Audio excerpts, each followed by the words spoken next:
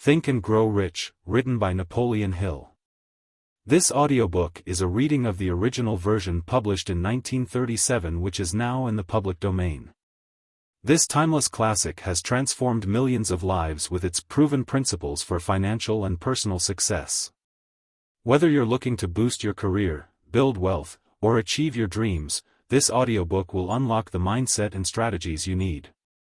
So sit back, relax, and if possible, take down notes as we embark on this journey to prosperity together. There is a link to a free download of Think and Grow Rich in the description below. If you love motivational books, kindly subscribe to our channel, leave us a comment and share this audiobook as you start your path to greatness. Think and Grow Rich by Napoleon Hill. Author's Preface.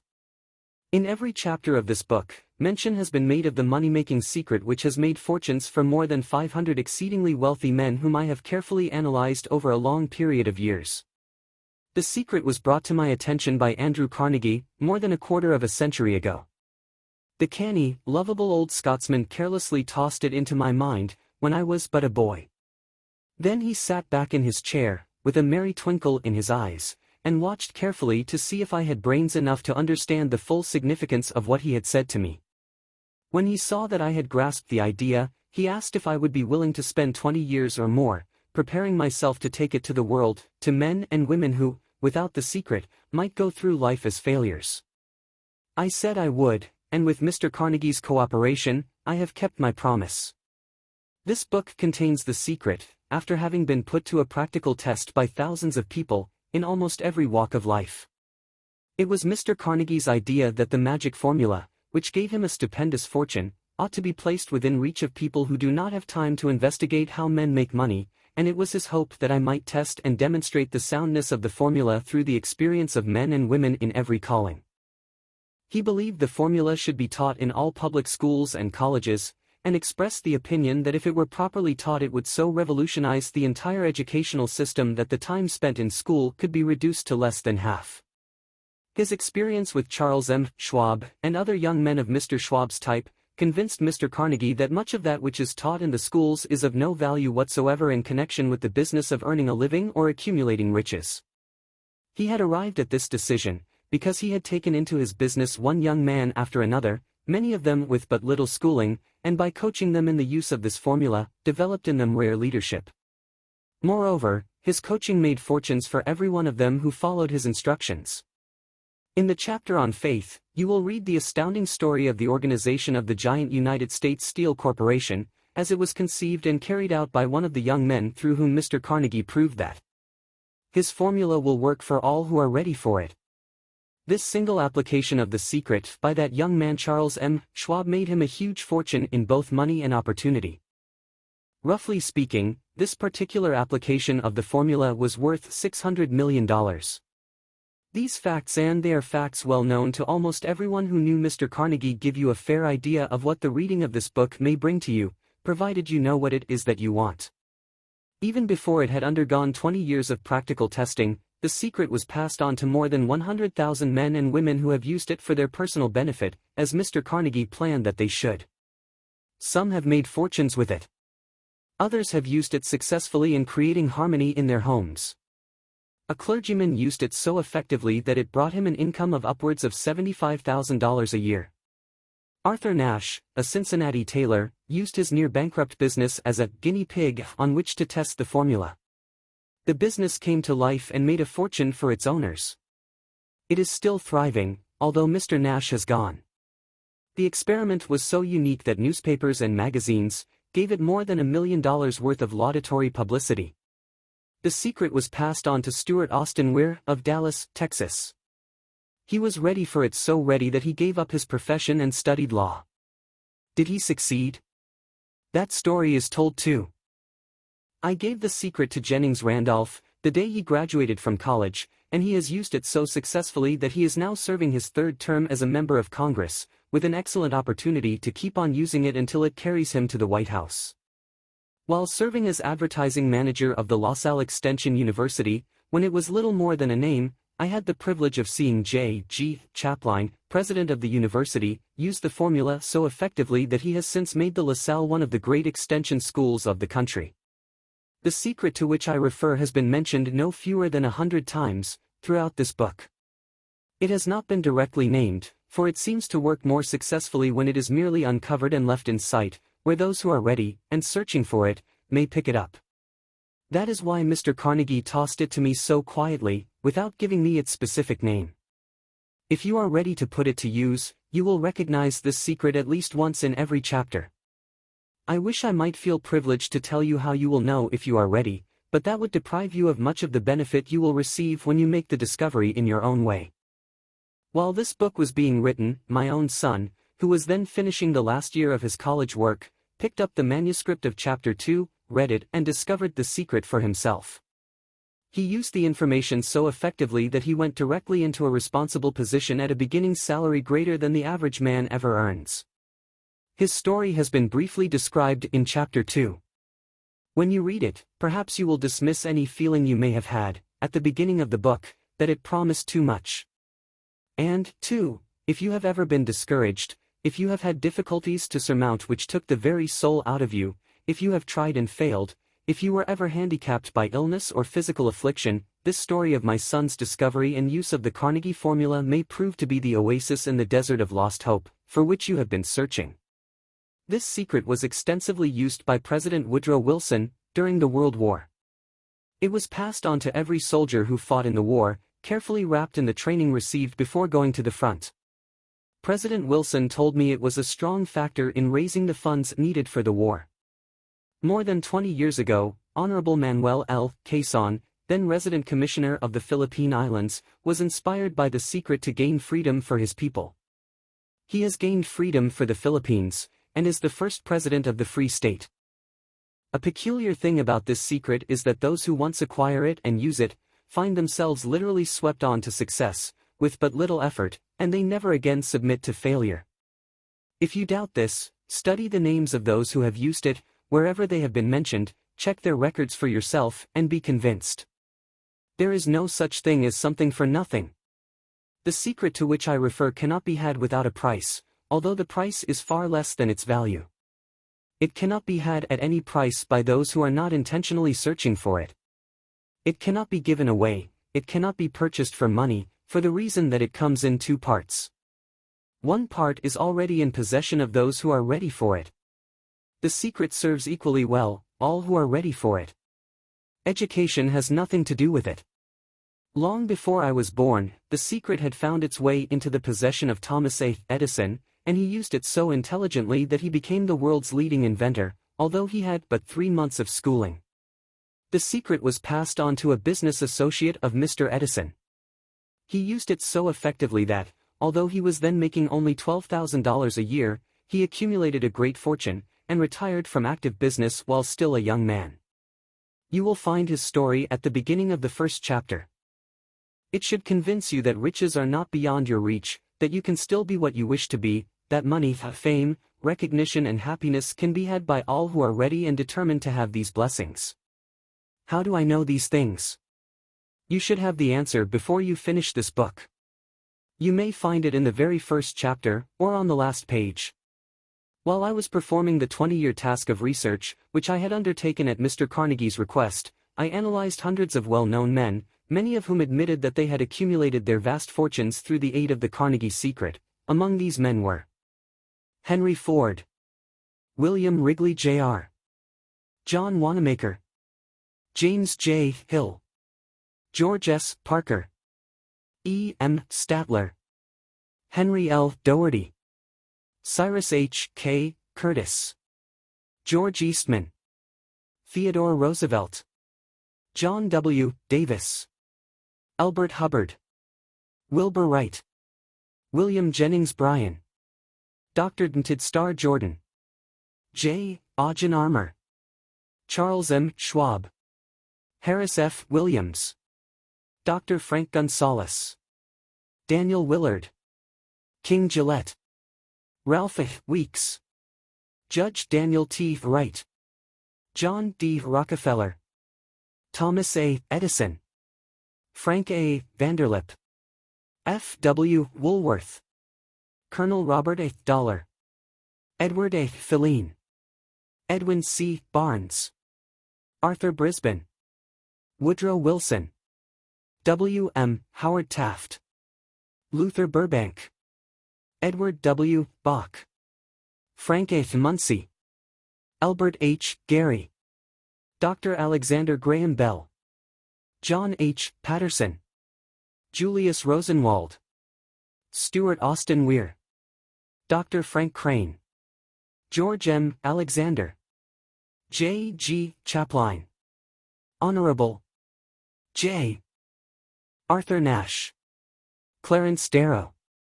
These names represent but a small fraction of the hundreds of well-known Americans whose achievements, financially and otherwise, prove that those who understand and apply the Carnegie secret reach high stations in life. I have never known anyone who was inspired to use the secret, who did not achieve noteworthy success in his chosen calling. I have never known any person to distinguish himself, or to accumulate riches of any consequence, without possession of the secret. From these two facts I draw the conclusion that the secret is more important, as a part of the knowledge essential for self-determination, than any which one receives through what is popularly known as education. What is education, anyway? This has been answered in full detail. As far as schooling is concerned, many of these men had very little. John Wanamaker once told me that what little schooling he had, he acquired in very much the same manner as a modern locomotive takes on water, by scooping it up as it runs. Henry Ford never reached high school, let alone college. I am not attempting to minimize the value of schooling, but I am trying to express my earnest belief that those who master and apply the secret will reach high stations, accumulate riches, and bargain with life on their own terms, even if their schooling has been meager. Somewhere, as you read, the secret to which I refer will jump from the page and stand boldly before you, if you are ready for it. When it appears, you will recognize it. Whether you receive the sign in the first or the last chapter, stop for a moment when it presents itself, and turn down a glass, for that occasion will mark the most important turning point of your life. We pass now, to Chapter 1, and to the story of my very dear friend, who has generously acknowledged having seen the mystic sign, and whose business achievements are evidence enough that he turned down a glass.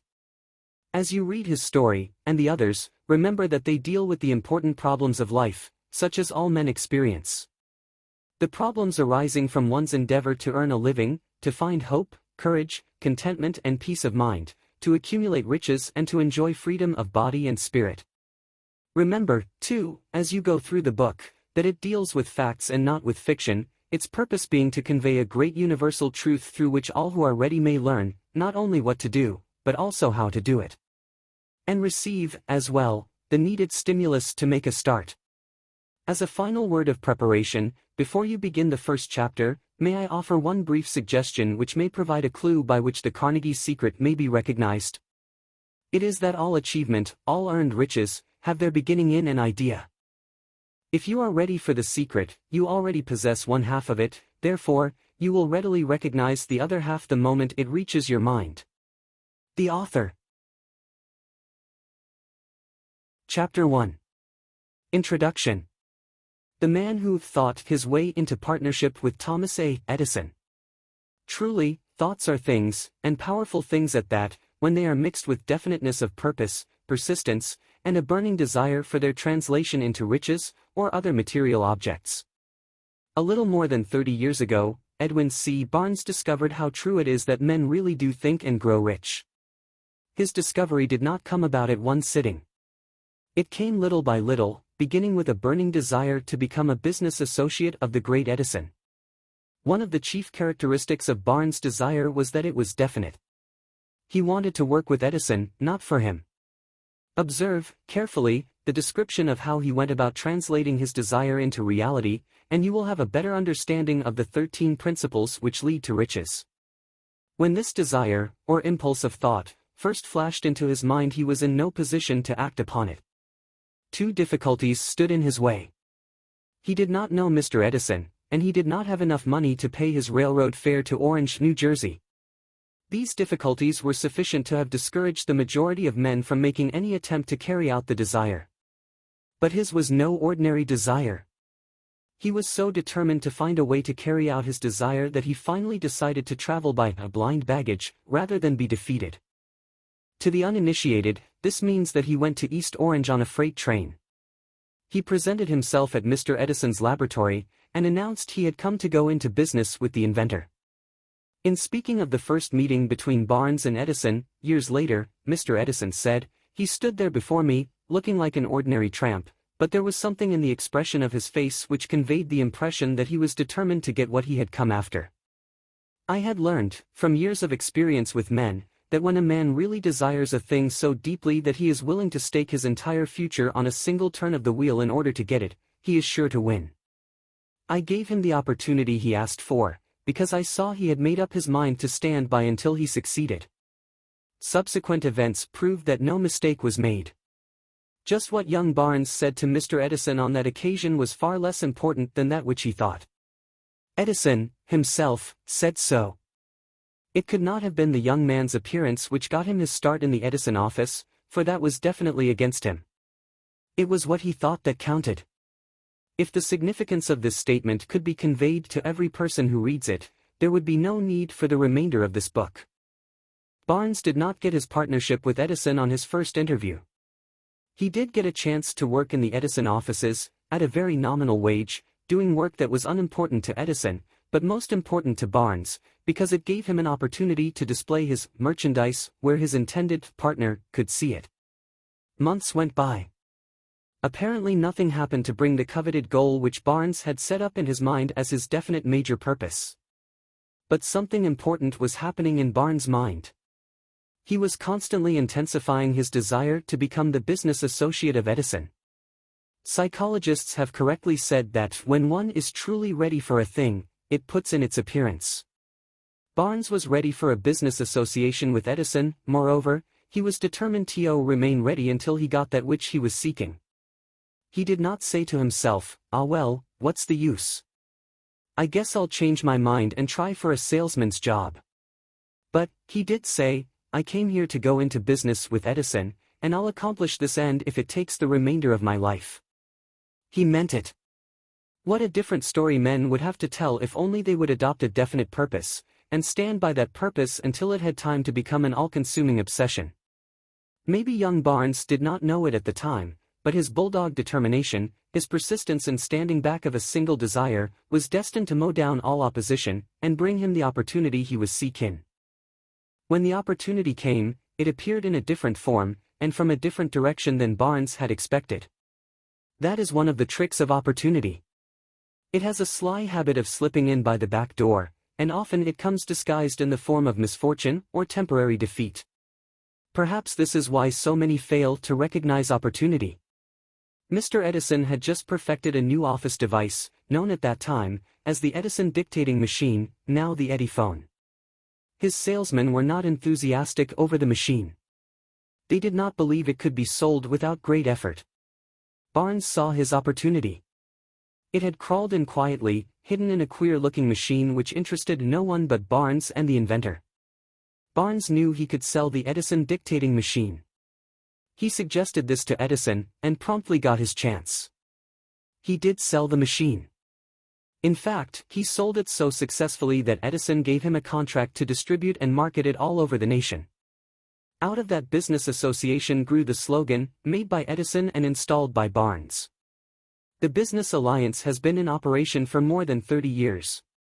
Out of it Barnes has made himself rich in money, but he has done something infinitely greater. He has proved that one really may think and grow rich. How much actual cash that original desire of Barnes has been worth to him, I have no way of knowing. Perhaps it has brought him $2 or $3 million, but the amount, whatever it is, becomes insignificant when compared with the greater asset he acquired in the form of definite knowledge that an intangible impulse of thought can be transmuted into its physical counterpart by the application of known principles.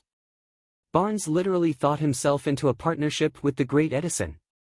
He thought himself into a fortune.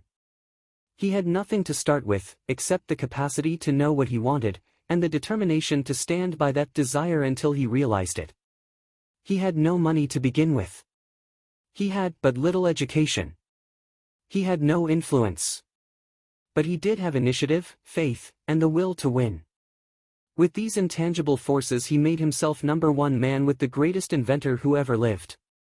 Now, let us look at a different situation, and study a man who had plenty of tangible evidence of riches, but lost it, because he stopped 3 feet short of the goal he was seeking. 3 feet from gold. One of the most common causes of failure is the habit of quitting when one is overtaken by temporary defeat. Every person is guilty of this mistake at one time or another. An uncle of R.U. Darby was caught by the gold fever in the gold rush days, and went west to dig and grow rich.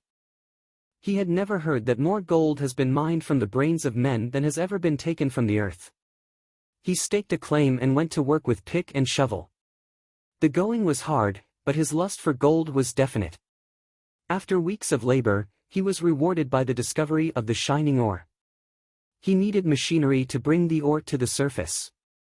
Quietly, he covered up the mine, retraced his footsteps to his home in Williamsburg, Maryland, told his relatives and a few neighbors of the strike. They got together money for the needed machinery, had it shipped. The uncle and Darby went back to work the mine. The first car of ore was mined, and shipped to a smelter. The returns proved they had one of the richest mines in Colorado. A few more cars of that ore would clear the debts. Then would come the big killing in profits. Down went the drills.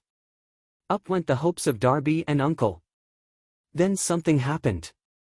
The vein of gold ore disappeared. They had come to the end of the rainbow, and the pot of gold was no longer there. They drilled on, desperately trying to pick up the vein again, all to no avail. Finally, they decided to quit. They sold the machinery to a junk man for a few $100s, and took the train back home. Some junk men are dumb, but not this one. He called in a mining engineer to look at the mine and do a little calculating. The engineer advised that the project had failed, because the owners were not familiar with fault lines. His calculations showed that the vein would be found just 3 feet from where the Darbys had stopped drilling. That is exactly where it was found. The junk man took millions of dollars in ore from the mine, because he knew enough to seek expert counsel before giving up. Most of the money which went into the machinery was procured through the efforts of R.U. Darby, who was then a very young man. The money came from his relatives and neighbors, because of their faith in him. He paid back every dollar of it, although he was years in doing so. Long afterward, Mr. Darby recouped his loss many times over, when he made the discovery that desire can be transmuted into gold. The discovery came after he went into the business of selling life insurance. Remembering that he lost a huge fortune, because he stopped 3 feet from gold, Darby profited by the experience in his chosen work, by the simple method of saying to himself, I stopped 3 feet from gold, but I will never stop because men say no when I ask them to buy insurance. Darby is one of a small group of fewer than 50 men who sell more than $1 million in life insurance annually. He owes his stickability to the lesson he learned from his quitability in the gold mining business. Before success comes in any man's life, he is sure to meet with much temporary defeat and, perhaps, some failure. When defeat overtakes a man, the easiest and most logical thing to do is to quit. That is exactly what the majority of men do. More than 500 of the most successful men this country has ever known, told the author their greatest success came just one step beyond the point at which defeat had overtaken them. Failure is a trickster with a keen sense of irony and cunning. It takes great delight in tripping one when success is almost within reach. A 50-cent lesson in persistence. Shortly after Mr. Darby received his degree from the University of Hard Knocks, and had decided to profit by his experience in the gold mining business, he had the good fortune to be present on an occasion that proved to him that no does not necessarily mean no. One afternoon he was helping his uncle grind wheat in an old-fashioned mill.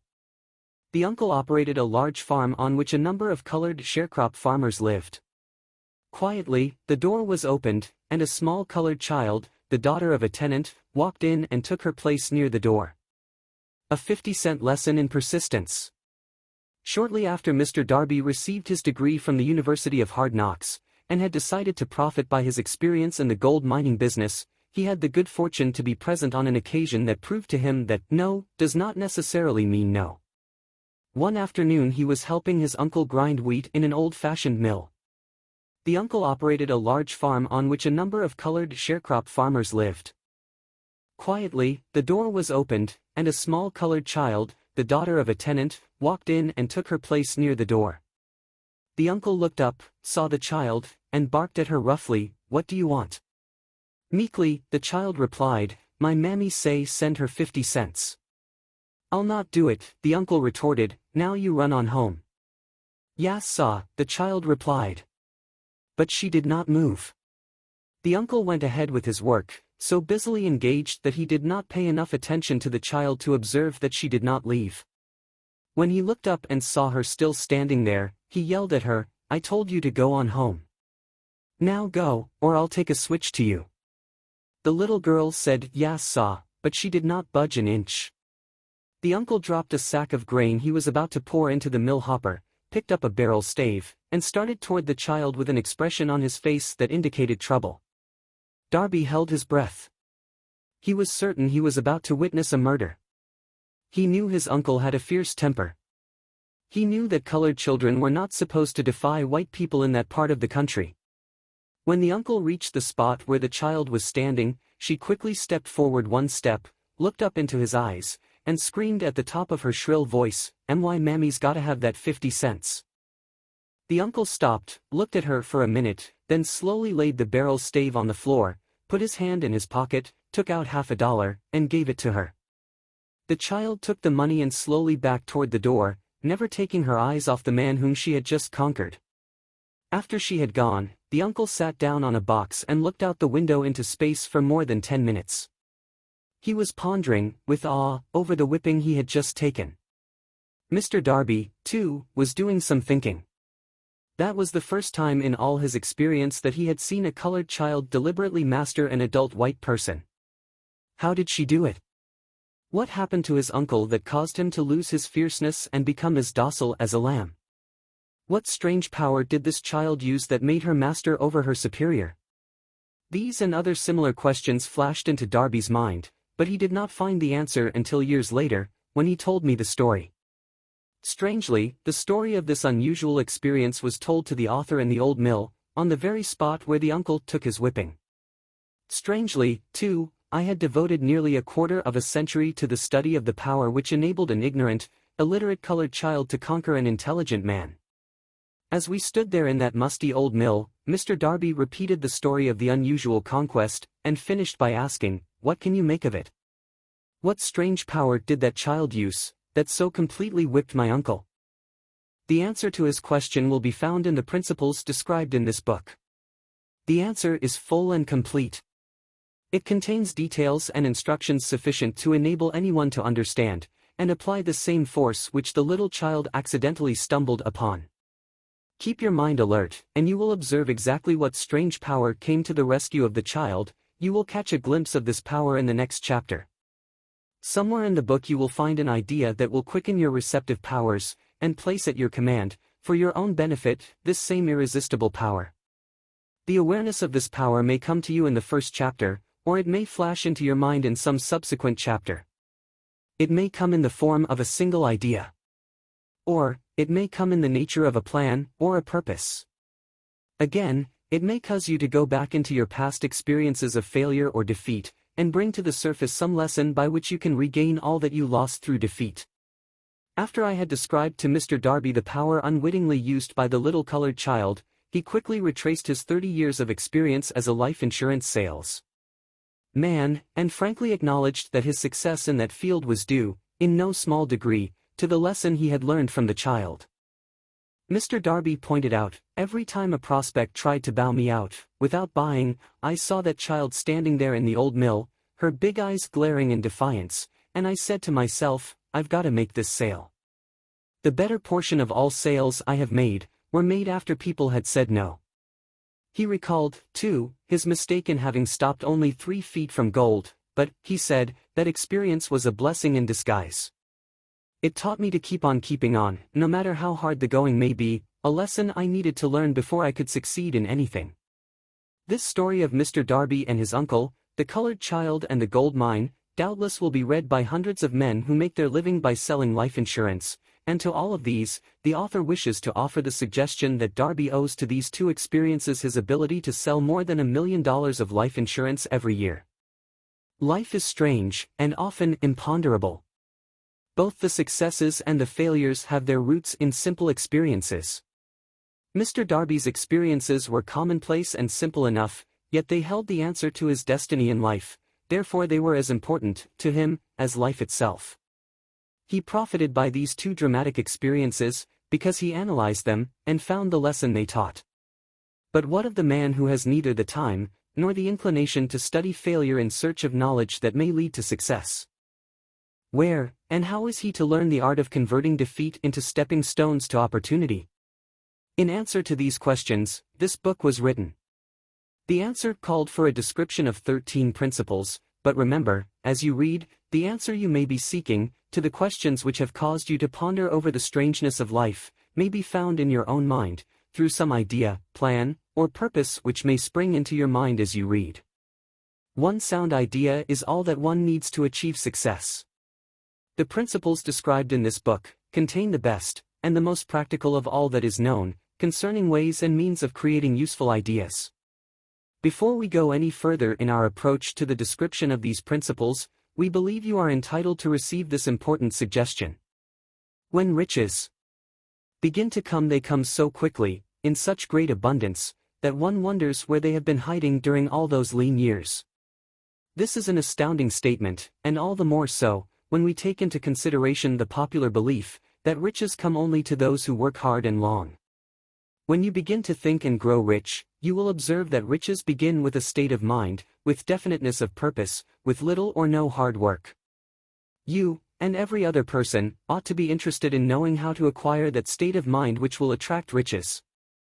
I spent 25 years in research, analyzing more than 25,000 people, because I, too, wanted to know how wealthy men become that way.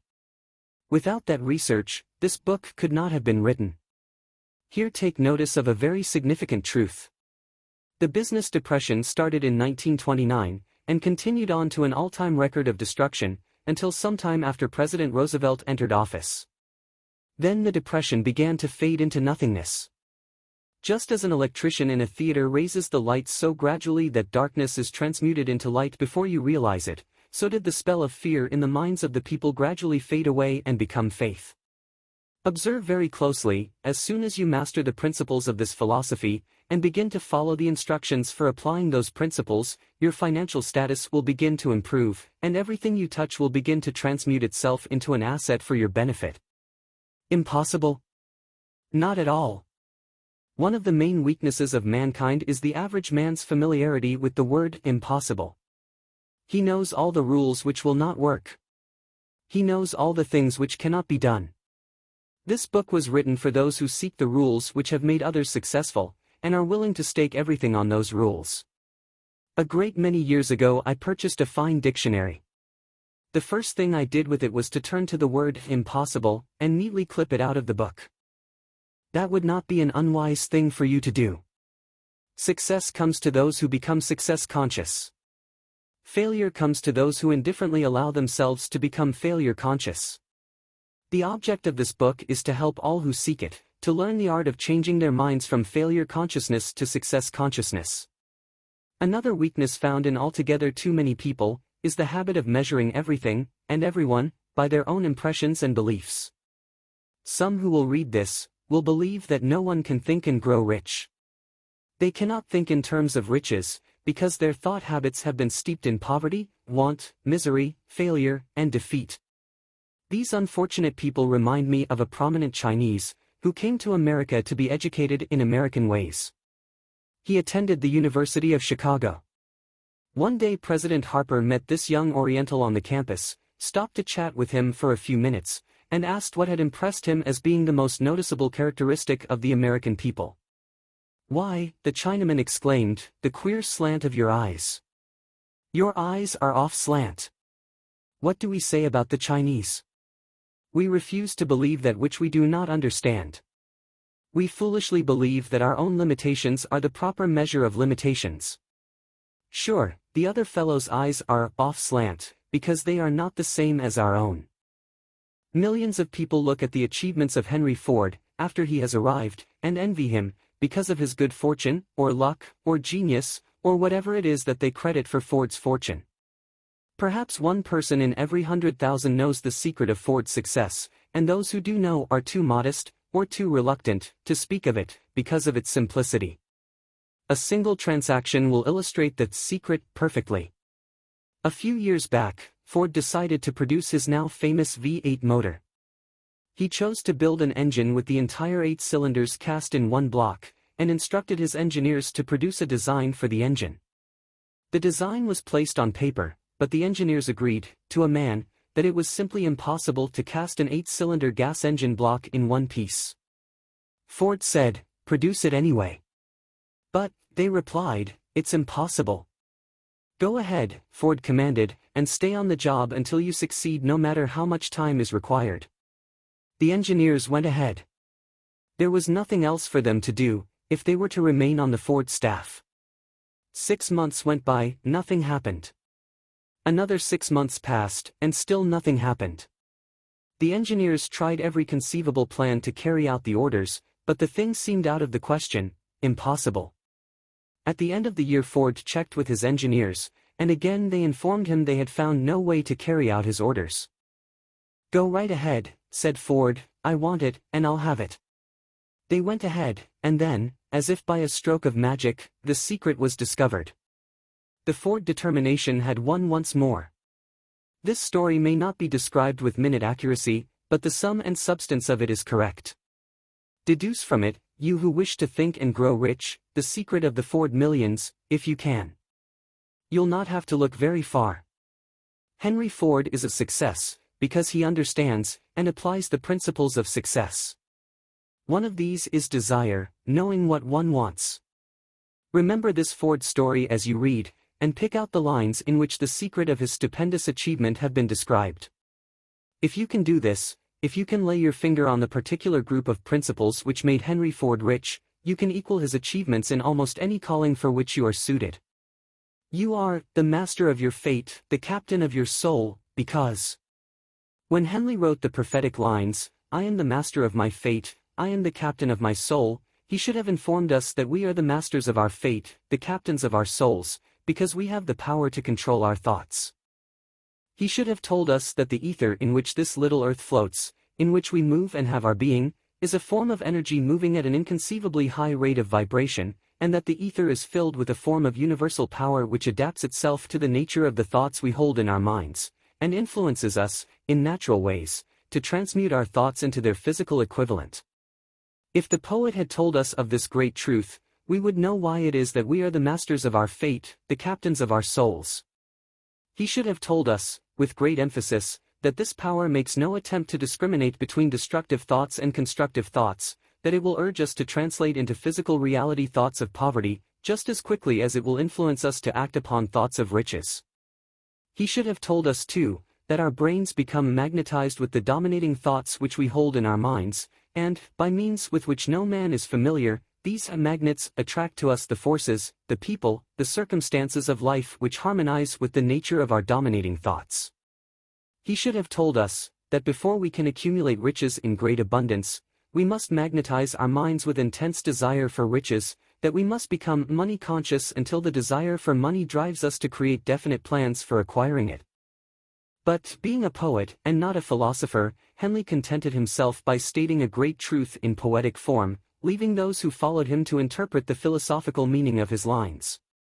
Little by little, the truth has unfolded itself, until it now appears certain that the principles described in this book hold the secret of mastery over our economic fate. We are now ready to examine the first of these principles. Maintain a spirit of open-mindedness, and remember as you read, they are the invention of no one man. The principles were gathered from the life experiences of more than 500 men who actually accumulated riches in huge amounts, men who began in poverty, with but little education, without influence. The principles worked for these men. You can put them to work for your own enduring benefit. You will find it easy, not hard, to do. Before you read the next chapter, I want you to know that it conveys factual information which might easily change your entire financial destiny, as it has so definitely brought changes of stupendous proportions to two people described. I want you to know, also, that the relationship between these two men and myself is such that I could have taken no liberties with the facts, even if I had wished to do so. One of them has been my closest personal friend for almost 25 years, the other is my own son. The unusual success of these two men, success which they generously accredit to the principle described in the next chapter, more than justifies this personal reference as a means of emphasizing the far-flung power of this principle. Almost 15 years ago, I delivered the commencement address at Salem College, Salem, West Virginia. I emphasized the principle described in the next chapter, with so much intensity that one of the members of the graduating class definitely appropriated it, and made it a part of his own philosophy. The young man is now a member of Congress, and an important factor in the present administration. Just before this book went to the publisher, he wrote me a letter in which he so clearly stated his opinion of the principle outlined in the next chapter, that I have chosen to publish his letter as an introduction to that chapter. It gives you an idea of the rewards to come. My dear Napoleon, my service as a member of Congress having given me an insight into the problems of men and women, I am writing to offer a suggestion which may become helpful to thousands of worthy people. With apologies, I must state that the suggestion, if acted upon, will mean several years of labor and responsibility for you, but I am enheartened to make the suggestion, because I know your great love for rendering useful service. In 1922, you delivered the commencement address at Salem College, when I was a member of the graduating class. In that address, you planted in my mind an idea which has been responsible for the opportunity I now have to serve the people of my state, and will be responsible, in a very large measure, for whatever success I may have in the future. The suggestion I have in mind is, that you put into a book the sum and substance of the address you delivered at Salem College, and in that way give the people of America an opportunity to profit by your many years of experience and association with the men who, by their greatness, have made America the richest nation on earth. I recall, as though it were yesterday, the marvelous description you gave of the method by which Henry Ford, with but little schooling, without a dollar, with no influential friends, rose to great heights. I made up my mind then, even before you had finished your speech, that I would make a place for myself, no matter how many difficulties I had to surmount. Thousands of young people will finish their schooling this year, and within the next few years. Every one of them will be seeking just such a message of practical encouragement as the one I received from you. They will want to know where to turn, what to do, to get started in life. You can tell them, because you have helped to solve the problems of so many, many people. If there is any possible way that you can afford to render so great a service, may I offer the suggestion that you include with every book one of your personal analysis charts, in order that the purchaser of the book may have the benefit of a complete self-inventory, indicating, as you indicated to me years ago, exactly what is standing in the way of success. Such a service as this, providing the readers of your book with a complete, unbiased picture of their faults and their virtues, would mean to them the difference between success and failure. The service would be priceless.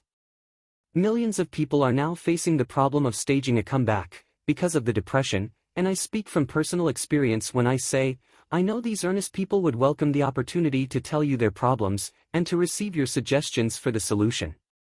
You know the problems of those who face the necessity of beginning all over again. There are thousands of people in America today who would like to know how they can convert ideas into money, people who must start at scratch, without finances, and recoup their losses. If anyone can help them, you can. If you publish the book, I would like to own the first copy that comes from the press, personally autographed by you. With best wishes, believe me.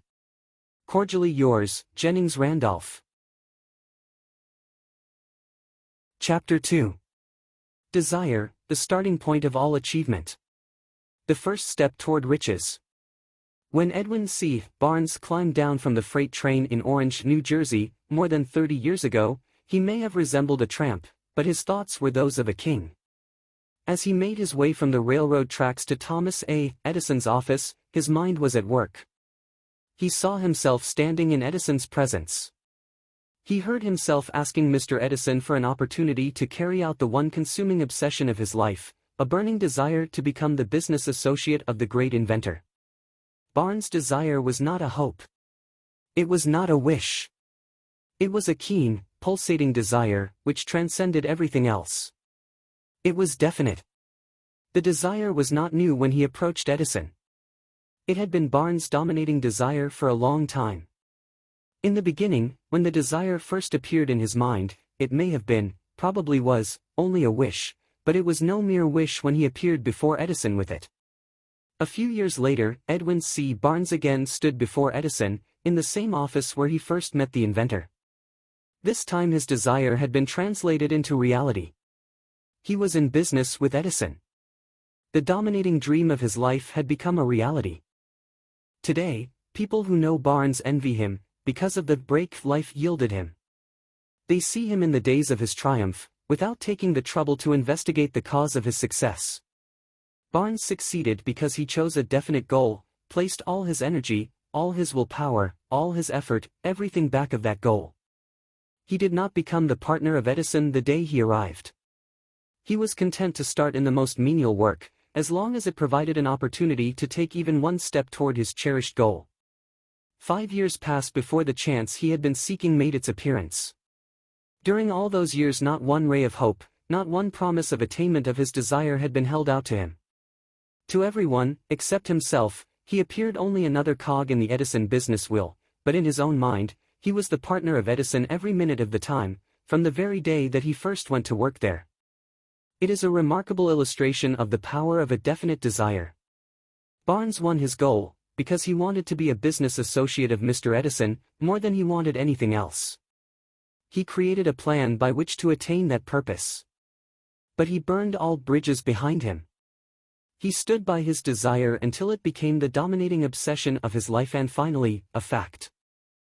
When he went to Orange, he did not say to himself, "I will try to induce Edison to give me a job of some sort." He said, "I will see Edison, and put him on notice that I have come to go into business with him." He did not say, "I will work there for a few months, and if I get no encouragement, I will quit and get a job somewhere else." He did say, "I will start anywhere. I will do anything Edison tells me to do, but before I am through, I will be his associate." He did not say, "I will keep my eyes open for another opportunity, in case I fail to get what I want in the Edison organization." He said, "There is but one thing in this world that I am determined to have, and that is a business association with Thomas A. Edison. I will burn all bridges behind me, and stake my entire future on my ability to get what I want." He left himself no possible way of retreat. He had to win or perish. That is all there is to the Barnes story of success. A long while ago, a great warrior faced a situation which made it necessary for him to make a decision which ensured his success on the battlefield. He was about to send his armies against a powerful foe, whose men outnumbered his own. He loaded his soldiers into boats, sailed to the enemy's country, unloaded soldiers and equipment, then gave the order to burn the ships that had carried them. Addressing his men before the first battle, he said, "You see the boats going up in smoke. That means that we cannot leave these shores alive unless we win. We now have no choice, we win or we perish." They won. Every person who wins in any undertaking must be willing to burn his ships and cut all sources of retreat. Only by so doing can one be sure of maintaining that state of mind known as a burning desire to win, essential to success. The morning after the Great Chicago Fire, a group of merchants stood on State Street, looking at the smoking remains of what had been their stores. They went into a conference to decide if they would try to rebuild, or leave Chicago and start over in a more promising section of the country. They reached a decision, all except one, to leave Chicago. The merchant who decided to stay and rebuild pointed a finger at the remains of his store, and said, "Gentlemen, on that very spot I will build the world's greatest store, no matter how many times it may burn down." That was more than 50 years ago. The store was built. It stands there today, a towering monument to the power of that state of mind known as a burning desire. The easy thing for Marshall Field to have done would have been exactly what his fellow merchants did. When the going was hard, and the future looked dismal, they pulled up and went where the going seemed easier. Mark well this difference between Marshall Field and the other merchants, because it is the same difference which distinguishes Edwin C. Barnes from thousands of other young men who have worked in the Edison organization. It is the same difference which distinguishes practically all who succeed from those who fail. Every human being who reaches the age of understanding of the purpose of money wishes for it. Wishing will not bring riches. But desiring riches with a state of mind that becomes an obsession, then planning definite ways and means to acquire riches, and backing those plans with persistence which does not recognize failure, will bring riches. The method by which desire for riches can be transmuted into its financial equivalent consists of 6 definite, practical steps. First, fix in your mind the exact amount of money you desire. It is not sufficient merely to say, "I want plenty of money." First, be definite as to the amount. There is a psychological reason for definiteness which will be described in a subsequent chapter. Second, determine exactly what you intend to give in return for the money you desire. There is no such reality as something for nothing. Third, establish a definite date when you intend to possess the money you desire. Fourth, create a definite plan for carrying out your desire, and begin at once, whether you are ready or not, to put this plan into action. Fifth, write out a clear, concise statement of the amount of money you intend to acquire, name the time limit for its acquisition, state what you intend to give in return for the money, and describe clearly the plan through which you intend to accumulate it. Sixth, read your written statement aloud, twice daily, once just before retiring at night, and once after arising in the morning. As you read, see, and feel and believe yourself already in possession of the money. It is important that you follow the instructions described in these 6 steps. It is especially important that you observe and follow the instructions in the 6th paragraph. You may complain that it is impossible for you to see yourself in possession of money before you actually have it. Here is where a burning desire will come to your aid. If you truly desire money so keenly that your desire is an obsession, you will have no difficulty in convincing yourself that you will acquire it. The object is to want money, and to become so determined to have it that you convince yourself you will have it. Only those who become money-conscious ever accumulate great riches. Money consciousness means that the mind has become so thoroughly saturated with the desire for money, that one can see oneself already in possession of it. To the uninitiated, who has not been schooled in the working principles of the human mind, these instructions may appear impractical. It may be helpful, to all who fail to recognize the soundness of the 6 steps, to know that the information they convey was received from Andrew Carnegie, who began as an ordinary laborer in the steel mills, but managed, despite his humble beginning, to make these principles yield him a fortune of considerably more than $100 million. It may be of further help to know that the 6 steps here recommended were carefully scrutinized by the late Thomas A. Edison, who placed his stamp of approval upon them as being not only the steps essential for the accumulation of money, but necessary for the attainment of any definite goal. The steps call for no hard labor. They call for no sacrifice. They do not require one to become ridiculous or credulous. To apply them calls for no great amount of education. But the successful application of these 6 steps does call for sufficient imagination to enable one to see, and to understand, that accumulation of money cannot be left to chance, good fortune, and luck. One must realize that all who have accumulated great fortunes, first did a certain amount of dreaming, hoping, wishing, desiring, and planning before they acquired money. You may as well know, right here, that you can never have riches in great quantities, unless you can work yourself into a white heat of desire for money, and actually believe you will possess it. You may as well know, also, that every great leader, from the dawn of civilization down to the present, was a dreamer. Christianity is the greatest potential power in the world today, because its founder was an intense dreamer who had the vision and the imagination to see realities in their mental and spiritual form before they had been transmuted into physical form. If you do not see great riches in your imagination, you will never see them in your bank balance. Never, in the history of America, has there been so great an opportunity for practical dreamers as now exists. The 6-year economic collapse has reduced all men, substantially, to the same level. A new race is about to be run. The stakes represent huge fortunes which will be accumulated within the next 10 years. The rules of the race have changed, because we now live in a changed world that definitely favors the masses, those who had but little or no opportunity to win under the conditions existing during the Depression, when fear paralyzed growth and development. We, who are in this race for riches, should be encouraged to know that this changed world in which we live is demanding new ideas, new ways of doing things, new leaders, new inventions, new methods of teaching, new methods of marketing, new books, new literature, new features for the radio, new ideas for moving pictures. Back of all this demand for new and better things, there is one quality which one must possess to win, and that is definiteness of purpose, the knowledge of what one wants, and a burning desire to possess it. The business depression marked the death of one age, and the birth of another. This changed world requires practical dreamers who can, and will put their dreams into action. The practical dreamers have always been, and always will be the pattern makers of civilization.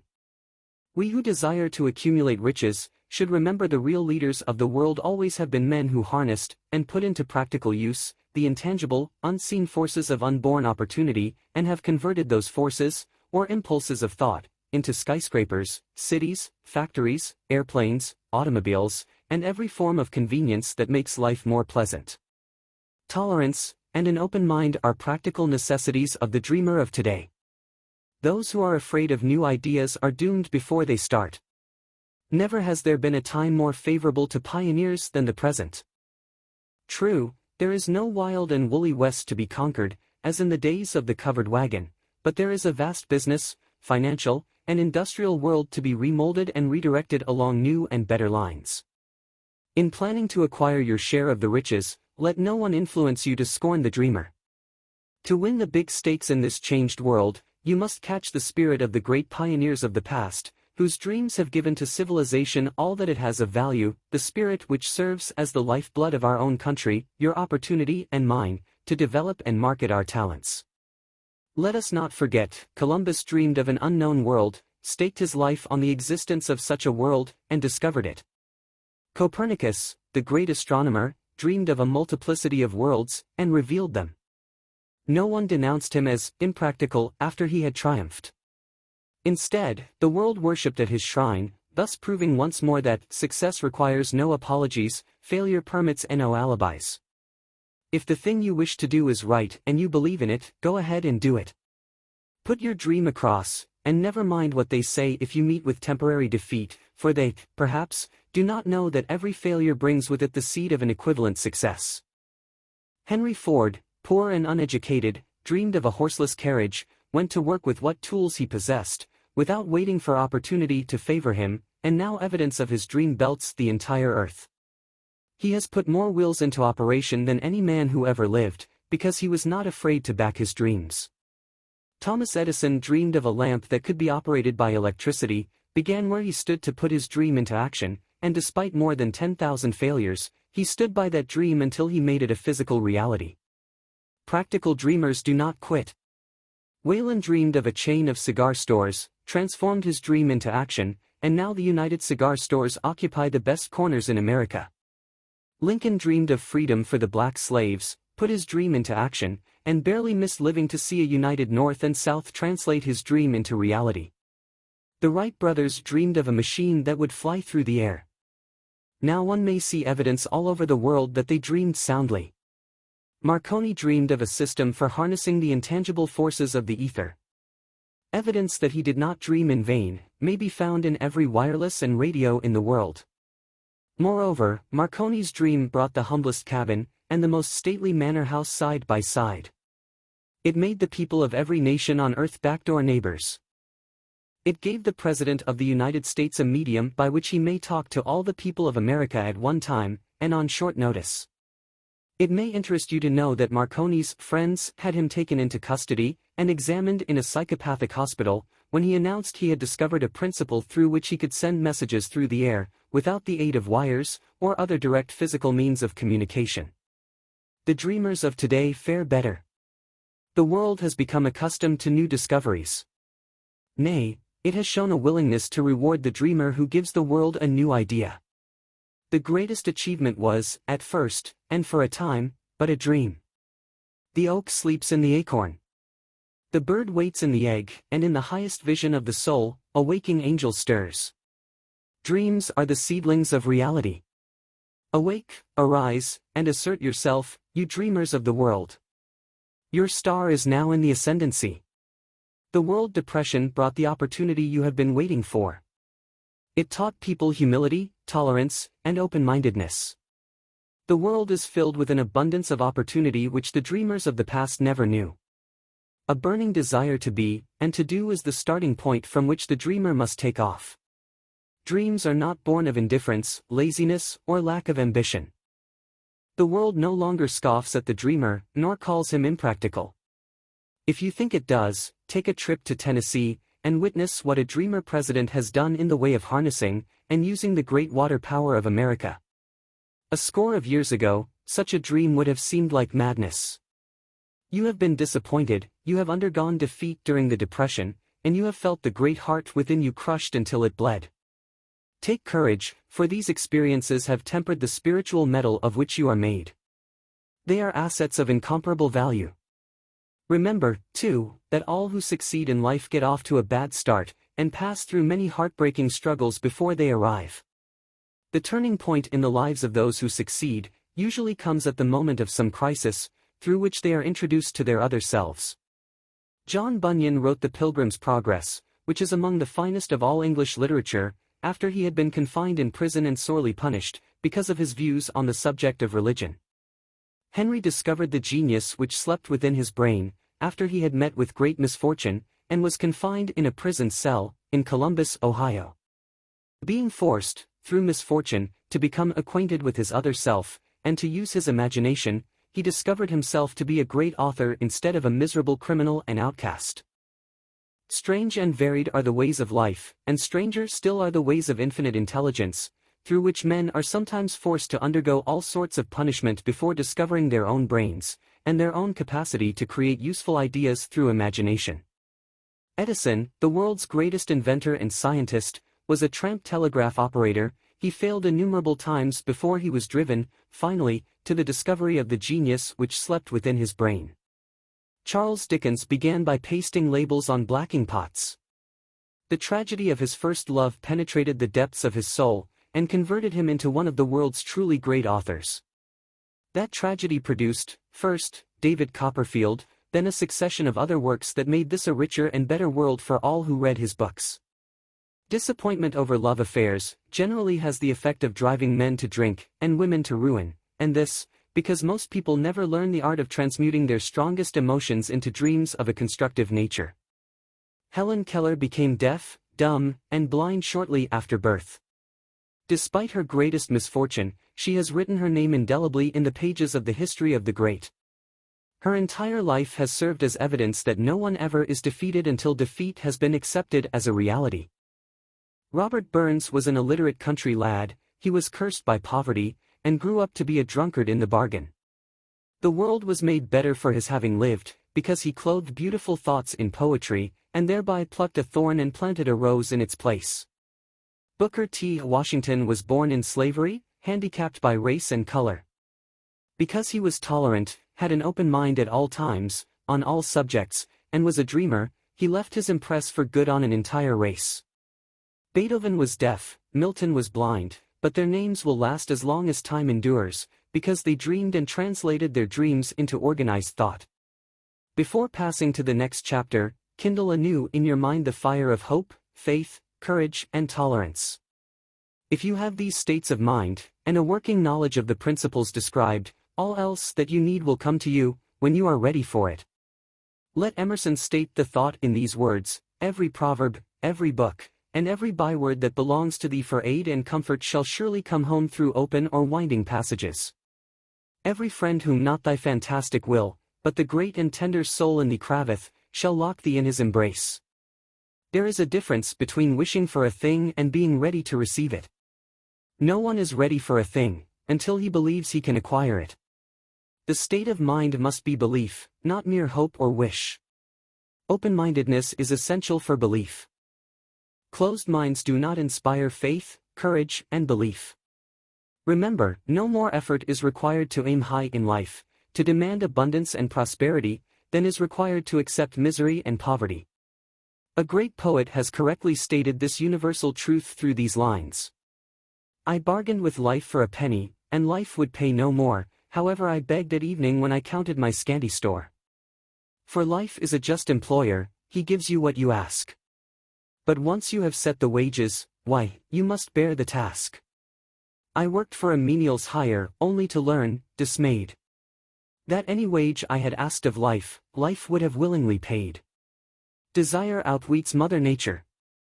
As a fitting climax to this chapter, I wish to introduce one of the most unusual persons I have ever known. I first saw him 24 years ago, a few minutes after he was born. He came into the world without any physical sign of ears, and the doctor admitted, when pressed for an opinion, that the child might be deaf and mute for life. I challenged the doctor's opinion. I had the right to do so, I was the child's father. I, too, reached a decision and rendered an opinion, but I expressed the opinion silently, in the secrecy of my own heart. I decided that my son would hear and speak. Nature could send me a child without ears, but nature could not induce me to accept the reality of the affliction. In my own mind I knew that my son would hear and speak. How? I was sure there must be a way, and I knew I would find it. I thought of the words of the immortal Emerson, "The whole course of things goes to teach us faith. We need only obey." There is guidance for each of us, and by lowly listening, we shall hear the right word. The right word? Desire. More than anything else, I desired that my son should not be a deaf-mute. From that desire I never receded, not for a second. Many years previously, I had written, "Our only limitations are those we set up in our own minds." For the first time, I wondered if that statement were true. Lying on the bed in front of me was a newly born child, without the natural equipment of hearing. Even though he might hear and speak, he was obviously disfigured for life. Surely, this was a limitation which that child had not set up in his own mind. What could I do about it? Somehow I would find a way to transplant into that child's mind my own burning desire for ways and means of conveying sound to his brain without the aid of ears. As soon as the child was old enough to cooperate, I would fill his mind so completely with a burning desire to hear, that nature would, by methods of her own, translate it into physical reality. All this thinking took place in my own mind, but I spoke of it to no one. Every day I renewed the pledge I had made to myself, not to accept a deaf-mute for a son. As he grew older, and began to take notice of things around him, we observed that he had a slight degree of hearing. When he reached the age when children usually begin talking, he made no attempt to speak, but we could tell by his actions that he could hear certain sounds slightly. That was all I wanted to know. I was convinced that if he could hear, even slightly, he might develop still greater hearing capacity. Then something happened which gave me hope. It came from an entirely unexpected source. We bought a Victrola. When the child heard the music for the first time, he went into ecstasies, and promptly appropriated the machine. He soon showed a preference for certain records, among them, "It's a Long Way to Tipperary." On one occasion, he played that piece over and over, for almost 2 hours, standing in front of the Victrola, with his teeth clamped on the edge of the case. The significance of this self-formed habit of his did not become clear to us until years afterward, for we had never heard of the principle of bone conduction of sound at that time. Shortly after he appropriated the Victrola, I discovered that he could hear me quite clearly when I spoke with my lips touching his mastoid bone, or at the base of the brain.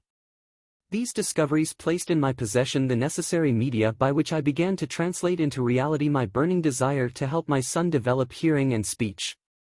By that time he was making stabs at speaking certain words. The outlook was far from encouraging, but desire backed by faith knows no such word as impossible. Having determined that he could hear the sound of my voice plainly, I began, immediately, to transfer to his mind the desire to hear and speak. I soon discovered that the child enjoyed bedtime stories, so I went to work, creating stories designed to develop in him self-reliance, imagination, and a keen desire to hear and to be normal. There was one story in particular, which I emphasized by giving it some new and dramatic coloring each time it was told.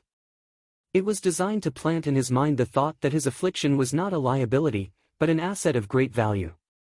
Despite the fact that all the philosophy I had examined clearly indicated that every adversity brings with it the seed of an equivalent advantage, I must confess that I had not the slightest idea how this affliction could ever become an asset. However, I continued my practice of wrapping that philosophy in bedtime stories, hoping the time would come when he would find some plan by which his handicap could be made to serve some useful purpose. Reason told me plainly that there was no adequate compensation for the lack of ears and natural hearing equipment. Desire backed by faith pushed reason aside and inspired me to carry on. As I analyze the experience in retrospect, I can see now that my son's faith in me had much to do with the astounding results. He did not question anything I told him. I sold him the idea that he had a distinct advantage over his older brother, and that this advantage would reflect itself in many ways. For example, the teachers in school would observe that he had no ears, and, because of this, they would show him special attention and treat him with extraordinary kindness. They always did. His mother saw to that by visiting the teachers and arranging with them to give the child the extra attention necessary. I sold him the idea too, that when he became old enough to sell newspapers, his older brother had already become a newspaper merchant, he would have a big advantage over his brother, for the reason that people would pay him extra money for his wares, because they could see that he was a bright, industrious boy, despite the fact he had no ears. We could notice that, gradually, the child's hearing was improving. Moreover, he had not the slightest tendency to be self-conscious, because of his affliction. When he was about 7, he showed the first evidence that our method of servicing his mind was bearing fruit. For several months he begged for the privilege of selling newspapers, but his mother would not give her consent. She was afraid that his deafness made it unsafe for him to go on the street alone. Finally, he took matters in his own hands. One afternoon, when he was left at home with the servants, he climbed through the kitchen window, shinnied to the ground, and set out on his own. He borrowed 6 cents in capital from the neighborhood shoemaker, invested it in papers, sold out, reinvested, and kept repeating until late in the evening. After balancing his accounts, and paying back the 6 cents he had borrowed from his banker, he had a net profit of 42 cents. When we got home that night, we found him in bed asleep, with the money tightly clenched in his hand. His mother opened his hand, removed the coins, and cried. Of all things! Crying over her son's first victory seemed so inappropriate. My reaction was the reverse.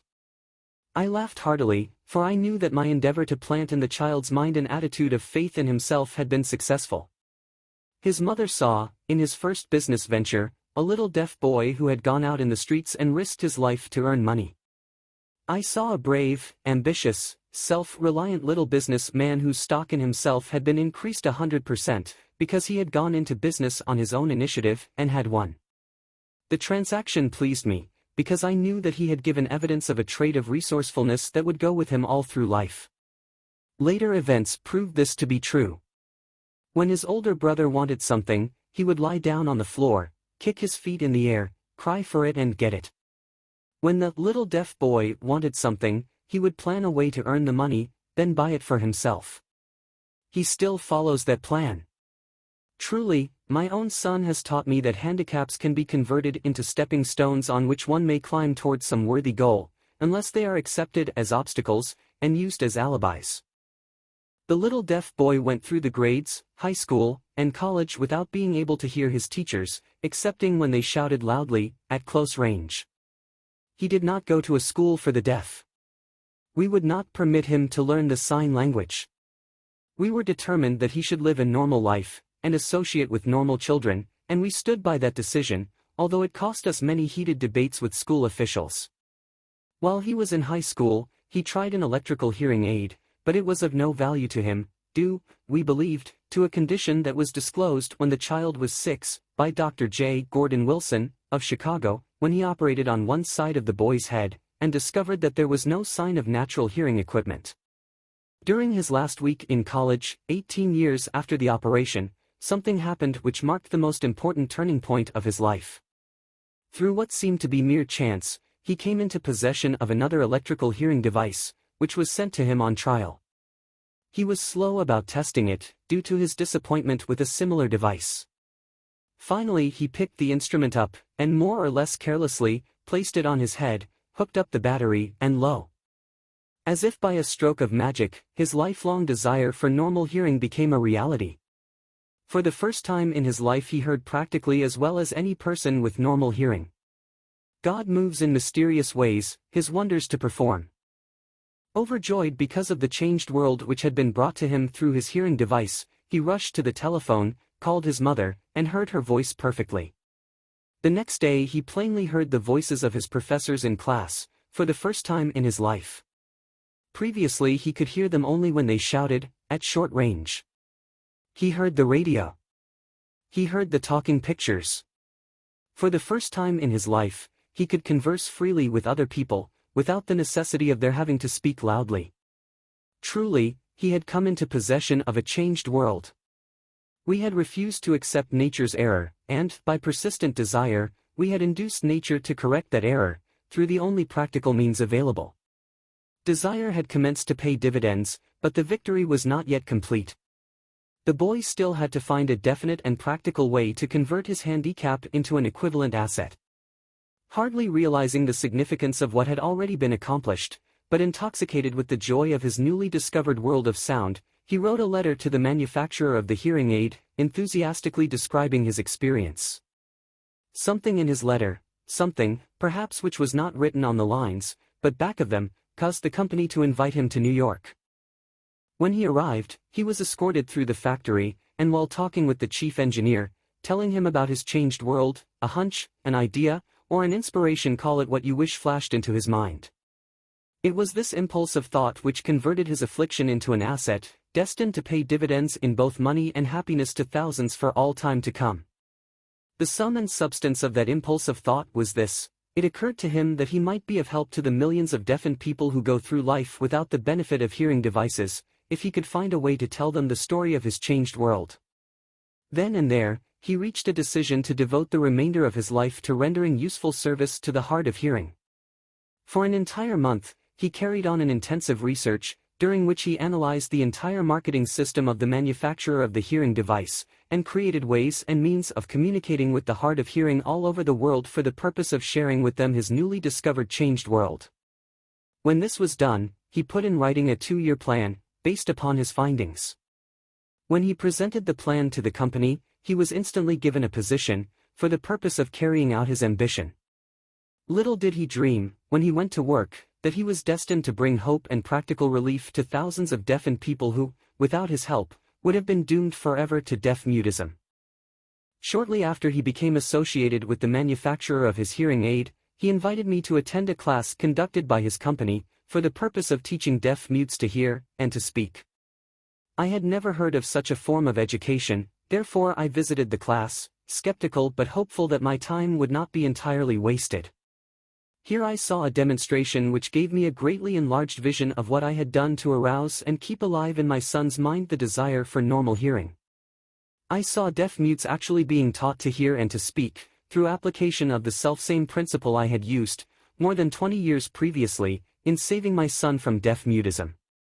Thus, through some strange turn of the wheel of fate, my son, Blair, and I have been destined to aid in correcting deaf-mutism for those as yet unborn, because we are the only living human beings, as far as I know, who have established definitely the fact that deaf-mutism can be corrected to the extent of restoring to normal life those who suffer with this affliction. It has been done for one, it will be done for others. There is no doubt in my mind that Blair would have been a deaf-mute all his life, if his mother and I had not managed to shape his mind as we did. The doctor who attended at his birth told us, confidentially, the child might never hear or speak. A few weeks ago, Dr. Irving Voorhees, a noted specialist on such cases, examined Blair very thoroughly. He was astounded when he learned how well my son now hears and speaks, and said his examination indicated that, theoretically, the boy should not be able to hear at all. But the lad does hear, despite the fact that X-ray pictures show there is no opening in the skull, whatsoever, from where his ears should be to the brain. When I planted in his mind the desire to hear and talk, and live as a normal person, there went with that impulse some strange influence which caused nature to become bridge builder, and span the gulf of silence between his brain and the outer world, by some means which the keenest medical specialists have not been able to interpret. It would be sacrilege for me to even conjecture as to how nature performed this miracle. It would be unforgivable if I neglected to tell the world as much as I know of the humble part one assumed in the strange experience. It is my duty, and a privilege to say I believe, and not without reason, that nothing is impossible to the person who backs desire with enduring faith. Verily, a burning desire has devious ways of transmuting itself into its physical equivalent. Blair desired normal hearing, now he has it. He was born with a handicap which might easily have sent one with a less defined desire to the street with a bundle of pencils and a tin cup. That handicap now promises to serve as the medium by which he will render useful service to many millions of hard of hearing, also, to give him useful employment at adequate financial compensation the remainder of his life. The little white lies I planted in his mind when he was a child, by leading him to believe his affliction would become a great asset, which he could capitalize, has justified itself. Verily, there is nothing, right or wrong, which belief, plus burning desire, cannot make real. These qualities are free to everyone. In all my experience in dealing with men and women who had personal problems, I never handled a single case which more definitely demonstrates the power of desire. Authors sometimes make the mistake of writing of subjects of which they have but superficial, or very elementary knowledge. It has been my good fortune to have had the privilege of testing the soundness of the power of desire, through the affliction of my own son. Perhaps it was providential that the experience came as it did, for surely no one is better prepared than he, to serve as an example of what happens when desire is put to the test. If Mother Nature bends to the will of desire, is it logical that mere men can defeat a burning desire? Strange and imponderable is the power of the human mind. We do not understand the method by which it uses every circumstance, every individual, every physical thing within its reach, as a means of transmuting desire into its physical counterpart. Perhaps science will uncover this secret. I planted in my son's mind the desire to hear and to speak as any normal person hears and speaks. That desire has now become a reality. I planted in his mind the desire to convert his greatest handicap into his greatest asset. That desire has been realized. The modus operandi by which this astounding result was achieved is not hard to describe. It consisted of 3 very definite facts. First, I mixed faith with the desire for normal hearing, which I passed on to my son. Second, I communicated my desire to him in every conceivable way available, through persistent, continuous effort, over a period of years. Third, he believed me. As this chapter was being completed, news came of the death of Madame Schumann-Heink. One short paragraph in the news dispatch gives the clue to this unusual woman's stupendous success as a singer. I quote the paragraph, because the clue it contains is none other than desire. Early in her career, Madame Schumann-Heink visited the director of the Vienna Court Opera, to have him test her voice. But, he did not test it. After taking one look at the awkward and poorly dressed girl, he exclaimed, none too gently, with such a face, and with no personality at all, how can you ever expect to succeed in opera? My good child, give up the idea. Buy a sewing machine, and go to work. You can never be a singer. Never is a long time. The director of the Vienna Court Opera knew much about the technique of singing. He knew little about the power of desire, when it assumes the proportion of an obsession. If he had known more of that power, he would not have made the mistake of condemning genius without giving it an opportunity. Several years ago, one of my business associates became ill. He became worse as time went on, and finally was taken to the hospital for an operation. Just before he was wheeled into the operating room, I took a look at him, and wondered how anyone as thin and emaciated as he could possibly go through a major operation successfully. The doctor warned me that there was little if any chance of my ever seeing him alive again. But that was the doctor's opinion. It was not the opinion of the patient. Just before he was wheeled away, he whispered feebly, "Do not be disturbed, Chief, I will be out of here in a few days." The attending nurse looked at me with pity. But the patient did come through safely. After it was all over, his physician said, nothing but his own desire to live saved him. He never would have pulled through if he had not refused to accept the possibility of death. I believe in the power of desire backed by faith, because I have seen this power lift men from lowly beginnings to places of power and wealth. I have seen it rob the grave of its victims. I have seen it serve as the medium by which men staged a comeback after having been defeated in 100 different ways. I have seen it provide my own son with a normal, happy, successful life, despite nature's having sent him into the world without ears. How can one harness and use the power of desire? This has been answered through this, and the subsequent chapters of this book. This message is going out to the world at the end of the longest, and perhaps, the most devastating depression America has ever known. It is reasonable to presume that the message may come to the attention of many who have been wounded by the depression, those who have lost their fortunes, others who have lost their positions, and great numbers who must reorganize their plans and stage a comeback. To all these I wish to convey the thought that all achievement, no matter what may be its nature, or its purpose, must begin with an intense, burning desire for something definite.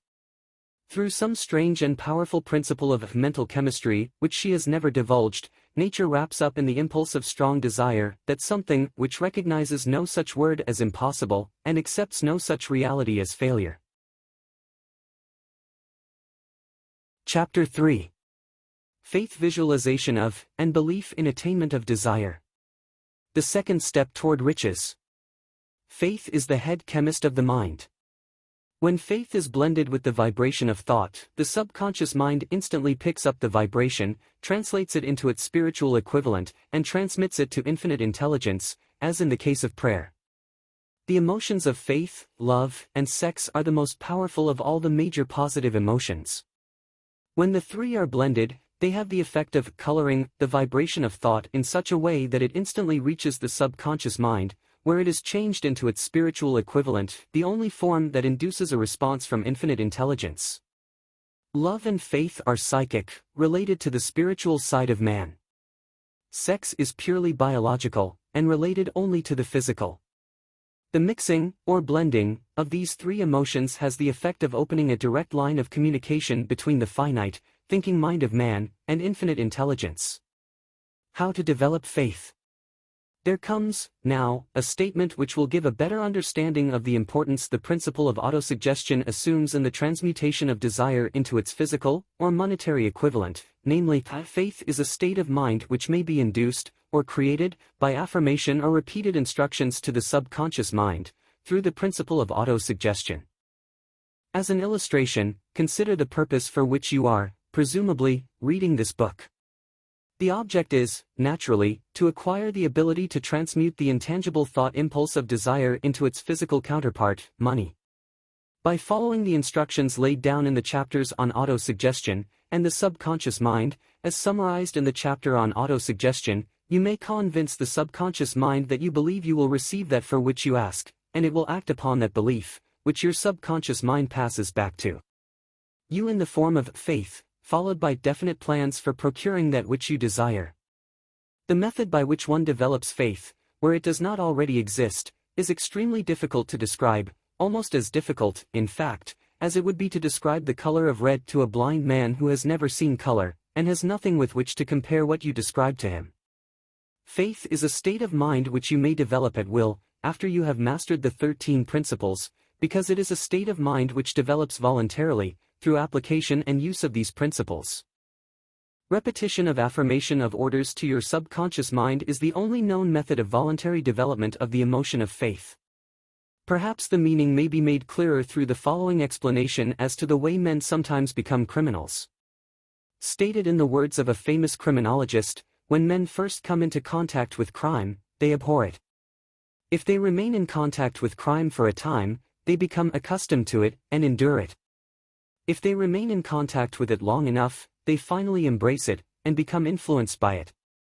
This is the equivalent of saying that any impulse of thought which is repeatedly passed on to the subconscious mind is, finally, accepted and acted upon by the subconscious mind, which proceeds to translate that impulse into its physical equivalent by the most practical procedure available.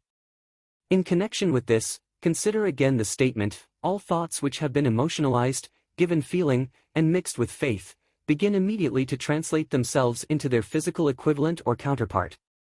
The emotions, or the feeling portion of thoughts, are the factors which give thoughts vitality, life, and action.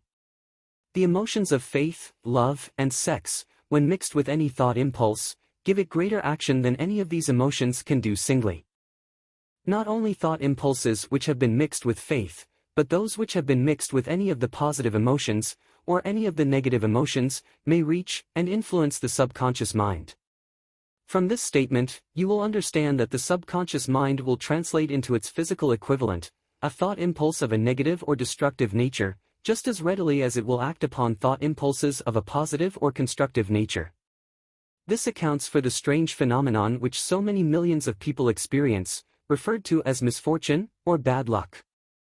There are millions of people who believe themselves doomed to poverty and failure, because of some strange force over which they believe they have no control.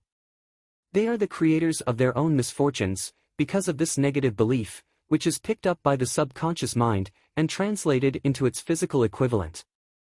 This is an appropriate place at which to suggest again that you may benefit, by passing on to your subconscious mind, any desire which you wish translated into its physical, or monetary equivalent, in a state of expectancy or belief that the transmutation will actually take place. Your belief, or faith, is the element which determines the action of your subconscious mind. There is nothing to hinder you from deceiving your subconscious mind when giving it instructions through autosuggestion, as I deceived my son's subconscious mind. To make this deceit more realistic, conduct yourself just as you would, if you are already in possession of the material thing which you are demanding, when you call upon your subconscious mind. The subconscious mind will transmute into its physical equivalent, by the most direct and practical media available, any order which is given to it in a state of belief, or faith that the order will be carried out. Surely, enough has been stated to give a starting point from which one may, through experiment and practice, acquire the ability to mix faith with any order given to the subconscious mind. Perfection will come through practice.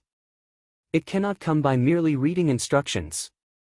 If it be true that one may become a criminal by association with crime, and this is a known fact, it is equally true that one may develop faith by voluntarily suggesting to the subconscious mind that one has faith. The mind comes, finally, to take on the nature of the influences which dominate it. Understand this truth, and you will know why it is essential for you to encourage the positive emotions as dominating forces of your mind, and discourage and eliminate negative emotions. A mind dominated by positive emotions becomes a favorable abode for the state of mind known as faith. A mind so dominated may, at will, give the subconscious mind instructions, which it will accept and act upon immediately. Faith is a state of mind which may be induced by auto-suggestion. All down the ages, the religionists have admonished struggling humanity to have faith in this, that, and the other dogma or creed, but they have failed to tell people how to have faith. They have not stated that faith is a state of mind, and that it may be induced by self-suggestion. In language which any normal human being can understand, we will describe all that is known about the principle through which faith may be developed, where it does not already exist. Have faith in yourself, faith in the infinite. Before we begin, you should be reminded again that faith is the eternal elixir which gives life, power, and action to the impulse of thought. The foregoing sentence is worth reading a second time, and a third, and a fourth. It is worth reading aloud. Faith is the starting point of all accumulation of riches. Faith is the basis of all miracles, and all mysteries which cannot be analyzed by the rules of science. Faith is the only known antidote for failure. Faith is the element, the chemical, which, when mixed with prayer, gives one direct communication with infinite intelligence. Faith is the element which transforms the ordinary vibration of thought, created by the finite mind of man, into the spiritual equivalent. Faith is the only agency through which the cosmic force of infinite intelligence can be harnessed and used by man. Every one of the foregoing statements is capable of proof. The proof is simple and easily demonstrated. It is wrapped up in the principle of autosuggestion. Let us center our attention, therefore, upon the subject of self-suggestion, and find out what it is, and what it is capable of achieving. It is a well-known fact that one comes, finally, to believe whatever one repeats to oneself, whether the statement be true or false. If a man repeats a lie over and over, he will eventually accept the lie as truth. Moreover, he will believe it to be the truth. Every man is what he is, because of the dominating thoughts which he permits to occupy his mind. Thoughts which a man deliberately places in his own mind, and encourages with sympathy, and with which he mixes any one or more of the emotions, constitute the motivating forces, which direct and control his every movement, act, and deed. Comes, now, a very significant statement of truth. Thoughts which are mixed with any of the feelings of emotions, constitute a magnetic force which attracts, from the vibrations of the ether, other similar or related thoughts. A thought thus magnetized with emotion may be compared to a seed which, when planted in fertile soil, germinates, grows, and multiplies itself over and over again, until that which was originally one small seed, becomes countless millions of seeds of the same brand.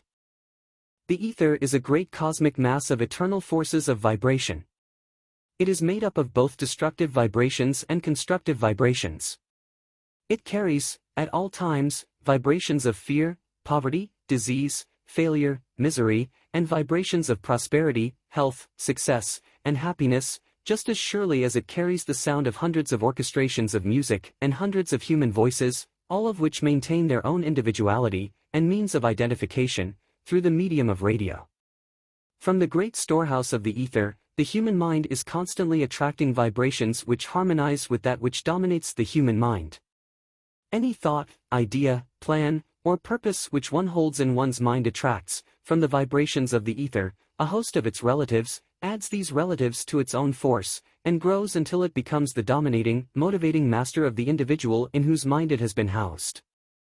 Now, let us go back to the starting point, and become informed as to how the original seed of an idea, plan, or purpose may be planted in the mind. The information is easily conveyed. Any idea, plan, or purpose may be placed in the mind through repetition of thought. This is why you are asked to write out a statement of your major purpose, or definite chief aim, commit it to memory, and repeat it, in audible words, day after day, until these vibrations of sound have reached your subconscious mind. We are what we are, because of the vibrations of thought which we pick up and register, through the stimuli of our daily environment. Resolve to throw off the influences of any unfortunate environment, and to build your own life to order. Taking inventory of mental assets and liabilities, you will discover that your greatest weakness is lack of self-confidence. This handicap can be surmounted, and timidity translated into courage, through the aid of the principle of autosuggestion. The application of this principle may be made through a simple arrangement of positive thought impulses stated in writing, memorized, and repeated, until they become a part of the working equipment of the subconscious faculty of your mind. Self-confidence formula.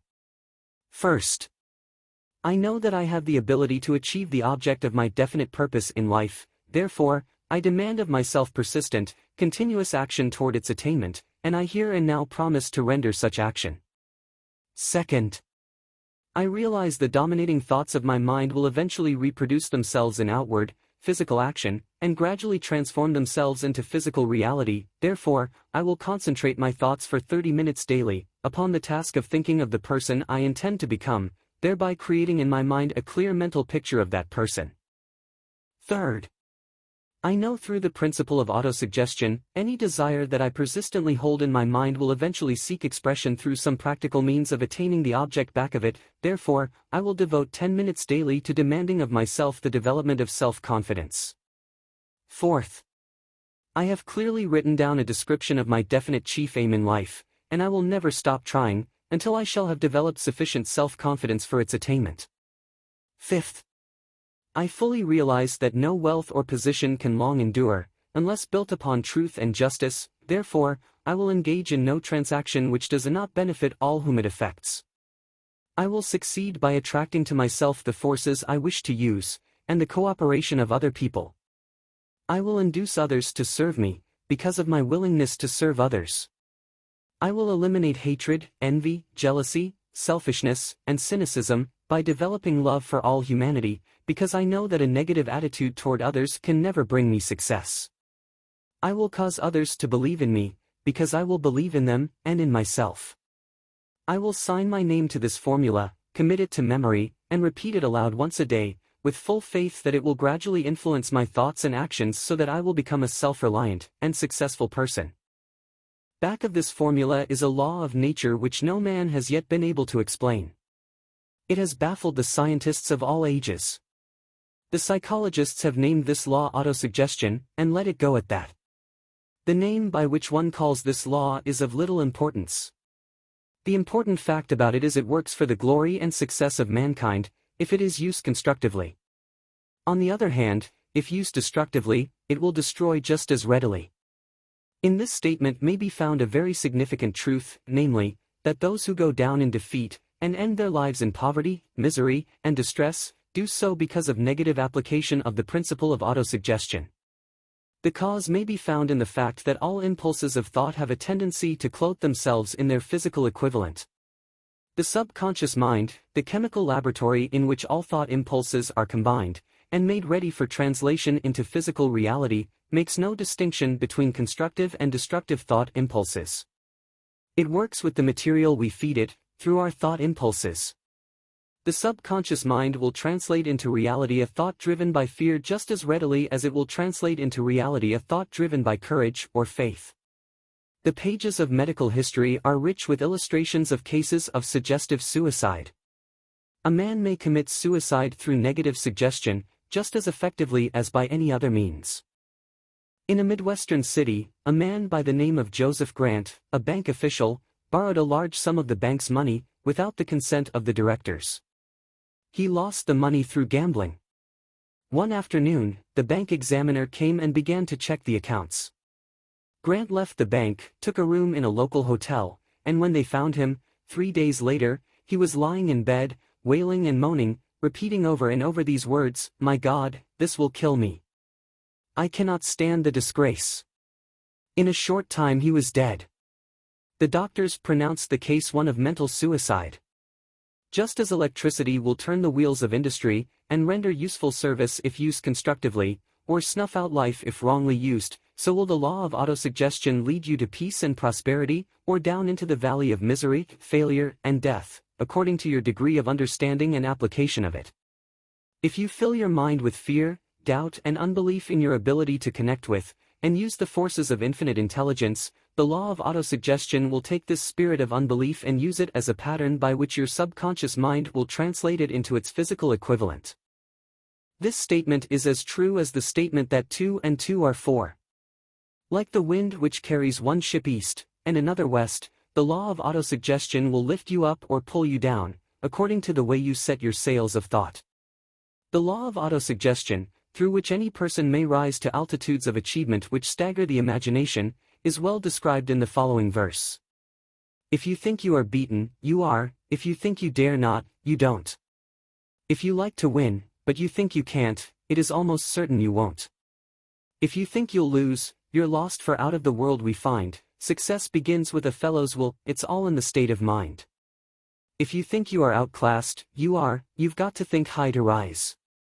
You've got to be sure of yourself before you can ever win a prize.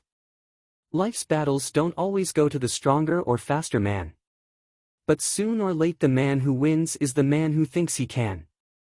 Observe the words which have been emphasized, and you will catch the deep meaning which the poet had in mind. Somewhere in your makeup, perhaps in the cells of your brain, there lies sleeping the seed of achievement which, if aroused and put into action, would carry you to heights, such as you may never have hoped to attain. Just as a master musician may cause the most beautiful strains of music to pour forth from the strings of a violin, so may you arouse the genius which lies asleep in your brain, and cause it to drive you upward to whatever goal you may wish to achieve.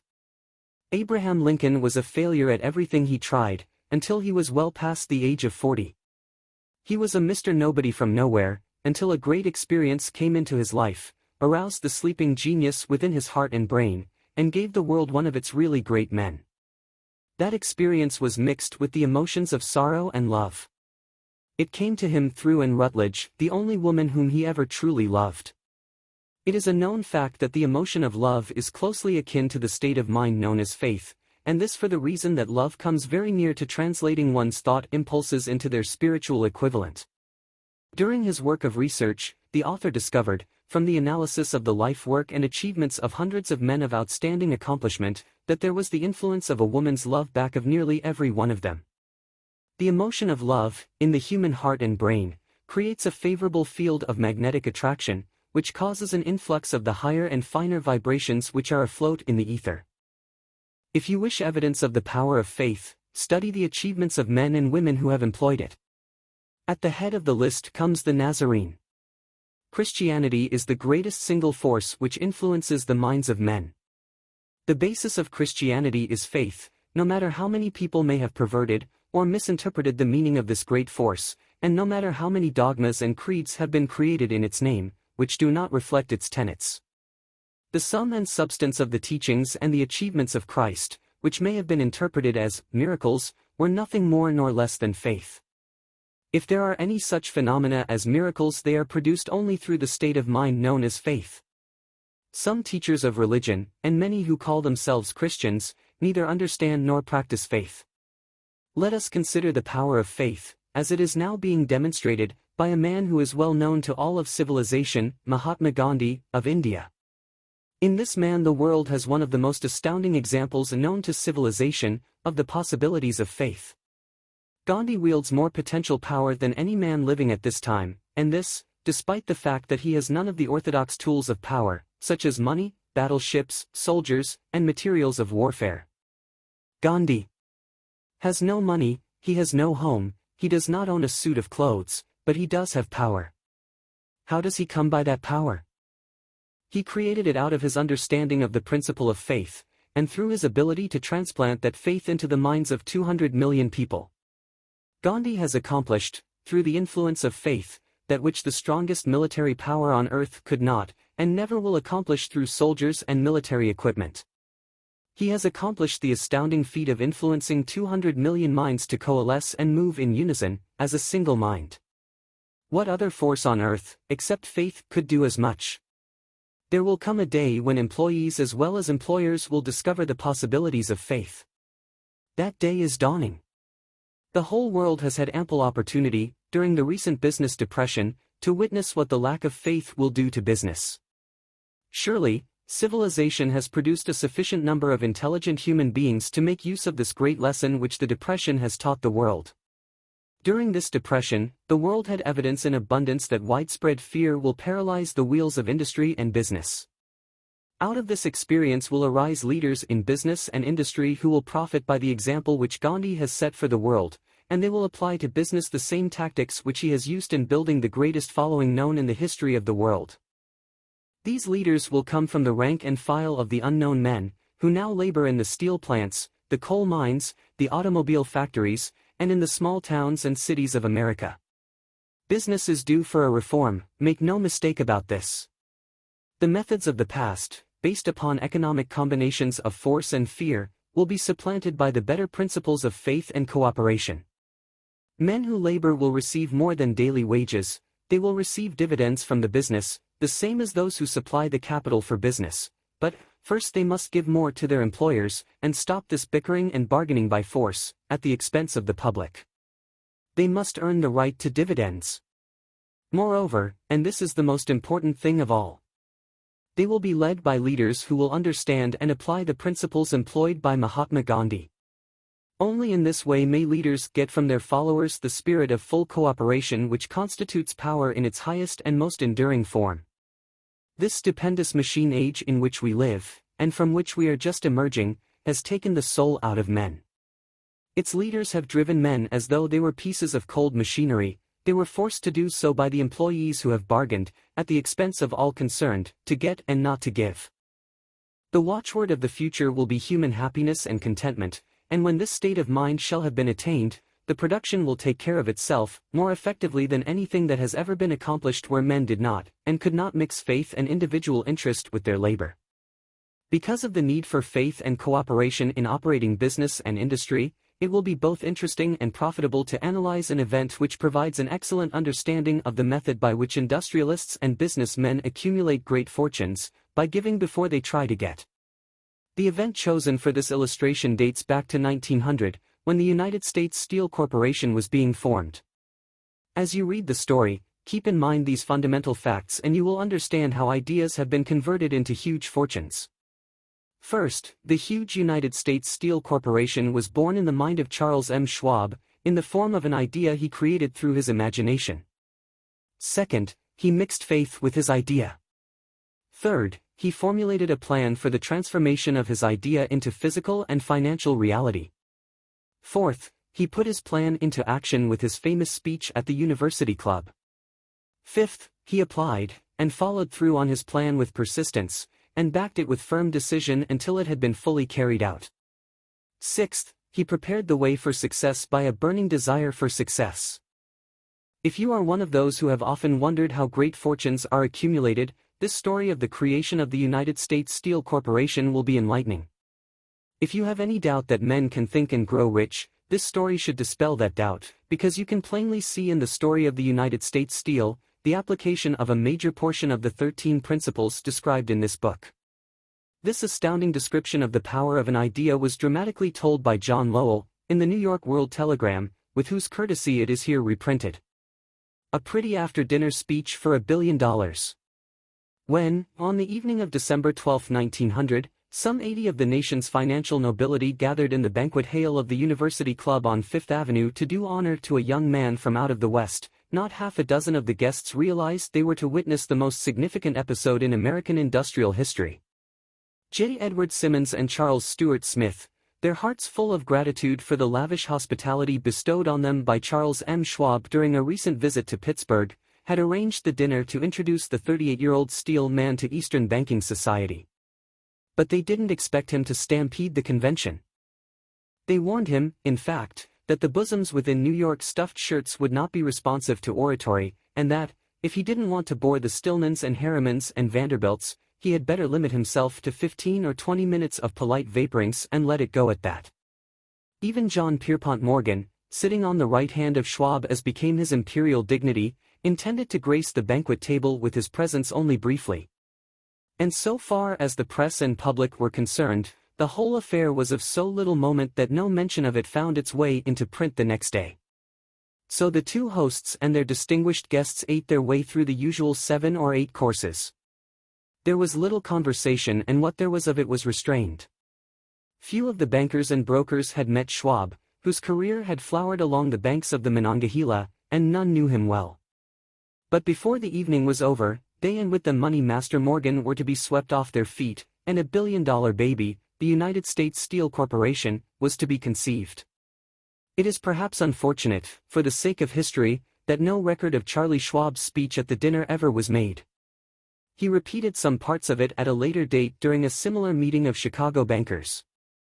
And still later, when the government brought suit to dissolve the Steel Trust, he gave his own version. From the witness stand, of the remarks that stimulated Morgan into a frenzy of financial activity. It is probable, however, that it was a homely speech, somewhat ungrammatical, for the niceties of language never bothered Schwab, full of epigram and threaded with wit.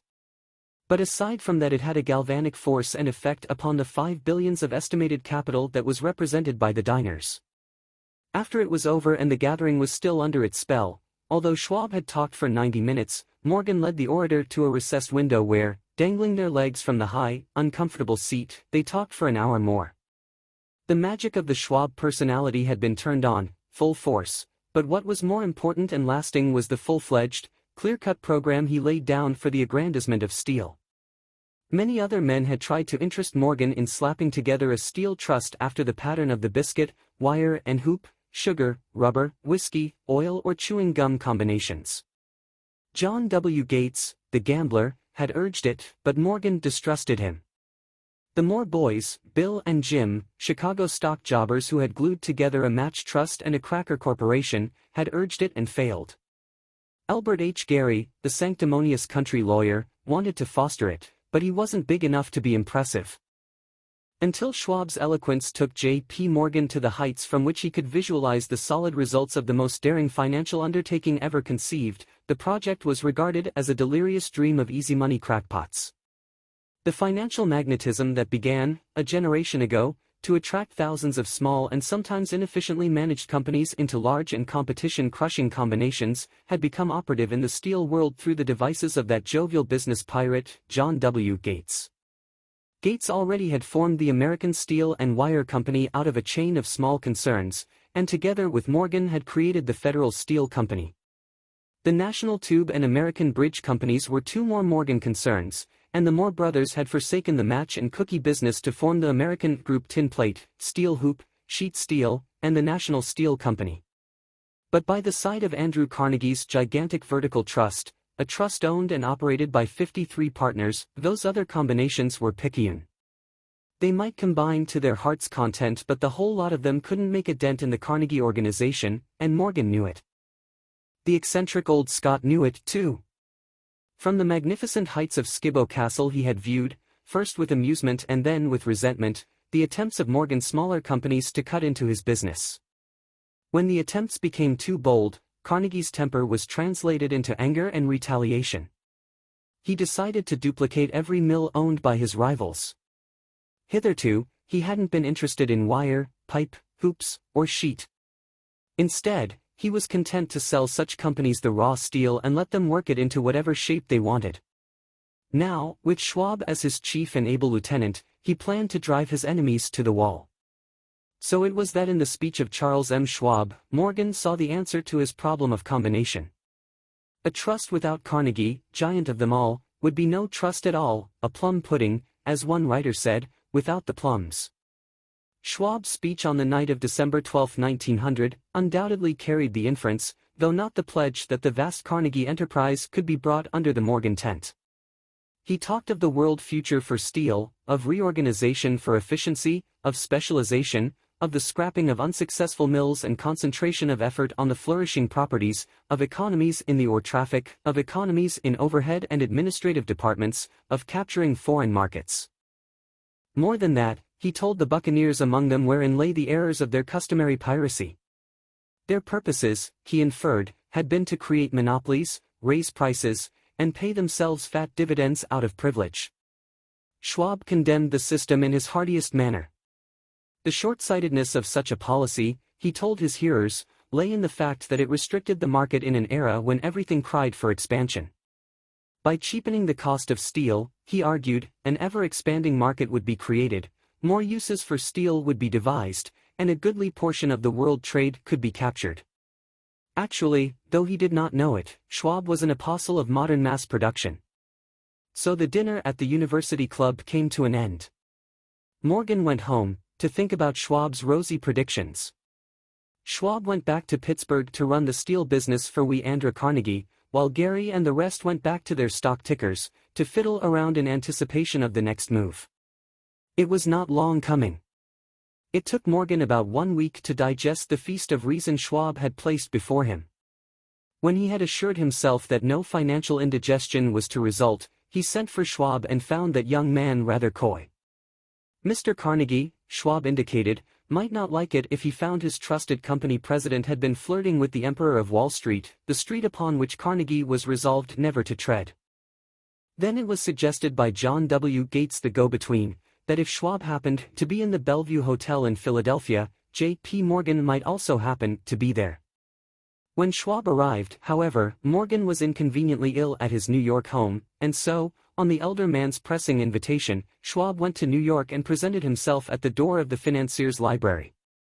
Now certain economic historians have professed the belief that from the beginning to the end of the drama, the stage was set by Andrew Carnegie, that the dinner to Schwab, the famous speech, the Sunday night conference between Schwab and the Money King, were events arranged by the canny Scot. The truth is exactly the opposite. When Schwab was called in to consummate the deal, he didn't even know whether the little boss, as Andrew was called, would so much as listen to an offer to sell, particularly to a group of men whom Andrew regarded as being endowed with something less than holiness. But Schwab did take into the conference with him, in his own handwriting, 6 sheets of copper plate figures, representing to his mind the physical worth and the potential earning capacity of every steel company he regarded as an essential star in the new metal firmament. For men pondered over these figures all night. The chief, of course, was Morgan, steadfast in his belief in the divine right of money. With him was his aristocratic partner, Robert Bacon, a scholar and a gentleman. The third was John W. Gates, whom Morgan scorned as a gambler and used as a tool. The fourth was Schwab, who knew more about the processes of making and selling steel than any whole group of men then living. Throughout that conference, the Pittsburghers' figures were never questioned. If he said a company was worth so much, then it was worth that much and no more. He was insistent, too, upon including in the combination only those concerns he nominated. He had conceived a corporation in which there would be no duplication, not even to satisfy the greed of friends who wanted to unload their companies upon the broad Morgan shoulders. Thus he left out, by design, a number of the larger concerns upon which the walruses and carpenters of Wall Street had cast hungry eyes. When dawn came, Morgan rose and straightened his back. Only one question remained. "Do you think you can persuade Andrew Carnegie to sell?" he asked. "I can try," said Schwab. "If you can get him to sell, I will undertake the matter," said Morgan. So far so good. But would Carnegie sell? How much would he demand? Schwab thought about $320 million. What would he take payment in? Common or preferred stocks? Bonds? Cash? Nobody could raise $250 million in cash. There was a golf game in January on the frost-cracking heath of the St. Andrew's Links in Westchester, with Andrew bundled up in sweaters against the cold, and Charlie talking volubly, as usual, to keep his spirits up. But no word of business was mentioned until the pair sat down in the cozy warmth of the Carnegie cottage hard by. Then, with the same persuasiveness that had hypnotized 80 millionaires at the University Club, Schwab poured out the glittering promises of retirement in comfort, of untold millions to satisfy the old man's social caprices. Carnegie capitulated, wrote a figure on a slip of paper, handed it to Schwab and said, "All right, that's what we'll sell for."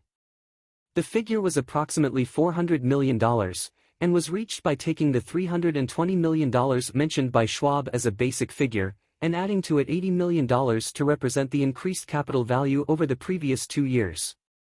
Later, on the deck of a transatlantic liner, the Scotsman said ruefully to Morgan, "I wish I had asked you for $100 million more." "If you had asked for it, you'd have gotten it," Morgan told him cheerfully. There was an uproar, of course. A British correspondent cabled that the foreign steel world was appalled by the gigantic combination. President Hadley, of Yale, declared that unless trusts were regulated the country might expect an emperor in Washington within the next 25 years. But that able stock manipulator, Keene, went at his work of shoving the new stock at the public so vigorously that all the excess water, estimated by some at nearly $600 million, was absorbed in a twinkling. So Carnegie had his millions, and the Morgan Syndicate had $62 million for all its trouble, and all the boys, from Gates to Gary, had their millions. The 38-year-old Schwab had his reward.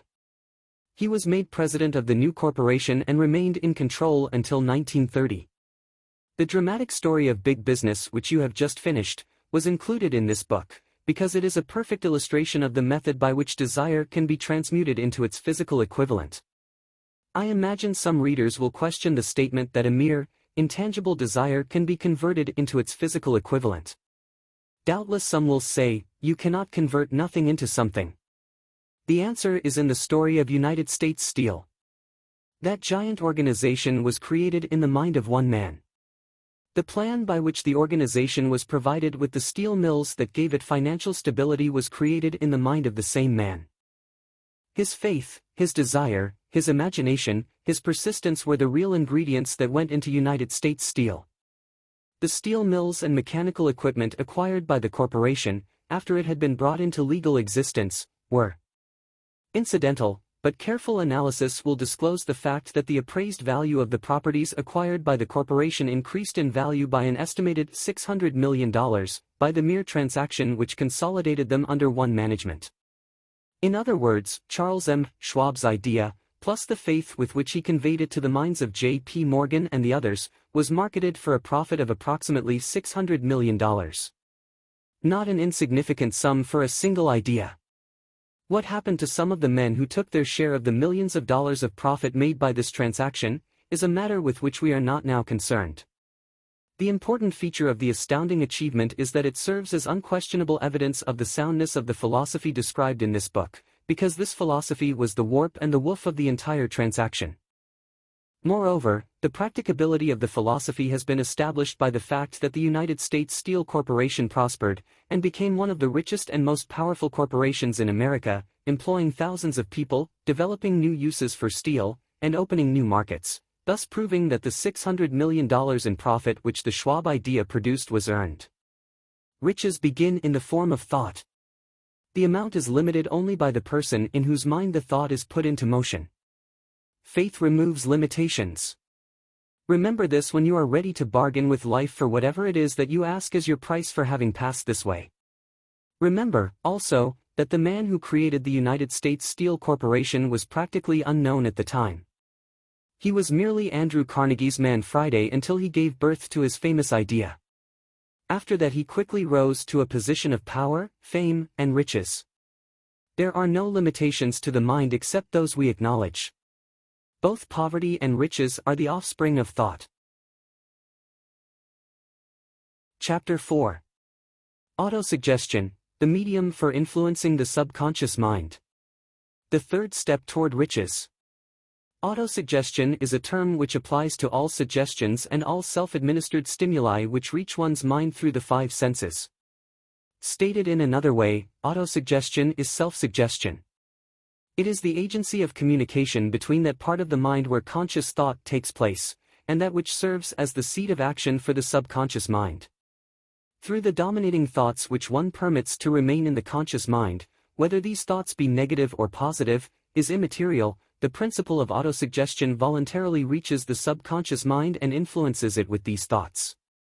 No thought, whether it be negative or positive, can enter the subconscious mind without the aid of the principle of autosuggestion, with the exception of thoughts picked up from the ether. Stated differently, all sense impressions which are perceived through the five senses are stopped by the conscious thinking mind, and may be either passed on to the subconscious mind, or rejected at will. The conscious faculty serves, therefore, as an outer guard to the approach of the subconscious. Nature has so built man that he has absolute control over the material which reaches his subconscious mind, through his five senses, although this is not meant to be construed as a statement that man always exercises this control. In the great majority of instances, he does not exercise it, which explains why so many people go through life in poverty. Recall what has been said about the subconscious mind resembling a fertile garden spot, in which weeds will grow in abundance, if the seeds of more desirable crops are not sown therein. Autosuggestion is the agency of control through which an individual may voluntarily feed his subconscious mind on thoughts of a creative nature, or, by neglect, permit thoughts of a destructive nature to find their way into this rich garden of the mind. You were instructed, in the last of the 6 steps described in the chapter on desire, to read aloud twice daily the written statement of your desire for money, and to see and feel yourself already in possession of the money. By following these instructions, you communicate the object of your desire directly to your subconscious mind in a spirit of absolute faith. Through repetition of this procedure, you voluntarily create thought habits which are favorable to your efforts to transmute desire into its monetary equivalent. Go back to these 6 steps described in Chapter 2, and read them again, very carefully, before you proceed further. Then, when you come to it, read very carefully the 4 instructions for the organization of your mastermind group, described in the chapter on organized planning. By comparing these 2 sets of instructions with that which has been stated on autosuggestion, you, of course, will see that the instructions involve the application of the principle of autosuggestion. Remember, therefore, when reading aloud the statement of your desire, through which you are endeavoring to develop a money consciousness, that the mere reading of the words is of no consequence unless you mix emotion or feeling with your words. If you repeat 1,000,000 times the famous Emile Coué formula, day by day, in every way, I am getting better and better, without mixing emotion and faith with your words, you will experience no desirable results. Your subconscious mind recognizes and acts upon only thoughts which have been well mixed with emotion or feeling. This is a fact of such importance as to warrant repetition in practically every chapter, because the lack of understanding of this is the main reason the majority of people who try to apply the principle of autosuggestion get no desirable results. Plain, unemotional words do not influence the subconscious mind. You will get no appreciable results until you learn to reach your subconscious mind with thoughts, or spoken words which have been well emotionalized with belief. Do not become discouraged if you cannot control and direct your emotions the first time you try to do so. Remember, there is no such possibility as something for nothing. Ability to reach and influence your subconscious mind has its price, and you must pay that price. You cannot cheat, even if you desire to do so. The price of ability to influence your subconscious mind is everlasting persistence in applying the principles described here. You cannot develop the desired ability for a lower price. You, and you alone, must decide whether or not the reward for which you are striving, the money consciousness, is worth the price you must pay for it in effort. Wisdom and cleverness alone will not attract and retain money except in a few very rare instances, where the law of averages favors the attraction of money through these sources. The method of attracting money described here does not depend upon the law of averages. Moreover, the method plays no favorites. It will work for one person as effectively as it will for another. Where failure is experienced, it is the individual, not the method, which has failed. If you try and fail, make another effort and still another, until you succeed. Your ability to use the principle of autosuggestion will depend, very largely, upon your capacity to concentrate upon a given desire until that desire becomes a burning obsession. When you begin to carry out the instructions in connection with the 6 steps described in the 2nd chapter, it will be necessary for you to make use of the principle of concentration. Let us here offer suggestions for the effective use of concentration. When you begin to carry out the first of the 6 steps, which instructs you to fix in your own mind the exact amount of money you desire, hold your thoughts on that amount of money by concentration, or fixation of attention, with your eyes closed, until you can actually see the physical appearance of the money. Do this at least once each day. As you go through these exercises, follow the instructions given in the chapter on faith, and see yourself actually in possession of the money. Here is a most significant fact.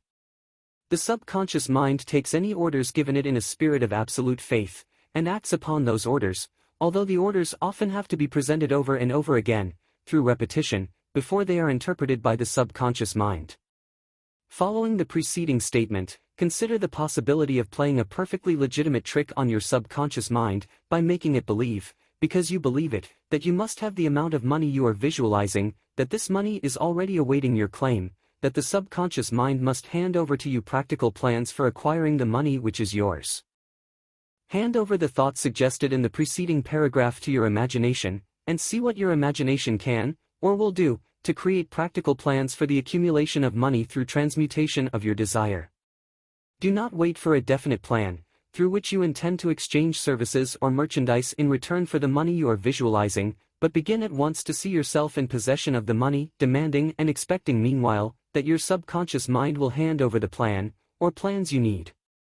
Be on the alert for these plans, and when they appear, put them into action immediately. When the plans appear, they will probably flash into your mind through the 6th sense, in the form of an inspiration. This inspiration may be considered a direct telegram, or message from infinite intelligence. Treat it with respect, and act upon it as soon as you receive it. Failure to do this will be fatal to your success. In the 4th of the 6 steps, you were instructed to create a definite plan for carrying out your desire, and begin at once to put this plan into action. You should follow this instruction in the manner described in the preceding paragraph. Do not trust to your reason when creating your plan for accumulating money through the transmutation of desire. Your reason is faulty. Moreover, your reasoning faculty may be lazy, and, if you depend entirely upon it to serve you, it may disappoint you. When visualizing the money you intend to accumulate, with closed eyes, see yourself rendering the service, or delivering the merchandise you intend to give in return for this money. This is important. Summary of instructions. The fact that you are reading this book is an indication that you earnestly seek knowledge. It is also an indication that you are a student of this subject. If you are only a student, there is a chance that you may learn much that you did not know, but you will learn only by assuming an attitude of humility. If you choose to follow some of the instructions but neglect, or refuse to follow others, you will fail.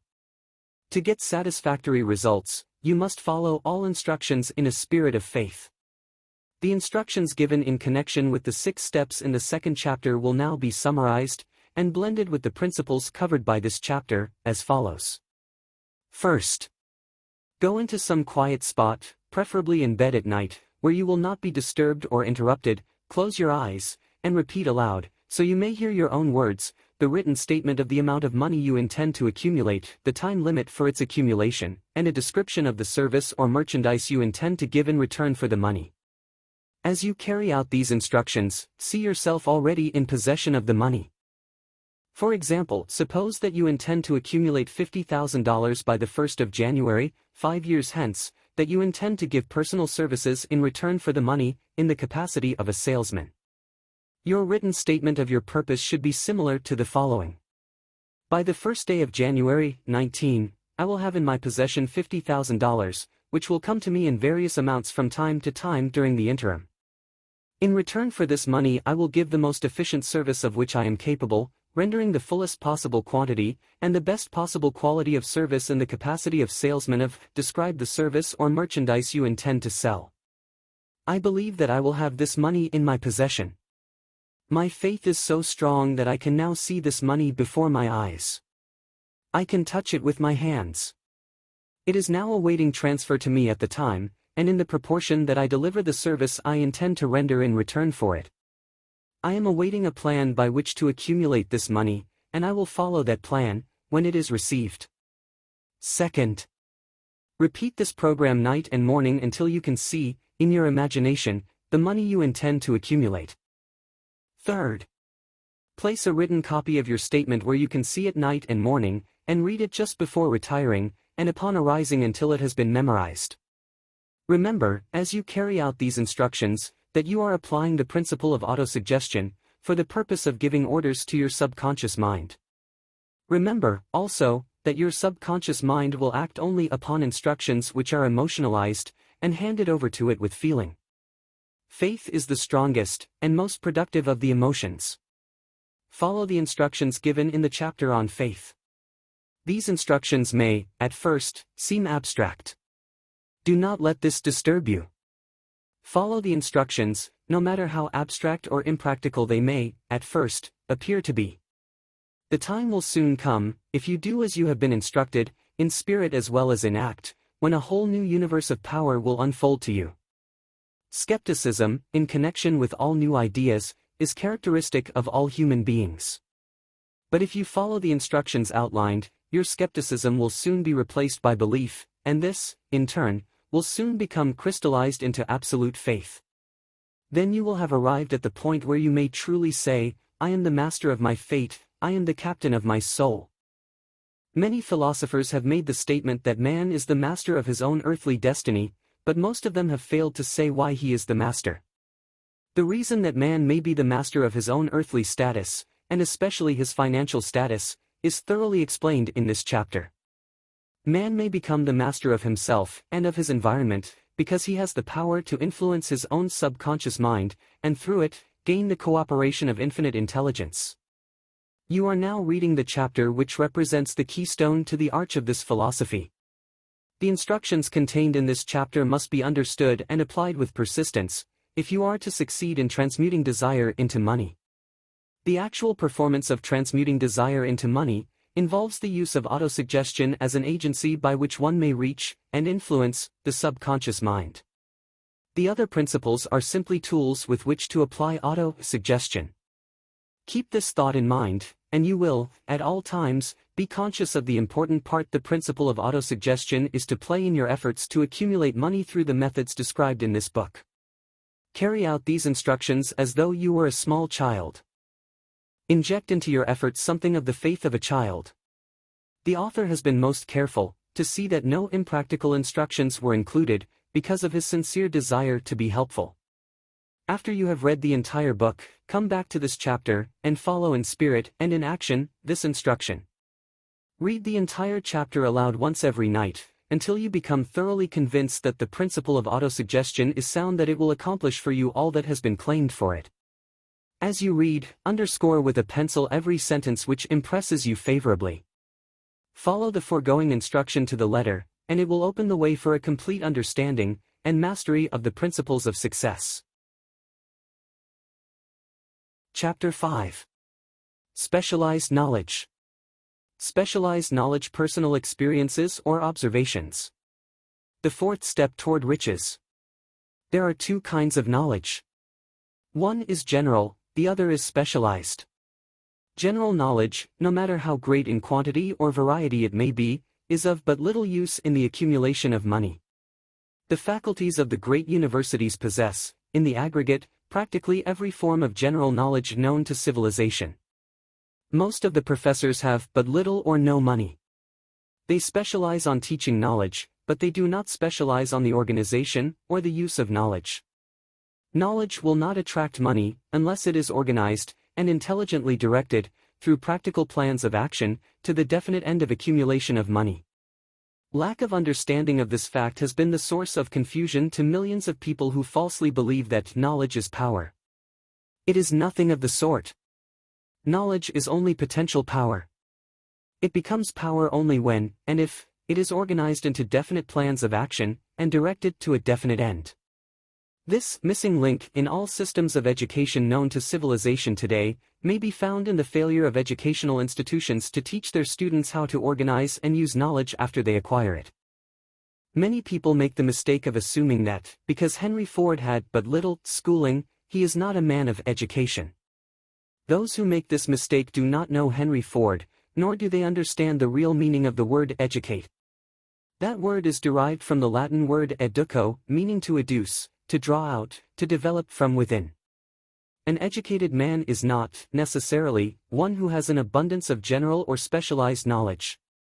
An educated man is one who has so developed the faculties of his mind that he may acquire anything he wants, or its equivalent, without violating the rights of others. Henry Ford comes well within the meaning of this definition. During the World War, a Chicago newspaper published certain editorials in which, among other statements, Henry Ford was called an ignorant pacifist. Mr. Ford objected to the statements, and brought suit against the paper for libeling him. When the suit was tried in the courts, the attorneys for the paper pleaded justification, and placed Mr. Ford, himself, on the witness stand, for the purpose of proving to the jury that he was ignorant. The attorneys asked Mr. Ford a great variety of questions, all of them intended to prove, by his own evidence, that, while he might possess considerable specialized knowledge pertaining to the manufacture of automobiles, he was, in the main, ignorant. Finally, Mr. Ford became tired of this line of questioning, and in reply to a particularly offensive question, he leaned over, pointed his finger at the lawyer who had asked the question, and said, "If I should really want to answer the foolish question you have just asked, or any of the other questions you have been asking me, let me remind you that I have a row of electric push buttons on my desk, and by pushing the right button, I can summon to my aid men who can answer any question I desire to ask concerning the business to which I am devoting most of my efforts. Now, will you kindly tell me why I should clutter up my mind with general knowledge, for the purpose of being able to answer questions, when I have men around me who can supply any knowledge I require?" There certainly was good logic to that reply. That answer floored the lawyer. Every person in the courtroom realized it was the answer, not of an ignorant man, but of a man of education. Any man is educated who knows where to get knowledge when he needs it, and how to organize that knowledge into definite plans of action. Through the assistance of his mastermind group, Henry Ford had at his command all the specialized knowledge he needed to enable him to become one of the wealthiest men in America. It was not essential that he have this knowledge in his own mind. Surely no person who has sufficient inclination and intelligence to read a book of this nature can possibly miss the significance of this illustration. Before you can be sure of your ability to transmute desire into its monetary equivalent, you will require specialized knowledge of the service, merchandise, or profession which you intend to offer in return for fortune. Perhaps you may need much more specialized knowledge than you have the ability or the inclination to acquire, and if this should be true, you may bridge your weakness through the aid of your mastermind group. Andrew Carnegie stated that he, personally, knew nothing about the technical end of the steel business. Moreover, he did not particularly care to know anything about it. The specialized knowledge which he required for the manufacture and marketing of steel, he found available through the individual units of his mastermind group. The accumulation of great fortunes calls for power, and power is acquired through highly organized and intelligently directed specialized knowledge, but that knowledge does not, necessarily, have to be in the possession of the man who accumulates the fortune. The preceding paragraph should give hope and encouragement to the man with ambition to accumulate a fortune, who has not possessed himself of the necessary education to supply such specialized knowledge as he may require. Men sometimes go through life suffering from inferiority complexes, because they are not men of education. The man who can organize and direct a mastermind group of men who possess knowledge useful in the accumulation of money, is just as much a man of education as any man in the group. Remember this, if you suffer from a feeling of inferiority, because your schooling has been limited. Thomas A. Edison had only 3 months of schooling during his entire life. He did not lack education, neither did he die poor. Henry Ford had less than a 6th grade schooling, but he has managed to do pretty well by himself, financially. Specialized knowledge is among the most plentiful, and the cheapest forms of service which may be had. If you doubt this, consult the payroll of any university. It pays to know how to purchase knowledge. First of all, decide the sort of specialized knowledge you require, and the purpose for which it is needed. To a large extent, your major purpose in life, the goal toward which you are working, will help determine what knowledge you need. With this question settled, your next move requires that you have accurate information concerning dependable sources of knowledge. The more important of these are: 1. One's own experience and education. 2. Experience and education available through cooperation of others, mastermind alliance. 3. Colleges and universities.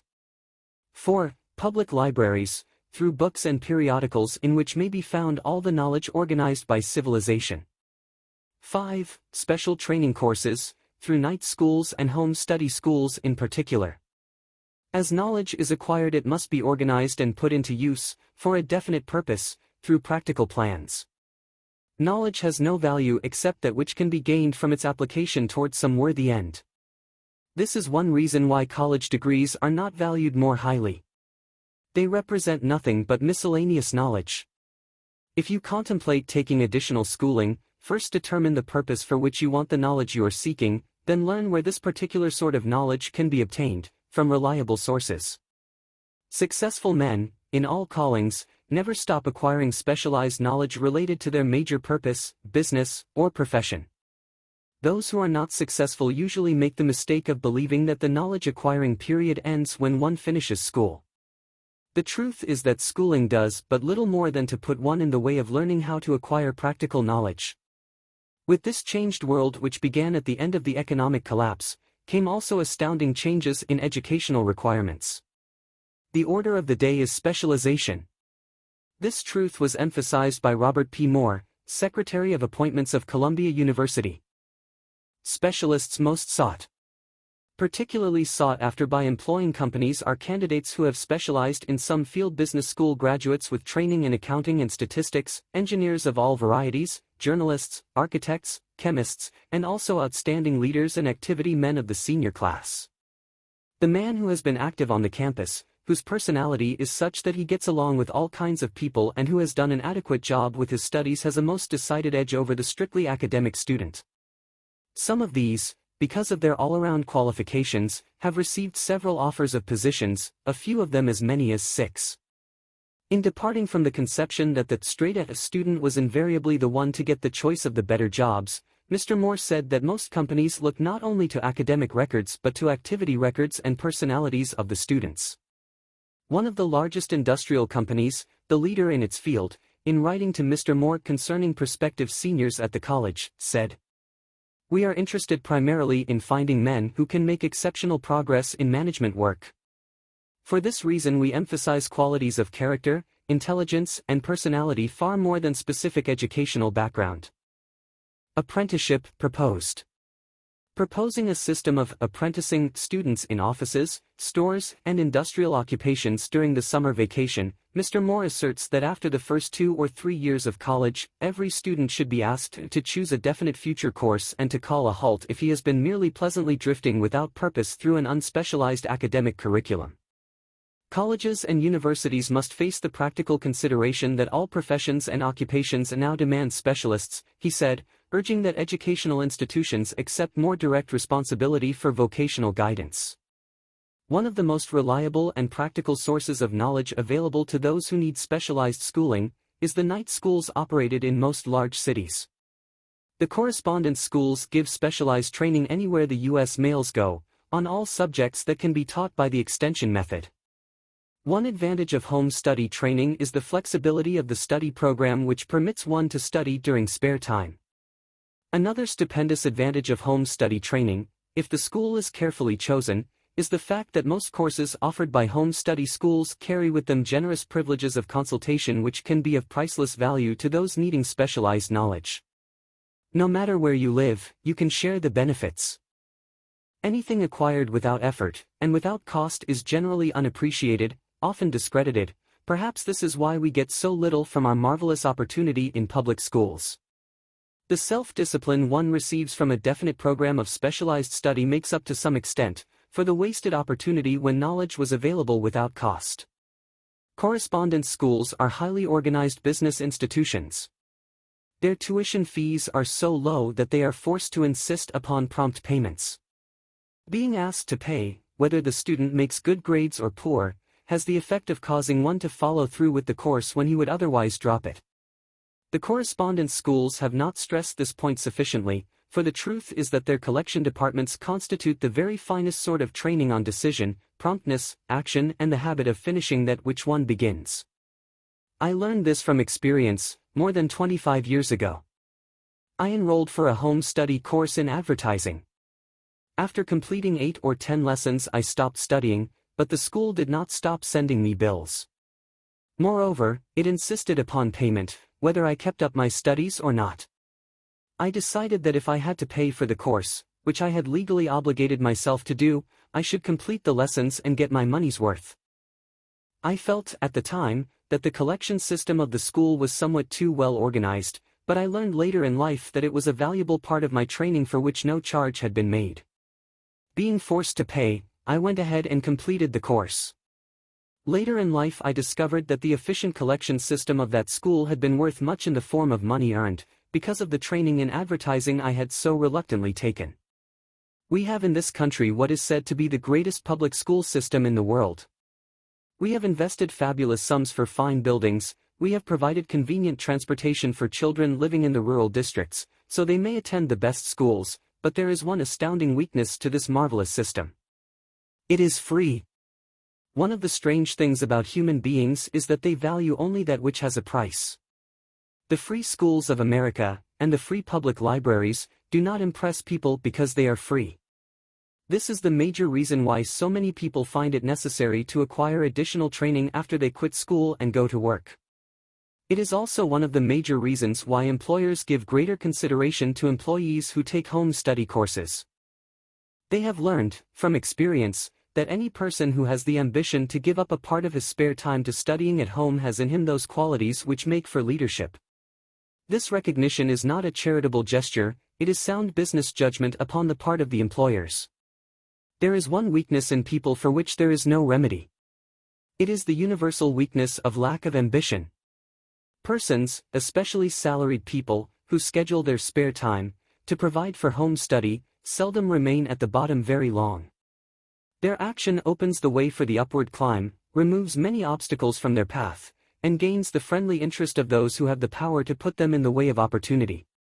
The home study method of training is especially suited to the needs of employed people who find, after leaving school, that they must acquire additional specialized knowledge, but cannot spare the time to go back to school.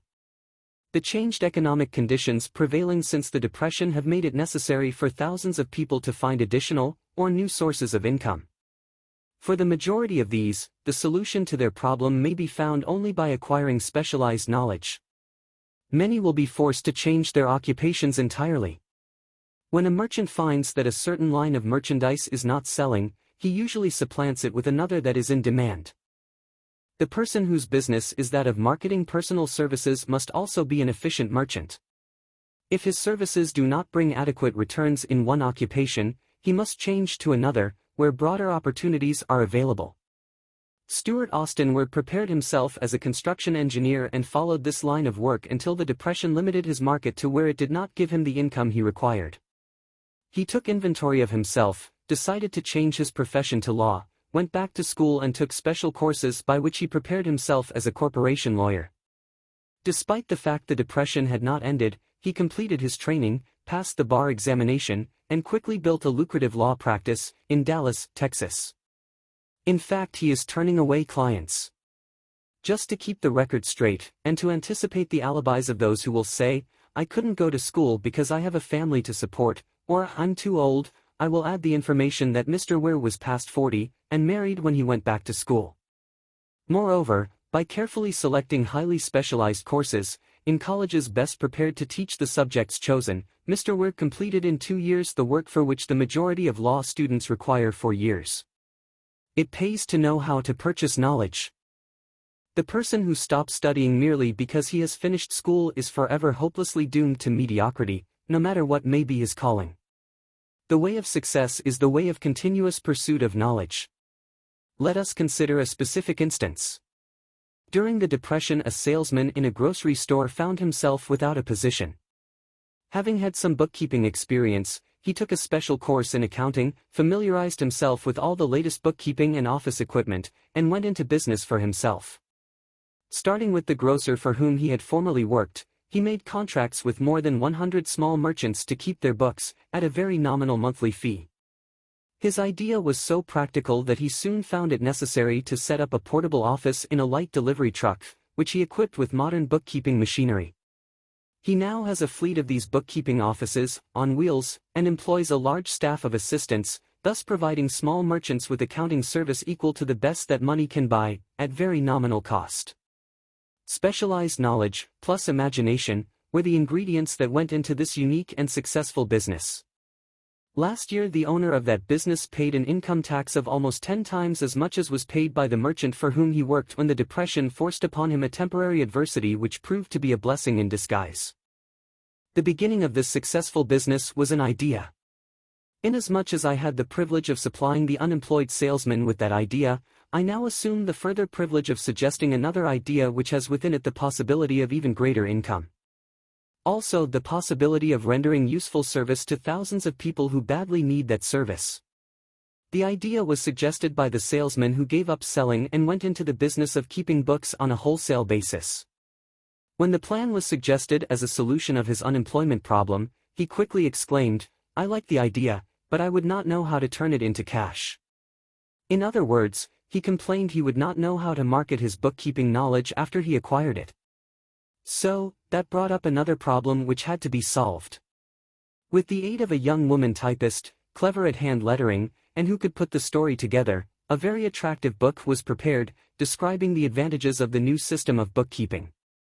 The pages were neatly typed and pasted in an ordinary scrapbook, which was used as a silent salesman with which the story of this new business was so effectively told that its owner soon had more accounts than he could handle. There are thousands of people, all over the country, who need the services of a merchandising specialist capable of preparing an attractive brief for use in marketing personal services.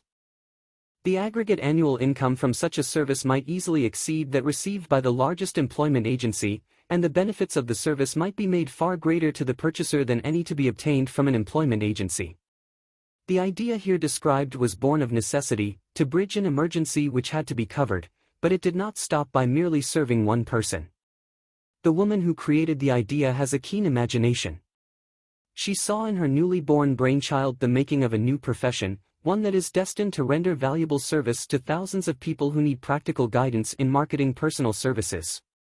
Spurred to action by the instantaneous success of her first, prepared plan to market personal services, this energetic woman turned next to the solution of a similar problem for her son who had just finished college, but had been totally unable to find a market for his services. The plan she originated for his use was the finest specimen of merchandising of personal services I have ever seen. When the plan book had been completed, it contained nearly 50 pages of beautifully typed, properly organized information, telling the story of her son's native ability, schooling, personal experiences, and a great variety of other information too extensive for description. The plan book also contained a complete description of the position her son desired, together with a marvelous word picture of the exact plan he would use in filling the position. The preparation of the plan book required several weeks' labor, during which time its creator sent her son to the public library almost daily, to procure data needed in selling his services to best advantage. She sent him, also, to all the competitors of his prospective employer, and gathered from them vital information concerning their business methods which was of great value in the formation of the plan he intended to use in filling the position he sought. When the plan had been finished, it contained more than half a dozen very fine suggestions for the use and benefit of the prospective employer. The suggestions were put into use by the company. One may be inclined to ask, why go to all this trouble to secure a job? The answer is straight to the point, also it is dramatic, because it deals with a subject which assumes the proportion of a tragedy with millions of men and women whose sole source of income is personal services. The answer is, doing a thing well never is trouble.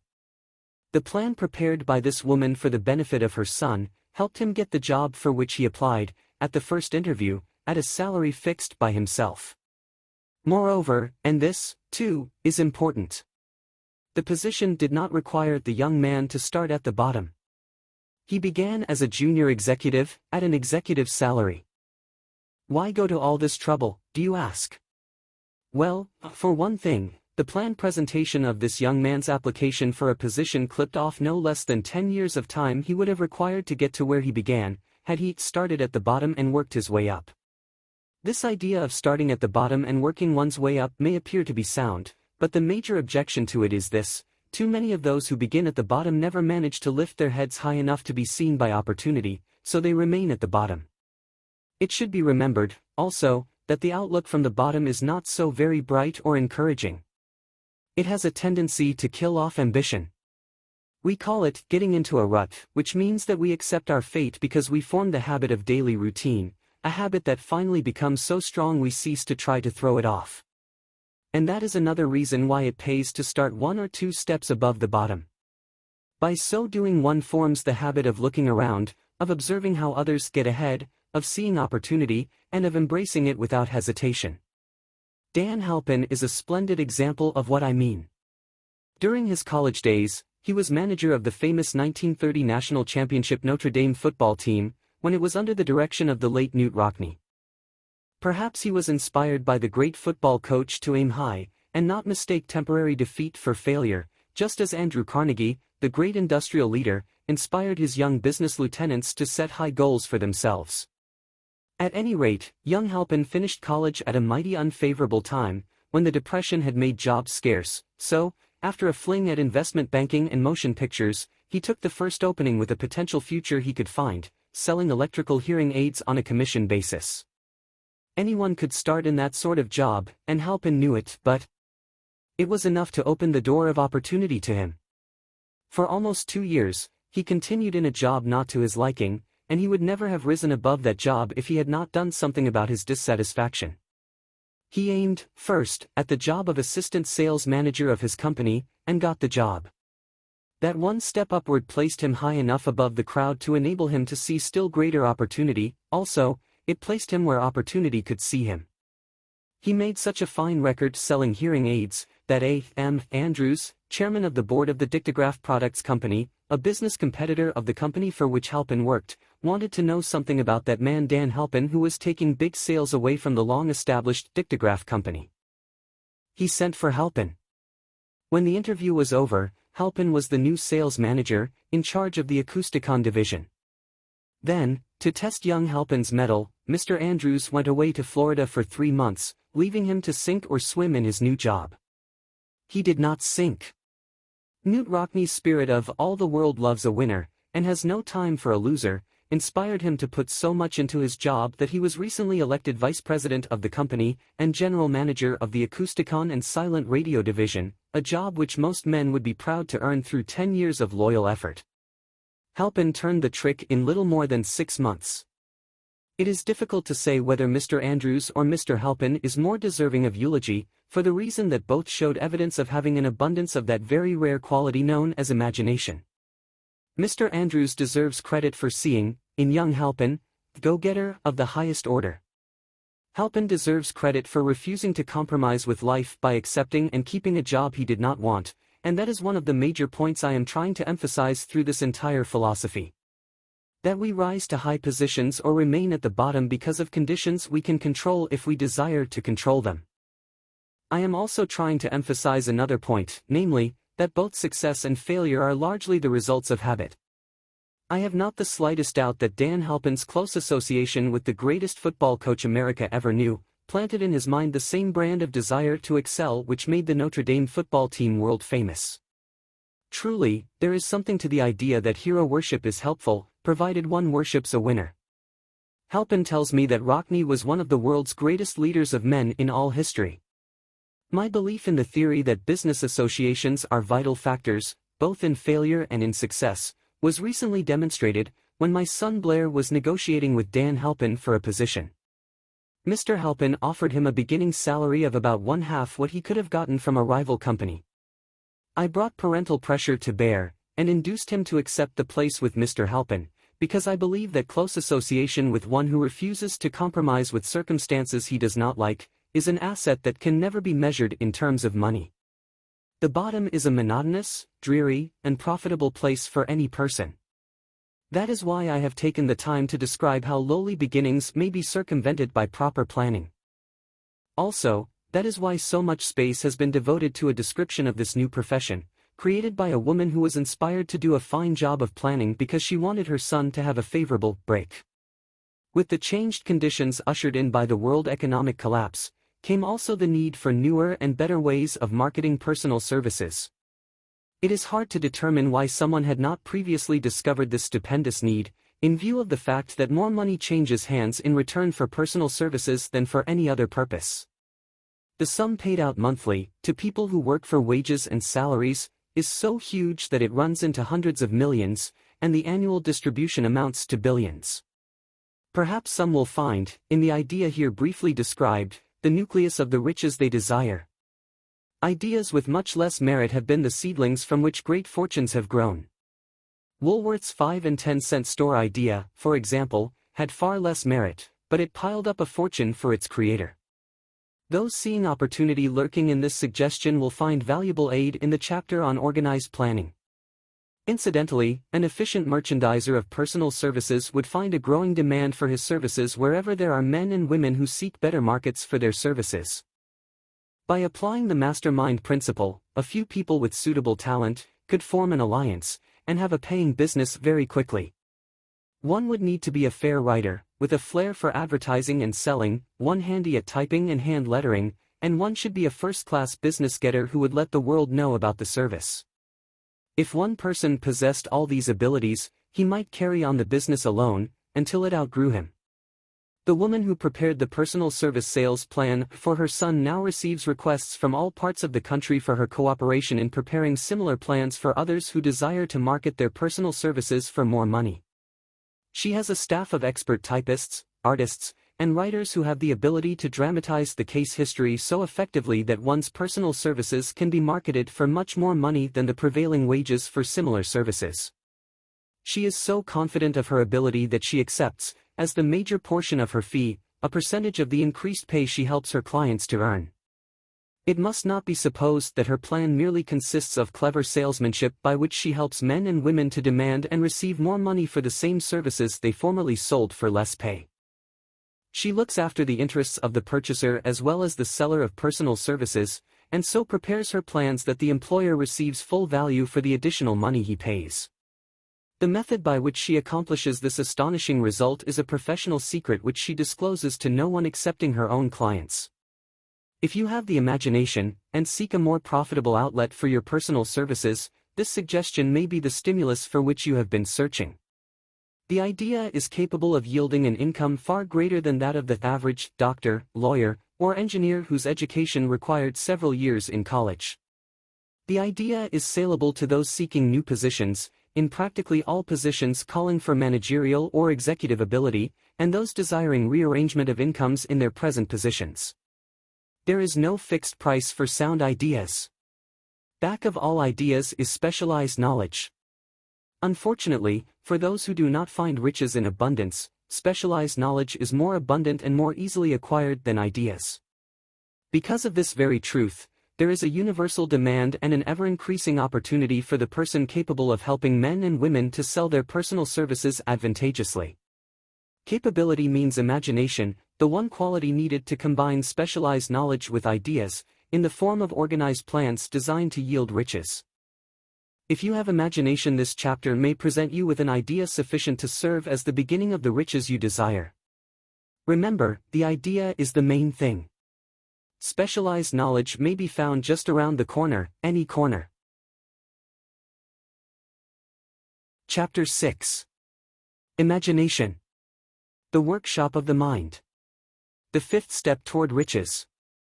The imagination is literally the workshop wherein are fashioned all plans created by man. The impulse, the desire, is given shape, form, and action through the aid of the imaginative faculty of the mind. It has been said that man can create anything which he can imagine. Of all the ages of civilization, This is the most favorable for the development of the imagination, because it is an age of rapid change. On every hand one may contact stimuli which develop the imagination.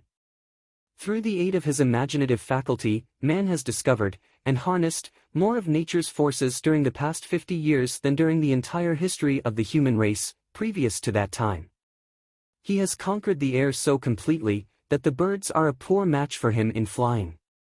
He has harnessed the ether, and made it serve as a means of instantaneous communication with any part of the world. He has analyzed, and weighed the sun at a distance of millions of miles, and has determined, through the aid of imagination, the elements of which it consists. He has discovered that his own brain is both a broadcasting and a receiving station for the vibration of thought, and he is beginning now to learn how to make practical use of this discovery. He has increased the speed of locomotion, until he may now travel at a speed of more than 300 miles an hour. The time will soon come when a man may breakfast in New York and lunch in San Francisco. Man's only limitation, within reason, lies in his development and use of his imagination. He has not yet reached the apex of development in the use of his imaginative faculty. He has merely discovered that he has an imagination, and has commenced to use it in a very elementary way. Two forms of imagination. The imaginative faculty functions in two forms. One is known as synthetic imagination, and the other as creative imagination. Synthetic imagination. Through this faculty, one may arrange old concepts, ideas, or plans into new combinations. This faculty creates nothing. It merely works with the material of experience, education, and observation with which it is fed. It is the faculty used most by the inventor, with the exception of the genius, who draws upon the creative imagination, when he cannot solve his problem through synthetic imagination. Creative imagination. Through the faculty of creative imagination, the finite mind of man has direct communication with infinite intelligence. It is the faculty through which hunches and inspirations are received. It is by this faculty that all basic or new ideas are handed over to man. It is through this faculty that thought vibrations from the minds of others are received. It is through this faculty that one individual may tune in or communicate with the subconscious minds of other men. The creative imagination works automatically, in the manner described in subsequent pages. This faculty functions only when the conscious mind is vibrating at an exceedingly rapid rate, as for example, when the conscious mind is stimulated through the emotion of a strong desire. The creative faculty becomes more alert, more receptive to vibrations from the sources mentioned, in proportion to its development through use. This statement is significant. Ponder over it before passing on. Keep in mind as you follow these principles, that the entire story of how one may convert desire into money cannot be told in one statement. The story will be complete only when one has mastered, assimilated, and begun to make use of all the principles. The great leaders of business, industry, finance, and the great artists, musicians, poets, and writers became great because they developed the faculty of creative imagination. Both the synthetic and creative faculties of imagination become more alert with use, just as any muscle or organ of the body develops through use. Desire is only a thought, an impulse. It is nebulous and ephemeral. It is abstract and of no value, until it has been transformed into its physical counterpart. While the synthetic imagination is the one which will be used most frequently, in the process of transforming the impulse of desire into money, you must keep in mind the fact that you may face circumstances and situations which demand use of the creative imagination as well. Your imaginative faculty may have become weak through inaction. It can be revived and made alert through use. This faculty does not die, though it may become quiescent through lack of use. Center your attention, for the time being, on the development of the synthetic imagination, because this is the faculty which you will use more often in the process of converting desire into money. Transformation of the intangible impulse, of desire, into the tangible reality, of money, calls for the use of a plan, or plans. These plans must be formed with the aid of the imagination, and mainly, with the synthetic faculty. Read the entire book through, then come back to this chapter, and begin at once to put your imagination to work on the building of a plan, or plans, for the transformation of your desire into money. Detailed instructions for the building of plans have been given in almost every chapter. Carry out the instructions best suited to your needs, reduce your plan to writing, if you have not already done so. The moment you complete this, you will have definitely given concrete form to the intangible desire. Read the preceding sentence once more. Read it aloud, very slowly, and as you do so, remember that the moment you reduce the statement of your desire, and a plan for its realization, to writing, you have actually taken the first of a series of steps, which will enable you to convert the thought into its physical counterpart. The earth on which you live, you, yourself, and every other material thing are the result of evolutionary change, through which microscopic bits of matter have been organized and arranged in an orderly fashion. Moreover, and this statement is of stupendous importance, this earth, every one of the billions of individual cells of your body, and every atom of matter, began as an intangible form of energy. Desire is thought impulse. Thought impulses are forms of energy. When you begin with the thought impulse, desire, to accumulate money, you are drafting into your service the same stuff that nature used in creating this earth, and every material form in the universe, including the body and brain in which the thought impulses function. As far as science has been able to determine, the entire universe consists of but two elements, matter and energy. Through the combination of energy and matter, has been created everything perceptible to man, from the largest star which floats in the heavens, down to, and including man, himself. You are now engaged in the task of trying to profit by nature's method. You are, sincerely and earnestly, we hope, trying to adapt yourself to nature's laws, by endeavoring to convert desire into its physical or monetary equivalent. You can do it. It has been done before. You can build a fortune through the aid of laws which are immutable. But, first, you must become familiar with these laws, and learn to use them. Through repetition, and by approaching the description of these principles from every conceivable angle, the author hopes to reveal to you the secret through which every great fortune has been accumulated. Strange and paradoxical as it may seem, that secret is not a secret. Nature, herself, advertises it in the earth on which we live, the stars, the planets suspended within our view, in the elements above and around us, in every blade of grass, and every form of life within our vision. Nature advertises this secret, in the terms of biology, in the conversion of a tiny cell, so small that it may be lost on the point of a pin, into the human being now reading this line. The conversion of desire into its physical equivalent is, certainly, no more miraculous. Do not become discouraged if you do not fully comprehend all that has been stated. Unless you have long been a student of the mind, it is not to be expected that you will assimilate all that is in this chapter upon a first reading. But you will, in time, make good progress. The principles which follow will open the way for understanding of imagination. Assimilate that which you understand, as you read this philosophy for the first time, then, when you reread and study it, you will discover that something has happened to clarify it, and give you a broader understanding of the whole. Above all, do not stop, nor hesitate in your study of these principles until you have read the book at least 3 times, for then, you will not want to stop. How to make practical use of imagination. Ideas are the beginning points of all fortunes. Ideas are products of the imagination. Let us examine a few well-known ideas which have yielded huge fortunes, with the hope that these illustrations will convey definite information concerning the method by which imagination may be used in accumulating riches. The enchanted kettle. 50 years ago, an old country doctor drove to town, hitched his horse, quietly slipped into a drug store by the back door, and began dickering with the young drug clerk. His mission was destined to yield great wealth to many people. It was destined to bring to the South the most far-flung benefit since the Civil War. For more than an hour, behind the prescription counter, the old doctor and the clerk talked in low tones. Then the doctor left. He went out to the buggy and brought back a large, old-fashioned kettle, a big wooden paddle, used for stirring the contents of the kettle, and deposited them in the back of the store. The clerk inspected the kettle, reached into his inside pocket, took out a roll of bills, and handed it over to the doctor. The roll contained exactly $500. The clerk's entire savings. The doctor handed over a small slip of paper on which was written a secret formula. The words on that small slip of paper were worth a king's ransom. But not to the doctor. Those magic words were needed to start the kettle to boiling, but neither the doctor nor the young clerk knew what fabulous fortunes were destined to flow from that kettle. The old doctor was glad to sell the outfit for $500. The money would pay off his debts, and give him freedom of mind. The clerk was taking a big chance by staking his entire life savings on a mere scrap of paper and an old kettle.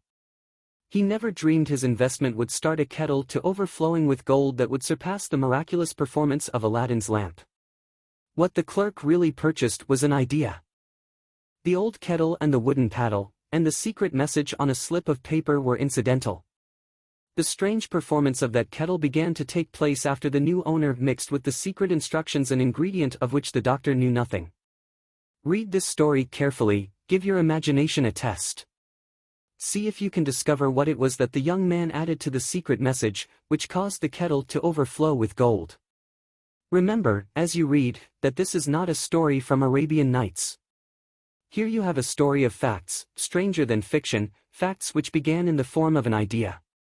Let us take a look at the vast fortunes of gold this idea has produced. It has paid, and still pays huge fortunes to men and women all over the world, who distribute the contents of the kettle to millions of people. The old kettle is now one of the world's largest consumers of sugar, thus providing jobs of a permanent nature to thousands of men and women engaged in growing sugar cane, and in refining and marketing sugar. The old kettle consumes, annually, millions of glass bottles, providing jobs to huge numbers of glass workers. The old kettle gives employment to an army of clerks, stenographers, copywriters, and advertising experts throughout the nation. It has brought fame and fortune to scores of artists who have created magnificent pictures describing the product. The old kettle has converted a small southern city into the business capital of the South, where it now benefits, directly or indirectly, every business and practically every resident of the city. The influence of this idea now benefits every civilized country in the world, pouring out a continuous stream of gold to all who touch it. Gold from the kettle built and maintains one of the most prominent colleges of the South, where thousands of young people receive the training essential for success. The old kettle has done other marvelous things. All through the World Depression, when factories, banks and business houses were folding up and quitting by the thousands, the owner of this enchanted kettle went marching on, giving continuous employment to an army of men and women all over the world, and paying out extra portions of gold to those who, long ago, had faith in the idea. If the product of that old brass kettle could talk, it would tell thrilling tales of romance in every language. Romances of love, romances of business, romances of professional men and women who are daily being stimulated by it. The author is sure of at least one such romance, for he was a part of it, and it all began not far from the very spot on which the drug clerk purchased the old kettle.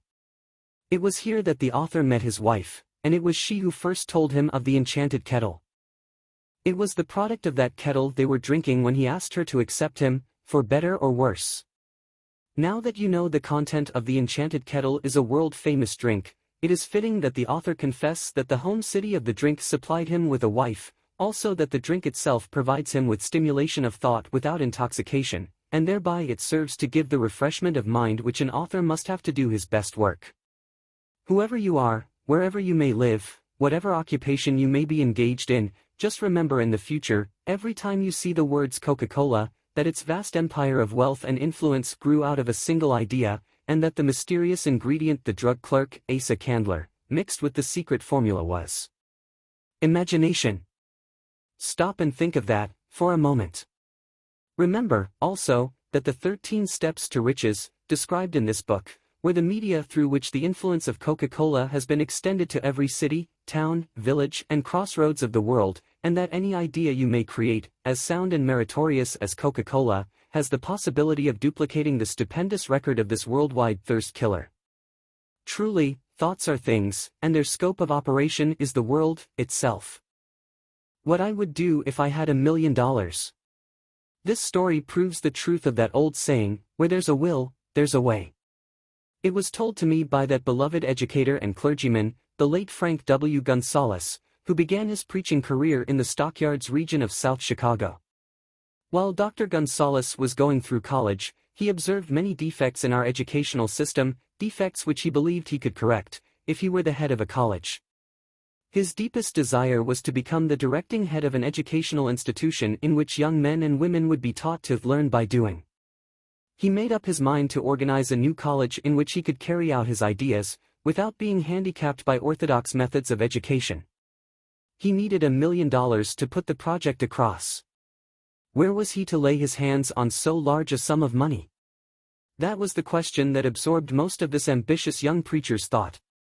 But he couldn't seem to make any progress. Every night he took that thought to bed with him. He got up with it in the morning. He took it with him everywhere he went. He turned it over and over in his mind until it became a consuming obsession with him. $1 million is a lot of money. He recognized that fact, but he also recognized the truth that the only limitation is that which one sets up in one's own mind. Being a philosopher as well as a preacher, Dr. Gonzalez recognized, as do all who succeed in life, that definiteness of purpose is the starting point from which one must begin. He recognized, too, that definiteness of purpose takes on animation, life, and power when backed by a burning desire to translate that purpose into its material equivalent. He knew all these great truths, yet he did not know where, or how to lay his hands on $1 million. The natural procedure would have been to give up and quit by saying, "Well, my idea is a good one, but I cannot do anything with it, because I never can procure the necessary $1 million." That is exactly what the majority of people would have said, but it is not what Dr. Gonzalez said. What he said, and what he did are so important that I now introduce him, and let him speak for himself. One Saturday afternoon I sat in my room thinking of ways and means of raising the money to carry out my plans. For nearly 2 years, I had been thinking, but I had done nothing but think. The time had come for action. I made up my mind, then and there, that I would get the necessary $1 million within a week. How? I was not concerned about that. The main thing of importance was the decision to get the money within a specified time, and I want to tell you that the moment I reached a definite decision to get the money within a specified time, a strange feeling of assurance came over me, such as I had never before experienced. Something inside me seemed to say, "Why didn't you reach that decision a long time ago? The money was waiting for you all the time." Things began to happen in a hurry. I called the newspapers and announced I would preach a sermon the following morning, entitled, "What I Would Do If I Had $1 Million." I went to work on the sermon immediately, but I must tell you, frankly, the task was not difficult, because I had been preparing that sermon for almost 2 years. The spirit back of it was a part of me. Long before midnight I had finished writing the sermon. I went to bed and slept with a feeling of confidence, for I could see myself already in possession of the $1 million. Next morning I arose early, went into the bathroom, read the sermon, then knelt on my knees and asked that my sermon might come to the attention of someone who would supply the needed money. While I was praying I again had that feeling of assurance that the money would be forthcoming. In my excitement, I walked out without my sermon, and did not discover the oversight until I was in my pulpit and about ready to begin delivering it. It was too late to go back for my notes, and what a blessing that I couldn't go back.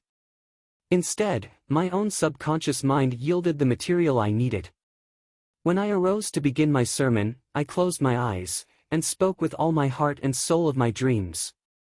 I not only talked to my audience, but I fancy I talked also to God. I told what I would do with $1 million if that amount were placed in my hands. I described the plan I had in mind for organizing a great educational institution, where young people would learn to do practical things, and at the same time develop their minds. When I had finished and sat down, a man slowly arose from his seat, about 3 rows from the rear, and made his way toward the pulpit. I wondered what he was going to do. He came into the pulpit, extended his hand, and said, "Reverend, I liked your sermon. I believe you can do everything you said you would, if you had $1 million. To prove that I believe in you and your sermon, if you will come to my office tomorrow morning, I will give you the $1 million. My name is Philip D. Armour." Young Gonzalez went to Mr. Armour's office and the $1 million was presented to him. With the money, he founded the Armour Institute of Technology. That is more money than the majority of preachers ever see in an entire lifetime, yet the thought impulse back of the money was created in the young preacher's mind in a fraction of a minute. The necessary $1 million came as a result of an idea. Back of the idea was a desire which young Gonzalez had been nursing in his mind for almost 2 years. Observe this important fact. He got the money within 36 hours after he reached a definite decision in his own mind to get it, and decided upon a definite plan for getting it. There was nothing new or unique about young Gonzalez' vague thinking about $1 million, and weakly hoping for it. Others before him, and many since his time, have had similar thoughts. But there was something very unique and different about the decision he reached on that memorable Saturday, when he put vagueness into the background, and definitely said, "I will get that money within a week." God seems to throw himself on the side of the man who knows exactly what he wants, if he is determined to get just that. Moreover, the principle through which Dr. Gonzalez got his $1 million is still alive. It is available to you. This universal law is as workable today as it was when the young preacher made use of it so successfully. This book describes, step by step, the 13 elements of this great law, and suggests how they may be put to use. Observe that Asa Candler and Dr. Frank Gonzalez had one characteristic in common. Both knew the astounding truth that ideas can be transmuted into cash through the power of definite purpose, plus definite plans. If you are one of those who believe that hard work and honesty, alone, will bring riches, perish the thought. It is not true. Riches, when they come in huge quantities, are never the result of hard work. Riches come, if they come at all, in response to definite demands, based upon the application of definite principles, and not by chance or luck. Generally speaking, an idea is an impulse of thought that impels action, by an appeal to the imagination. All master salesmen know that ideas can be sold where merchandise cannot. Ordinary salesmen do not know this. That is why they are ordinary. A publisher of books, which sell for a nickel, made a discovery that should be worth much to publishers generally. He learned that many people buy titles, and not contents of books. By merely changing the name of one book that was not moving, his sales on that book jumped upward more than 1 million copies.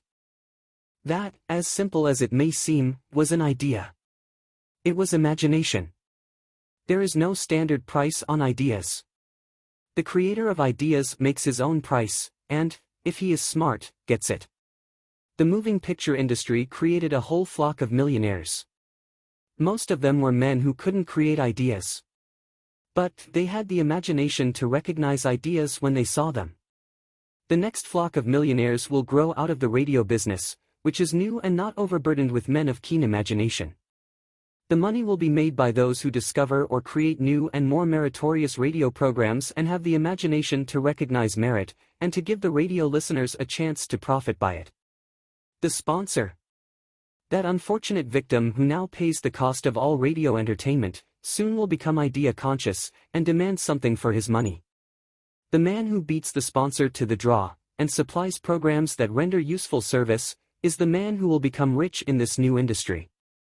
Crooners and light chatter artists who now pollute the air with wisecracks and silly giggles, will go the way of all light timbers, and their places will be taken by real artists who interpret carefully planned programs which have been designed to service the minds of men, as well as provide entertainment. Here is a wide-open field of opportunity screaming its protest at the way it is being butchered, because of lack of imagination, and begging for rescue at any price. Above all, the thing that radio needs is new ideas. If this new field of opportunity intrigues you, perhaps you might profit by the suggestion that the successful radio programs of the future will give more attention to creating buyer audiences, and less attention to listener audiences. Stated more plainly, the builder of radio programs who succeeds in the future, must find practical ways to convert listeners into buyers. Moreover, the successful producer of radio programs in the future must key his features so that he can definitely show its effect upon the audience. Sponsors are becoming a bit weary of buying glib selling talks, based upon statements grabbed out of thin air. They want, and in the future will demand, indisputable proof that the Huzit program not only gives millions of people the silliest giggle ever, but that the silly giggler can sell merchandise. Another thing that might as well be understood by those who contemplate entering this new field of opportunity, radio advertising is going to be handled by an entirely new group of advertising experts, separate and distinct from the old-time newspaper and magazine advertising agency men. The old-timers in the advertising game cannot read the modern radio scripts, because they have been schooled to see ideas. The new radio technique demands men who can interpret ideas from a written manuscript in terms of sound. It cost the author a year of hard labor, and many thousands of dollars to learn this. Radio, right now, is about where the moving pictures were, when Mary Pickford and her curls first appeared on the screen. There is plenty of room in radio for those who can produce or recognize ideas. If the foregoing comment on the opportunities of radio has not started your idea factory to work, you had better forget it. Your opportunity is in some other field. If the comment intrigued you in the slightest degree, then go further into it, and you may find the one idea you need to round out your career. Never let it discourage you if you have no experience in radio. Andrew Carnegie knew very little about making steel. I have Carnegie's own word for this. But he made practical use of two of the principles described in this book, and made the steel business yield him a fortune. The story of practically every great fortune starts with the day when a creator of ideas and a seller of ideas got together and worked in harmony. Carnegie surrounded himself with men who could do all that he could not do. Men who created ideas, and men who put ideas into operation, and made himself and the others fabulously rich. Millions of people go through life hoping for favorable breaks. Perhaps a favorable break can get one an opportunity, but the safest plan is not to depend upon luck. It was a favorable break that gave me the biggest opportunity of my life. But 25 years of determined effort had to be devoted to that opportunity before it became an asset. The break consisted of my good fortune in meeting and gaining the cooperation of Andrew Carnegie. On that occasion, Carnegie planted in my mind the idea of organizing the principles of achievement into a philosophy of success. Thousands of people have profited by the discoveries made in the 25 years of research, and several fortunes have been accumulated through the application of the philosophy. The beginning was simple. It was an idea which anyone might have developed. The favorable break came through Carnegie, but what about the determination, definiteness of purpose, and the desire to attain the goal, and the persistent effort of 25 years? It was no ordinary desire that survived disappointment, discouragement, temporary defeat, criticism, and the constant reminding of waste of time. It was a burning desire. An obsession. When the idea was first planted in my mind by Mr. Carnegie, it was coaxed, nursed, and enticed to remain alive. Gradually, the idea became a giant under its own power, and it coaxed, nursed, and drove me. Ideas are like that. First you give life and action and guidance to ideas, then they take on power of their own and sweep aside all opposition. Ideas are intangible forces, but they have more power than the physical brains that give birth to them. They have the power to live on, after the brain that creates them has returned to dust. For example, take the power of Christianity. That began with a simple idea, born in the brain of Christ. Its chief tenet was, do unto others as you would have others do unto you. Christ has gone back to the source from whence he came, but his idea goes marching on. Someday, it may grow up and come into its own, then it will have fulfilled Christ's deepest desire. The idea has been developing only 2,000 years. Give it time. Chapter 7. Organized Planning. Success requires no explanations. Failure permits no alibis. The crystallization of desire into action. The sixth step toward riches. You have learned that everything man creates or acquires begins in the form of desire. That desire is taken on the first lap of its journey, from the abstract to the concrete, into the workshop of the imagination, where plans for its transition are created and organized. In Chapter 2, you were instructed to take 6 definite, practical steps, as your first move in translating the desire for money into its monetary equivalent. One of these steps is the formation of a definite, practical plan, or plans, through which this transformation may be made. You will now be instructed how to build plans which will be practical. 1. Ally yourself with a group of as many people as you may need for the creation and carrying out of your plan, or plans for the accumulation of money, making use of the mastermind principle described in a later chapter. Compliance with this instruction is absolutely essential. Do not neglect it. 2. Before forming your mastermind alliance, decide what advantages and benefits you may offer the individual members of your group in return for their cooperation.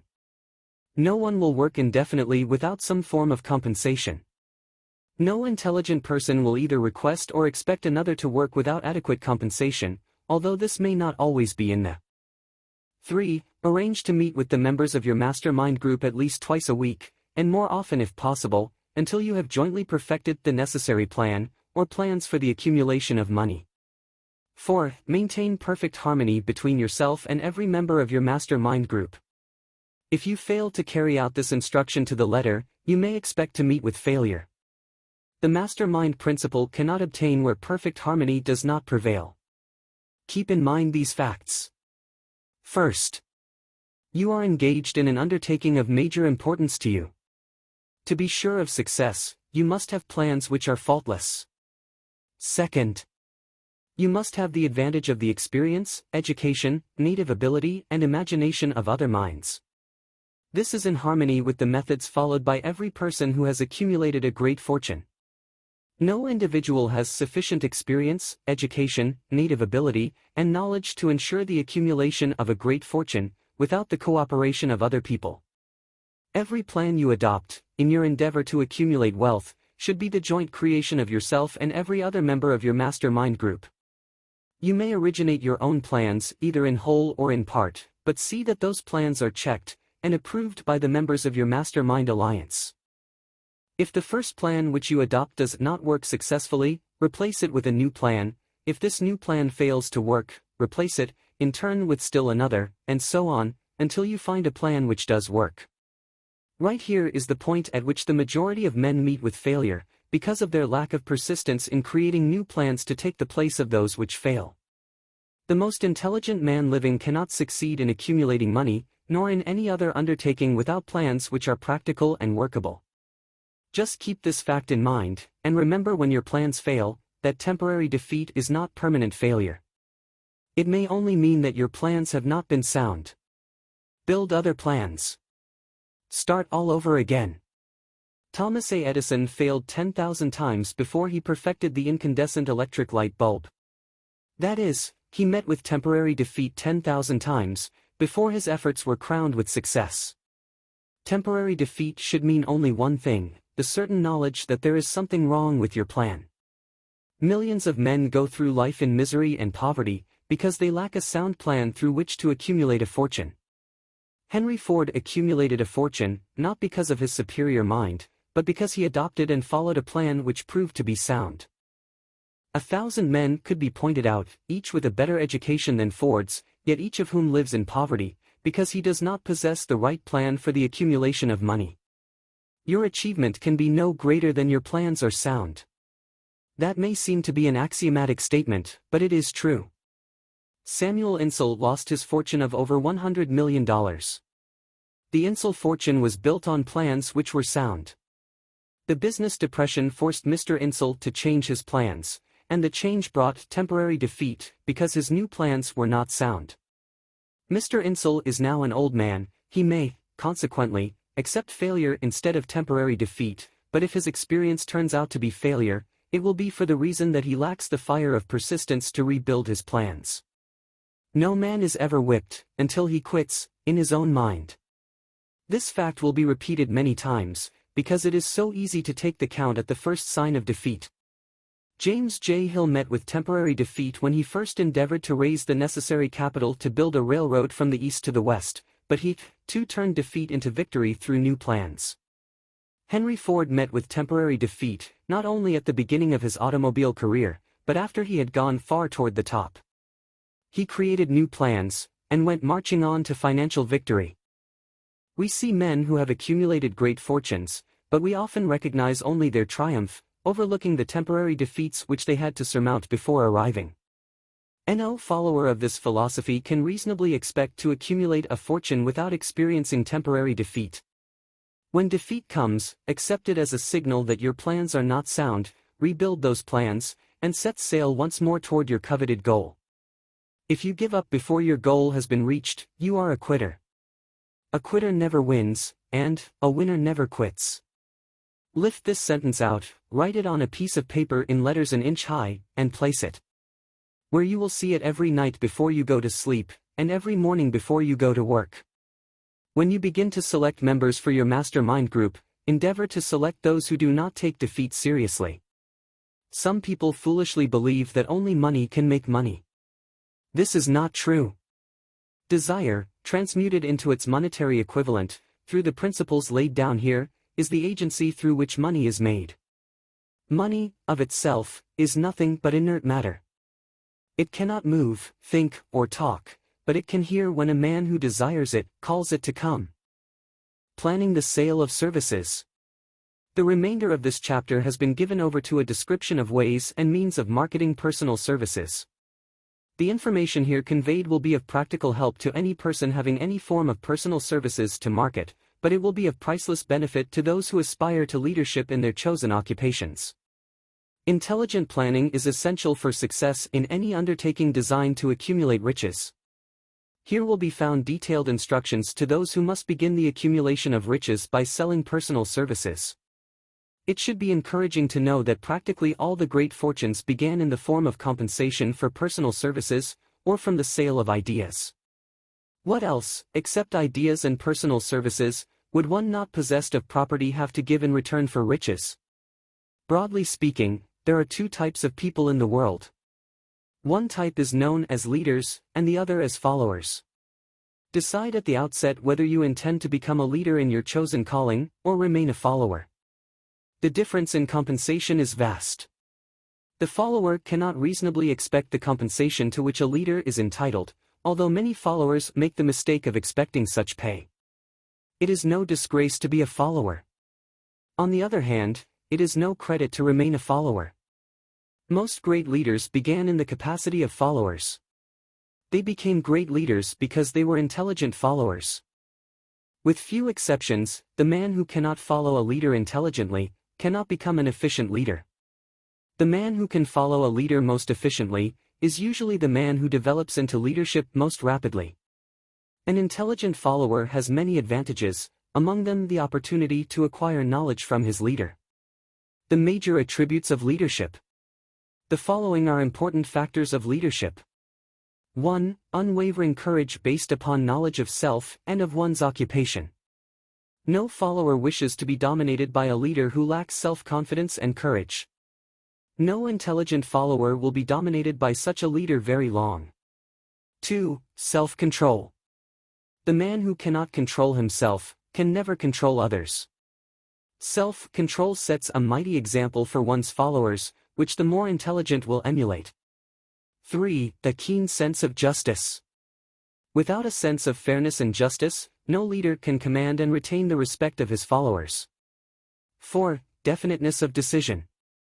The man who wavers in his decisions shows that he is not sure of himself. He cannot lead others successfully. 5. Definiteness of plans. The successful leader must plan his work and work his plan. A leader who moves by guesswork, without practical, definite plans, is comparable to a ship without a rudder. Sooner or later he will land on the rocks. 6. The habit of doing more than paid for. One of the penalties of leadership is the necessity of willingness, upon the part of the leader, to do more than he requires of his followers. 7. The pleasing personality. No slovenly, careless person can become a successful leader. Leadership calls for respect. Followers will not respect a leader who does not grade high on all of the factors of a pleasing personality. 8. Sympathy and understanding. The successful leader must be in sympathy with his followers. Moreover, he must understand them and their problems. 9. Mastery of detail. Successful leadership calls for mastery of details of the leader's position. 10. Willingness to assume full responsibility. The successful leader must be willing to assume responsibility for the mistakes and the shortcomings of his followers. If he tries to shift this responsibility, he will not remain the leader. If one of his followers makes a mistake, and shows himself incompetent, the leader must consider that it is he who failed. 11. Cooperation. The successful leader must understand and apply the principle of cooperative effort and be able to induce his followers to do the same. Leadership calls for power, and power calls for cooperation. There are two forms of leadership. The first, and by far the most effective, is leadership by consent of, and with the sympathy of the followers. The second is leadership by force, without the consent and sympathy of the followers. History is filled with evidences that leadership by force cannot endure. The downfall and disappearance of dictators and kings is significant. It means that people will not follow forced leadership indefinitely. The world has just entered a new era of relationship between leaders and followers, which very clearly calls for new leaders, and a new brand of leadership in business and industry. Those who belong to the old school of leadership by force must acquire an understanding of the new brand of leadership, cooperation, or be relegated to the rank and file of the followers. There is no other way out for them. The relationship of employer and employee, or of leader and follower, in the future, will be one of mutual cooperation, based upon an equitable division of the profits of business. In the future, the relationship of employer and employee will be more like a partnership than it has been in the past. Napoleon, Kaiser Wilhelm of Germany, the Tsar of Russia, and the King of Spain were examples of leadership by force. Their leadership passed. Without much difficulty, one might point to the prototypes of these ex-leaders, among the business, financial, and labor leaders of America who have been dethroned or slated to go. Leadership, by consent of the followers, is the only brand which can endure. Men may follow the forced leadership temporarily, but they will not do so willingly. The new brand of leadership will embrace the 11 factors of leadership, described in this chapter, as well as some other factors. The man who makes these the basis of his leadership, will find abundant opportunity to lead in any walk of life. The Depression was prolonged, largely, because the world lacked leadership of the new brand. At the end of the Depression, the demand for leaders who are competent to apply the new methods of leadership has greatly exceeded the supply. Some of the old type of leaders will reform and adapt themselves to the new brand of leadership, but generally speaking, the world will have to look for new timber for its leadership. This necessity may be your opportunity. The 10 major causes of failure in leadership. We come now to the major faults of leaders who fail, because it is just as essential to know what not to do as it is to know what to do. 1. Inability to organize details. Efficient leadership calls for ability to organize and to master details. No genuine leader is ever too busy to do anything which may be required of him in his capacity as leader. When a man, whether he is a leader or follower, admits that he is too busy to change his plans, or to give attention to any emergency, he admits his inefficiency. The successful leader must be the master of all details connected with his position. That means, of course, that he must acquire the habit of relegating details to capable lieutenants. 2. Unwillingness to render humble service. Truly great leaders are willing, when occasion demands, to perform any sort of labor which they would ask another to perform. The greatest among ye shall be the servant of all, is a truth which all able leaders observe and respect. 3. Expectation of pay for what they know, instead of what they do with that which they know. The world does not pay men for that which they know. It pays them for what they do, or induce others to do. 4. Fear of competition from followers.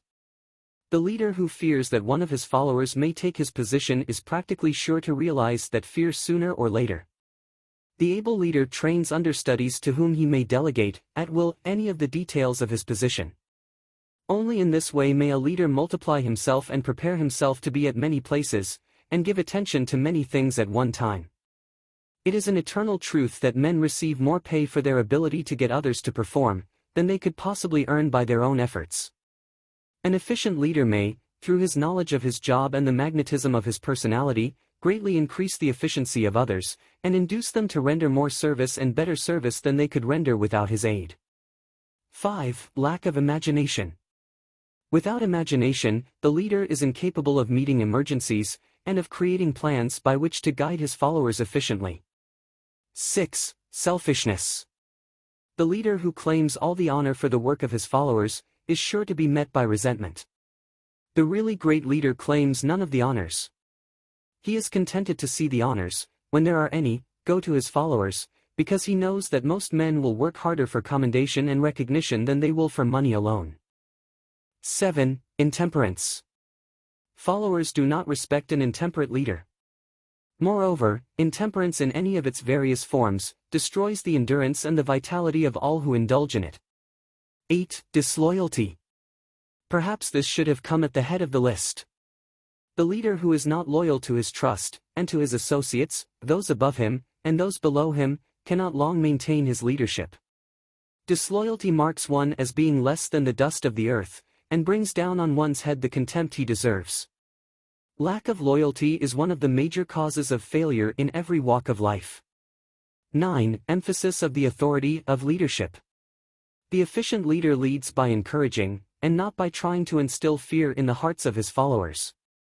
The leader who tries to impress his followers with his authority comes within the category of leadership through force.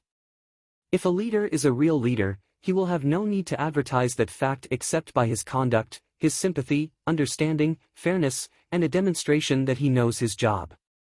10. Emphasis of title. The competent leader requires no title to give him the respect of his followers. The man who makes too much over his title generally has little else to emphasize. The doors to the office of the real leader are open to all who wish to enter, and his working quarters are free from formality or ostentation. These are among the more common of the causes of failure in leadership. Any one of these faults is sufficient to induce failure. Study the list carefully if you aspire to leadership, and make sure that you are free of these faults. Some fertile fields in which new leadership will be required.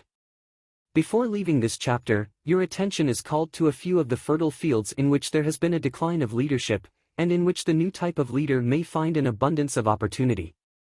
First, in the field of politics there is a most insistent demand for new leaders, a demand which indicates nothing less than an emergency. The majority of politicians have, seemingly, become high-grade, legalized racketeers. They have increased taxes and debauched the machinery of industry and business until the people can no longer stand the burden. Second, the banking business is undergoing a reform. The leaders in this field have almost entirely lost the confidence of the public. Already the bankers have sensed the need of reform, and they have begun it. Third, industry calls for new leaders. The old type of leaders thought and moved in terms of dividends instead of thinking and moving in terms of human equations. The future leader in industry, to endure, must regard himself as a quasi-public official whose duty it is to manage his trust in such a way that it will work hardship on no individual, or group of individuals. Exploitation of working men is a thing of the past. Let the man who aspires to leadership in the field of business, industry, and labor remember this. Fourth, the religious leader of the future will be forced to give more attention to the temporal needs of his followers, in the solution of their economic and personal problems of the present, and less attention to the dead past, and the yet unborn future. Fifth, in the professions of law, medicine, and education, a new brand of leadership, and to some extent, new leaders will become a necessity. This is especially true in the field of education. The leader in that field must, in the future, find ways and means of teaching people how to apply the knowledge they receive in school. He must deal more with practice and less with theory. Sixth, new leaders will be required in the field of journalism. Newspapers of the future, to be conducted successfully, must be divorced from special privilege and relieved from the subsidy of advertising. They must cease to be organs of propaganda for the interests which patronize their advertising columns.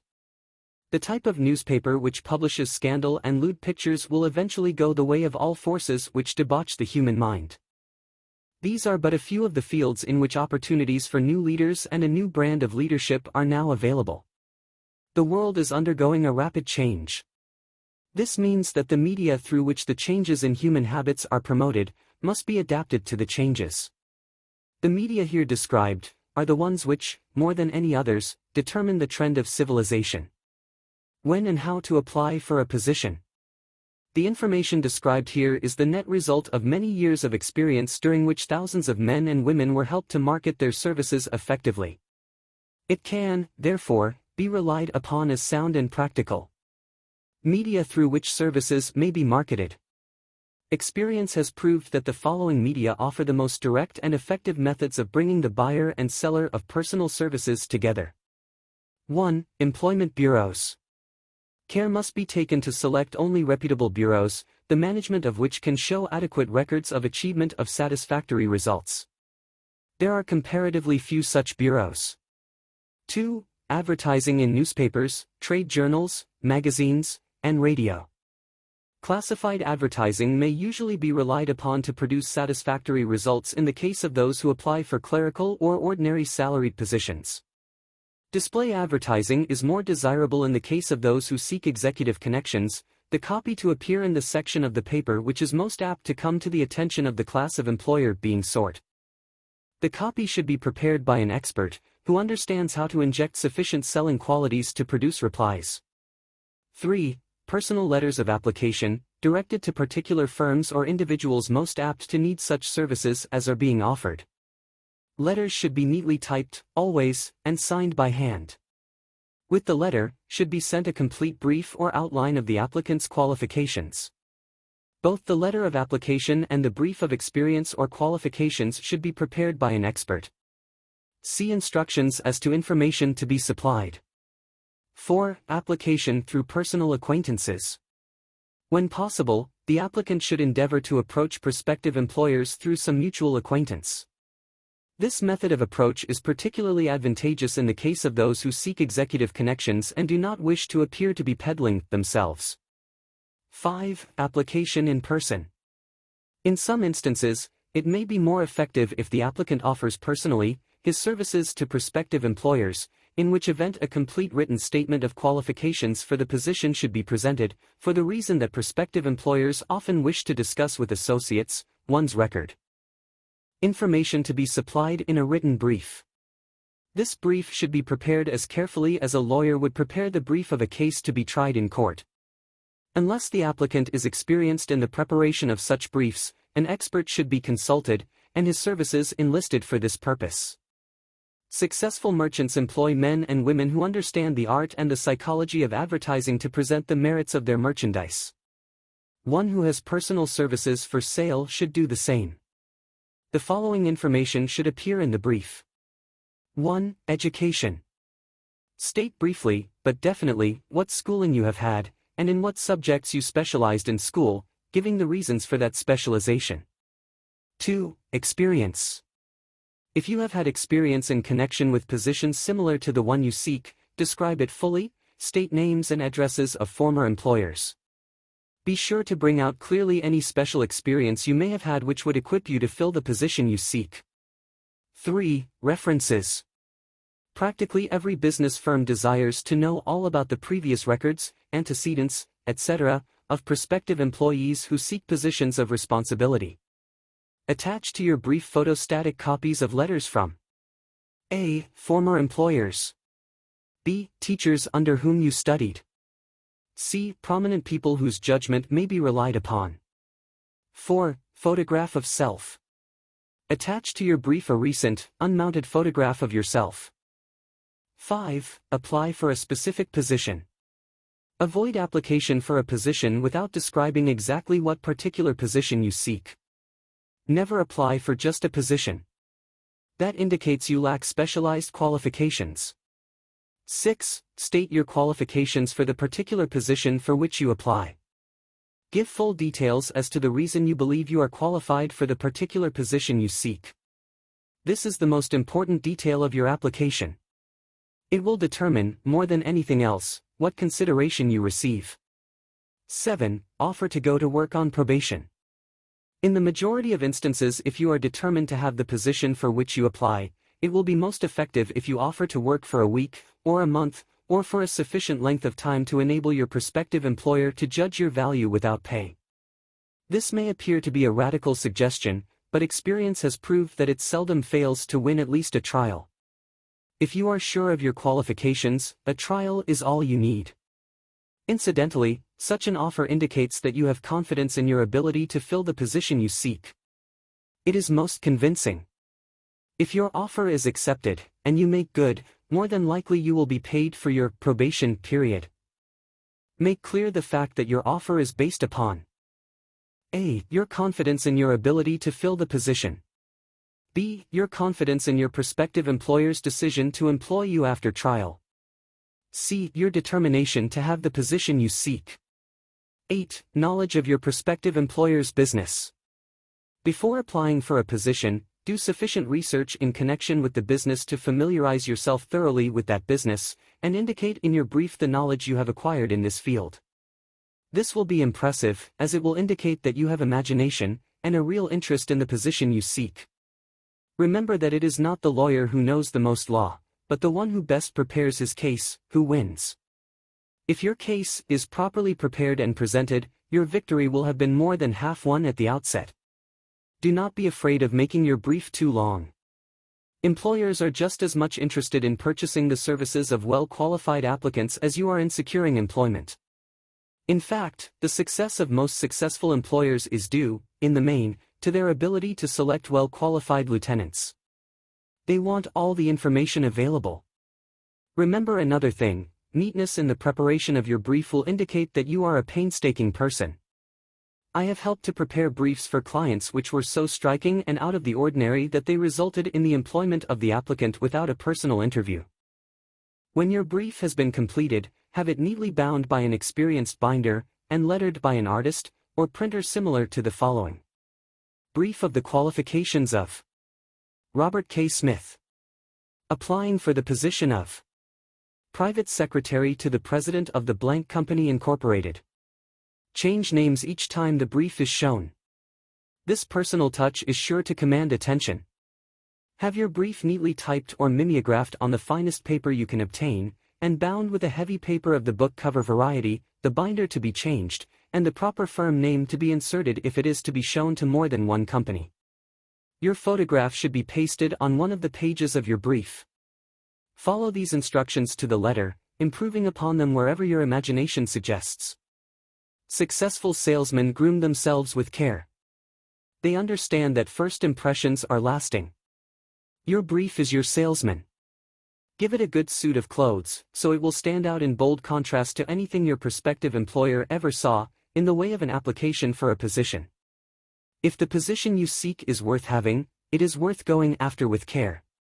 Moreover, if you sell yourself to an employer in a manner that impresses him with your individuality, you probably will receive more money for your services from the very start than you would if you applied for employment in the usual conventional way.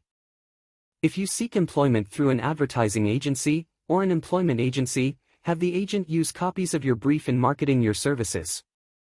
This will help to gain preference for you, both with the agent and the prospective employers.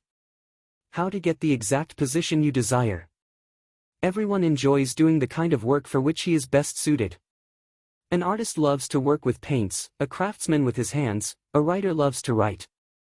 Those with less definite talents have their preferences for certain fields of business and industry. If America does anything well, it offers a full range of occupations, tilling the soil, manufacturing, marketing, and the professions. First, decide exactly what kind of a job you want. If the job doesn't already exist, perhaps you can create it.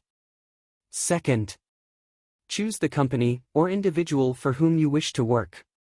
Third, study your prospective employer as to policies, personnel, and chances of advancement. Fourth, by analysis of yourself, your talents and capabilities, figure what you can offer, and plan ways and means of giving advantages, services, developments, ideas that you believe you can successfully deliver.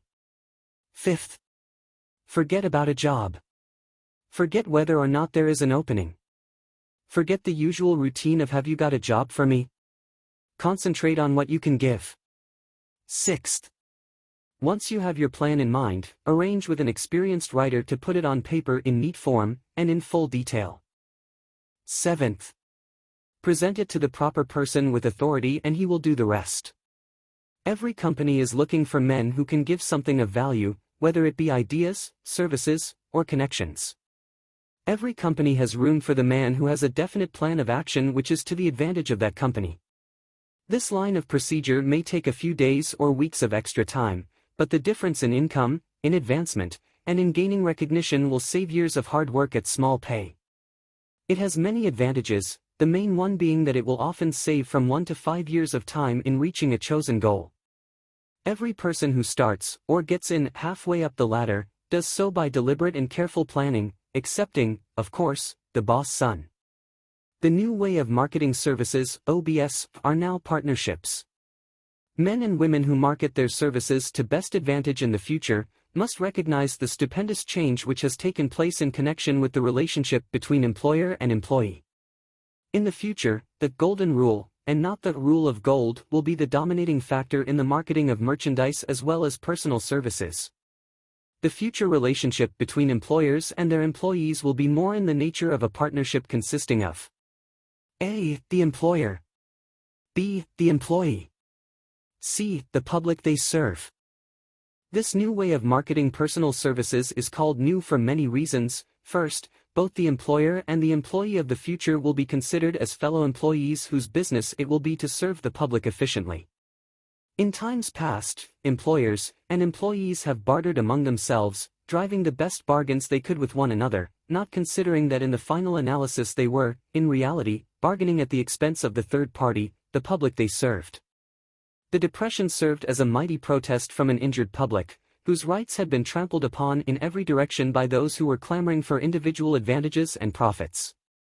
When the debris of the Depression shall have been cleared away, and business shall have been once again restored to balance, both employers and employees will recognize that they are no longer privileged to drive bargains at the expense of those whom they serve. The real employer of the future will be the public. This should be kept uppermost in mind by every person seeking to market personal services effectively. Nearly every railroad in America is in financial difficulty. Who does not remember the day when, if a citizen inquired at the ticket office the time of departure of a train, he was abruptly referred to the bulletin board instead of being politely given the information? The streetcar companies have experienced a change of times also. There was a time not so very long ago when streetcar conductors took pride in giving argument to passengers. Many of the streetcar tracks have been removed and passengers ride on a bus, whose driver is the last word in politeness.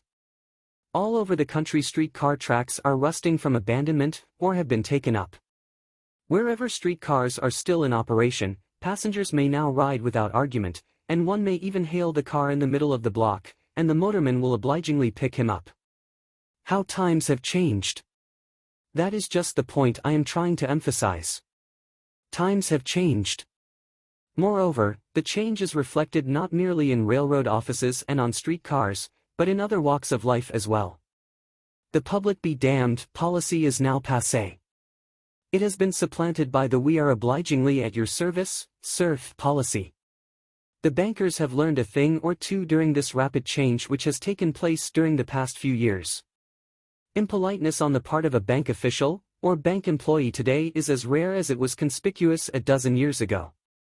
In the years past, some bankers, not all of them, of course, carried an atmosphere of austerity which gave every would-be borrower a chill when he even thought of approaching his banker for a loan.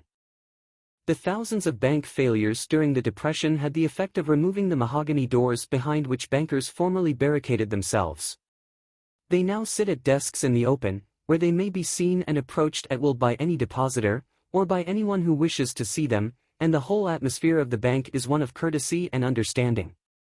It used to be customary for customers to have to stand and wait at the corner grocery until the clerks were through passing the time of day with friends, and the proprietor had finished making up his bank deposit, before being waited upon. Chain stores, managed by courteous men who do everything in the way of service, short of shining the customer's shoes, have pushed the old-time merchants into the background. Time marches on. Courtesy and service are the watchwords of merchandising today, and apply to the person who is marketing personal services even more directly than to the employer whom he serves, because, in the final analysis, both the employer and his employee are employed by the public they serve. If they fail to serve well, they pay by the loss of their privilege of serving. We can all remember the time when the gas meter reader pounded on the door hard enough to break the panels. When the door was opened, he pushed his way in, uninvited, with a scowl on his face which plainly said, "What the hell did you keep me waiting for?" All that has undergone a change. The meter man now conducts himself as a gentleman who is delighted to be at your service, sir. Before the gas companies learned that their scowling meter men were accumulating liabilities never to be cleared away, the polite salesman of oil burners came along and did a land office business. During the Depression, I spent several months in the anthracite coal region of Pennsylvania, studying conditions which all but destroyed the coal industry. Among several very significant discoveries, was the fact that greed on the part of operators and their employees was the chief cause of the loss of business for the operators, and loss of jobs for the miners.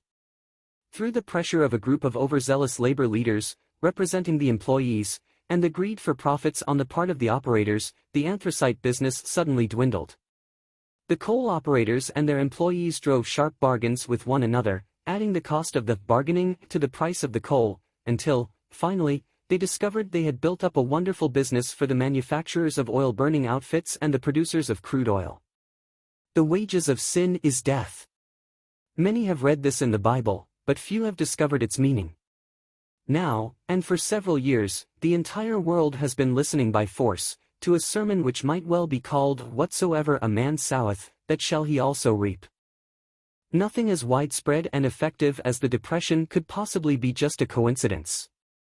Behind the Depression was a cause. Nothing ever happens without a cause.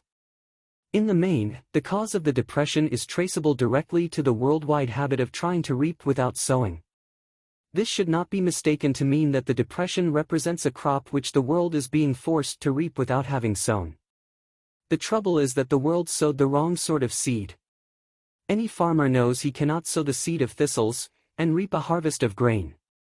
Beginning at the outbreak of the World War, the people of the world began to sow the seed of service inadequate in both quality and quantity. Nearly everyone was engaged in the pastime of trying to get without giving.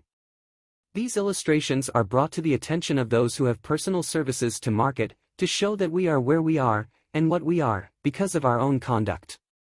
If there is a principle of cause and effect, which controls business, finance, and transportation, this same principle controls individuals and determines their economic status. What is your QQS rating? The causes of success in marketing services effectively and permanently have been clearly described. Unless those causes are studied, analyzed, understood, and applied, no man can market his services effectively and permanently. Every person must be his own salesman of personal services. The quality and the quantity of service rendered, and the spirit in which it is rendered, determine to a large extent the price and the duration of employment. To market personal services effectively, which means a permanent market, at a satisfactory price, under pleasant conditions, one must adopt and follow the QQS formula, which means that quality, plus quantity, plus the proper spirit of cooperation, equals perfect salesmanship of service. Remember the QQS formula, but do more, apply it as a habit. Let us analyze the formula to make sure we understand exactly what it means. 1. Quality of service shall be construed to mean the performance of every detail, in connection with your position, in the most efficient manner possible, with the object of greater efficiency always in mind. 2. Quantity of service shall be understood to mean the habit of rendering all the service of which you are capable, at all times, with the purpose of increasing the amount of service rendered as greater skill is developed through practice and experience. Emphasis is again placed on the word habit. 3. Spirit of service shall be construed to mean the habit of agreeable, harmonious conduct which will induce cooperation from associates and fellow employees.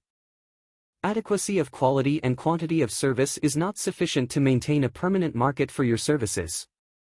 The conduct, or the spirit in which you deliver service, is a strong determining factor in connection with both the price you receive and the duration of employment. Andrew Carnegie stressed this point more than others in connection with his description of the factors which lead to success in the marketing of personal services. He emphasized again and again the necessity for harmonious conduct. He stressed the fact that he would not retain any man, no matter how great a quantity, or how efficient the quality of his work, unless he worked in a spirit of harmony. Mr. Carnegie insisted upon men being agreeable. To prove that he placed a high value upon this quality, he permitted many men who conformed to his standards to become very wealthy. Those who did not conform had to make room for others. The importance of a pleasing personality has been stressed, because it is a factor which enables one to render service in the proper spirit. If one has a personality which pleases, and renders service in a spirit of harmony, these assets often make up for deficiencies in both the quality and the quantity of service one renders. Nothing, however, can be successfully substituted for pleasing conduct. The capital value of your services. The person whose income is derived entirely from the sale of personal services is no less a merchant than the man who sells commodities, and it might well be added, such a person is subject to exactly the same rules of conduct as the merchant who sells merchandise. This has been emphasized, because the majority of people who live by the sale of personal services make the mistake of considering themselves free from the rules of conduct, and the responsibilities attached to those who are engaged in marketing commodities. The new way of marketing services has practically forced both employer and employee into partnership alliances, through which both take into consideration the rights of the third party, the public they serve. The day of the go-getter has passed. He has been supplanted by the go-giver. High-pressure methods in business finally blew the lid off. There will never be the need to put the lid back on, because, in the future, business will be conducted by methods that will require no pressure. The actual capital value of your brains may be determined by the amount of income you can produce, by marketing your services. A fair estimate of the capital value of your services may be made by multiplying your annual income by 16 2/3, as it is reasonable to estimate that your annual income represents 6% of your capital value. Money rents for 6% per annum. Money is worth no more than brains. It is often worth much less. Competent brains, if effectively marketed, represent a much more desirable form of capital than that which is required to conduct a business dealing in commodities, because brains are a form of capital which cannot be permanently depreciated through depressions, nor can this form of capital be stolen or spent. Moreover, the money which is essential for the conduct of business is as worthless as a sand dune, until it has been mixed with efficient brains. The 30 major causes of failure. How many of these are holding you back? Life's greatest tragedy consists of men and women who earnestly try and fail. The tragedy lies in the overwhelmingly large majority of people who fail, as compared to the few who succeed. I have had the privilege of analyzing several thousand men and women, 98% of whom were classed as failures. There is something radically wrong with a civilization, and a system of education, which permit 98% of the people to go through life as failures. But I did not write this book for the purpose of moralizing on the rights and wrongs of the world. That would require a book 100 times the size of this one. My analysis work proved that there are 30 major reasons for failure, and 13 major principles through which people accumulate fortunes. In this chapter, a description of the 30 major causes of failure will be given. As you go over the list, check yourself by it, point by point, for the purpose of discovering how many of these causes of failure stand between you and success. 1. Unfavorable hereditary background. There is but little, if anything, which can be done for people who are born with a deficiency in brain power. This philosophy offers but one method of bridging this weakness, through the aid of the mastermind. Observe with profit, however, that this is the only one of the 30 causes of failure which may not be easily corrected by any individual. 2. Lack of a well-defined purpose in life. There is no hope of success for the person who does not have a central purpose, or definite goal at which to aim. 98 out of every 100 of those whom I have analyzed, had no such aim. Perhaps this was the major cause of their failure. 3. Lack of ambition to aim above mediocrity.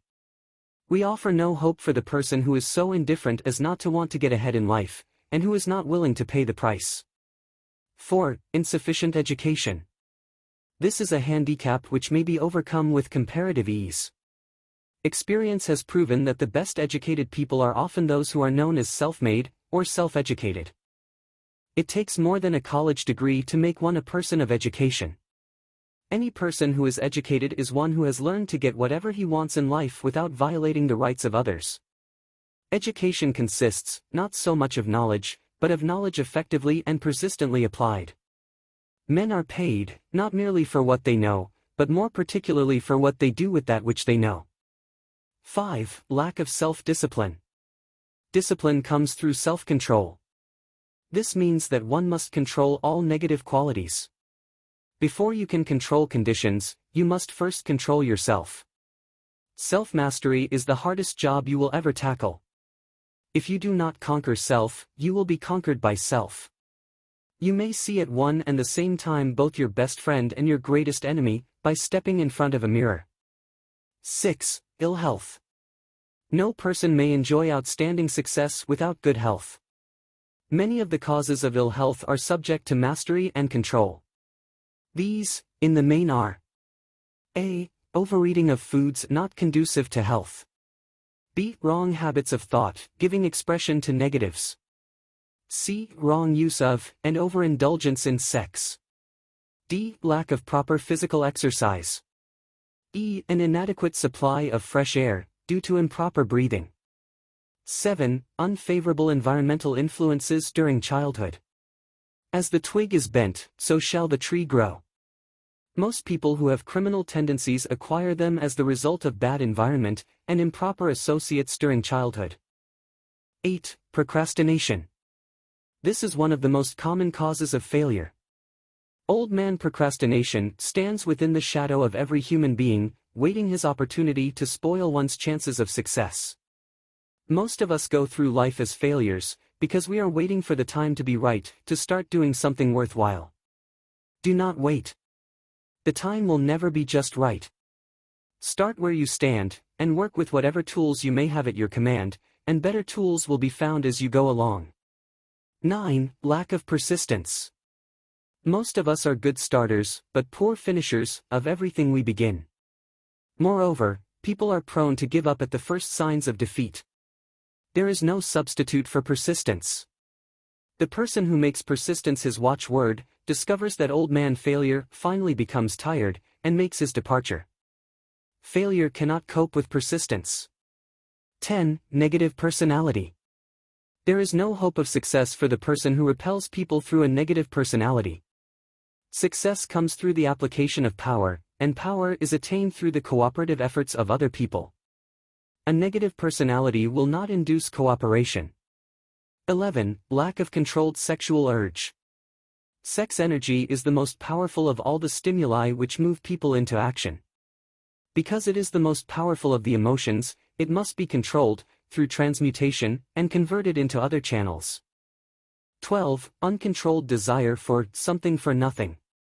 The gambling instinct drives millions of people to failure. Evidence of this may be found in a study of the Wall Street crash of 1929, during which millions of people tried to make money by gambling on stock margins. 13. Lack of a well-defined power of decision. Men who succeed reach decisions promptly, and change them, if at all, very slowly. Men who fail, reach decisions, if at all, very slowly, and change them frequently, and quickly. Indecision and procrastination are twin brothers. Where one is found, the other may usually be found also. Kill off this pair before they completely hog-tie you to the treadmill of failure. 14. One or more of the 6 basic fears. These fears have been analyzed for you in a later chapter. They must be mastered before you can market your services effectively. 15. Wrong selection of a mate in marriage. This is a most common cause of failure. The relationship of marriage brings people intimately into contact. Unless this relationship is harmonious, failure is likely to follow. Moreover, it will be a form of failure that is marked by misery and unhappiness, destroying all signs of ambition. 16. Overcaution. The person who takes no chances, generally has to take whatever is left when others are through choosing. Overcaution is as bad as undercaution. Both are extremes to be guarded against. Life itself is filled with the element of chance. 17. Wrong selection of associates in business. This is one of the most common causes of failure in business. In marketing personal services, one should use great care to select an employer who will be an inspiration, and who is, himself, intelligent and successful. We emulate those with whom we associate most closely. Pick an employer who is worth emulating. 18. Superstition and prejudice. Superstition is a form of fear. It is also a sign of ignorance. Men who succeed keep open minds and are afraid of nothing. 19. Wrong selection of a vocation. No man can succeed in a line of endeavor which he does not like. The most essential step in the marketing of personal services is that of selecting an occupation into which you can throw yourself wholeheartedly. 20. Lack of concentration of effort. The jack of all trades seldom is good at any. Concentrate all of your efforts on one definite chief aim. 21. The habit of indiscriminate spending. The spendthrift cannot succeed, mainly because he stands eternally in fear of poverty. Form the habit of systematic saving by putting aside a definite percentage of your income. Money in the bank gives one a very safe foundation of courage when bargaining for the sale of personal services. Without money, one must take what one is offered, and be glad to get it. 22. Lack of enthusiasm. Without enthusiasm one cannot be convincing. Moreover, enthusiasm is contagious, and the person who has it, under control, is generally welcome in any group of people. 23. Intolerance. The person with a closed mind on any subject seldom gets ahead. Intolerance means that one has stopped acquiring knowledge. The most damaging forms of intolerance are those connected with religious, racial, and political differences of opinion. 24. Intemperance. The most damaging forms of intemperance are connected with eating, strong drink, and sexual activities. Overindulgence in any of these is fatal to success. 25. Inability to cooperate with others. More people lose their positions and their big opportunities in life, because of this fault, than for all other reasons combined. It is a fault which no well-informed businessman or leader will tolerate. 26. Possession of power that was not acquired through self-effort. Sons and daughters of wealthy men, and others who inherit money which they did not earn. Power in the hands of one who did not acquire it gradually, is often fatal to success. Quick riches are more dangerous than poverty. 27. Intentional dishonesty. There is no substitute for honesty. One may be temporarily dishonest by force of circumstances over which one has no control, without permanent damage. But there is no hope for the person who is dishonest by choice. Sooner or later, his deeds will catch up with him, and he will pay by loss of reputation, and perhaps even loss of liberty. 28. Egotism and vanity. These qualities serve as red lights which warn others to keep away. They are fatal to success. 29. Guessing instead of thinking. Most people are too indifferent or lazy to acquire facts with which to think accurately. They prefer to act on opinions created by guesswork or snap judgments. 30. Lack of capital. This is a common cause of failure among those who start out in business for the first time, without sufficient reserve of capital to absorb the shock of their mistakes, and to carry them over until they have established a reputation. 31. Under this, name any particular cause of failure from which you have suffered that has not been included in the foregoing list. In these 30 major causes of failure is found a description of the tragedy of life, which obtains for practically every person who tries and fails. It will be helpful if you can induce someone who knows you well to go over this list with you, and help to analyze you by the 30 causes of failure. It may be beneficial if you try this alone. Most people cannot see themselves as others see them. You may be one who cannot. The oldest of admonitions is, "Man, know thyself." If you market merchandise successfully, you must know the merchandise. The same is true in marketing personal services.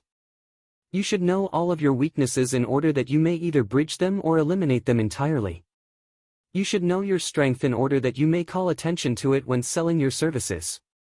You can know yourself only through accurate analysis.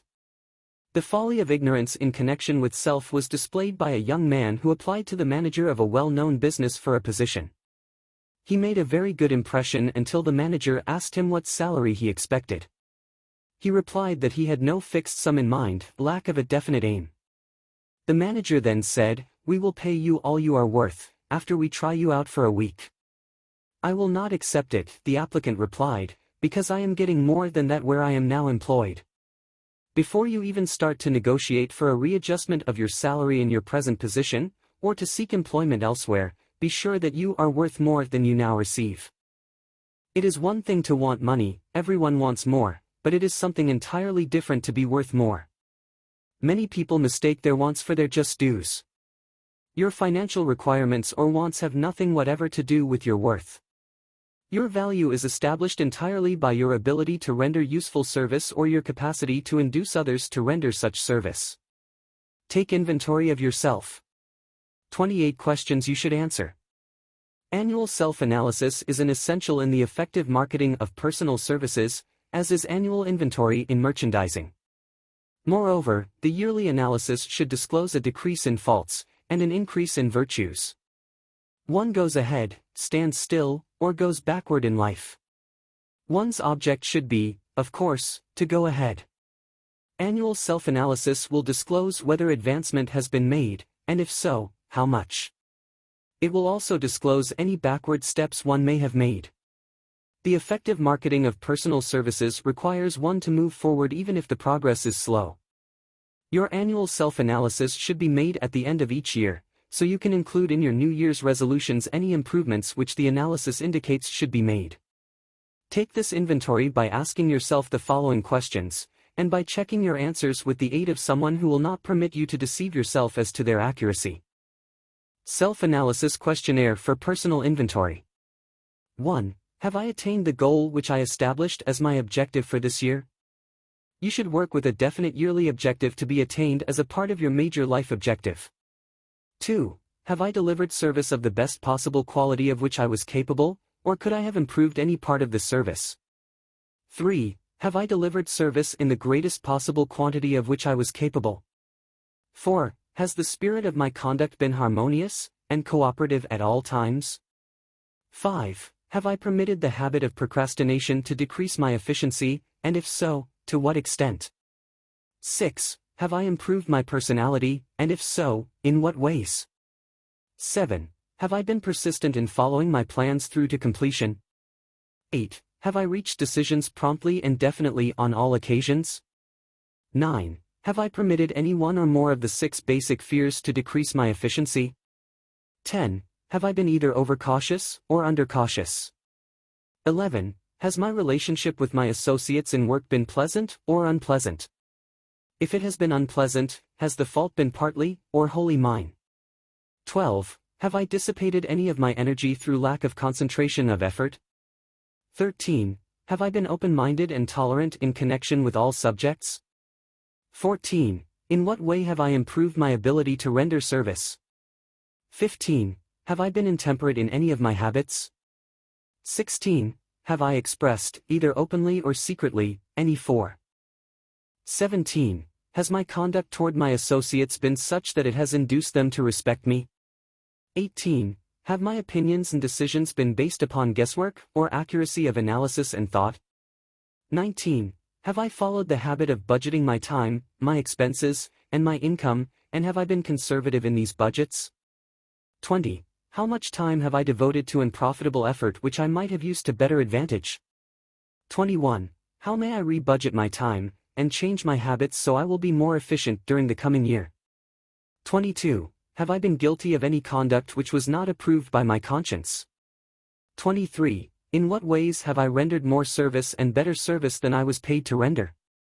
24. Have I been unfair to anyone, and if so, in what way? 25. If I had been the purchaser of my own services for the year, would I be satisfied with my purchase? 26. Am I in the right vocation, and if not, why not? 27. Has the purchaser of my services been satisfied with the service I have rendered, and if not, why not? 28. What is my present rating on the fundamental principles of success? Make this rating fairly, and frankly, and have it checked by someone who is courageous enough to do it accurately. Having read and assimilated the information conveyed through this chapter, you are now ready to create a practical plan for marketing your personal services. In this chapter will be found an adequate description of every principle essential in planning the sale of personal services, including the major attributes of leadership, the most common causes of failure in leadership, a description of the fields of opportunity for leadership, the main causes of failure in all walks of life, and the important questions which should be used in self-analysis. This extensive and detailed presentation of accurate information has been included, because it will be needed by all who must begin the accumulation of riches by marketing personal services.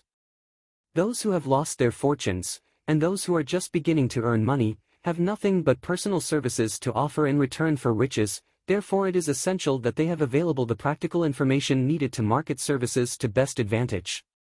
The information contained in this chapter will be of great value to all who aspire to attain leadership in any calling. It will be particularly helpful to those aiming to market their services as business or industrial executives. Complete assimilation and understanding of the information here conveyed will be helpful in marketing one's own services, and it will also help one to become more analytical and capable of judging people. The information will be priceless to personnel directors, employment managers, and other executives charged with the selection of employees and the maintenance of efficient organizations. If you doubt this statement, test its soundness by answering in writing the 28 self-analysis questions. That might be both interesting and profitable, even though you do not doubt the soundness of the statement. Where and how one may find opportunities to accumulate riches. Now that we have analyzed the principles by which riches may be accumulated, we naturally ask, where may one find favorable opportunities to apply these principles?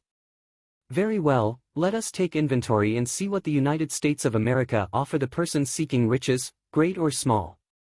To begin with, let us remember, all of us, that we live in a country where every law-abiding citizen enjoys freedom of thought and freedom of deed unequaled anywhere in the world. Most of us have never taken inventory of the advantages of this freedom. We have never compared our unlimited freedom with the curtailed freedom in other countries. Here we have freedom of thought, freedom in the choice and enjoyment of education, freedom in religion, freedom in politics, freedom in the choice of a business, profession or occupation, freedom to accumulate and own without molestation, all the property we can accumulate, freedom to choose our place of residence, freedom in marriage, freedom through equal opportunity to all races, freedom of travel from one state to another, freedom in our choice of foods, and freedom to aim for any station in life for which we have prepared ourselves, even for the presidency of the United States. We have other forms of freedom, but this list will give a bird's-eye view of the most important, which constitute opportunity of the highest order. This advantage of freedom is all the more conspicuous because the United States is the only country guaranteeing to every citizen, whether native-born or naturalized, so broad and varied a list of freedom. Next, let us recount some of the blessings which our widespread freedom has placed within our hands. Take the average American family for example, meaning, the family of average income, and sum up the benefits available to every member of the family, in this land of opportunity and plenty. A. Food. Next to freedom of thought and deed comes food, clothing, and shelter, the three basic necessities of life. Because of our universal freedom the average American family has available, at its very door, the choicest selection of food to be found anywhere in the world, and at prices within its financial range. A family of two, living in the heart of Times Square district of New York City, far removed from the source of production of foods, took careful inventory of the cost of a simple breakfast, with this astonishing result. Articles of food and their cost in dollars at the breakfast table. Grapefruit juice, from Florida, 0.02. Rippled wheat breakfast food, Kansas Farm, 0.02. Tea, from China, 0.02. Bananas, from South America, 0.025. Toasted bread, from Kansas Farm, 0.01. Fresh country eggs, from Utah, 0.07. Sugar, from Cuba, or Utah, 0.005. Butter and cream, from New England, 0.03. Grand total 0.20. It is not very difficult to obtain food in a country where two people can have breakfast consisting of all they want or need for a dime apiece. Observe that this simple breakfast was gathered, by some strange form of magic from China, South America, Utah, Kansas and the New England states, and delivered on the breakfast table, ready for consumption, in the very heart of the most crowded city in America, at a cost well within the means of the most humble labor. The cost included all federal, state and city taxes. Here is a fact the politicians did not mention when they were crying out to the voters to throw their opponents out of office because the people were being taxed to death. B. Shelter. This family lives in a comfortable apartment, heated by steam, lighted with electricity, with gas for cooking, all for $65 a month. In a smaller city, or a more sparsely settled part of New York City, the same apartment could be had for as low as $20 a month. The toast they had for breakfast in the food estimate was toasted on an electric toaster, which cost but a few dollars. The apartment is cleaned with a vacuum sweeper that is run by electricity. Hot and cold water is available, at all times, in the kitchen and the bathroom. The food is kept cool in a refrigerator that is run by electricity. The wife curls her hair, washes her clothes and irons them with easily operated electrical equipment, on power obtained by sticking a plug in the wall. The husband shaves with an electric shaver, and they receive entertainment from all over the world, 24 hours a day, if they want it, without cost, by merely turning the dial of their radio. There are other conveniences in this apartment, but the foregoing list will give a fair idea of some of the concrete evidences of the freedom we, of America, enjoy. And this is neither political nor economic propaganda. See, clothing. Anywhere in the United States, the woman of average clothing requirements can dress very comfortably and neatly for less than $200 a year, and the average man can dress for the same, or less. Only the three basic necessities of food, clothing, and shelter have been mentioned. The average American citizen has other privileges and advantages available in return for modest effort, not exceeding 8 hours per day of labor. Among these is the privilege of automobile transportation, with which one can go and come at will, at very small cost. The average American has security of property rights not found in any other country in the world. He can place his surplus money in a bank with the assurance that his government will protect it, and make good to him if the bank fails. If an American citizen wants to travel from one state to another, he needs no passport, no one's permission.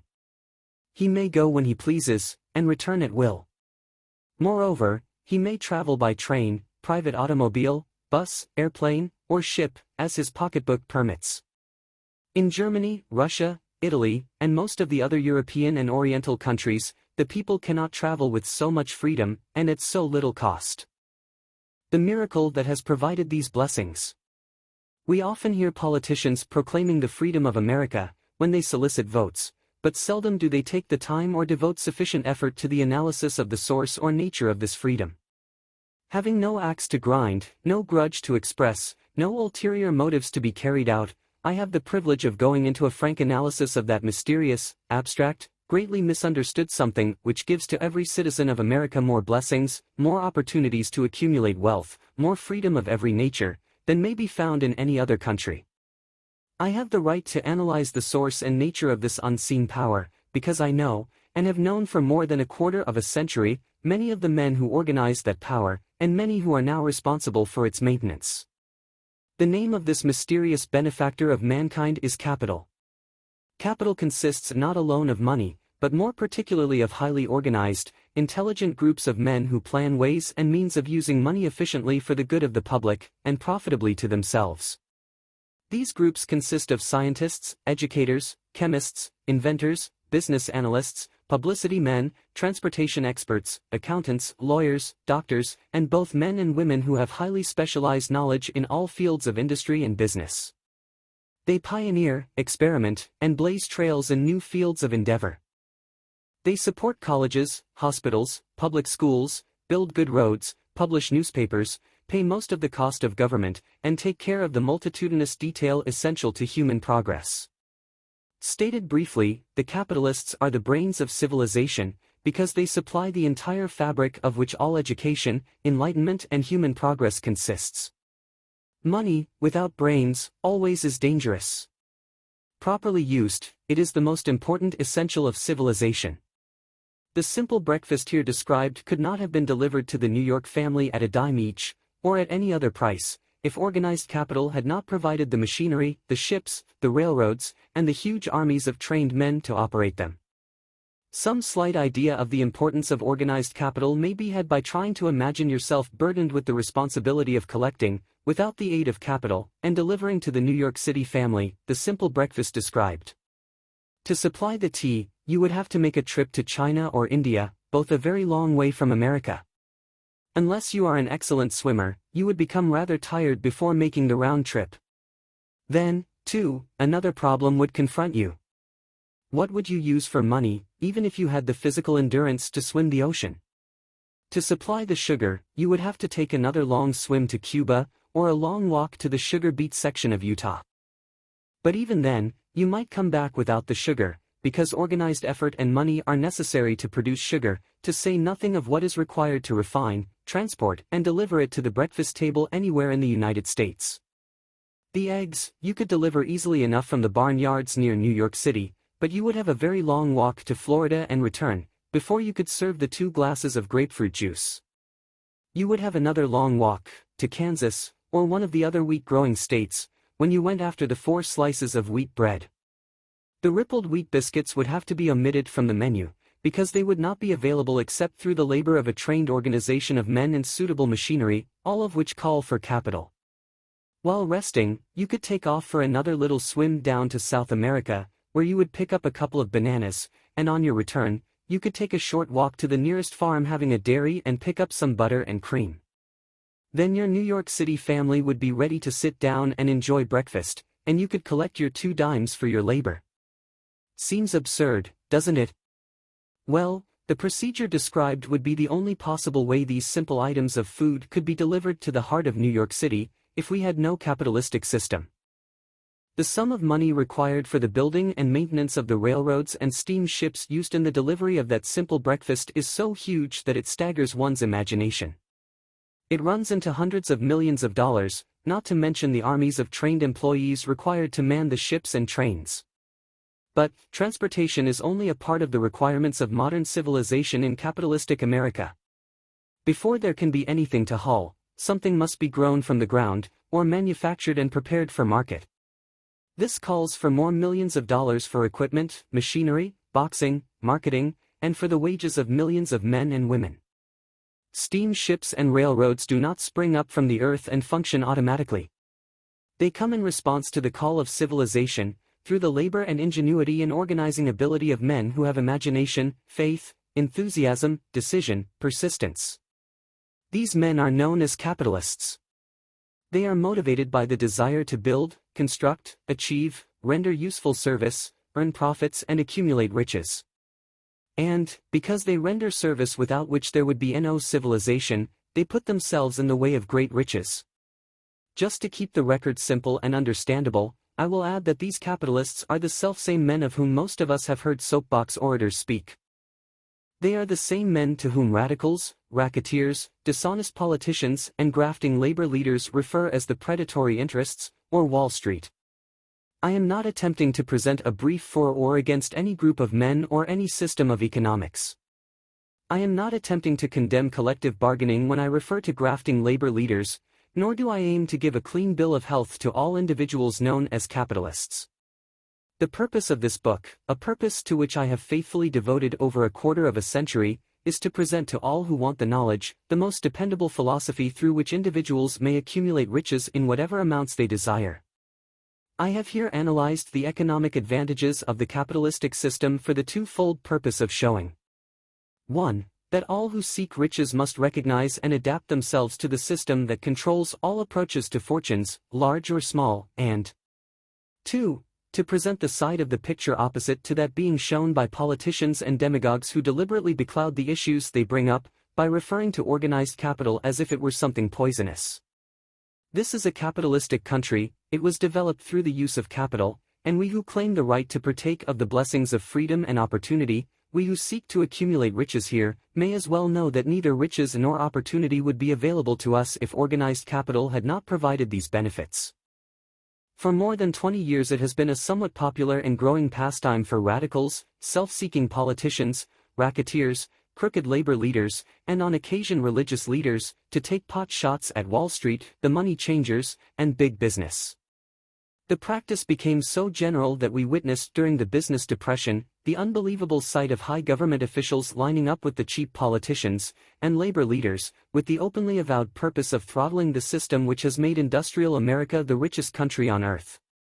The lineup was so general and so well organized that it prolonged the worst depression America has ever known. It cost millions of men their jobs, because those jobs were inseparably a part of the industrial and capitalistic system which formed the very backbone of the nation. During this unusual alliance of government officials and self-seeking individuals who were endeavoring to profit by declaring open season on the American system of industry, a certain type of labor leader joined forces with the politicians and offered to deliver voters in return for legislation designed to permit men to take riches away from industry by organized force of numbers, instead of the better method of giving a fair day's work for a fair day's pay. Millions of men and women throughout the nation are still engaged in this popular pastime of trying to get without giving. Some of them are lined up with labor unions, where they demand shorter hours and more pay. Others do not take the trouble to work at all. They demand government relief and are getting it. Their idea of their rights of freedom was demonstrated in New York City, where violent complaint was registered with the postmaster by a group of relief beneficiaries because the postman awakened them at 7:30 a.m. to deliver government relief checks. They demanded that the time of delivery be set up to 10 o'clock. If you are one of those who believe that riches can be accumulated by the mere act of men who organize themselves into groups and demand more pay for less service, if you are one of those who demand government relief without early morning disturbance when the money is delivered to you, if you are one of those who believe in trading their votes to politicians in return for the passing of laws which permit the raiding of the public treasury, you may rest securely on your belief, with certain knowledge that no one will disturb you, because this is a free country where every man may think as he pleases, where nearly everybody can live with but little effort, where many may live well without doing any work whatsoever. However, you should know the full truth concerning this freedom of which so many people boast, and so few understand.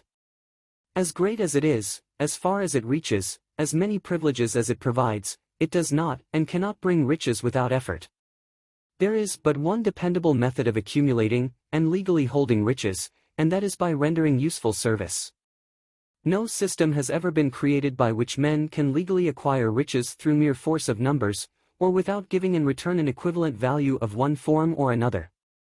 There is a principle known as the law of economics. This is more than a theory. It is a law no man can beat. Mark well the name of the principle, and remember it, because it is far more powerful than all the politicians and political machines.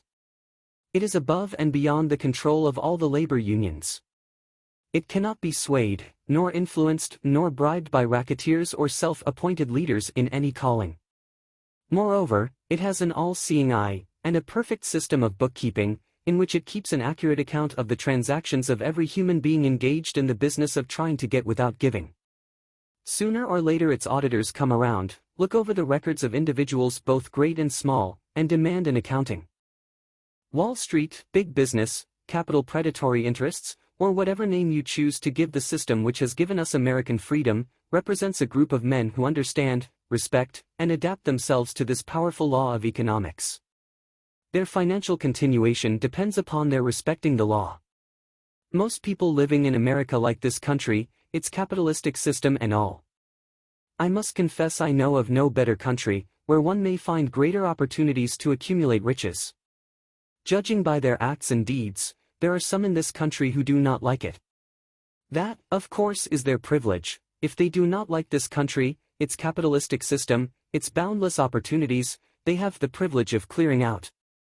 Always there are other countries, such as Germany, Russia, and Italy, where one may try one's hand at enjoying freedom and accumulating riches providing one is not too particular. America provides all the freedom and all the opportunity to accumulate riches that any honest person may require. When one goes hunting for game, one selects hunting grounds where game is plentiful. When seeking riches, the same rule would naturally obtain. If it is riches you are seeking, do not overlook the possibilities of a country whose citizens are so rich that women, alone, spend over $200 million annually for lipsticks, rouge, and cosmetics. Think twice, you who are seeking riches, before trying to destroy the capitalistic system of a country whose citizens spend over $50 million a year for greeting cards, with which to express their appreciation of their freedom. If it is money you are seeking, consider carefully a country that spends hundreds of millions of dollars annually for cigarettes, the bulk of the income from which goes to only 4 major companies engaged in supplying this national builder of nonchalance and quiet nerves. By all means give plenty of consideration to a country whose people spend annually more than $15 million for the privilege of seeing moving pictures, and toss in a few additional millions for liquor, narcotics, and other less potent soft drinks and giggle waters. Do not be in too big a hurry to get away from a country whose people willingly, even eagerly, hand over millions of dollars annually for football, baseball, and prize fights. And, by all means, stick by a country whose inhabitants give up more than $1 million a year for chewing gum, and another $1 million for safety razor blades. Remember, also, that this is but the beginning of the available sources for the accumulation of wealth. Only a few of the luxuries and non-essentials have been mentioned. But, remember that the business of producing, transporting, and marketing these few items of merchandise gives regular employment to many millions of men and women, who receive for their services many millions of dollars monthly, and spend it freely for both the luxuries and the necessities. Especially remember, that back of all this exchange of merchandise and personal services may be found an abundance of opportunity to accumulate riches. Here our American freedom comes to one's aid. There is nothing to stop you, or anyone from engaging in any portion of the effort necessary to carry on these businesses. If one has superior talent, training, experience, one may accumulate riches in large amounts. Those not so fortunate may accumulate smaller amounts. Anyone may earn a living in return for a very nominal amount of labor. So, there you are. Opportunity has spread its wares before you. Step up to the front, select what you want, create your plan, put the plan into action, and follow through with persistence. Capitalistic America will do the rest. You can depend upon this much: capitalistic America ensures every person the opportunity to render useful service, and to collect riches in proportion to the value of the service. The system denies no one this right, but it does not, and cannot promise something for nothing, because the system, itself, is irrevocably controlled by the law of economics, which neither recognizes nor tolerates for long, getting without giving. The law of economics was passed by nature. There is no Supreme Court to which violators of this law may appeal. The law hands out both penalties for its violation, and appropriate rewards for its observance, without interference or the possibility of interference by any human being. The law cannot be repealed. It is as fixed as the stars in the heavens, and subject to, and a part of the same system that controls the stars. May one refuse to adapt one's self to the law of economics? Certainly. This is a free country, where all men are born with equal rights, including the privilege of ignoring the law of economics. What happens then? Well, nothing happens until large numbers of men join forces for the avowed purpose of ignoring the law, and taking what they want by force.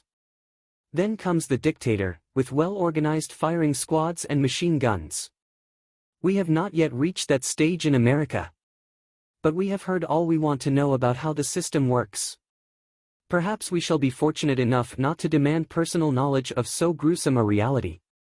Doubtless we shall prefer to continue with our freedom of speech, freedom of deed, and freedom to render useful service in return for riches. The practice, by government officials, of extending to men and women the privilege of raiding the public treasury in return for votes, sometimes results in election, but as night follows day, the final payoff comes, when every penny wrongfully used must be repaid with compound interest on compound interest. If those who make the grab are not forced to repay, the burden falls on their children, and their children's children, even unto the third and fourth generations. There is no way to avoid the debt. Men can, and sometimes do, form themselves into groups for the purpose of crowding wages up, and working hours down. There is a point beyond which they cannot go. It is the point at which the law of economics steps in, and the sheriff gets both the employer and the employees. For 6 years, from 1929 to 1935, the people of America, both rich and poor, barely missed seeing the old man economics hand over to the sheriff all the businesses, and industries, and banks. It was not a pretty sight. It did not increase our respect for mob psychology, through which men cast reason to the winds and start trying to get without giving. We who went through those 6 discouraging years, when fear was in the saddle, and faith was on the ground, cannot forget how ruthlessly the law of economics exacted its toll from both rich and poor, weak and strong, old and young. We shall not wish to go through another such experience. These observations are not founded upon short-time experience. They are the result of 25 years of careful analysis of the methods of both the most successful and the most unsuccessful men America has known. Chapter 8. Decision. The mastery of procrastination. The 7th step toward riches.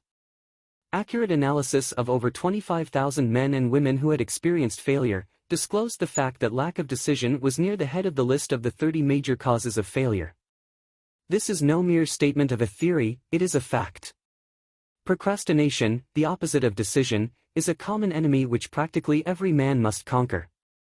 You will have an opportunity to test your capacity to reach quick and definite decisions when you finish reading this book, and are ready to begin putting into action the principles which it describes.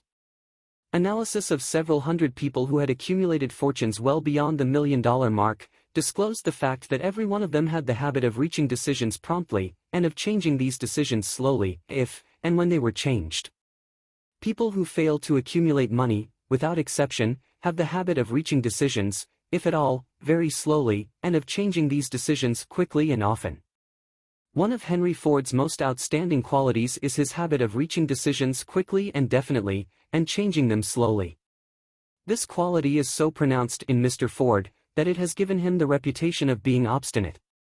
It was this quality which prompted Mr. Ford to continue to manufacture his famous Model T, the world's ugliest car, when all of his advisors, and many of the purchasers of the car, were urging him to chon. Perhaps, Mr. Ford delayed too long in making the change, but the other side of the story is, that Mr. Ford's firmness of decision yielded a huge fortune, before the change in model became necessary. There is but little doubt that Mr. Ford's habit of definiteness of decision assumes the proportion of obstinacy, but this quality is preferable to slowness in reaching decisions and quickness in changing them. The majority of people who fail to accumulate money sufficient for their needs are, generally, easily influenced by the opinions of others. They permit the newspapers and the gossiping neighbors to do their thinking for them. Opinions are the cheapest commodities on earth. Everyone has a flock of opinions ready to be wished upon anyone who will accept them. If you are influenced by opinions when you reach decisions, you will not succeed in any undertaking, much less in that of transmuting your own desire into money. If you are influenced by the opinions of others, you will have no desire of your own. Keep your own counsel, when you begin to put into practice the principles described here, by reaching your own decisions and following them. Take no one into your confidence, except the members of your mastermind group, and be very sure in your selection of this group, that you choose only those who will be in complete sympathy and harmony with your purpose. Close friends and relatives, while not meaning to do so, often handicap one through opinions and sometimes through ridicule, which is meant to be humorous. Thousands of men and women carry inferiority complexes with them all through life, because some well-meaning, but ignorant person destroyed their confidence through opinions or ridicule. You have a brain and mind of your own.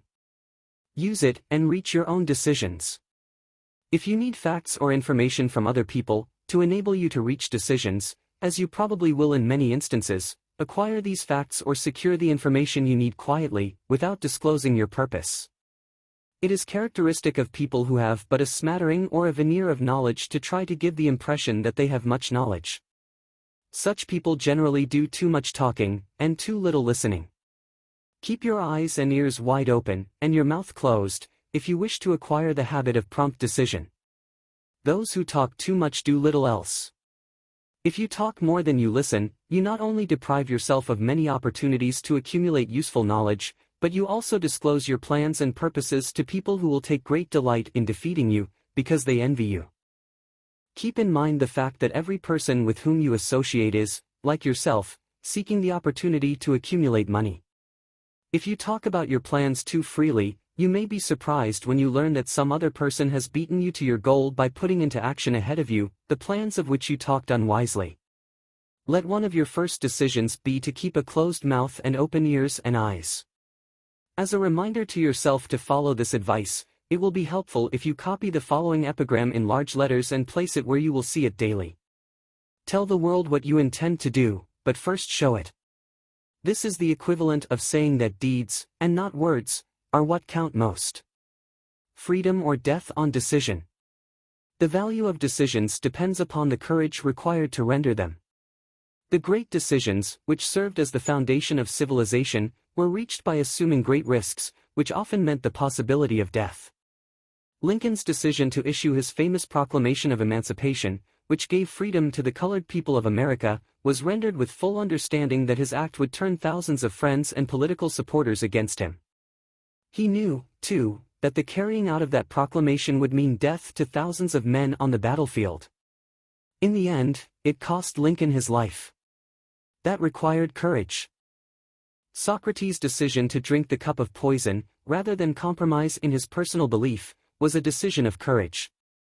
It turned time ahead 1,000 years, and gave to people then unborn, the right to freedom of thought and of speech. The decision of General Robert E. Lee, when he came to the parting of the way with the Union, and took up the cause of the South, was a decision of courage, for he well knew that it might cost him his own life, that it would surely cost the lives of others. But the greatest decision of all time, as far as any American citizen is concerned, was reached in Philadelphia, July 4, 1776, when 56 men signed their names to a document, which they well knew would bring freedom to all Americans, or leave every one of the 56 hanging from a gallows. You have heard of this famous document, but you may not have drawn from it the great lesson in personal achievement it so plainly taught. We all remember the date of this momentous decision, but few of us realize what courage that decision required. We remember our history, as it was taught, we remember dates, and the names of the men who fought, we remember Valley Forge, and Yorktown, we remember George Washington, and Lord Cornwallis. But we know little of the real forces back of these names, dates, and places. We know still less of that intangible power, which ensured us freedom long before Washington's armies reached Yorktown. We read the history of the Revolution, and falsely imagine that George Washington was the father of our country, that it was he who won our freedom, while the truth is, Washington was only an accessory after the fact, because victory for his armies had been ensured long before Lord Cornwallis surrendered. This is not intended to rob Washington of any of the glory he so richly merited. Its purpose, rather, is to give greater attention to the astounding power that was the real cause of his victory. It is nothing short of tragedy that the writers of history have missed, entirely, even the slightest reference to the irresistible power, which gave birth and freedom to the nation destined to set up new standards of independence for all the peoples of the earth. I say it is a tragedy, because it is the selfsame power which must be used by every individual who surmounts the difficulties of life, and forces life to pay the price asked. Let us briefly review the events which gave birth to this power. The story begins with an incident in Boston, March 5, 1770. British soldiers were patrolling the streets, by their presence, openly threatening the citizens. The colonists resented armed men marching in their midst. They began to express their resentment openly, hurling stones as well as epithets, at the marching soldiers, until the commanding officer gave orders, fix bayonets, charge. The battle was on. It resulted in the death and injury of many. The incident aroused such resentment that the Provincial Assembly, made up of prominent colonists, called a meeting for the purpose of taking definite action. Two of the members of that assembly were John Hancock and Samuel Adams, long leave their names. They spoke up courageously, and declared that a move must be made to eject all British soldiers from Boston. Remember this, a decision, in the minds of two men, might properly be called the beginning of the freedom which we, of the United States now enjoy. Remember, too, that the decision of these two men called for faith and courage, because it was dangerous. Before the assembly adjourned, Samuel Adams was appointed to call on the governor of the province, Hutchinson, and demand the withdrawal of the British troops. The request was granted, the troops were removed from Boston, but the incident was not closed. It had caused a situation destined to change the entire trend of civilization. Strange, is it not, how the great changes, such as the American Revolution, and the World War, often have their beginnings in circumstances which seem unimportant. It is interesting, also, to observe that these important changes usually begin in the form of a definite decision in the minds of a relatively small number of people. Few of us know the history of our country well enough to realize that John Hancock, Samuel Adams, and Richard Henry Lee, of the province of Virginia, were the real fathers of our country. Richard Henry Lee became an important factor in this story by reason of the fact that he and Samuel Adams communicated frequently, by correspondence, sharing freely their fears and their hopes concerning the welfare of the people of their provinces. From this practice, Adams conceived the idea that a mutual exchange of letters between the 13 colonies might help to bring about the coordination of efforts so badly needed in connection with the solution of their problems. 2 years after the clash with the soldiers in Boston, March 1772, Adams presented this idea to the Assembly, in the form of a motion that a correspondence committee be established among the colonies, with definitely appointed correspondents in each colony, for the purpose of friendly cooperation for the betterment of the colonies of British America. Mark well this incident. It was the beginning of the organization of the far-flung power destined to give freedom to you and to me. The mastermind had already been organized. It consisted of Adams, Lee, and Hancock. I tell you further, that if two of you agree upon the earth concerning anything for which you ask, it will come to you from my Father, who is in heaven. The committee of correspondence was organized. Observe that this move provided the way for increasing the power of the mastermind by adding to it men from all the colonies. Take notice that this procedure constituted the first organized planning of the disgruntled colonists. In union there is strength. The citizens of the colonies had been waging disorganized warfare against the British soldiers, through incidents similar to the Boston riot, but nothing of benefit had been accomplished. Their individual grievances had not been consolidated under one mastermind. No group of individuals had put their hearts, minds, souls, and bodies together in one definite decision to settle their difficulty with the British once and for all, until Adams, Hancock, and Lee got together. Meanwhile, the British were not idle. They, too, were doing some planning and master-minding on their own account, with the advantage of having back of them money and organized soldiery. The Crown appointed Gage to supplant Hutchinson as the governor of Massachusetts. One of the new governor's first acts was to send a messenger to call on Samuel Adams, for the purpose of endeavoring to stop his opposition, by fear. We can best understand the spirit of what happened by quoting the conversation between Colonel Fenton, the messenger sent by Gage, and Adams.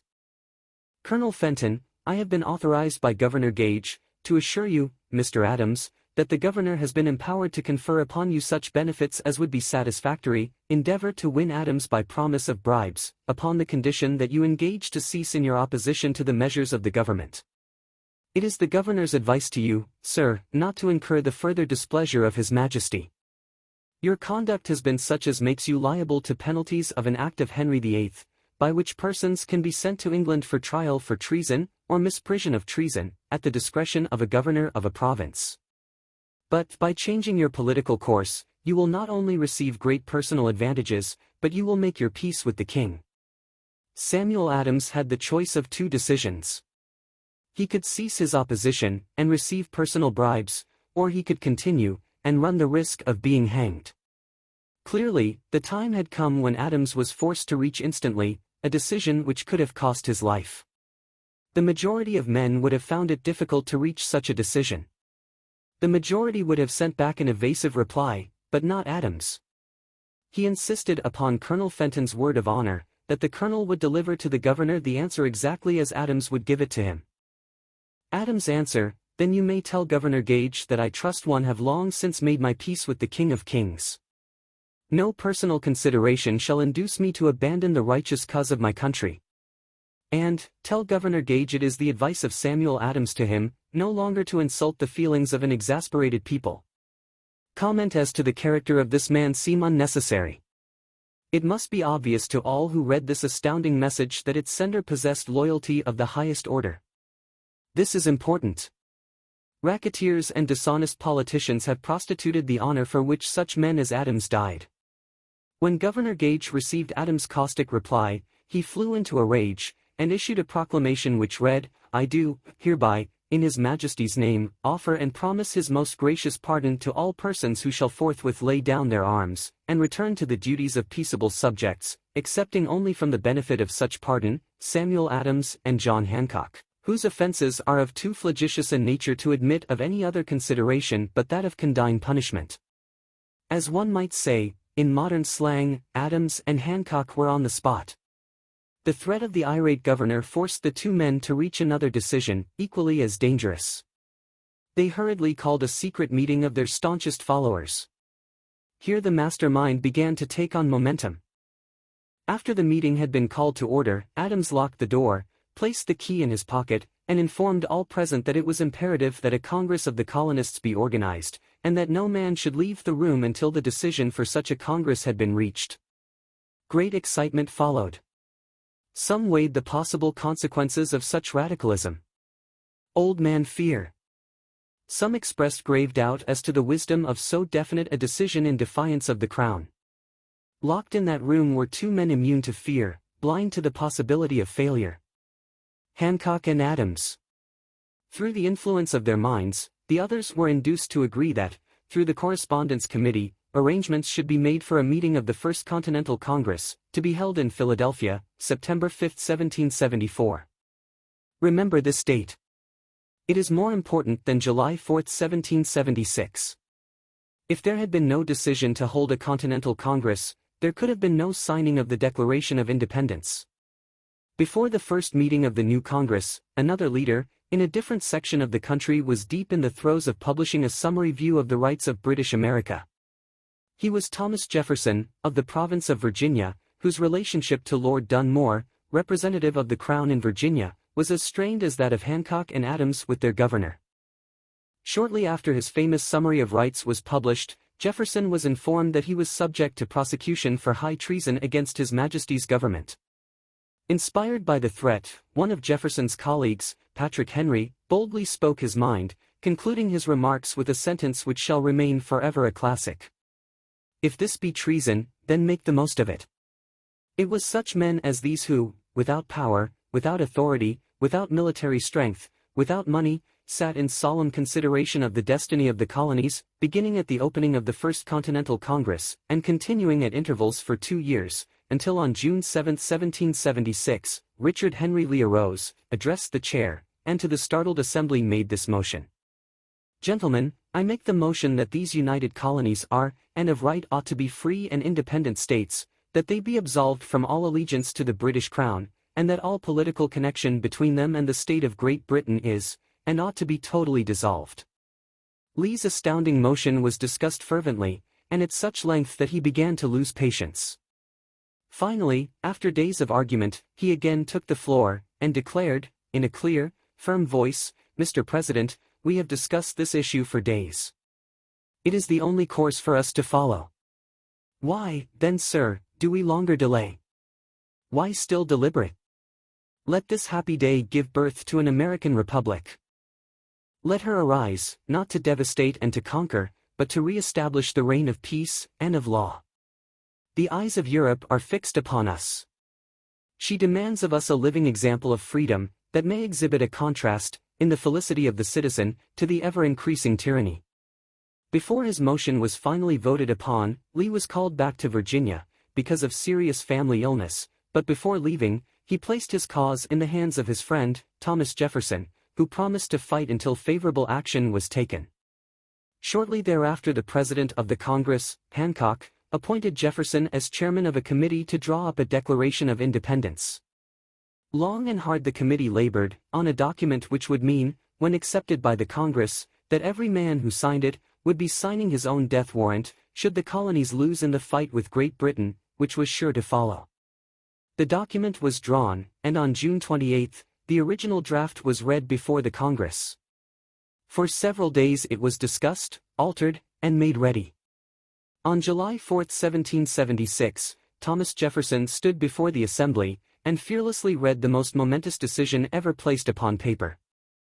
When in the course of human events it is necessary for one people to dissolve the political bands which have connected them with another, and to assume, among the powers of the earth, the separate and equal station to which the laws of nature, and of nature's God entitle them, a decent respect to the opinions of mankind requires that they should declare the causes which impel them to the separation.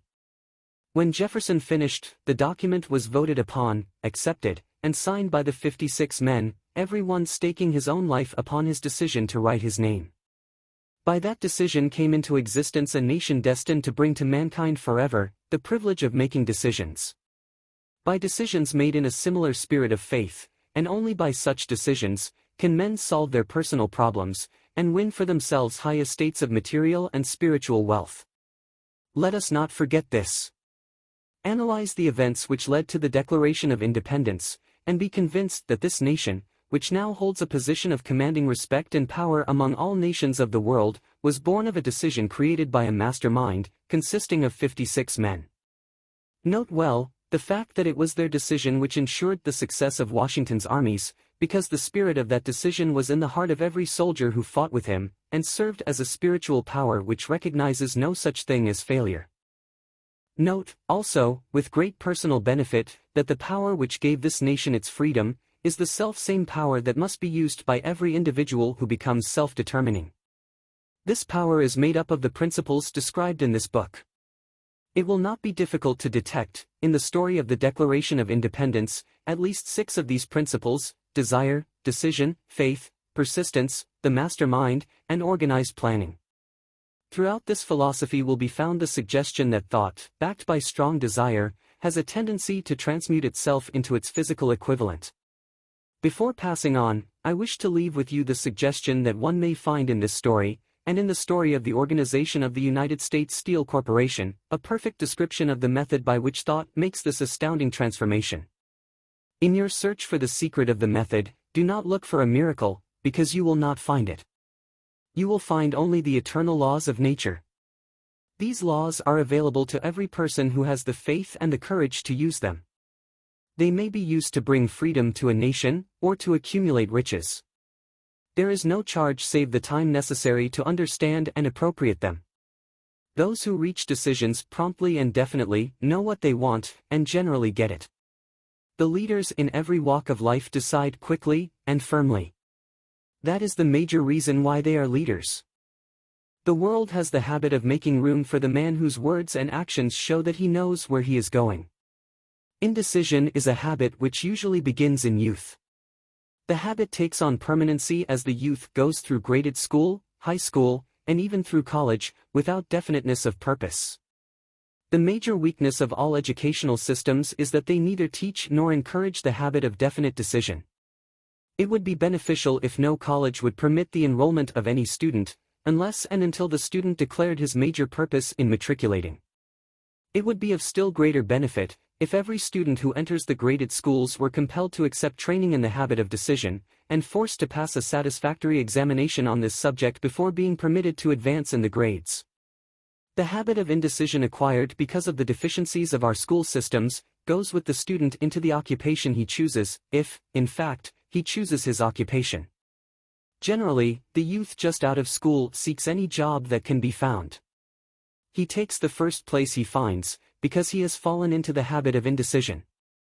98 out of every 100 people working for wages today are in the positions they hold, because they lack the definiteness of decision to plan a definite position, and the knowledge of how to choose an employer. Definiteness of decision always requires courage, sometimes very great courage. The 56 men who signed the Declaration of Independence staked their lives on the decision to affix their signatures to that document. The person who reaches a definite decision to procure the particular job, and make life pay the price he asks, does not stake his life on that decision, he stakes his economic freedom. Financial independence, riches, desirable business and professional positions are not within reach of the person who neglects or refuses to expect, plan, and demand these things. The person who desires riches in the same spirit that Samuel Adams desired freedom for the colonies, is sure to accumulate wealth. In the chapter on organized planning, you will find complete instructions for marketing every type of personal services. You will find also detailed information on how to choose the employer you prefer, and the particular job you desire. These instructions will be of no value to you unless you definitely decide to organize them into a plan of action. Chapter 9. Persistence. The sustained effort necessary to induce faith. The 8th step toward riches. Persistence is an essential factor in the procedure of transmuting desire into its monetary equivalent. The basis of persistence is the power of will. Willpower and desire, when properly combined, make an irresistible pair. Men who accumulate great fortunes are generally known as cold-blooded, and sometimes ruthless. Often they are misunderstood. What they have is willpower, which they mix with persistence, and place back of their desires to ensure the attainment of their objectives. Henry Ford has been generally misunderstood to be ruthless and cold-blooded. This misconception grew out of Ford's habit of following through in all of his plans with persistence. The majority of people are ready to throw their aims and purposes overboard, and give up at the first sign of opposition or misfortune. A few carry on despite all opposition, until they attain their goal. These few are the Fords, Carnegies, Rockefellers, and Edisons. There may be no heroic connotation to the word persistence, but the quality is to the character of man what carbon is to steel. The building of a fortune, generally, involves the application of the entire 13 factors of this philosophy. These principles must be understood, they must be applied with persistence by all who accumulate money. If you are following this book with the intention of applying the knowledge it conveys, your first test as to your persistence will come when you begin to follow the 6 steps described in the second chapter. Unless you are one of the 2 out of every 100 who already have a definite goal at which you are aiming, and a definite plan for its attainment, you may read the instructions, and then pass on with your daily routine, and never comply with those instructions. The author is checking you up at this point, because lack of persistence is one of the major causes of failure. Moreover, experience with thousands of people has proved that lack of persistence is a weakness common to the majority of men. It is a weakness which may be overcome by effort. The ease with which lack of persistence may be conquered will depend entirely upon the intensity of one's desire. The starting point of all achievement is desire. Keep this constantly in mind. Weak desires bring weak results, just as a small amount of fire makes a small amount of heat. If you find yourself lacking in persistence, this weakness may be remedied by building a stronger fire under your desires. Continue to read through to the end, then go back to chapter 2, and start immediately to carry out the instructions given in connection with the 6 steps. The eagerness with which you follow these instructions will indicate clearly how much or how little you really desire to accumulate money. If you find that you are indifferent, you may be sure that you have not yet acquired the money consciousness which you must possess, before you can be sure of accumulating a fortune. Fortunes gravitate to men whose minds have been prepared to attract them, just as surely as water gravitates to the ocean. In this book may be found all the stimuli necessary to attune any normal mind to the vibrations which will attract the object of one's desires. If you find you are weak in persistence, center your attention upon the instructions contained in the chapter on power, surround yourself with a mastermind group, and through the cooperative efforts of the members of this group, you can develop persistence. You will find additional instructions for the development of persistence in the chapters on autosuggestion and the subconscious mind. Follow the instructions outlined in these chapters until your habit nature hands over to your subconscious mind a clear picture of the object of your desire. From that point on, you will not be handicapped by lack of persistence. Your subconscious mind works continuously, while you are awake, and while you are asleep. Spasmodic or occasional effort to apply the rules will be of no value to you. To get results, you must apply all of the rules until their application becomes a fixed habit with you. In no other way can you develop the necessary money consciousness. Poverty is attracted to the one whose mind is favorable to it, as money is attracted to him whose mind has been deliberately prepared to attract it, and through the same laws. Poverty consciousness will voluntarily seize the mind which is not occupied with the money consciousness. A poverty consciousness develops without conscious application of habits favorable to it. The money consciousness must be created to order, unless one is born with such a consciousness. Catch the full significance of the statements in the preceding paragraph, and you will understand the importance of persistence in the accumulation of a fortune. Without persistence, you will be defeated, even before you start. With persistence you will win. If you have ever experienced a nightmare, you will realize the value of persistence. You are lying in bed, half awake, with a feeling that you are about to smother. You are unable to turn over, or to move a muscle. You realize that you must begin to regain control over your muscles. Through persistent effort of willpower, you finally manage to move the fingers of one hand. By continuing to move your fingers, you extend your control to the muscles of one arm, until you can lift it. Then you gain control of the other arm in the same manner. You finally gain control over the muscles of one leg, and then extend it to the other leg. Then, with one supreme effort of will, you regain complete control over your muscular system, and snap out of your nightmare. The trick has been turned step by step. You may find it necessary to snap out of your mental inertia, through a similar procedure, moving slowly at first, then increasing your speed, until you gain complete control over your will. Be persistent no matter how slowly you may, at first, have to move. With persistence will come success. If you select your mastermind group with care, you will have in it, at least one person who will aid you in the development of persistence. Some men who have accumulated great fortunes did so because of necessity. They developed the habit of persistence because they were so closely driven by circumstances that they had to become persistent. There is no substitute for persistence. It cannot be supplanted by any other quality.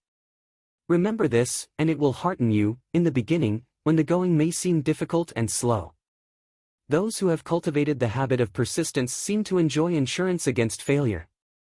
No matter how many times they are defeated, they finally arrive up toward the top of the ladder. Sometimes it appears that there is a hidden guide whose duty is to test men through all sorts of discouraging experiences. Those who pick themselves up after defeat and keep on trying, arrive, and the world cries, "Bravo! I knew you could do it." The hidden guide lets no one enjoy great achievement without passing the persistence test. Those who can't take it, simply do not make the grade. Those who can take it are bountifully rewarded for their persistence. They receive, as their compensation, whatever goal they are pursuing. That is not all. They receive something infinitely more important than material compensation, the knowledge that every failure brings with it the seed of an equivalent advantage. There are exceptions to this rule. A few people know from experience the soundness of persistence. They are the ones who have not accepted defeat as being anything more than temporary. They are the ones whose desires are so persistently applied that defeat is finally changed into victory. We who stand on the sidelines of life see the overwhelmingly large number who go down in defeat, never to rise again. We see the few who take the punishment of defeat as an urge to greater effort. These, fortunately, never learn to accept life's reverse gear. But what we do not see, what most of us never suspect of existing, is the silent but irresistible power which comes to the rescue of those who fight on in the face of discouragement. If we speak of this power at all, we call it persistence, and let it go at that. One thing we all know, if one does not possess persistence, one does not achieve noteworthy success in any calling. As these lines are being written, I look up from my work and see before me, less than a block away, the great mysterious Broadway, the graveyard of dead hopes, and the front porch of opportunity. From all over the world people have come to Broadway, seeking fame, fortune, power, love, or whatever it is that human beings call success. Once in a great while someone steps out from the long procession of seekers, and the world hears that another person has mastered Broadway. But Broadway is not easily nor quickly conquered. She acknowledges talent, recognizes genius, pays off in money, only after one has refused to quit. Then we know he has discovered the secret of how to conquer Broadway. The secret is always inseparably attached to one word: persistence. The secret is told in the struggle of Fannie Hurst, whose persistence conquered the Great White Way. She came to New York in 1915, to convert writing into riches. The conversion did not come quickly, but it came. For 4 years Miss Hurst learned about the sidewalks of New York from first-hand experience. She spent her days laboring, and her nights hoping. When hope grew dim, she did not say, "All right Broadway, you win." She said, "Very well, Broadway, you may whip some, but not me. I'm going to force you to give up." One publisher, the Saturday Evening Post, sent her 36 rejection slips, before she broke the ice and got a story across. The average writer, like the average in other walks of life, would have given up the job when the first rejection slip came. She pounded the pavements for 4 years to the tune of the publisher's "no," because she was determined to win. Then came the payoff. The spell had been broken, the unseen guide had tested Fannie Hurst, and she could take it. From that time on publishers made a beaten path to her door. Money came so fast she hardly had time to count it. Then the moving picture men discovered her, and money came not in small change, but in floods. The moving picture rights to her latest novel, Great Laughter, brought $100,000, said to be the highest price ever paid for a story before publication. Her royalties from the sale of the book probably will run much more. Briefly, you have a description of what persistence is capable of achieving. Fannie Hurst is no exception. Wherever men and women accumulate great riches, you may be sure they first acquired persistence. Broadway will give any beggar a cup of coffee and a sandwich, but it demands persistence of those who go after the big stakes. Kate Smith will say amen when she reads this. For years she sang, without money, and without price, before any microphone she could reach. Broadway said to her, "Come and get it, if you can take it." She did take it until one happy day Broadway got tired and said, "Ah, what's the use? You don't know when you're whipped, so name your price, and go to work in earnest." Miss Smith named her price. It was plenty. Away up in figures so high that 1 week's salary is far more than most people make in a whole year. Verily it pays to be persistent. And here is an encouraging statement which carries with it a suggestion of great significance. Thousands of singers who excel are walking up and down Broadway looking for a break, without success. Countless others have come and gone, many of them sang well enough, but they failed to make the grade because they lacked the courage to keep on keeping on, until Broadway became tired of turning them away. Persistence is a state of mind, therefore it can be cultivated. Like all states of mind, persistence is based upon definite causes, among them these. 1. Definiteness of purpose. Knowing what one wants is the first and, perhaps, the most important step toward the development of persistence. A strong motive forces one to surmount many difficulties. 2. Desire. It is comparatively easy to acquire and to maintain persistence in pursuing the object of intense desire. 3. Self-reliance. Belief in one's ability to carry out a plan encourages one to follow the plan through with persistence. Self-reliance can be developed through the principle described in the chapter on autosuggestion. 4. Definiteness of plans. Organized plans, even though they may be weak and entirely impractical, encourage persistence. 5. Accurate knowledge. Knowing that one's plans are sound, based upon experience or observation, encourages persistence. Guessing instead of knowing, destroys persistence. 6. Cooperation.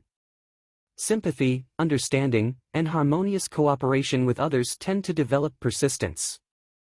7. Willpower. The habit of concentrating one's thoughts upon the building of plans for the attainment of a definite purpose leads to persistence. 8. Habit. Persistence is the direct result of habit. The mind absorbs and becomes a part of the daily experiences upon which it feeds. Fear, the worst of all enemies, can be effectively cured by forced repetition of acts of courage. Everyone who has seen active service in war knows this. Before leaving the subject of persistence, take inventory of yourself, and determine in what particular, if any, you are lacking in this essential quality. Measure yourself courageously, point by point, and see how many of the 8 factors of persistence you lack. The analysis may lead to discoveries that will give you a new grip on yourself. Symptoms of lack of persistence. Here you will find the real enemies which stand between you and noteworthy achievement. Here you will find not only the symptoms indicating weakness of persistence, but also the deeply seated subconscious causes of this weakness. Study the list carefully, and face yourself squarely if you really wish to know who you are, and what you are capable of doing. These are the weaknesses which must be mastered by all who accumulate riches. 1. Failure to recognize and to clearly define exactly what one wants. 2. Procrastination, with or without cause. Usually backed up with a formidable array of alibis and excuses. 3. Lack of interest in acquiring specialized knowledge. 4. Indecision, the habit of passing the buck on all occasions, instead of facing issues squarely. Also backed by alibis. 5. The habit of relying upon alibis instead of creating definite plans for the solution of problems. 6. Self-satisfaction. There is but little remedy for this affliction, and no hope for those who suffer from it. 7. Indifference, usually reflected in one's readiness to compromise on all occasions, rather than meet opposition and fight it. 8. The habit of blaming others for one's mistakes, and accepting unfavorable circumstances as being unavoidable. 9. Weakness of desire, due to neglect in the choice of motives that impel action. 10. Willingness, even eagerness, to quit at the first sign of defeat. Based upon one or more of the 6 basic fears. 11. Lack of organized plans, placed in writing where they may be analyzed. 12. The habit of neglecting to move on ideas, or to grasp opportunity when it presents itself. 13. Wishing instead of willing. 14. The habit of compromising with poverty instead of aiming at riches. General absence of ambition to be, to do, and to own. 15. Searching for all the shortcuts to riches, trying to get without giving a fair equivalent, usually reflected in the habit of gambling, endeavoring to drive sharp bargains. 16. Fear of criticism, failure to create plans and to put them into action, because of what other people will think, do, or say. This enemy belongs at the head of the list, because it generally exists in one's subconscious mind, where its presence is not recognized. See the 6 basic fears in a later chapter. Let us examine some of the symptoms of the fear of criticism. The majority of people permit relatives, friends, and the public at large to so influence them that they cannot live their own lives, because they fear criticism. Huge numbers of people make mistakes in marriage, stand by the bargain, and go through life miserable and unhappy, because they fear criticism which may follow if they correct the mistake. Anyone who has submitted to this form of fear knows the irreparable damage it does, by destroying ambition, self-reliance, and the desire to achieve. Millions of people neglect to acquire belated educations, after having left school, because they fear criticism. Countless numbers of men and women, both young and old, permit relatives to wreck their lives in the name of duty, because they fear criticism. Duty does not require any person to submit to the destruction of his personal ambitions and the right to live his own life in his own way. People refuse to take chances in business, because they fear the criticism which may follow if they fail. The fear of criticism, in such cases, is stronger than the desire for success. Too many people refuse to set high goals for themselves, or even neglect selecting a career, because they fear the criticism of relatives and friends who may say, "Don't aim so high, people will think you are crazy." When Andrew Carnegie suggested that I devote 20 years to the organization of a philosophy of individual achievement, my first impulse of thought was fear of what people might say. The suggestion set up a goal for me, far out of proportion to any I had ever conceived. As quick as a flash, my mind began to create alibis and excuses, all of them traceable to the inherent fear of criticism. Something inside of me said, "You can't do it. The job is too big and requires too much time. What will your relatives think of you? How will you earn a living? No one has ever organized a philosophy of success. What right have you to believe you can do it? Who are you anyway, to aim so high? Remember your humble birth. What do you know about philosophy? People will think you are crazy, and they did. Why hasn't some other person done this before now?" These, and many other questions flashed into my mind, and demanded attention. It seemed as if the whole world had suddenly turned its attention to me with the purpose of ridiculing me into giving up all desire to carry out Mr. Carnegie's suggestion. I had a fine opportunity, then and there, to kill off ambition before it gained control of me. Later in life, after having analyzed thousands of people, I discovered that most ideas are stillborn, and need the breath of life injected into them. Through definite plans of immediate action. The time to nurse an idea is at the time of its birth. Every minute it lives, gives it a better chance of surviving. The fear of criticism is at the bottom of the destruction of most ideas which never reach the planning and action stage. Many people believe that material success is the result of favorable breaks. There is an element of ground for the belief, but those depending entirely upon luck are nearly always disappointed, because they overlook another important factor which must be present before one can be sure of success.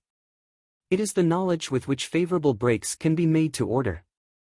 During the Depression, W.C. Fields, the comedian, lost all his money, and found himself without income, without a job, and his means of earning a living, vaudeville, no longer existed. Moreover, he was past 60, when many men consider themselves old. He was so eager to stage a comeback that he offered to work without pay, in a new field, movies. In addition to his other troubles, he fell and injured his neck. To many that would have been the place to give up and quit. But Fields was persistent. He knew that if he carried on he would get the breaks sooner or later, and he did get them, but not by chance.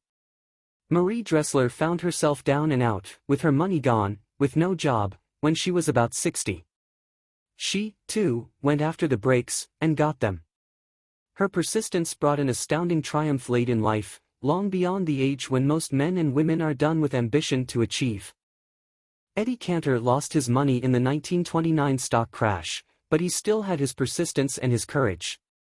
With these, plus 2 prominent eyes, he exploited himself back into an income of $10,000 a week. Verily, if one has persistence, one can get along very well without many other qualities.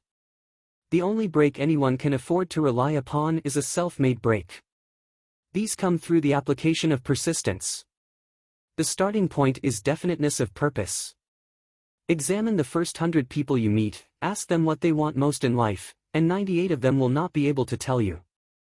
If you press them for an answer, some will say, security, many will say, money, a few will say, happiness, others will say, fame and power, and still others will say, social recognition, ease in living, ability to sing, dance, or write, but none of them will be able to define these terms, or give the slightest indication of a plan by which they hope to attain these vaguely expressed wishes.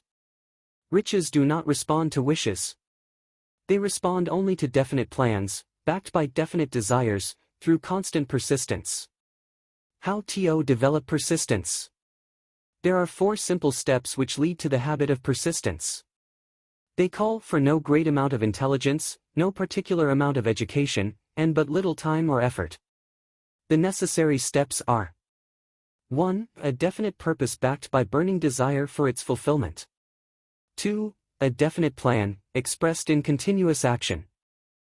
3. A mind closed tightly against all negative and discouraging influences, including negative suggestions of relatives, friends, and acquaintances. 4. A friendly alliance with one or more persons who will encourage one to follow through with both plan and purpose. These 4 steps are essential for success in all walks of life. The entire purpose of the 13 principles of this philosophy is to enable one to take these 4 steps as a matter of habit. These are the steps by which one may control one's economic destiny. They are the steps that lead to freedom and independence of thought. They are the steps that lead to riches, in small or great quantities.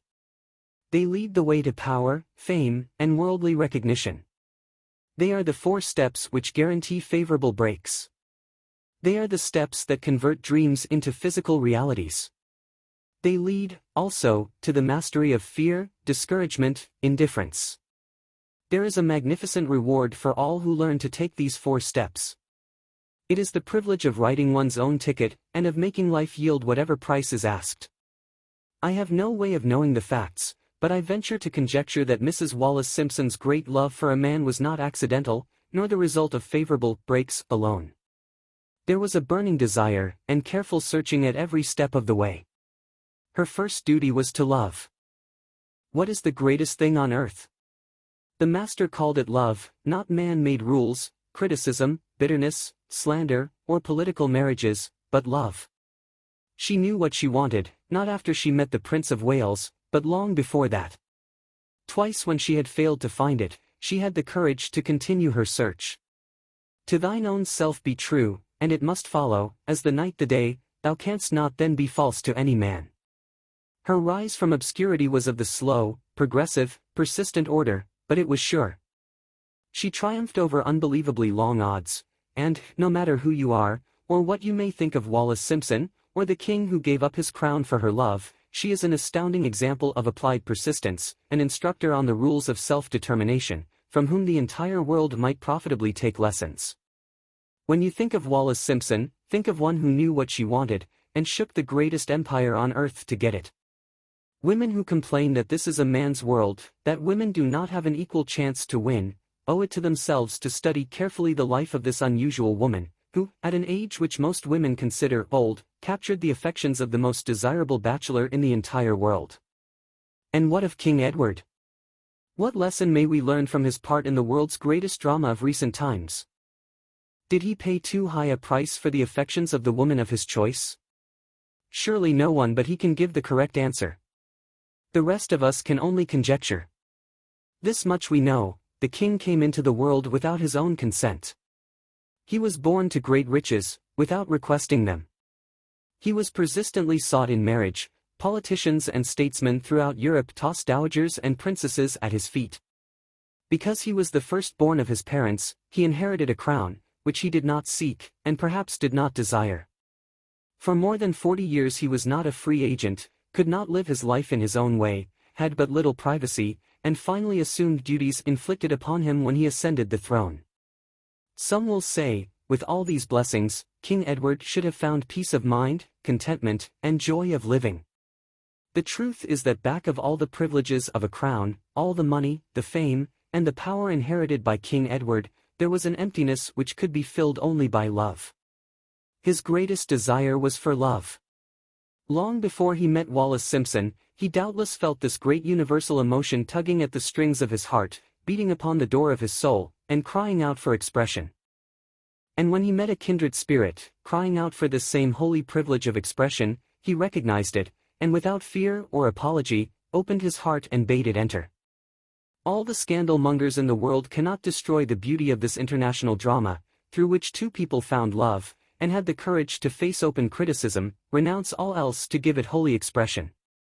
King Edward's decision to give up the crown of the world's most powerful empire, for the privilege of going the remainder of the way through life with the woman of his choice, was a decision that required courage. The decision also had a price, but who has the right to say the price was too great?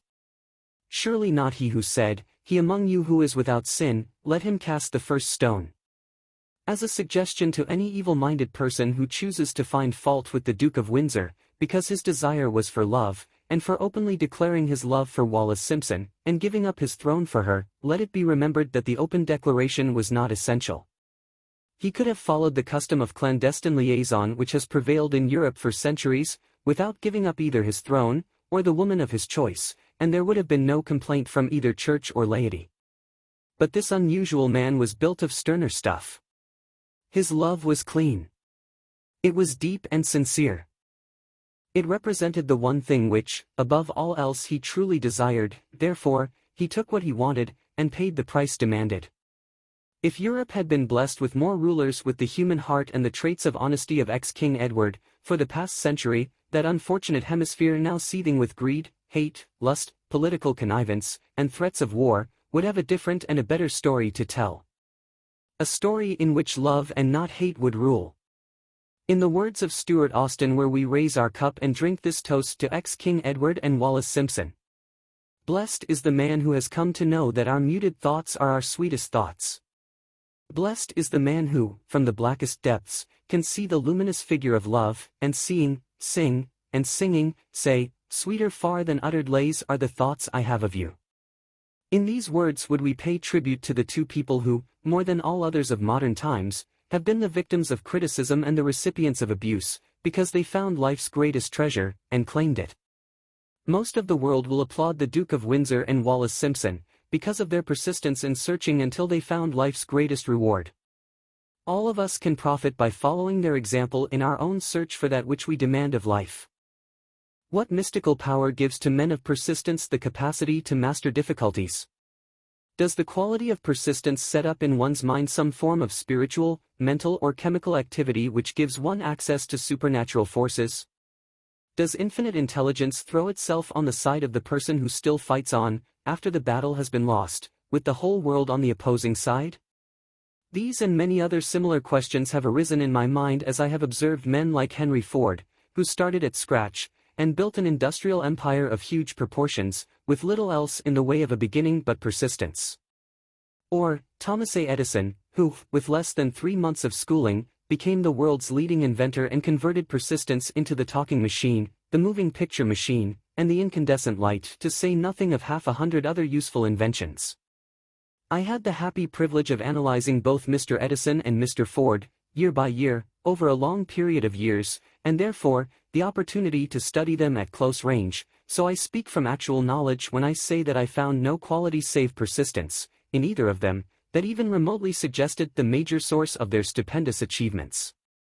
As one makes an impartial study of the prophets, philosophers, miracle men, and religious leaders of the past, one is drawn to the inevitable conclusion that persistence, concentration of effort, and definiteness of purpose were the major sources of their achievements. Consider, for example, the strange and fascinating story of Muhammad, analyze his life, compare him with men of achievement in this modern age of industry and finance, and observe how they have one outstanding trait in common: persistence. If you are keenly interested in studying the strange power which gives potency to persistence, read a biography of Muhammad, especially the one by Asad Bey. This brief review of that book, by Thomas Segru, in the Herald Tribune, will provide a preview of the rare treat in store for those who take the time to read the entire story of one of the most astounding examples of the power of persistence known to civilization. The Last Great Prophet. Reviewed by Thomas Segru. Muhammad was a prophet, but he never performed a miracle. He was not a mystic, he had no formal schooling, he did not begin his mission until he was 40. When he announced that he was the messenger of God, bringing word of the true religion, he was ridiculed and labeled a lunatic. Children tricked him and women threw filth upon him. He was banished from his native city, Mecca, and his followers were stripped of their worldly goods and sent into the desert after him. When he had been preaching 10 years, he had nothing to show for it but banishment, poverty, and ridicule. Yet before another 10 years had passed, he was dictator of all Arabia, ruler of Mecca, and the head of a new world religion which was to sweep to the Danube and the Pyrenees before exhausting the impetus he gave it.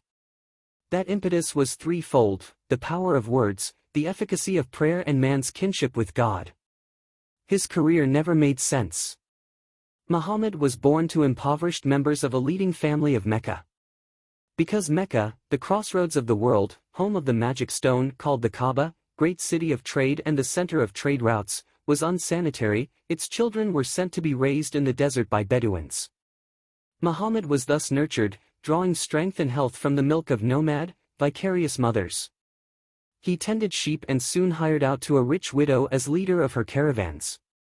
He traveled to all parts of the Eastern world, talked with many men of diverse beliefs, and observed the decline of Christianity into warring sections. When he was 28, Khadija, the widow, looked upon him with favor, and married him. Her father would have objected to such a marriage, so she got him drunk and held him up while he gave the paternal blessing. For the next 12 years Muhammad lived as a rich and respected and very shrewd trader. Then he took to wandering in the desert, and one day he returned with the first verse of the Quran and told Khadija that the archangel Gabriel had appeared to him and said that he was to be the messenger of God. The Quran, the revealed word of God, was the closest thing to a miracle in Muhammad's life. He had not been a poet, he had no gift of words. Yet the verses of the Quran, as he received them and recited them to the faithful, were better than any verses which the professional poets of the tribes could produce. This, to the Arabs, was a miracle. To them the gift of words was the greatest gift, the poet was all-powerful.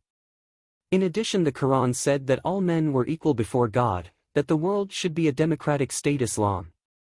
It was this political heresy, plus Muhammad's desire to destroy all the 360 idols in the courtyard of the Kaaba, which brought about his banishment. The idols brought the desert tribes to Mecca, and that meant trade. So the businessmen of Mecca, the capitalists, of which he had been one, set upon Muhammad. Then he retreated to the desert and demanded sovereignty over the world. The rise of Islam began. Out of the desert came a flame which would not be extinguished. A democratic army fighting as a unit and prepared to die without wincing. Muhammad had invited the Jews and Christians to join him, for he was not building a new religion. He was calling all who believed in one God to join in a single faith. If the Jews and Christians had accepted his invitation, Islam would have conquered the world. They didn't. They would not even accept Muhammad's innovation of humane warfare. When the armies of the Prophet entered Jerusalem, not a single person was killed because of his faith. When the Crusaders entered the city, centuries later, not a Muslim man, woman, or child was spared. But the Christians did accept one Muslim idea, the place of learning, the university. Chapter 10. Power of the Master Mind. The driving force. The ninth step toward riches. Power is essential for success in the accumulation of money. Plans are inert and useless, without sufficient power to translate them into action. This chapter will describe the method by which an individual may attain and apply power. Power may be defined as organized and intelligently directed knowledge. Power, as the term is here used, refers to organized effort, sufficient to enable an individual to transmute desire into its monetary equivalent. Organized effort is produced through the coordination of effort of two or more people, who work toward a definite end, in a spirit of harmony. Power is required for the accumulation of money. Power is necessary for the retention of money after it has been accumulated. Let us ascertain how power may be acquired. If power is organized knowledge, let us examine the sources of knowledge. A. Infinite intelligence. This source of knowledge may be contacted through the procedure described in another chapter, with the aid of creative imagination. B. Accumulated experience. The accumulated experience of man, or that portion of it which has been organized and recorded, may be found in any well-equipped public library. An important part of this accumulated experience is taught in public schools and colleges, where it has been classified and organized. C. Experiment and research. In the field of science, and in practically every other walk of life, men are gathering, classifying, and organizing new facts daily. This is the source to which one must turn when knowledge is not available through accumulated experience. Here, too, the creative imagination must often be used.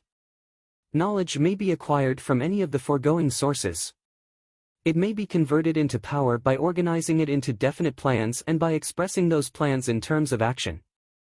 Examination of the three major sources of knowledge will readily disclose the difficulty an individual would have, if he depended upon his efforts alone, in assembling knowledge and expressing it through definite plans in terms of action.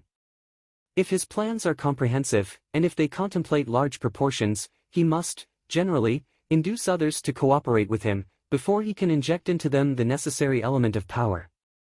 Gaining power through the master mind.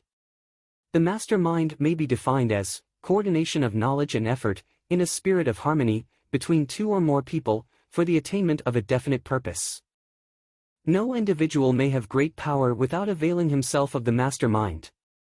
In a preceding chapter, instructions were given for the creation of plans for the purpose of translating desire into its monetary equivalent. If you carry out these instructions with persistence and intelligence, and use discrimination in the selection of your mastermind group, your objective will have been halfway reached, even before you begin to recognize it. So you may better understand the intangible potentialities of power available to you, through a properly chosen mastermind group, we will here explain the two characteristics of the mastermind principle, one of which is economic in nature, and the other psychic. The economic feature is obvious. Economic advantages may be created by any person who surrounds himself with the advice, counsel, and personal cooperation of a group of men who are willing to lend him wholehearted aid, in a spirit of perfect harmony. This form of cooperative alliance has been the basis of nearly every great fortune. Your understanding of this great truth may definitely determine your financial status. The psychic phase of the mastermind principle is much more abstract, much more difficult to comprehend, because it has reference to the spiritual forces with which the human race, as a whole, is not well acquainted. You may catch a significant suggestion from this statement. No two minds ever come together without, thereby, creating a third, invisible, intangible force which may be likened to a third mind. Keep in mind the fact that there are only two known elements in the whole universe, energy and matter. It is a well-known fact that matter may be broken down into units of molecules, atoms, and electrons. There are units of matter which may be isolated, separated, and analyzed. Likewise, there are units of energy. The human mind is a form of energy, a part of it being spiritual in nature. When the minds of two people are coordinated in a spirit of harmony, the spiritual units of energy of each mind form an affinity, which constitutes the psychic phase of the master mind. The mastermind principle, or rather the economic feature of it, was first called to my attention by Andrew Carnegie, over 25 years ago. Discovery of this principle was responsible for the choice of my life's work. Mr. Carnegie's mastermind group consisted of a staff of approximately 50 men, with whom he surrounded himself, for the definite purpose of manufacturing and marketing steel. He attributed his entire fortune to the power he accumulated through this mastermind. Analyze the record of any man who has accumulated a great fortune, and many of those who have accumulated modest fortunes, and you will find that they have either consciously or unconsciously employed the mastermind principle. Great power can be accumulated through no other principle. Energy is nature's universal set of building blocks, out of which she constructs every material thing in the universe, including man, and every form of animal and vegetable life. Through a process which only nature completely understands, she translates energy into matter. Nature's building blocks are available to man, in the energy involved in thinking. Man's brain may be compared to an electric battery. It absorbs energy from the ether, which permeates every atom of matter, and fills the entire universe. It is a well-known fact that a group of electric batteries will provide more energy than a single battery. It is also a well-known fact that an individual battery will provide energy in proportion to the number and capacity of the cells it contains. The brain functions in a similar fashion. This accounts for the fact that some brains are more efficient than others, and leads to this significant statement. A group of brains coordinated, or connected, in a spirit of harmony, will provide more thought energy than a single brain, just as a group of electric batteries will provide more energy than a single battery.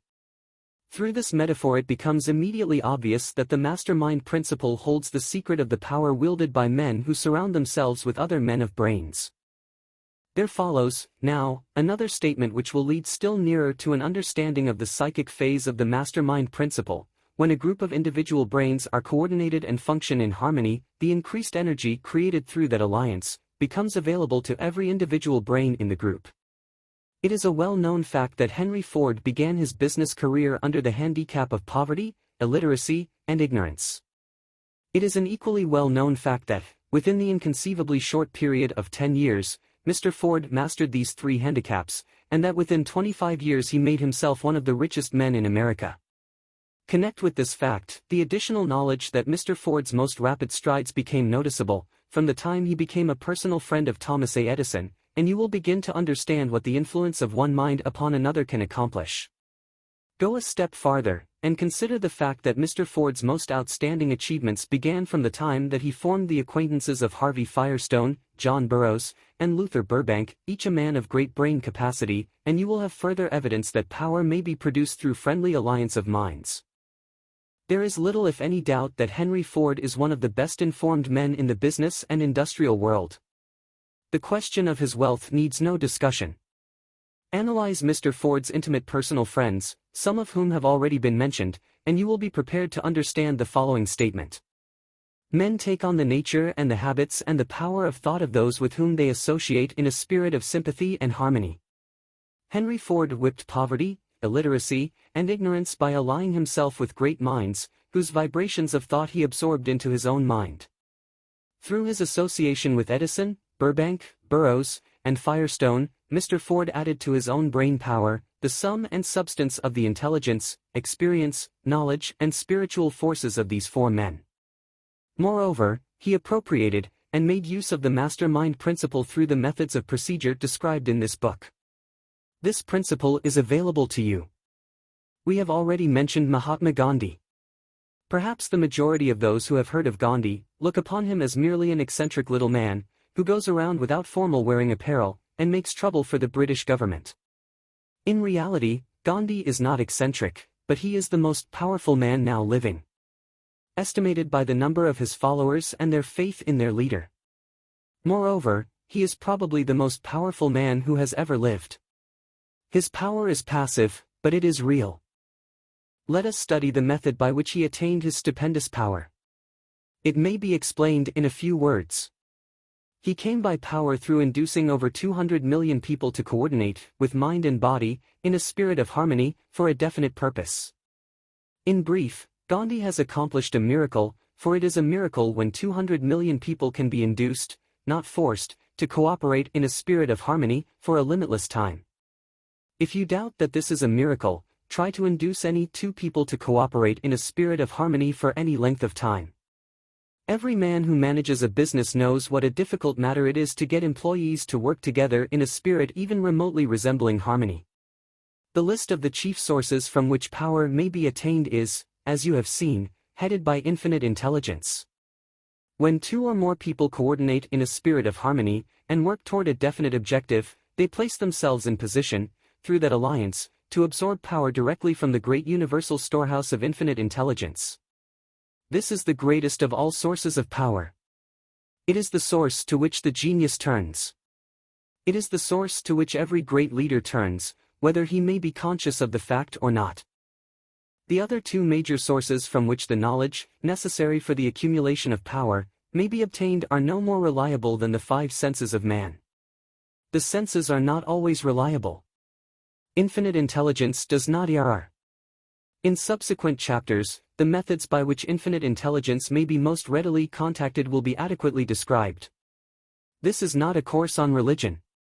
No fundamental principle described in this book should be interpreted as being intended to interfere either directly, or indirectly, with any man's religious habits. This book has been confined, exclusively, to instructing the reader how to transmute the definite purpose of desire for money, into its monetary equivalent. Read, think, and meditate as you read. Soon, the entire subject will unfold, and you will see it in perspective. You are now seeing the detail of the individual chapters. Money is as shy and elusive as the old-time maiden. It must be wooed and won by methods not unlike those used by a determined lover, in pursuit of the girl of his choice. And, coincidental as it is, the power used in the wooing of money is not greatly different from that used in wooing a maiden. That power, when successfully used in the pursuit of money, must be mixed with faith. It must be mixed with desire.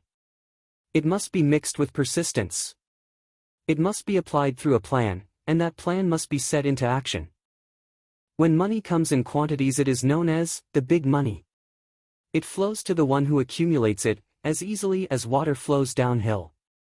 There exists a great unseen stream of power, which may be compared to a river, except that one side flows in one direction, carrying all who get into that side of the stream onward and upward to wealth, and the other side flows in the opposite direction, carrying all who are unfortunate enough to get into it, and not able to extricate themselves from it, downward to misery and poverty. Every man who has accumulated a great fortune has recognized the existence of this stream of life. It consists of one's thinking process. The positive emotions of thought form the side of the stream which carries one to fortune. The negative emotions form the side which carries one down to poverty. This carries a thought of stupendous importance to the person who is following this book with the object of accumulating a fortune. If you are in the side of the stream of power which leads to poverty, this may serve as an oar, by which you may propel yourself over into the other side of the stream. It can serve you only through application and use. Merely reading and passing judgment on it either one way or another, will in no way benefit you. Some people undergo the experience of alternating between the positive and negative sides of the stream, being at times on the positive side, and at times on the negative side. The Wall Street crash of '29 swept millions of people from the positive to the negative side of the stream. These millions are struggling, some of them in desperation and fear, to get back to the positive side of the stream. This book was written especially for those millions. Poverty and riches often change places. The crash taught the world this truth, although the world will not long remember the lesson. Poverty may, and generally does, voluntarily take the place of riches. When riches take the place of poverty, the change is usually brought about through well-conceived and carefully executed plans. Poverty needs no plan. It needs no one to aid it, because it is bold and ruthless. Riches are shy and timid. They have to be attracted. Chapter 11. The Mystery of Sex Transmutation. Anybody can wish for riches, and most people do, but only a few know that a definite plan, plus a burning desire for wealth, are the only dependable means of accumulating wealth. The 10th step toward riches. The meaning of the word transmute is, in simple language, the changing, or transferring of one element, or form of energy, into another. The emotion of sex brings into being a state of mind. Because of ignorance on the subject, this state of mind is generally associated with the physical, and because of improper influences, to which most people have been subjected, in acquiring knowledge of sex, things essentially physical have highly biased the mind. The emotion of sex has back of it the possibility of three constructive potentialities. They are: 1. The perpetuation of mankind. 2. The maintenance of health. As a therapeutic agency, it has no equal. 3. The transformation of mediocrity into genius through transmutation. Sex transmutation is simple and easily explained. It means the switching of the mind from thoughts of physical expression to thoughts of some other nature. Sex desire is the most powerful of human desires. When driven by this desire, men develop keenness of imagination, courage, willpower, persistence, and creative ability unknown to them at other times. So strong and impelling is the desire for sexual contact that men freely run the risk of life and reputation to I. When harnessed and redirected along other lines, this motivating force maintains all of its attributes of keenness of imagination, courage, etc., which may be used as powerful creative forces in literature, art, or in any other profession or calling, including, of course, the accumulation of riches. The transmutation of sex energy calls for the exercise of willpower, to be sure, but the reward is worth the effort. The desire for sexual expression is inborn and natural. The desire cannot and should not be submerged or eliminated. But it should be given an outlet through forms of expression which enrich the body, mind, and spirit of man. If not given this form of outlet through transmutation, it will seek outlets through purely physical channels. A river may be dammed, and its water controlled for a time, but eventually, it will force an outlet. The same is true of the emotion of sex. It may be submerged and controlled for a time, but its very nature causes it to be ever seeking means of expression. If it is not transmuted into some creative effort, it will find a less worthy outlet. Fortunate, indeed, is the person who has discovered how to give sex emotion an outlet through some form of creative effort, for he has, by that discovery, lifted himself to the status of a genius. Scientific research has disclosed these significant facts. 1. The men of greatest achievement are men with highly developed sex natures, men who have learned the art of sex transmuta. 2. The men who have accumulated great fortunes and achieved outstanding recognition in literature, art, industry, architecture, and the professions, were motivated by the influence of a woman.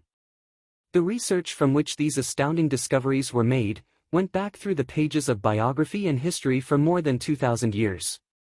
Wherever there was evidence available in connection with the lives of men and women of great achievement, it indicated most convincingly that they possessed highly developed sex natures. The emotion of sex is an irresistible force, against which there can be no such opposition as an immovable body. When driven by this emotion, men become gifted with a superpower for action. Understand this truth, and you will catch the significance of the statement that sex transmutation will lift one to the status of a genius. The emotion of sex contains the secret of creative ability. Destroy the sex glands, whether in man or beast, and you have removed the major source of action. For proof of this, observe what happens to any animal after it has been castrated. A bull becomes as docile as a cow after it has been altered sexually. Sex alteration takes out of the male, whether man or beast, all the fight that was in him. Sex alteration of the female has the same effect. The 10 mind stimuli. The human mind responds to stimuli, through which it may be keyed up to high rates of vibration, known as enthusiasm, creative imagination, intense desire, etc. The stimuli to which the mind responds most freely are: 1. The desire for sex expression.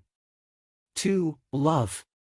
3. A burning desire for fame, power, or financial gain, money. 4. Music. 5. Friendship between either those of the same sex, or those of the opposite sex. 6. A mastermind alliance based upon the harmony of 2 or more people who ally themselves for spiritual or temporal advancement. 7. Mutual suffering, such as that experienced by people who are persecuted. 8. Auto-suggestion. 9. Fear. 10. Narcotics and alcohol. The desire for sex expression comes at the head of the list of stimuli, which most effectively step up the vibrations of the mind and start the wheels of physical action. 8 of these stimuli are natural and constructive. 2 are destructive. The list is here presented for the purpose of enabling you to make a comparative study of the major sources of mind stimulation. From this study, it will be readily seen that the emotion of sex is, by great odds, the most intense and powerful of all mind stimuli. This comparison is necessary as a foundation for proof of the statement that transmutation of sex energy may lift one to the status of a genius. Let us find out what constitutes a genius. Some wiseacre has said that a genius is a man who wears long hair, eats queer food, lives alone, and serves as a target for the joke makers. A better definition of a genius is a man who has discovered how to increase the vibrations of thought to the point where he can freely communicate with sources of knowledge not available through the ordinary rate of vibration of thought. The person who thinks will want to ask some questions concerning this definition of genius. The first question will be, how may one communicate with sources of knowledge which are not available through the ordinary rate of vibration of thought? The next question will be, are there known sources of knowledge which are available only to genii, and if so, what are these sources, and exactly how may they be reached? We shall offer proof of the soundness of some of the more important statements made in this book, or at least we shall offer evidence through which you may secure your own proof through experimentation, and in doing so, we shall answer both of these questions. Genius is developed through the sixth sense. The reality of a sixth sense has been fairly well established. This sixth sense is creative imagination. The faculty of creative imagination is one which the majority of people never use during an entire lifetime, and if used at all, it usually happens by mere accident. A relatively small number of people use, with deliberation and purpose of forethought, the faculty of creative imagination. Those who use this faculty voluntarily, and with understanding of its functions, are genii. The faculty of creative imagination is the direct link between the finite mind of man and infinite intelligence.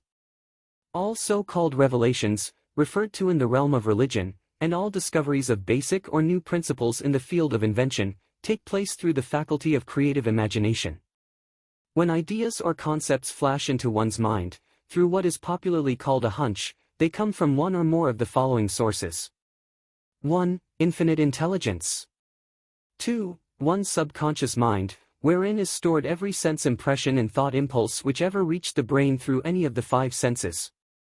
3. From the mind of some other person who has just released the thought, or picture of the idea or concept, through conscious thought, or 4. From the other person's subconscious storehouse. There are no other known sources from which inspired ideas or hunches may be received. The creative imagination functions best when the mind is vibrating, due to some form of mind stimulation, at an exceedingly high rate. That is, when the mind is functioning at a rate of vibration higher than that of ordinary, normal thought. When brain action has been stimulated, through one or more of the 10 mind stimulants, it has the effect of lifting the individual far above the horizon of ordinary thought and permits him to envision distance, scope, and quality of thoughts not available on the lower plane, such as that occupied while one is engaged in the solution of the problems of business and professional routine.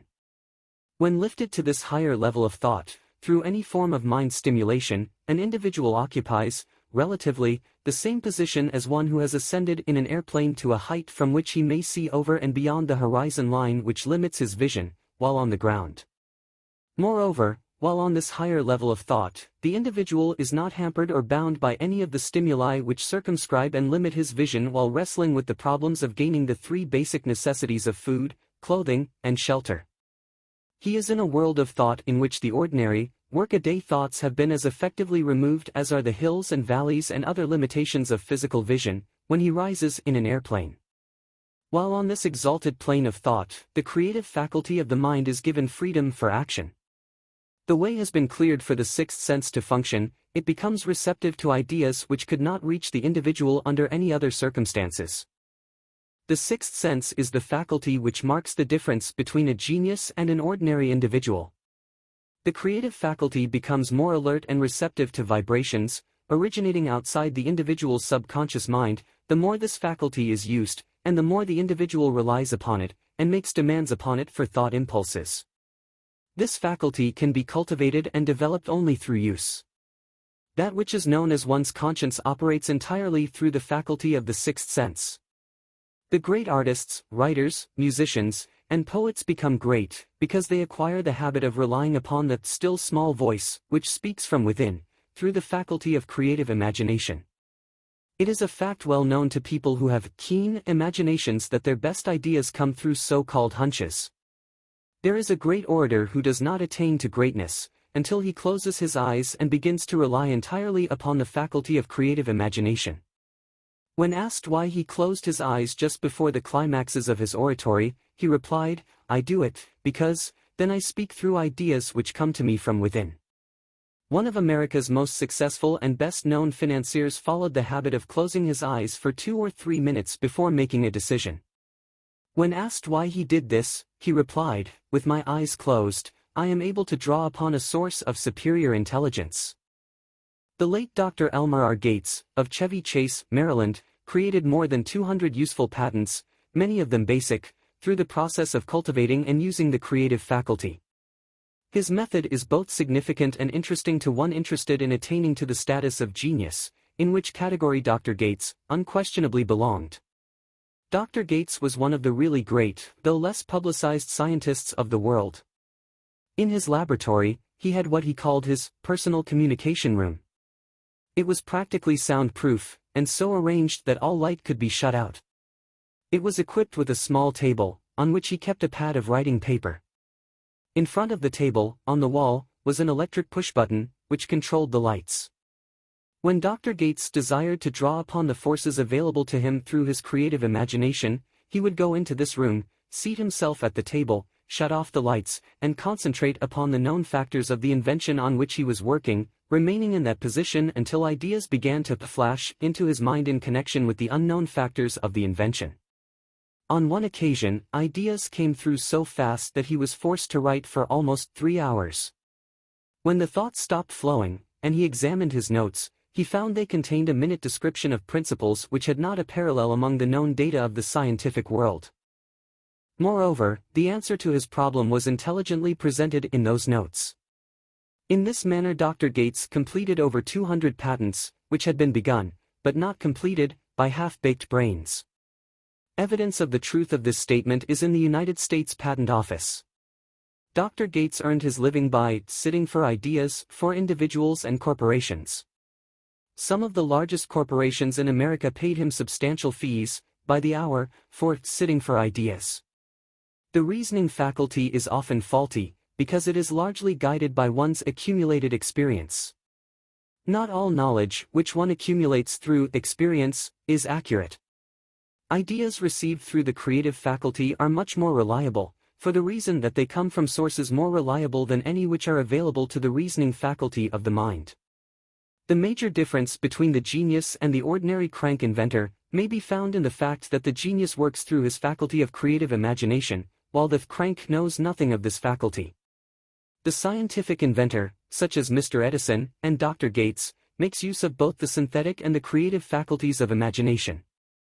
For example, the scientific inventor, or genius, begins an invention by organizing and combining the known ideas, or principles accumulated through experience, through the synthetic faculty, the reasoning faculty. If he finds this accumulated knowledge to be insufficient for the completion of his invention, he then draws upon the sources of knowledge available to him through his creative faculty. The method by which he does this varies with the individual, but this is the sum and substance of his procedure. 1. He stimulates his mind so that it vibrates on a higher than average plane, using one or more of the 10 mind stimulants or some other stimulant of his choice. 2. He concentrates upon the known factors, the finished part, of his invention, and creates in his mind a perfect picture of unknown factors, the unfinished part, of his invention. He holds this picture in mind until it has been taken over by the subconscious mind, then relaxes by clearing his mind of all thought, and waits for his answer to flash into his mind. Sometimes the results are both definite and immediate. At other times, the results are negative, depending upon the state of development of the sixth sense, or creative faculty. Mr. Edison tried out more than 10,000 different combinations of ideas through the synthetic faculty of his imagination before he tuned in through the creative faculty, and got the answer which perfected the incandescent light. His experience was similar when he produced the talking machine. There is plenty of reliable evidence that the faculty of creative imagination exists. This evidence is available through accurate analysis of men who have become leaders in their respective callings, without having had extensive educations. Lincoln was a notable example of a great leader who achieved greatness, through the discovery and use of his faculty of creative imagination. He discovered, and began to use this faculty as the result of the stimulation of love which he experienced after he met in Rutledge, a statement of the highest significance, in connection with the study of the source of genius. The pages of history are filled with the records of great leaders whose achievements may be traced directly to the influence of women who aroused the creative faculties of their minds, through the stimulation of sex desire. Napoleon Bonaparte was one of these. When inspired by his first wife, Josephine, he was irresistible and invincible. When his better judgment or reasoning faculty prompted him to put Josephine aside, he began to decline. His defeat and St. Helena were not far distant. If good taste would permit, we might easily mention scores of men, well known to the American people, who climbed to great heights of achievement under the stimulating influence of their wives, only to drop back to destruction after money and power went to their heads, and they put aside the old wife for a new one. Napoleon was not the only man to discover that sex influence, from the right source, is more powerful than any substitute of expediency, which may be created by mere reason. The human mind responds to stimulation. Among the greatest and most powerful of these stimuli is the urge of sex. When harnessed and transmuted, this driving force is capable of lifting men into that higher sphere of thought which enables them to master the sources of worry and petty annoyance which beset their pathway on the lower plane. Unfortunately, only the genii have made the discovery. Others have accepted the experience of sex urge, without discovering one of its major potentialities, a fact which accounts for the great number of others as compared to the limited number of genii. For the purpose of refreshing the memory, in connection with the facts available from the biographies of certain men, we here present the names of a few men of outstanding achievement, each of whom was known to have been of a highly sexed nature. The genius which was theirs undoubtedly found its source of power in transmuted sex energy. George Washington, Napoleon Bonaparte, William Shakespeare, Abraham Lincoln, Ralph Waldo Emerson, Robert Burns, Thomas Jefferson, Elbert Hubbard, Albert H. Gary, Oscar Wilde, Woodrow Wilson, John H. Patterson, Andrew Jackson, Enrico Caruso. Your own knowledge of biography will enable you to add to this list. Find, if you can, a single man, in all history of civilization, who achieved outstanding success in any calling, who was not driven by a well-developed sex nature. If you do not wish to rely upon biographies of men not now living, take inventory of those whom you know to be men of great achievement, and see if you can find one among them who is not highly sexed. Sex energy is the creative energy of all genii. There never has been, and never will be a great leader, builder, or artist lacking in this driving force of sex. Surely no one will misunderstand these statements to mean that all who are highly sexed are genii. Man attains to the status of a genius only when, and if, he stimulates his mind so that it draws upon the forces available, through the creative faculty of the imagination. Chief among the stimuli with which this stepping up of the vibrations may be produced is sex energy. The mere possession of this energy is not sufficient to produce a genius. The energy must be transmuted from desire for physical contact, into some other form of desire and action, before it will lift one to the status of a genius. Far from becoming genii, because of great sex desires, the majority of men lower themselves, through misunderstanding and misuse of this great force, to the status of the lower animals. Why men seldom succeed before 40? I discovered, from the analysis of over 25,000 people, that men who succeed in an outstanding way, seldom do so before the age of 40, and more often they do not strike their real pace until they are well beyond the age of 50. This fact was so astounding that it prompted me to go into the study of its cause most carefully, carrying the investigation over a period of more than 12 years. This study disclosed the fact that the major reason why the majority of men who succeed do not begin to do so before the age of 40 to 50, is their tendency to dissipate their energies through overindulgence in physical expression of the emotion of sex. The majority of men never learn that the urge of sex has other possibilities, which far transcend in importance, that of mere physical expression. The majority of those who make this discovery, do so after having wasted many years at a period when the sex energy is at its height, prior to the age of 45 to 50. This usually is followed by noteworthy achievement. The lives of many men up to, and sometimes well past the age of 40, reflect a continued dissipation of energies, which could have been more profitably turned into better channels. Their finer and more powerful emotions are sown wildly to the four winds. Out of this habit of the male, grew the term, sowing his wild oats. The desire for sexual expression is by far the strongest and most impelling of all the human emotions, and for this very reason this desire, when harnessed and transmuted into action, other than that of physical expression, may raise one to the status of a genius. One of America's most able business men frankly admitted that his attractive secretary was responsible for most of the plans he created. He admitted that her presence lifted him to heights of creative imagination, such as he could experience under no other stimulus. One of the most successful men in America owes most of his success to the influence of a very charming young woman, who has served as his source of inspiration for more than 12 years. Everyone knows the man to whom this reference is made, but not everyone knows the real source of his achievements. History is not lacking in examples of men who attained to the status of genii, as the result of the use of artificial mind stimulants in the form of alcohol and narcotics. Edgar Allan Poe wrote The Raven while under the influence of liquor, dreaming dreams that mortal never dared to dream before. James Whitcomb Riley did his best writing while under the influence of alcohol. Perhaps it was thus he saw the ordered intermingling of the real and the dream, the mill above the river, and the mist above the stream. Robert Burns wrote best when intoxicated, for auld lang syne, my dear, we'll take a cup of kindness yet, for auld lang syne. But let it be remembered that many such men have destroyed themselves in the end. Nature has prepared her own potions with which men may safely stimulate their minds so they vibrate on a plane that enables them to tune into fine and rare thoughts which come from no man knows where. No satisfactory substitute for nature's stimulants has ever been found. It is a fact well known to psychologists that there is a very close relationship between sex desires and spiritual urges, a fact which accounts for the peculiar behavior of people who participate in the orgies known as religious revivals, common among the primitive types. The world is ruled, and the destiny of civilization is established, by the human emotions. People are influenced in their actions, not by reasons so much as by feelings. The creative faculty of the mind is set into action entirely by emotions, and not by cold reason. The most powerful of all human emotions is that of sex. There are other mind stimulants, some of which have been listed, but no one of them, nor all of them combined, can equal the driving power of sex. A mind stimulant is any influence which will either temporarily, or permanently, increase the vibrations of thought.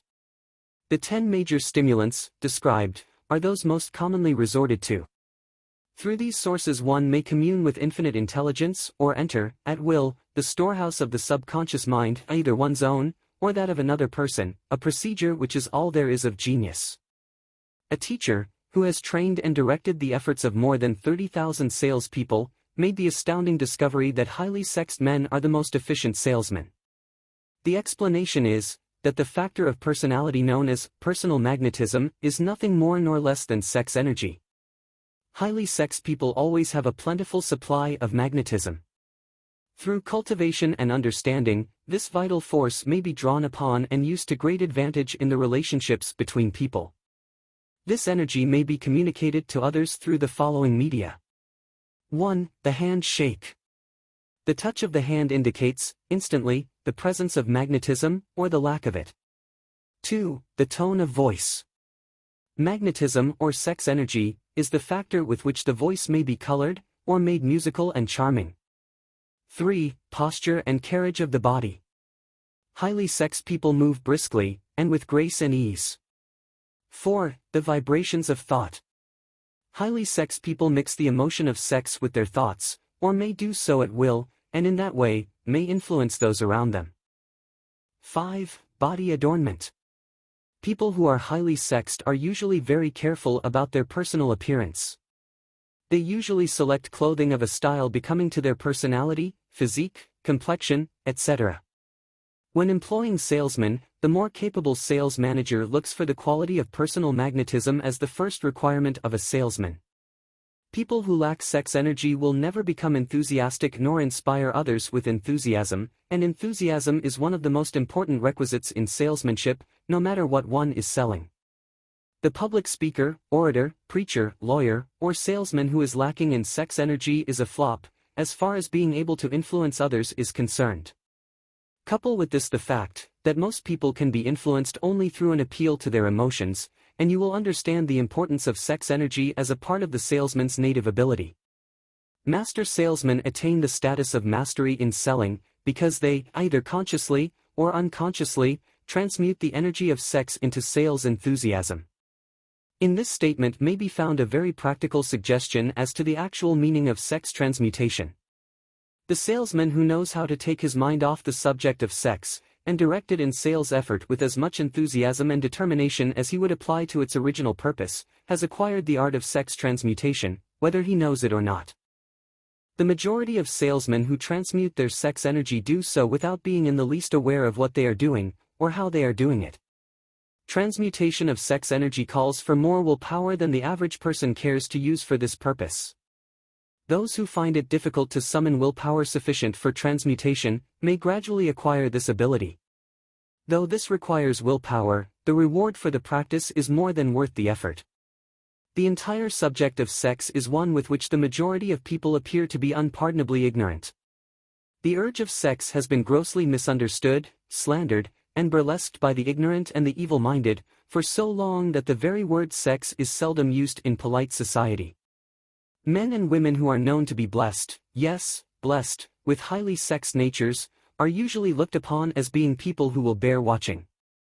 Instead of being called blessed, they are usually called cursed.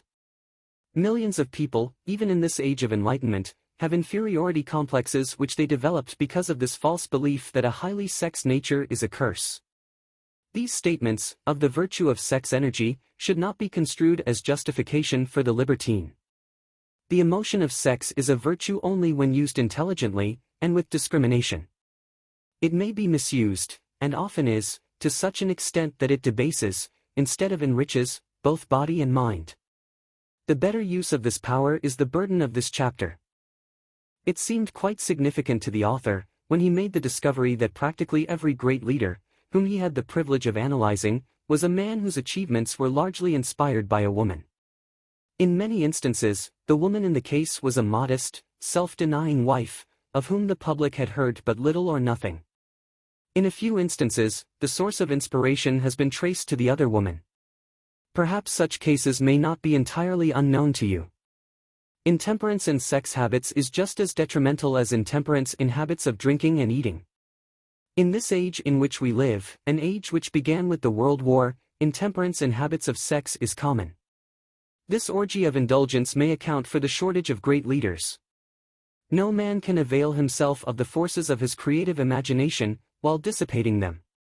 Man is the only creature on earth which violates nature's purpose in this connection. Every other animal indulges its sex nature in moderation, and with purpose which harmonizes with the laws of nature. Every other animal responds to the call of sex only in season. Man's inclination is to declare open season. Every intelligent person knows that stimulation in excess, through alcoholic drink and narcotics, is a form of intemperance which destroys the vital organs of the body, including the brain. Not every person knows, however, that overindulgence in sex expression may become a habit as destructive and as detrimental to creative effort as narcotics or liquor. A sex-mad man is not essentially different than a dope-mad man. Both have lost control over their faculties of reason and willpower. Sexual overindulgence may not only destroy reason and willpower, but it may also lead to either temporary or permanent insanity. Many cases of hypochondria, imaginary illness, grow out of habits developed in ignorance of the true function of sex. From these brief references to the subject, it may be readily seen that ignorance on the subject of sex transmutation forces stupendous penalties upon the ignorant on the one hand, and withholds from them equally stupendous benefits, on the other. Widespread ignorance on the subject of sex is due to the fact that the subject has been surrounded with mystery and beclouded by dark silence. The conspiracy of mystery and silence has had the same effect upon the minds of young people that the psychology of prohibition had. The result has been increased curiosity, and desire to acquire more knowledge on this verboten subject, and to the shame of all lawmakers, and most physicians, by training best qualified to educate youth on that subject, information has not been easily available. Seldom does an individual enter upon highly creative effort in any field of endeavor before the age of 40. The average man reaches the period of his greatest capacity to create between 40 and 60. These statements are based upon analysis of thousands of men and women who have been carefully observed. They should be encouraging to those who fail to arrive before the age of 40, and to those who become frightened at the approach of old age, around the 40-year mark. The years between 40 and 50 are, as a rule, the most fruitful. Man should approach this age, not with fear and trembling, but with hope and eager anticipation. If you want evidence that most men do not begin to do their best work before the age of 40, study the records of the most successful men known to the American people, and you will find it.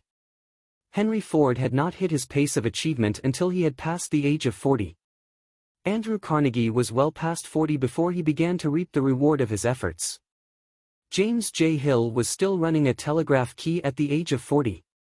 His stupendous achievements took place after that age. Biographies of American industrialists and financiers are filled with evidence that the period from 40 to 60 is the most productive age of man. Between the ages of 30 and 40, man begins to learn, if he ever learns, the art of sex transmutation. This discovery is generally accidental, and more often than otherwise, the man who makes it is totally unconscious of his discovery. He may observe that his powers of achievement have increased around the age of 35 to 40, but in most cases, he is not familiar with the cause of this change, that nature begins to harmonize the emotions of love and sex in the individual, between the ages of 30 and 40, so that he may draw upon these great forces, and apply them jointly as stimuli to action. Sex, alone, is a mighty urge to action, but its forces are like a cyclone, they are often uncontrollable. When the emotion of love begins to mix itself with the emotion of sex, the result is calmness of purpose, poise, accuracy of judgment, and balance. What person, who has attained to the age of 40, is so unfortunate as to be unable to analyze these statements, and to corroborate them by his own experience? When driven by his desire to please a woman, based solely upon the emotion of sex, a man may be, and usually is, capable of great achievement, but his actions may be disorganized, distorted, and totally destructive. When driven by his desire to please a woman, based upon the motive of sex alone, a man may steal, cheat, and even commit murder. But when the emotion of love is mixed with the emotion of sex, that same man will guide his actions with more sanity, balance, and reason. Criminologists have discovered that the most hardened criminals can be reformed through the influence of a woman's love. There is no record of a criminal having been reformed solely through the sex influence. These facts are well known, but their cause is not. Reformation comes, if at all, through the heart or the emotional side of man, not through his head or reasoning side. Reformation means a change of heart. It does not mean a change of head. A man may, because of reason, make certain changes in his personal conduct to avoid the consequences of undesirable effects, but genuine reformation comes only through a change of heart, through a desire to change. Love, romance, and sex are all emotions capable of driving men to heights of superachievement. Love is the emotion which serves as a safety valve and ensures balance, poise, and constructive effort.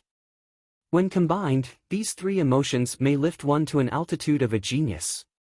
There are genii, however, who know but little of the emotion of love. Most of them may be found engaged in some form of action which is destructive, or at least, not based upon justice and fairness toward others. If good taste would permit, a dozen genii could be named in the field of industry and finance, who ride ruthlessly over the rights of their fellow men. They seem totally lacking in conscience. The reader can easily supply his own list of such men. The emotions are states of mind. Nature has provided man with a chemistry of the mind which operates in a manner similar to the principles of chemistry of matter.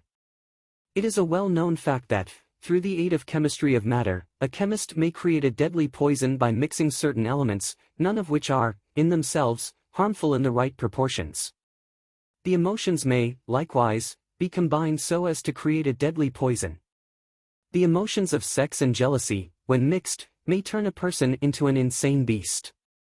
The presence of any one or more of the destructive emotions in the human mind, through the chemistry of the mind, sets up a poison which may destroy one's sense of justice and fairness. In extreme cases, the presence of any combination of these emotions in the mind may destroy one's reason. The road to genius consists of the development, control, and use of sex, love, and romance. Briefly, the process may be stated as follows. Encourage the presence of these emotions as the dominating thoughts in one's mind, and discourage the presence of all the destructive emotions. The mind is a creature of habit. It thrives upon the dominating thoughts fed it. Through the faculty of willpower, one may discourage the presence of any emotion, and encourage the presence of any other. Control of the mind, through the power of will, is not difficult. Control comes from persistence and habit. The secret of control lies in understanding the process of transmutation. When any negative emotion presents itself in one's mind, it can be transmuted into a positive, or constructive emotion, by the simple procedure of changing one's thoughts. There is no other road to genius than through voluntary self-effort. A man may attain to great heights of financial or business achievement, solely by the driving force of sex energy, but history is filled with evidence that he may, and usually does, carry with him certain traits of character which rob him of the ability to either hold, or enjoy his fortune. This is worthy of analysis, thought, and meditation, for it states a truth, the knowledge of which may be helpful to women as well as men. Ignorance of this has cost thousands of people their privilege of happiness, even though they possessed riches. The emotions of love and sex leave their unmistakable marks upon the features. Moreover, these signs are so visible, that all who wish may read them. The man who is driven by the storm of passion, based upon sex desires alone, plainly advertises that fact to the entire world, by the expression of his eyes, and the lines of his face. The emotion of love, when mixed with the emotion of sex, softens, modifies, and beautifies the facial expression. No character analyst is needed to tell you this, you may observe it for yourself. The emotion of love brings out, and develops, the artistic and the aesthetic nature of man. It leaves its impress upon one's very soul, even after the fire has been subdued by time and circumstance. Memories of love never pass. They linger, guide, and influence long after the source of stimulation has faded. There is nothing new in this. Every person, who has been moved by genuine love, knows that it leaves enduring traces upon the human heart. The effect of love endures, because love is spiritual in nature. The man who cannot be stimulated to great heights of achievement by love, is hopeless, he is dead, though he may seem to live. Even the memories of love are sufficient to lift one to a higher plane of creative effort. The major force of love may spend itself and pass away, like a fire which has burned itself out, but it leaves behind indelible marks as evidence that it passed that way. Its departure often prepares the human heart for a still greater love. Go back into your yesterdays, at times, and bathe your mind in the beautiful memories of past love. It will soften the influence of the present worries and annoyances. It will give you a source of escape from the unpleasant realities of life, and maybe, who knows, your mind will yield to you, during this temporary retreat into the world of fantasy, ideas, or plans which may change the entire financial or spiritual status of your life. If you believe yourself unfortunate, because you have loved and lost, perish the thought. One who has loved truly, can never lose entirely. Love is whimsical and temperamental. Its nature is ephemeral and transitory. It comes when it pleases, and goes away without warning. Accept and enjoy it while it remains, but spend no time worrying about its departure. Worry will never bring it back. Dismiss, also, the thought that love never comes but once. Love may come and go, times without number, but there are no two love experiences which affect one in just the same way. There may be, and there usually is, one love experience which leaves a deeper imprint on the heart than all the others, but all love experiences are beneficial, except to the person who becomes resentful and cynical when love makes its departure. There should be no disappointment over love, and there would be none if people understood the difference between the emotions of love and sex. The major difference is that love is spiritual, while sex is biological. No experience, which touches the human heart with a spiritual force, can possibly be harmful, except through ignorance or jealousy.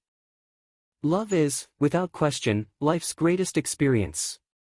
It brings one into communion with infinite intelligence. When mixed with the emotions of romance and sex, it may lead one far up the ladder of creative effort. The emotions of love, sex, and romance are sides of the eternal triangle of achievement-building genius. nature creates genii through no other force.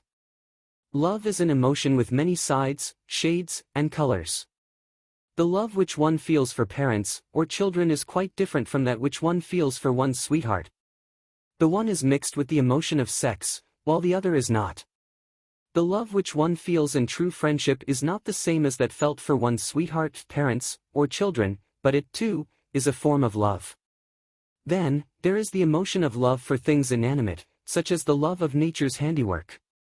But the most intense and burning of all these various kinds of love is that experienced in the blending of the emotions of love and sex.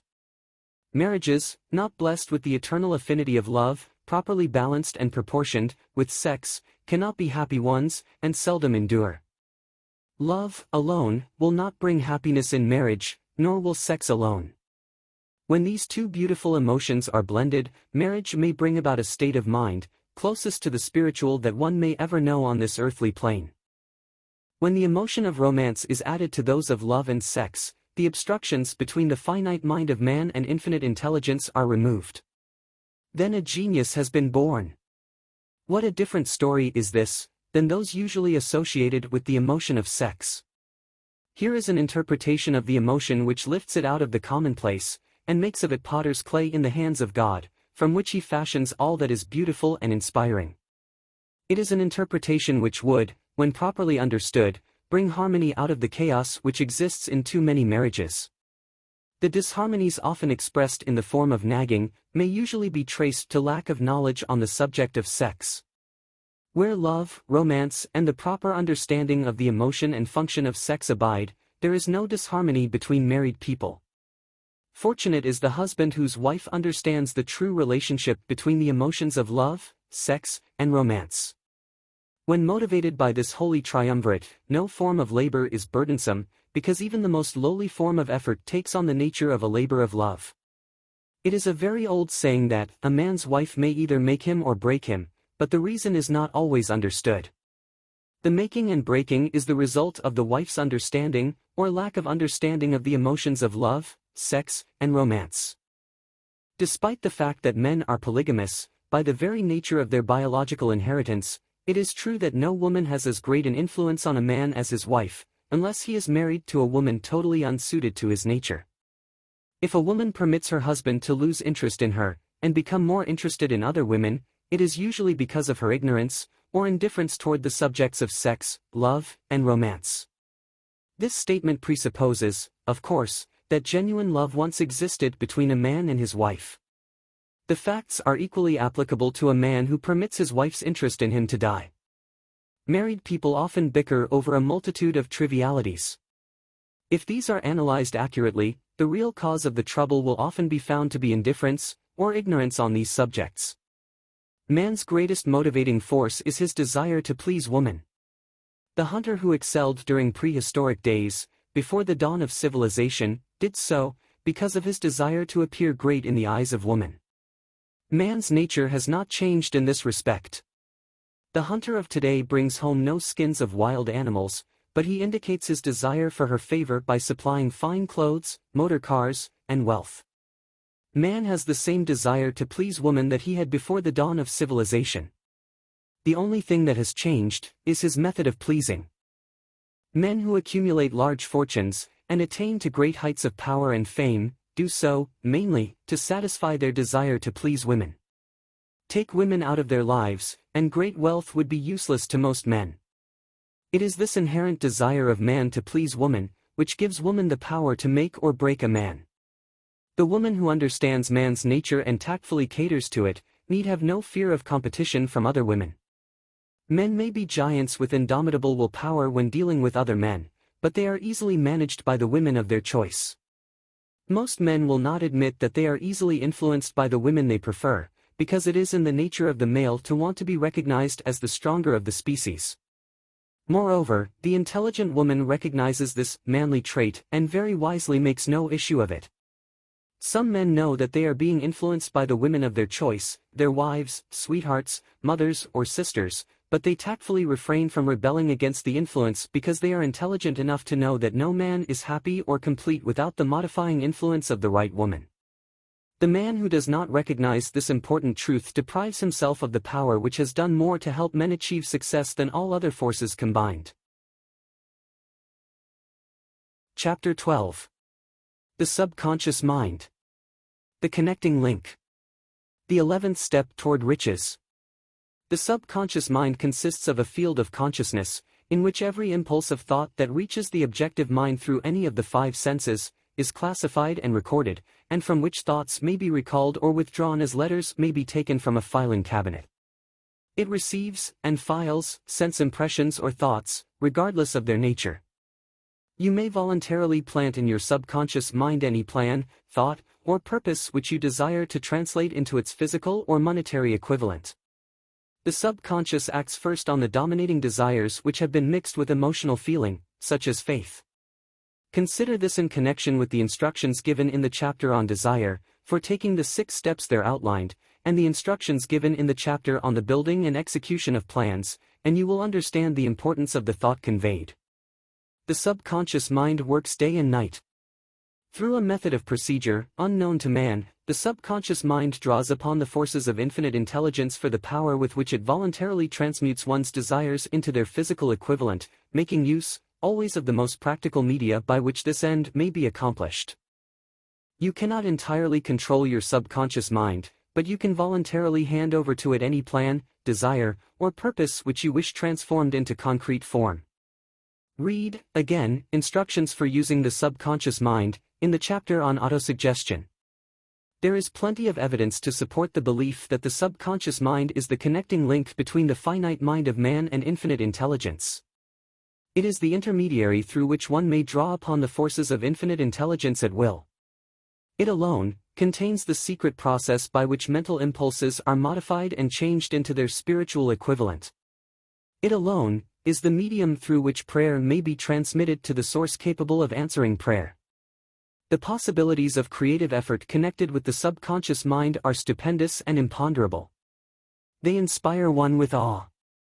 I never approach the discussion of the subconscious mind without a feeling of littleness and inferiority due, perhaps, to the fact that man's entire stock of knowledge on this subject is so pitifully limited. The very fact that the subconscious mind is the medium of communication between the thinking mind of man and infinite intelligence is, of itself, a thought which almost paralyzes one's reason. After you have accepted, as a reality, the existence of the subconscious mind, and understand its possibilities, as a medium for transmuting your desires into their physical or monetary equivalent, you will comprehend the full significance of the instructions given in the chapter on desire. You will also understand why you have been repeatedly admonished to make your desires clear, and to reduce them to writing. You will also understand the necessity of persistence in carrying out instructions. The 13 principles are the stimuli with which you acquire the ability to reach, and to influence your subconscious mind. Do not become discouraged, if you cannot do this upon the first attempt. Remember that the subconscious mind may be voluntarily directed only through habit, under the directions given in the chapter on faith. You have not yet had time to master faith. Be patient. Be persistent. A good many statements in the chapters on faith and autosuggestion will be repeated here, for the benefit of your subconscious mind. Remember, your subconscious mind functions voluntarily, whether you make any effort to influence it or not.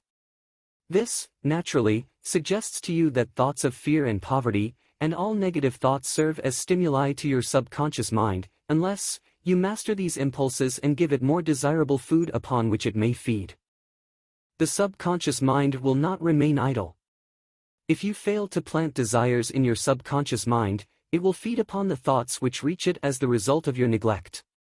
We have already explained that thought impulses, both negative and positive, are reaching the subconscious mind continuously, from the 4 sources which were mentioned in the chapter on sex transmutation. For the present, it is sufficient if you remember that you are living daily, in the midst of all manner of thought impulses which are reaching your subconscious mind, without your knowledge.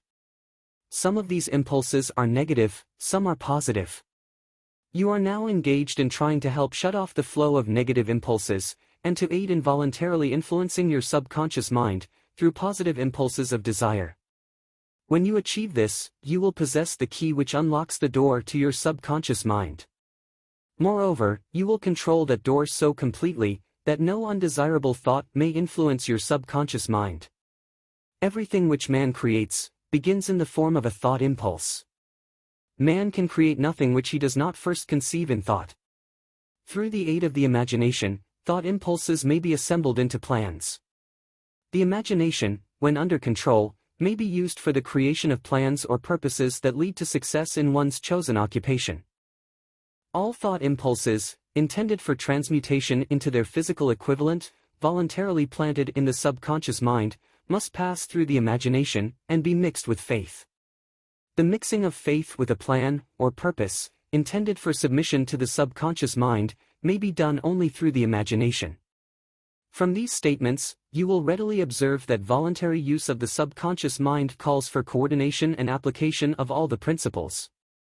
Ella Wheeler Wilcox gave evidence of her understanding of the power of the subconscious mind when she wrote, "You never can tell what a thought will do in bringing you hate or love, for thoughts are things, and their airy wings are swifter than carrier doves. They follow the law of the universe, each thing creates its kind, and they speed o'er the track to bring you back whatever went out from your mind." Mrs. Wilcox understood the truth, that thoughts which go out from one's mind, also embed themselves deeply in one's subconscious mind, where they serve as a magnet, pattern, or blueprint by which the subconscious mind is influenced while translating them into their physical equivalent. Thoughts are truly things, for the reason that every material thing begins in the form of thought energy. The subconscious mind is more susceptible to influence by impulses of thought mixed with feeling or emotion, than by those originating solely in the reasoning portion of the mind. In fact, there is much evidence to support the theory that only emotionalized thoughts have any action influence upon the subconscious mind. It is a well-known fact that emotion or feeling rules the majority of people. If it is true that the subconscious mind responds more quickly to, and is influenced more readily by thought impulses which are well mixed with emotion, it is essential to become familiar with the more important of the emotions. There are 7 major positive emotions, and 7 major negative emotions. The negatives voluntarily inject themselves into the thought impulses, which ensure passage into the subconscious mind.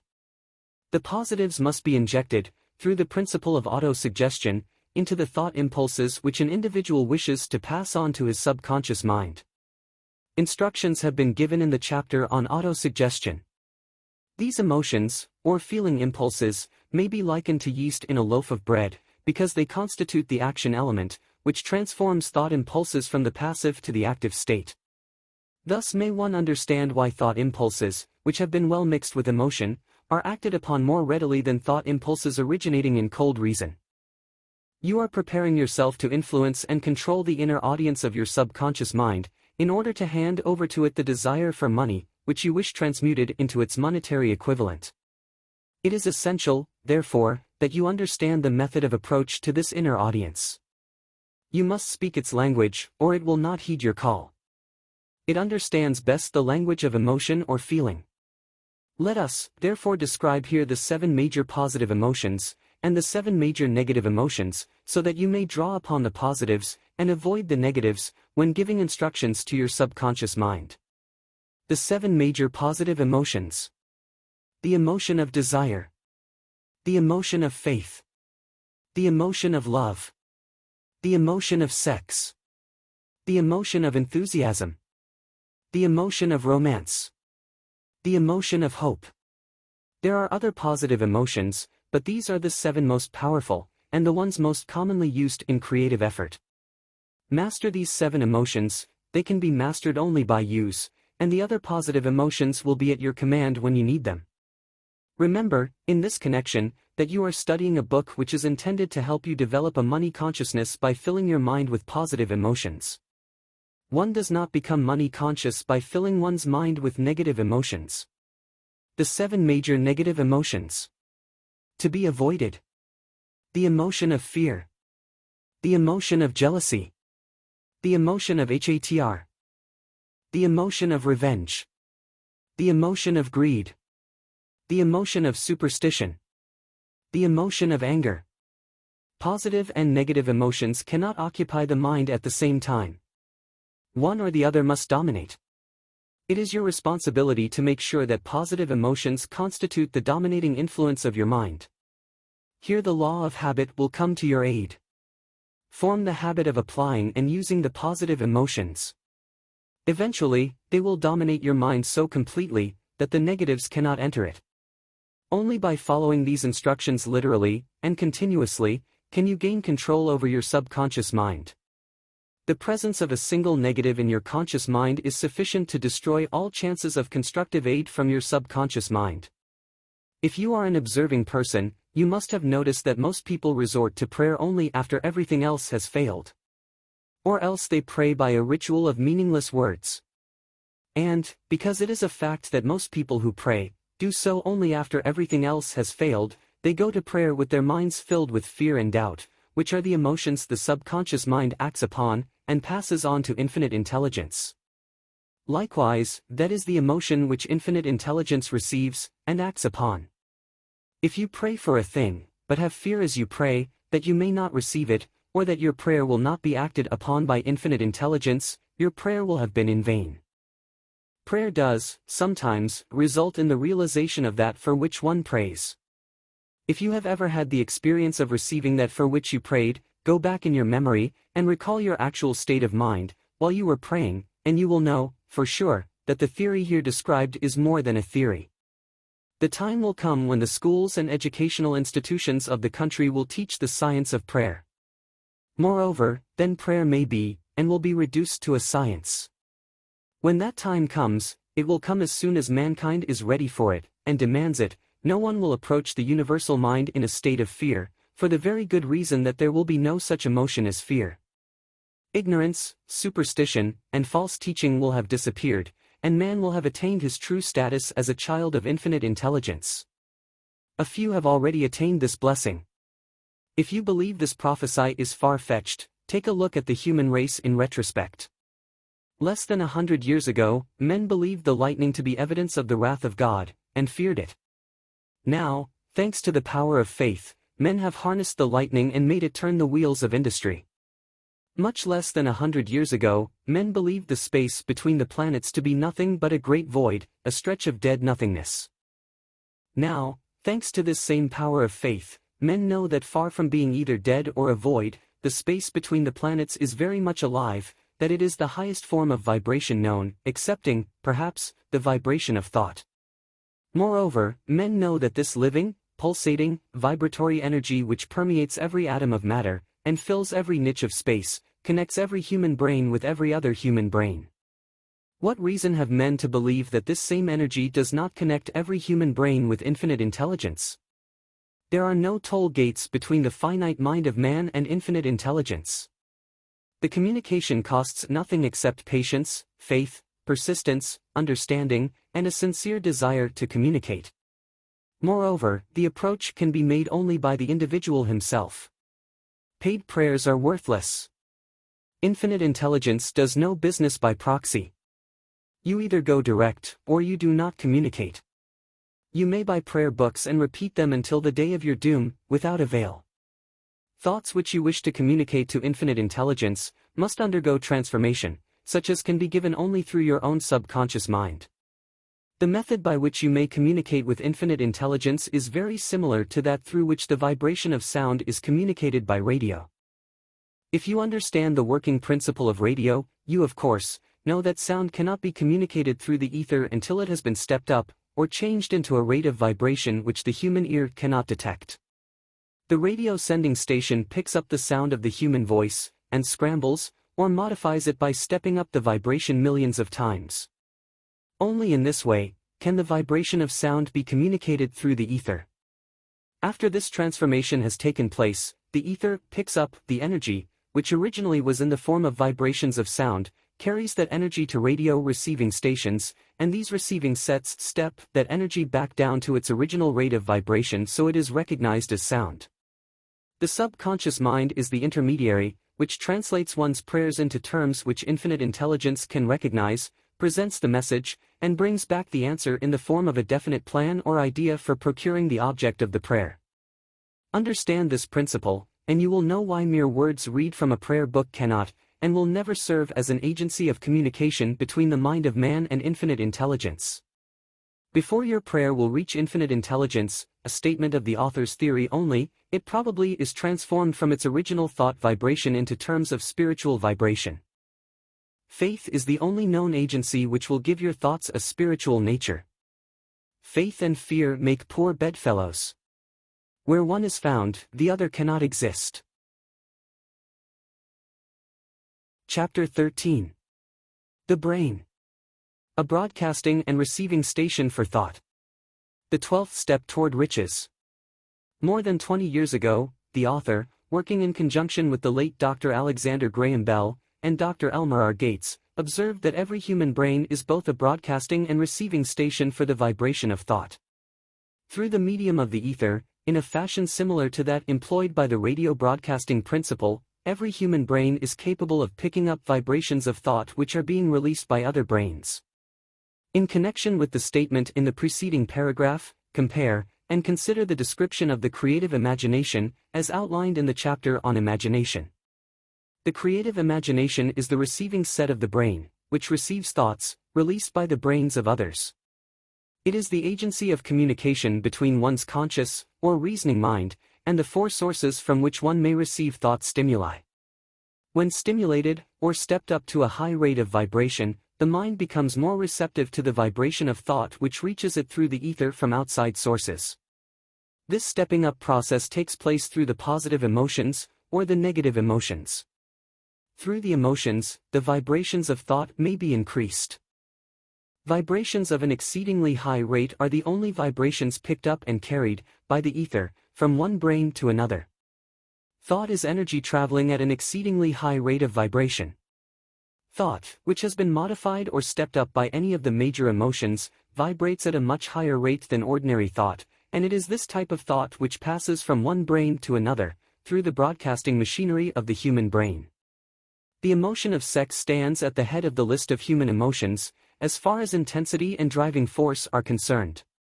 The brain which has been stimulated by the emotion of sex, vibrates at a much more rapid rate than it does when that emotion is quiescent or absent. The result of sex transmutation is the increase of the rate of vibration of thoughts to such a pitch that the creative imagination becomes highly receptive to ideas, which it picks up from the ether. On the other hand, when the brain is vibrating at a rapid rate, it not only attracts thoughts and ideas released by other brains through the medium of the ether, but it gives to one's own thoughts that feeling which is essential before those thoughts will be picked up and acted upon by one's subconscious mind. Thus, you will see that the broadcasting principle is the factor through which you mix feeling, or emotion with your thoughts and pass them on to your subconscious mind. The subconscious mind is the sending station of the brain, through which vibrations of thought are broadcast. The creative imagination is the receiving set, through which the vibrations of thought are picked up from the ether. Along with the important factors of the subconscious mind, and the faculty of the creative imagination, which constitute the sending and receiving sets of your mental broadcasting machinery, consider now the principle of autosuggestion, which is the medium by which you may put into operation your broadcasting station. Through the instructions described in the chapter on autosuggestion, you were definitely informed of the method by which desire may be transmuted into its monetary equivalent. Operation of your mental broadcasting station is a comparatively simple procedure. You have but three principles to bear in mind, and to apply, when you wish to use your broadcasting station: the subconscious mind, creative imagination, and autosuggestion. The stimuli through which you put these three principles into action have been described. The procedure begins with desire. The greatest forces are intangible. The Depression brought the world to the very borderline of understanding of the forces which are intangible and unseen. Through the ages which have passed, man has depended too much upon his physical senses, and has limited his knowledge to physical things, which he could see, touch, weigh, and measure. We are now entering the most marvelous of all ages, an age which will teach us something of the intangible forces of the world about us. Perhaps we shall learn as we pass through this age, that the other self is more powerful than the physical self we see when we look into a mirror. Sometimes men speak lightly of the intangibles, the things which they cannot perceive through any of their five senses, and when we hear them, it should remind us that all of us are controlled by forces which are unseen and intangible. The whole of mankind has not the power to cope with, nor to control the intangible force wrapped up in the rolling waves of the oceans. Man has not the capacity to understand the intangible force of gravity, which keeps this little Earth suspended in mid-air, and keeps man from falling from it, much less the power to control that force. Man is entirely subservient to the intangible force which comes with a thunderstorm, and he is just as helpless in the presence of the intangible force of electricity. Nay, he does not even know what electricity is, where it comes from, or what is its purpose. Nor is this by any means the end of man's ignorance in connection with things unseen and intangible. He does not understand the intangible force, and intelligence, wrapped up in the soil of the earth, the force which provides him with every morsel of food he eats, every article of clothing he wears, every dollar he carries in his pockets. The dramatic story of the brain. Last, but not least, man, with all of his boasted culture and education, understands little or nothing of the intangible force, the greatest of all the intangibles, of thought.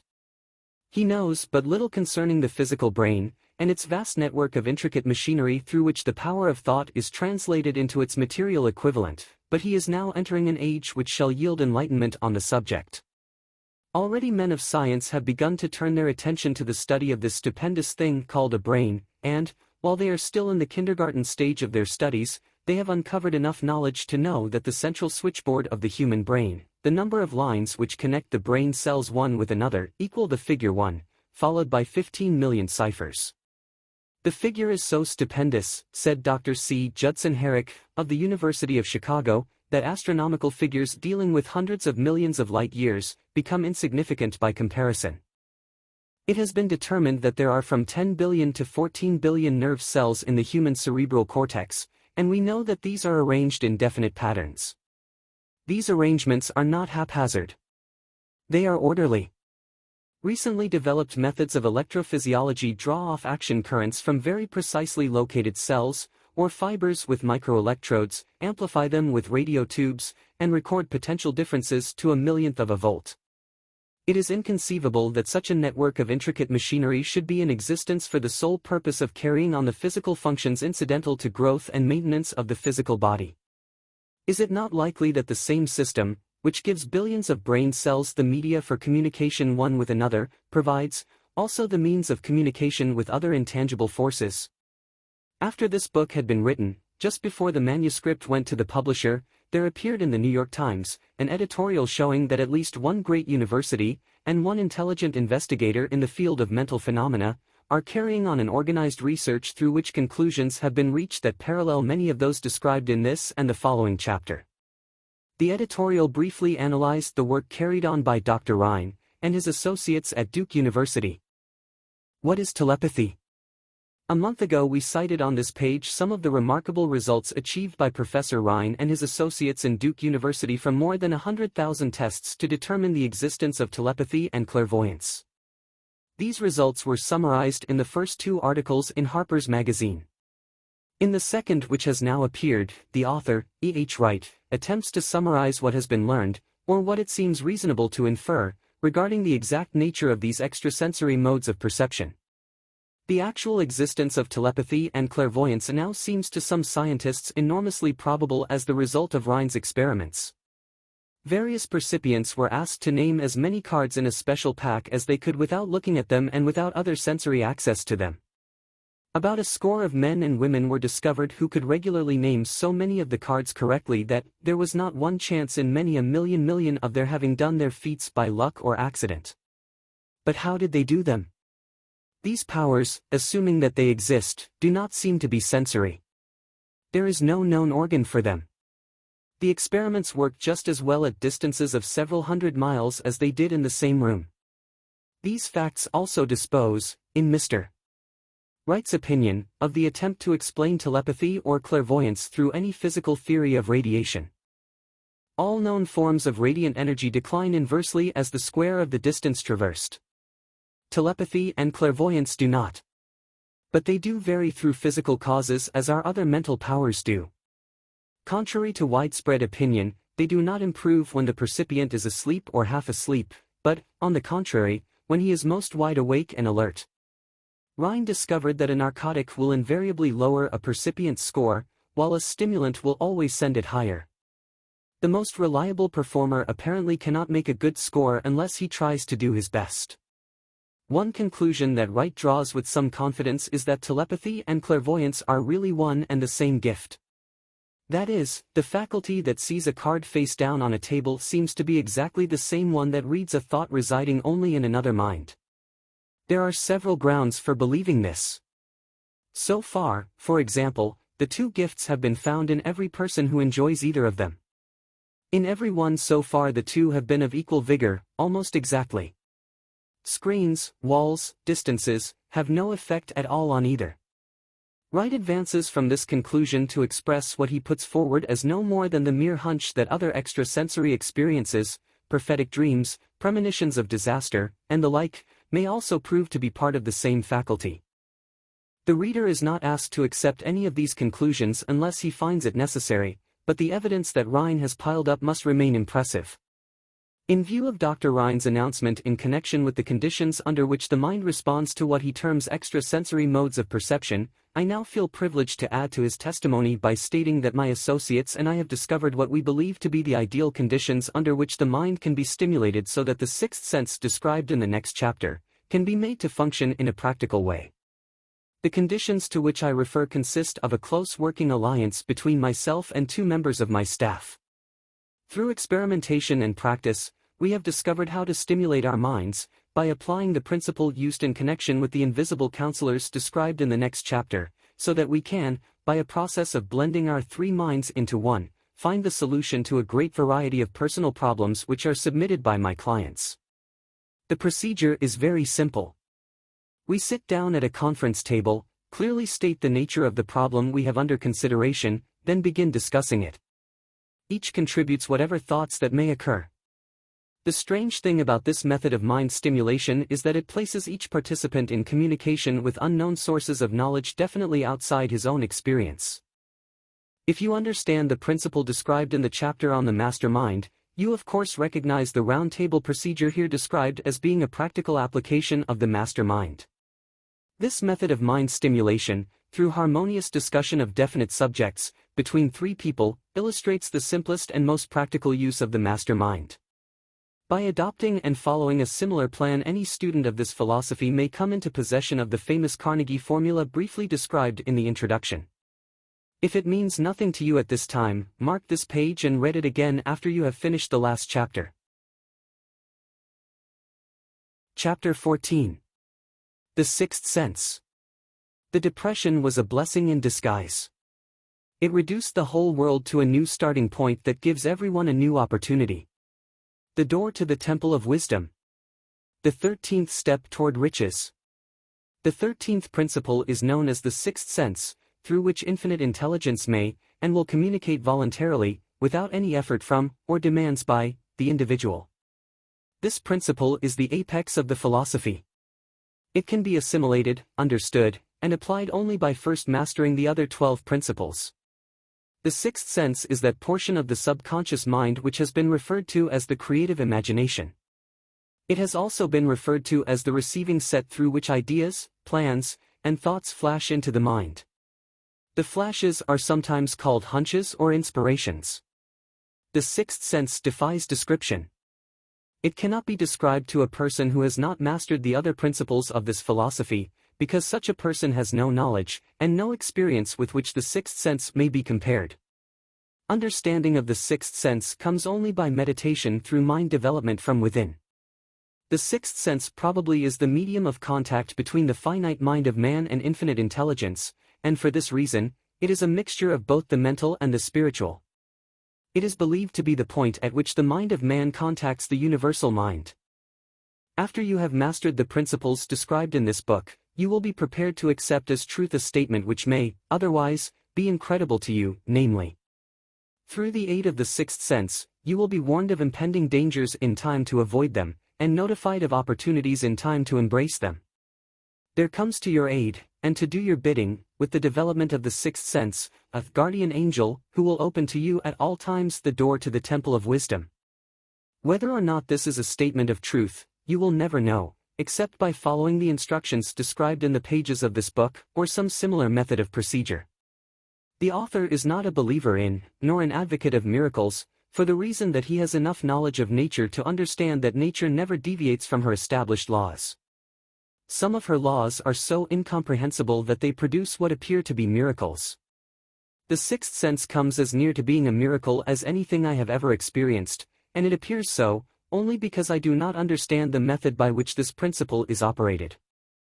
This much the author does know, that there is a power, or a first cause, or an intelligence, which permeates every atom of matter, and embraces every unit of energy perceptible to man, that this infinite intelligence converts acorns into oak trees, causes water to flow downhill in response to the law of gravity, follows night with day, and winter with summer, each maintaining its proper place and relationship to the other. This intelligence may, through the principles of this philosophy, be induced to aid in transmuting desires into concrete or material form. The author has this knowledge, because he has experimented with it, and has experienced it. Step by step, through the preceding chapters, you have been led to this, the last principle. If you have mastered each of the preceding principles, you are now prepared to accept, without being skeptical, the stupendous claims made here. If you have not mastered the other principles, you must do so before you may determine, definitely, whether or not the claims made in this chapter are fact or fiction. While I was passing through the age of hero worship, I found myself trying to imitate those whom I most admired. Moreover, I discovered that the element of faith, with which I endeavored to imitate my idols, gave me great capacity to do so quite successfully. I have never entirely divested myself of this habit of hero worship, although I have passed the age commonly given over to such. My experience has taught me that the next best thing to being truly great, is to emulate the great, by feeling and action, as nearly as possible.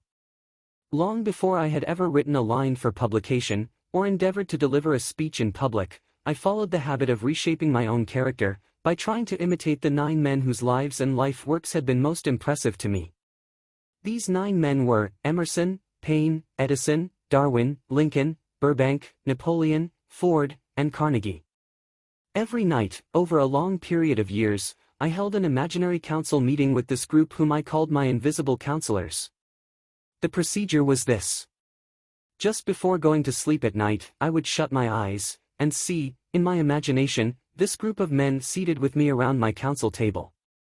Here I had not only an opportunity to sit among those whom I considered to be great, but I actually dominated the group, by serving as the chairman. I had a very definite purpose in indulging my imagination through these nightly meetings. My purpose was to rebuild my own character so it would represent a composite of the characters of my imaginary counselors. Realizing, as I did, early in life, that I had to overcome the handicap of birth in an environment of ignorance and superstition, I deliberately assigned myself the task of voluntary rebirth through the method here described. Building character through autosuggestion.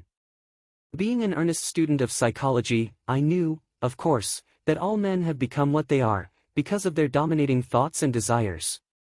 I knew that every deeply seated desire has the effect of causing one to seek outward expression through which that desire may be transmuted into reality. I knew that self-suggestion is a powerful factor in building character, that it is, in fact, the sole principle through which character is built. With this knowledge of the principles of mind operation, I was fairly well armed with the equipment needed in rebuilding my character. In these imaginary council meetings I called on my cabinet members for the knowledge I wished each to contribute, addressing myself to each member in audible words, as follows. Mr. Emerson, I desire to acquire from you the marvelous understanding of nature which distinguished your life. I ask that you make an impress upon my subconscious mind, of whatever qualities you possessed, which enabled you to understand and adapt yourself to the laws of nature. I ask that you assist me in reaching and drawing upon whatever sources of knowledge are available to this end. Mr. Burbank, I request that you pass on to me the knowledge which enabled you to so harmonize the laws of nature that you caused the cactus to shed its thorns, and become an edible food. Give me access to the knowledge which enabled you to make 2 blades of grass grow where but one grew before, and helped you to blend the coloring of the flowers with more splendor and harmony, for you, alone, have successfully gilded the lily. Napoleon, I desire to acquire from you, by emulation, the marvelous ability you possess to inspire men, and to arouse them to greater and more determined spirit of action. Also to acquire the spirit of enduring faith, which enabled you to turn defeat into victory, and to surmount staggering obstacles. Emperor of Fate, King of Chance, Man of Destiny, I salute you. Mr. Paine, I desire to acquire from you the freedom of thought and the courage and clarity with which to express convictions, which so distinguished you.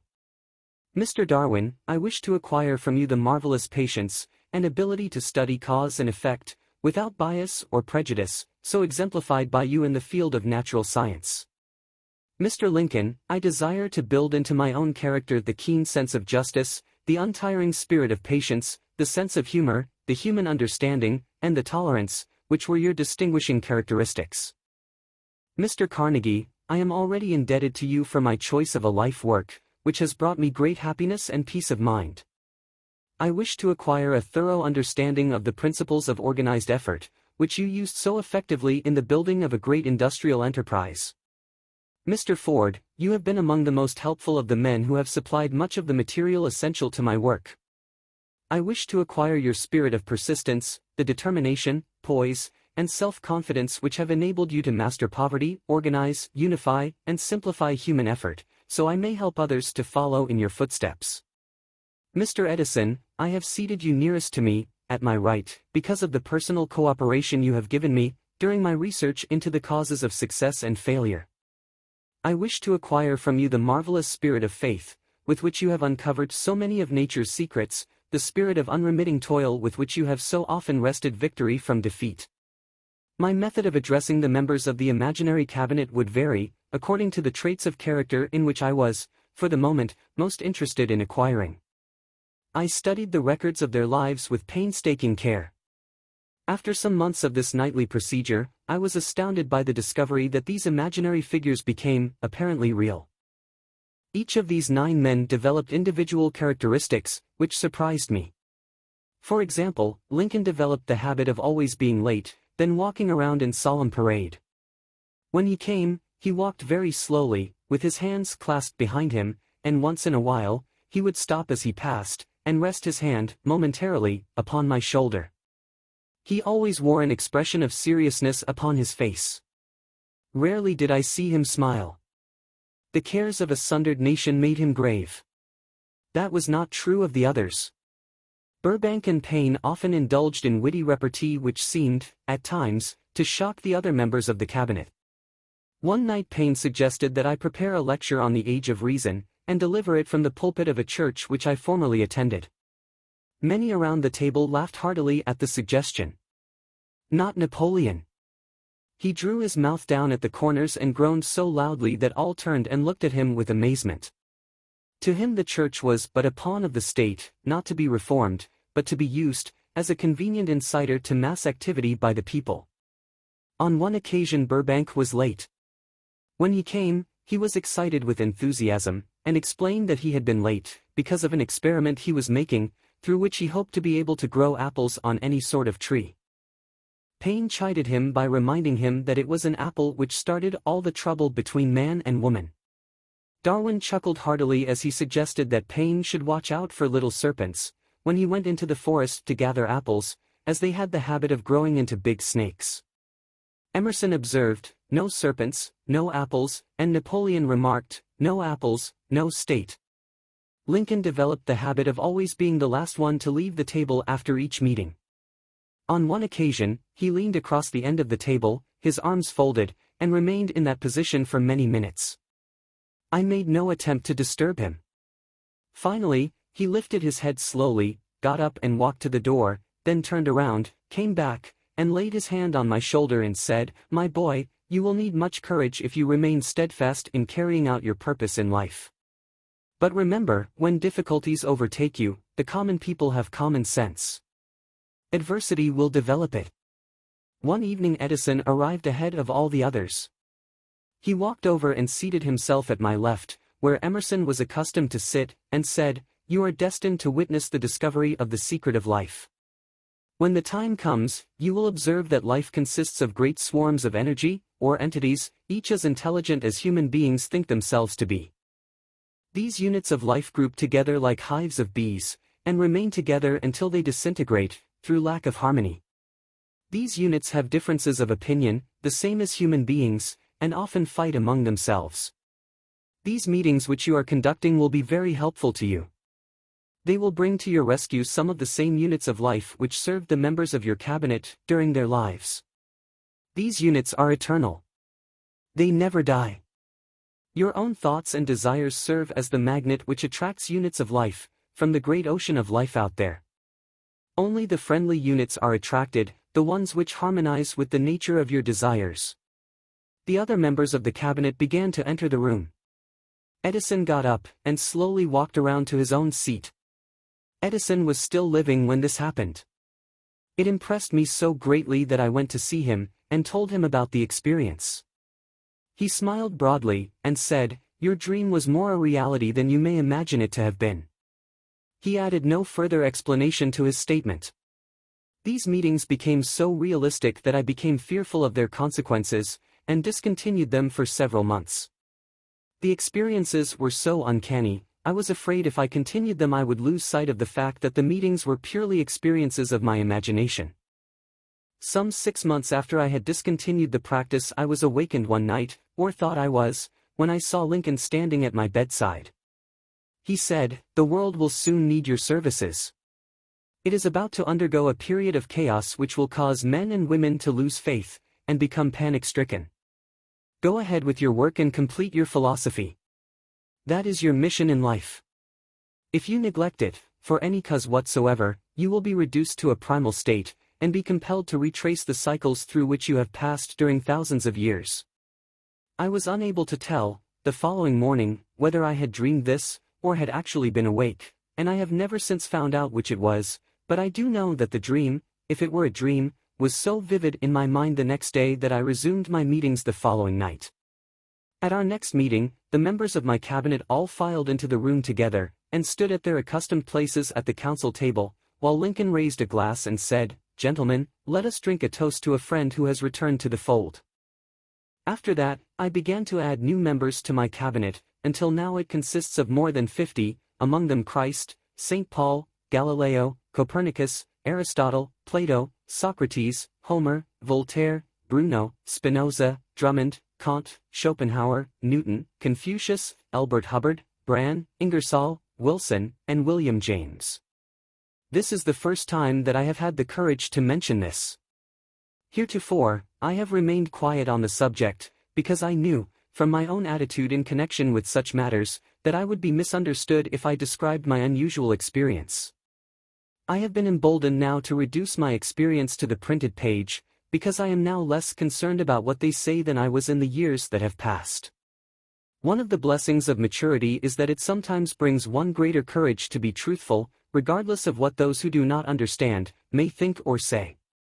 Lest I be misunderstood, I wish here to state most emphatically that I still regard my cabinet meetings as being purely imaginary, but I feel entitled to suggest that, while the members of my cabinet may be purely fictional, and the meetings existent only in my own imagination, they have led me into glorious paths of adventure, rekindled an appreciation of true greatness, encouraged creative endeavor, and emboldened the expression of honest thought.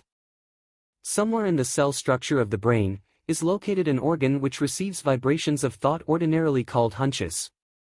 So far, science has not discovered where this organ of the sixth sense is located, but this is not important. The fact remains that human beings do receive accurate knowledge through sources other than the physical senses. Such knowledge, generally, is received when the mind is under the influence of extraordinary stimulation. Any emergency which arouses the emotions, and causes the heart to beat more rapidly than normal may, and generally does, bring the sixth sense into action.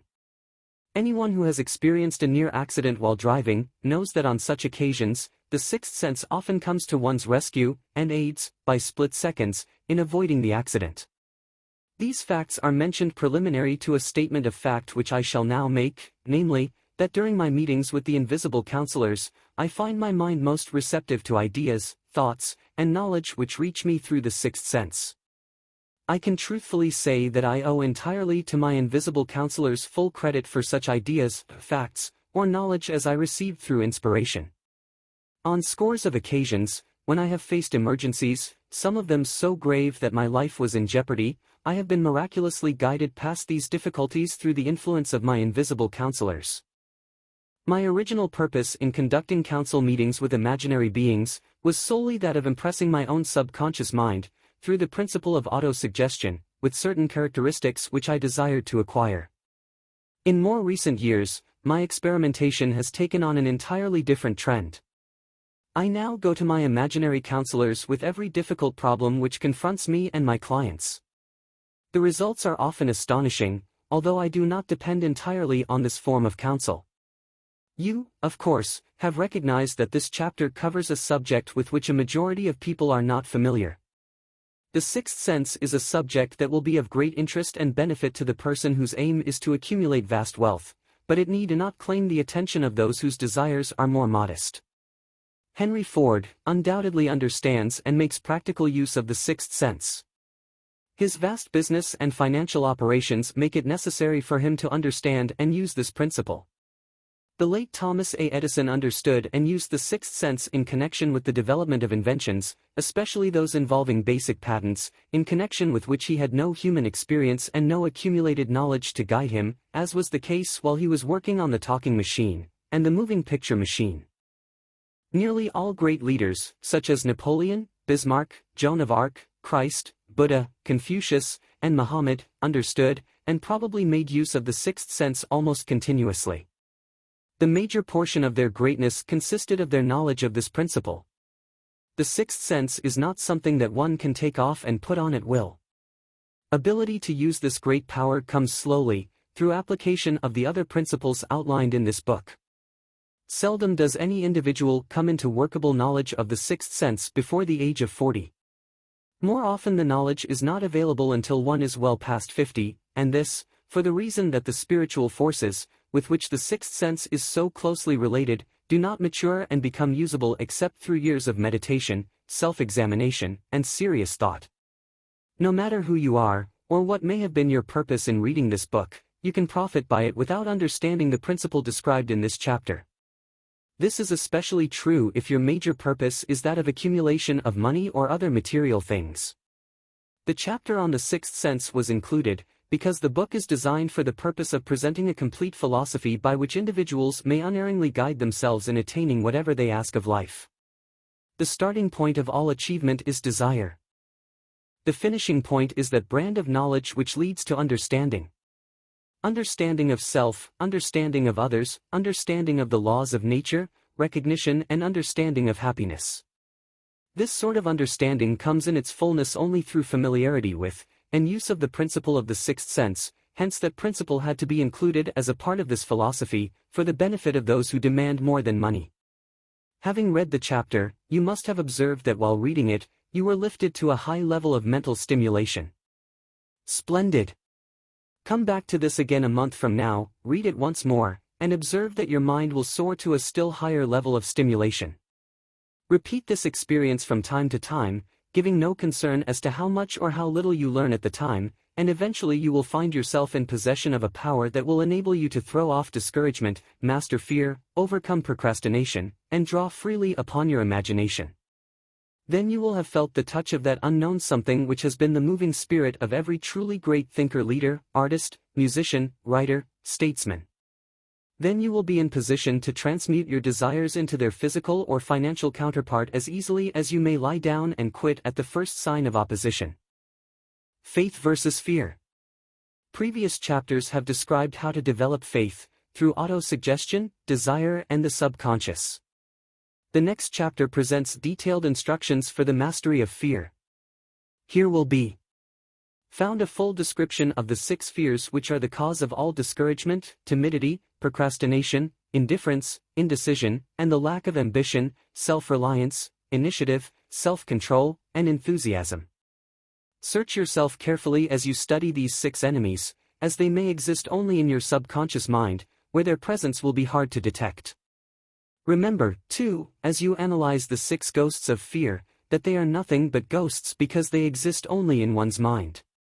Remember, also, that ghosts, creations of uncontrolled imagination, have caused most of the damage people have done to their own minds. Therefore, ghosts can be as dangerous as if they lived and walked on the earth in physical bodies.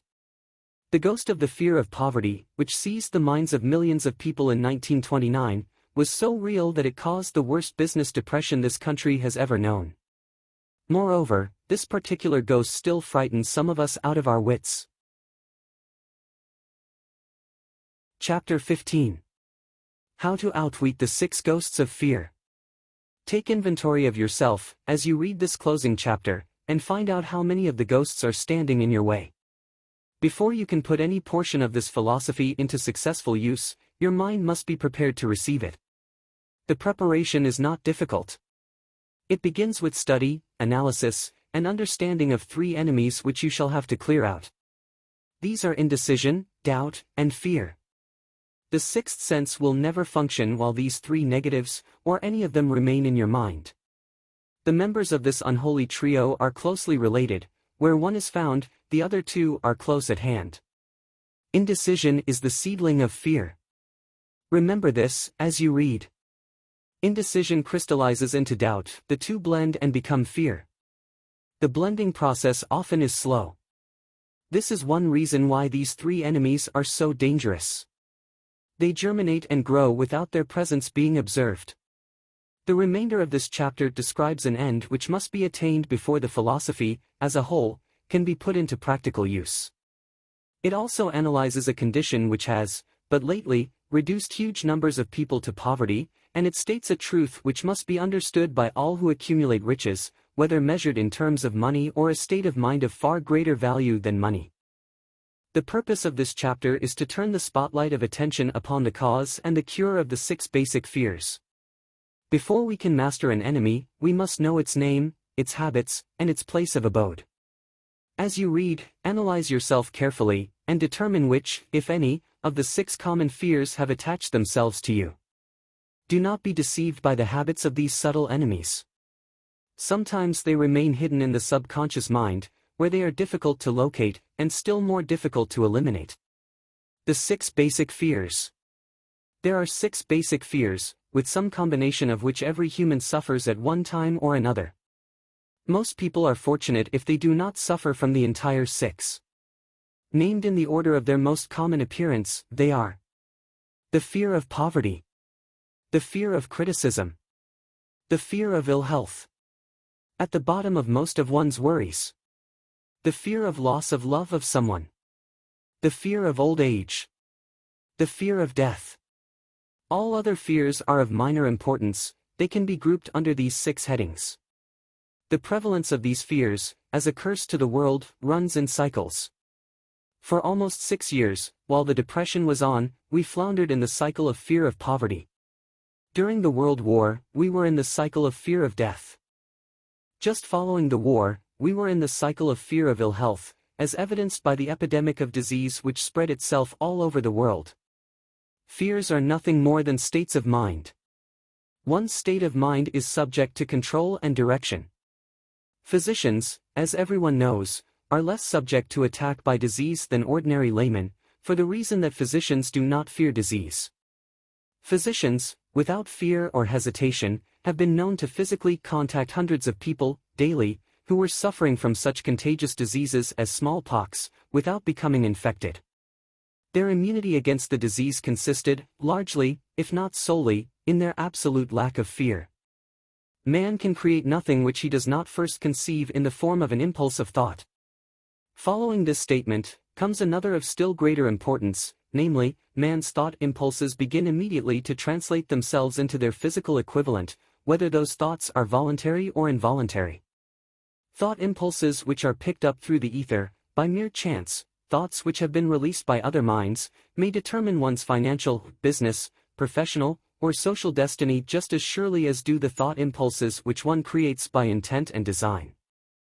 This fact may be explained by the statement that every human being has the ability to completely control his own mind, and with this control, obviously, every person may open his mind to the tramp thought impulses which are being released by other brains, or close the doors tightly and admit only thought impulses of his own choice.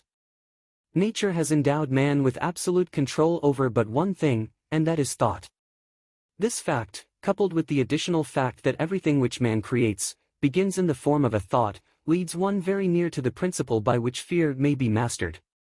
If it is true that all thought has a tendency to clothe itself in its physical equivalent, and this is true, beyond any reasonable room for doubt, it is equally true that thought impulses of fear and poverty cannot be translated into terms of courage and financial gain.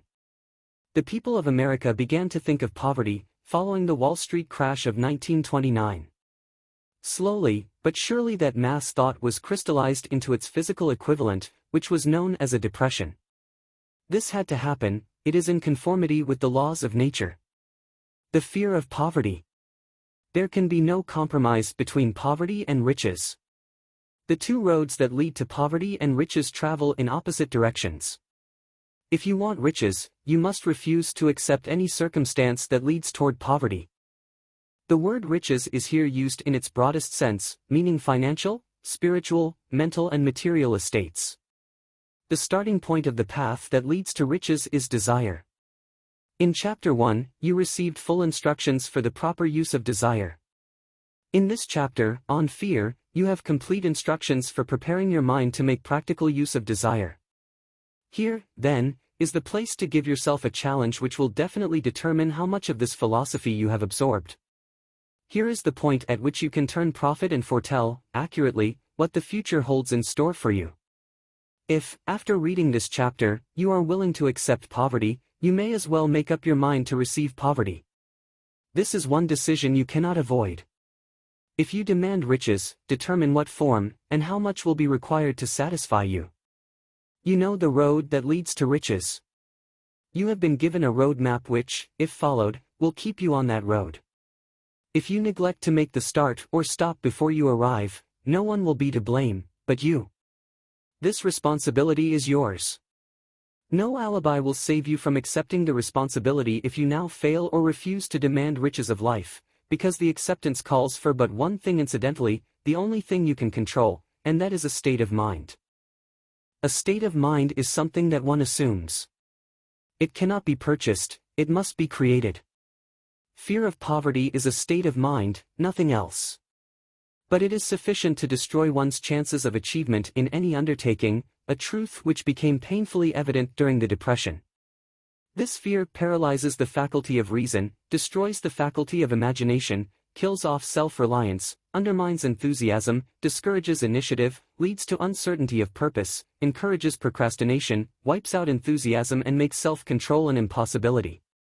It takes the charm from one's personality, destroys the possibility of accurate thinking, diverts concentration of effort, it masters persistence, turns the willpower into nothingness, destroys ambition, beclouds the memory and invites failure in every conceivable form. It kills love and assassinates the finer emotions of the heart, discourages friendship and invites disaster in 100 forms, leads to sleeplessness, misery and unhappiness, and all this despite the obvious truth that we live in a world of overabundance of everything the heart could desire, with nothing standing between us and our desires, excepting lack of a definite purpose. The fear of poverty is, without doubt, the most destructive of the 6 basic fears. It has been placed at the head of the list, because it is the most difficult to master. Considerable courage is required to state the truth about the origin of this fear, and still greater courage to accept the truth after it has been stated.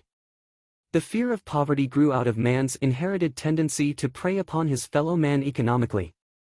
Nearly all animals lower than man are motivated by instinct, but their capacity to think is limited, therefore, they prey upon one another physically. Man, with his superior sense of intuition, with the capacity to think and to reason, does not eat his fellow man bodily, he gets more satisfaction out of eating him financially. Man is so avaricious that every conceivable law has been passed to safeguard him from his fellow man. Of all the ages of the world, of which we know anything, the age in which we live seems to be one that is outstanding because of man's money madness. A man is considered less than the dust of the earth, unless he can display a fat bank account. But if he has money, never mind how he acquired it, he is a king or a big shot. He is above the law, he rules in politics, he dominates in business, and the whole world about him bows in respect when he passes. Nothing brings man so much suffering and humility as poverty. Only those who have experienced poverty understand the full meaning of this. It is no wonder that man fears poverty. Through a long line of inherited experiences man has learned, for sure, that some men cannot be trusted, where matters of money and earthly possessions are concerned. This is a rather stinging indictment, the worst part of it being that it is true. The majority of marriages are motivated by the wealth possessed by one, or both of the contracting parties. It is no wonder, therefore, that the divorce courts are busy. So eager is man to possess wealth that he will acquire it in whatever manner he can, through legal methods if possible, through other methods if necessary or expedient. Self-analysis may disclose weaknesses which one does not like to acknowledge. This form of examination is essential to all who demand of life more than mediocrity and poverty. Remember, as you check yourself point by point, that you are both the court and the jury, the prosecuting attorney and the attorney for the defense, and that you are the plaintiff and the defendant, also, that you are on trial. Face the facts squarely. Ask yourself definite questions and demand direct replies. When the examination is over, you will know more about yourself. If you do not feel that you can be an impartial judge in this self-examination, call upon someone who knows you well to serve as judge while you cross-examine yourself. You are after the truth. Get it, no matter at what cost, even though it may temporarily embarrass you. The majority of people, if asked what they fear most, would reply, "I fear nothing." The reply would be inaccurate, because few people realize that they are bound, handicapped, whipped spiritually and physically through some form of fear. So subtle and deeply seated is the emotion of fear that one may go through life burdened with it, never recognizing its presence. Only a courageous analysis will disclose the presence of this universal enemy. When you begin such an analysis, search deeply into your character. Here is a list of the symptoms for which you should look. Symptoms of the fear of poverty: indifference. Commonly expressed through lack of ambition, willingness to tolerate poverty, acceptance of whatever compensation life may offer without protest, mental and physical laziness, lack of initiative, imagination, enthusiasm and self-control. Indecision. The habit of permitting others to do one's thinking. Staying on the fence. Doubt.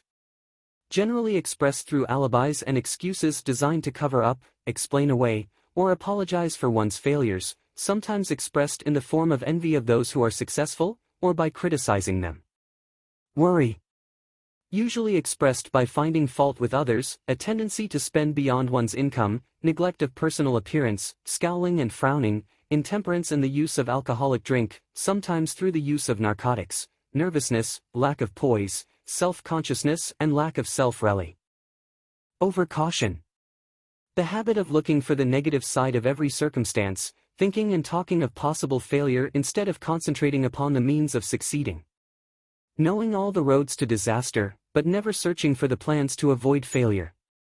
Waiting for the right time to begin putting ideas and plans into action, until the waiting becomes a permanent habit.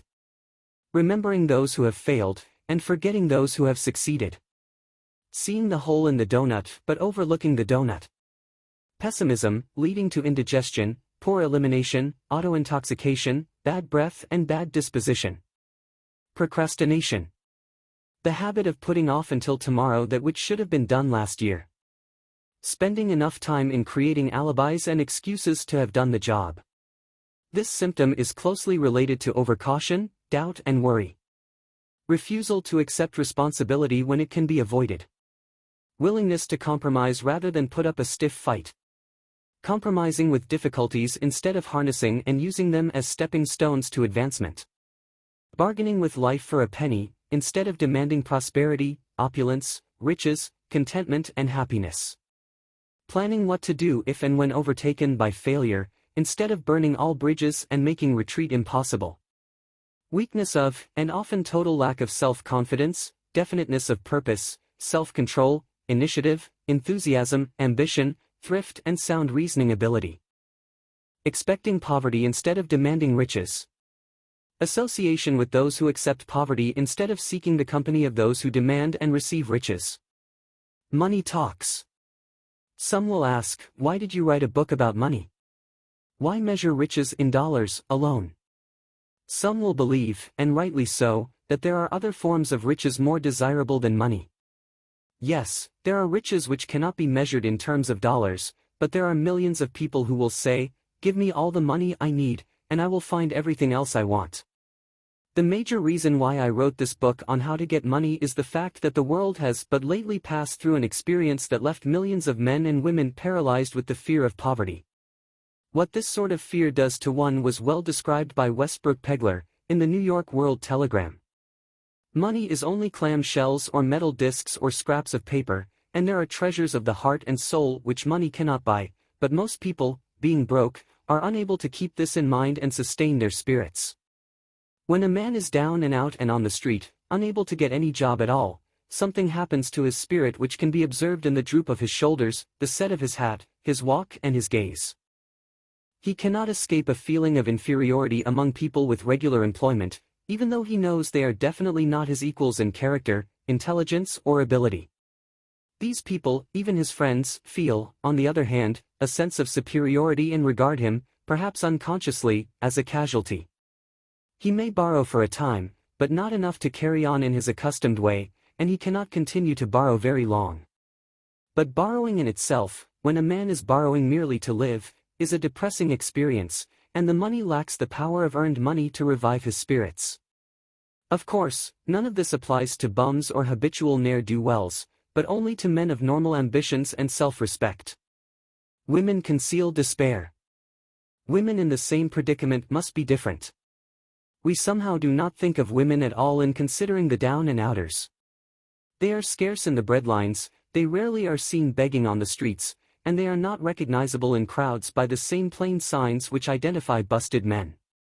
Of course, I do not mean the shuffling hags of the city streets who are the opposite number of the confirmed male bums.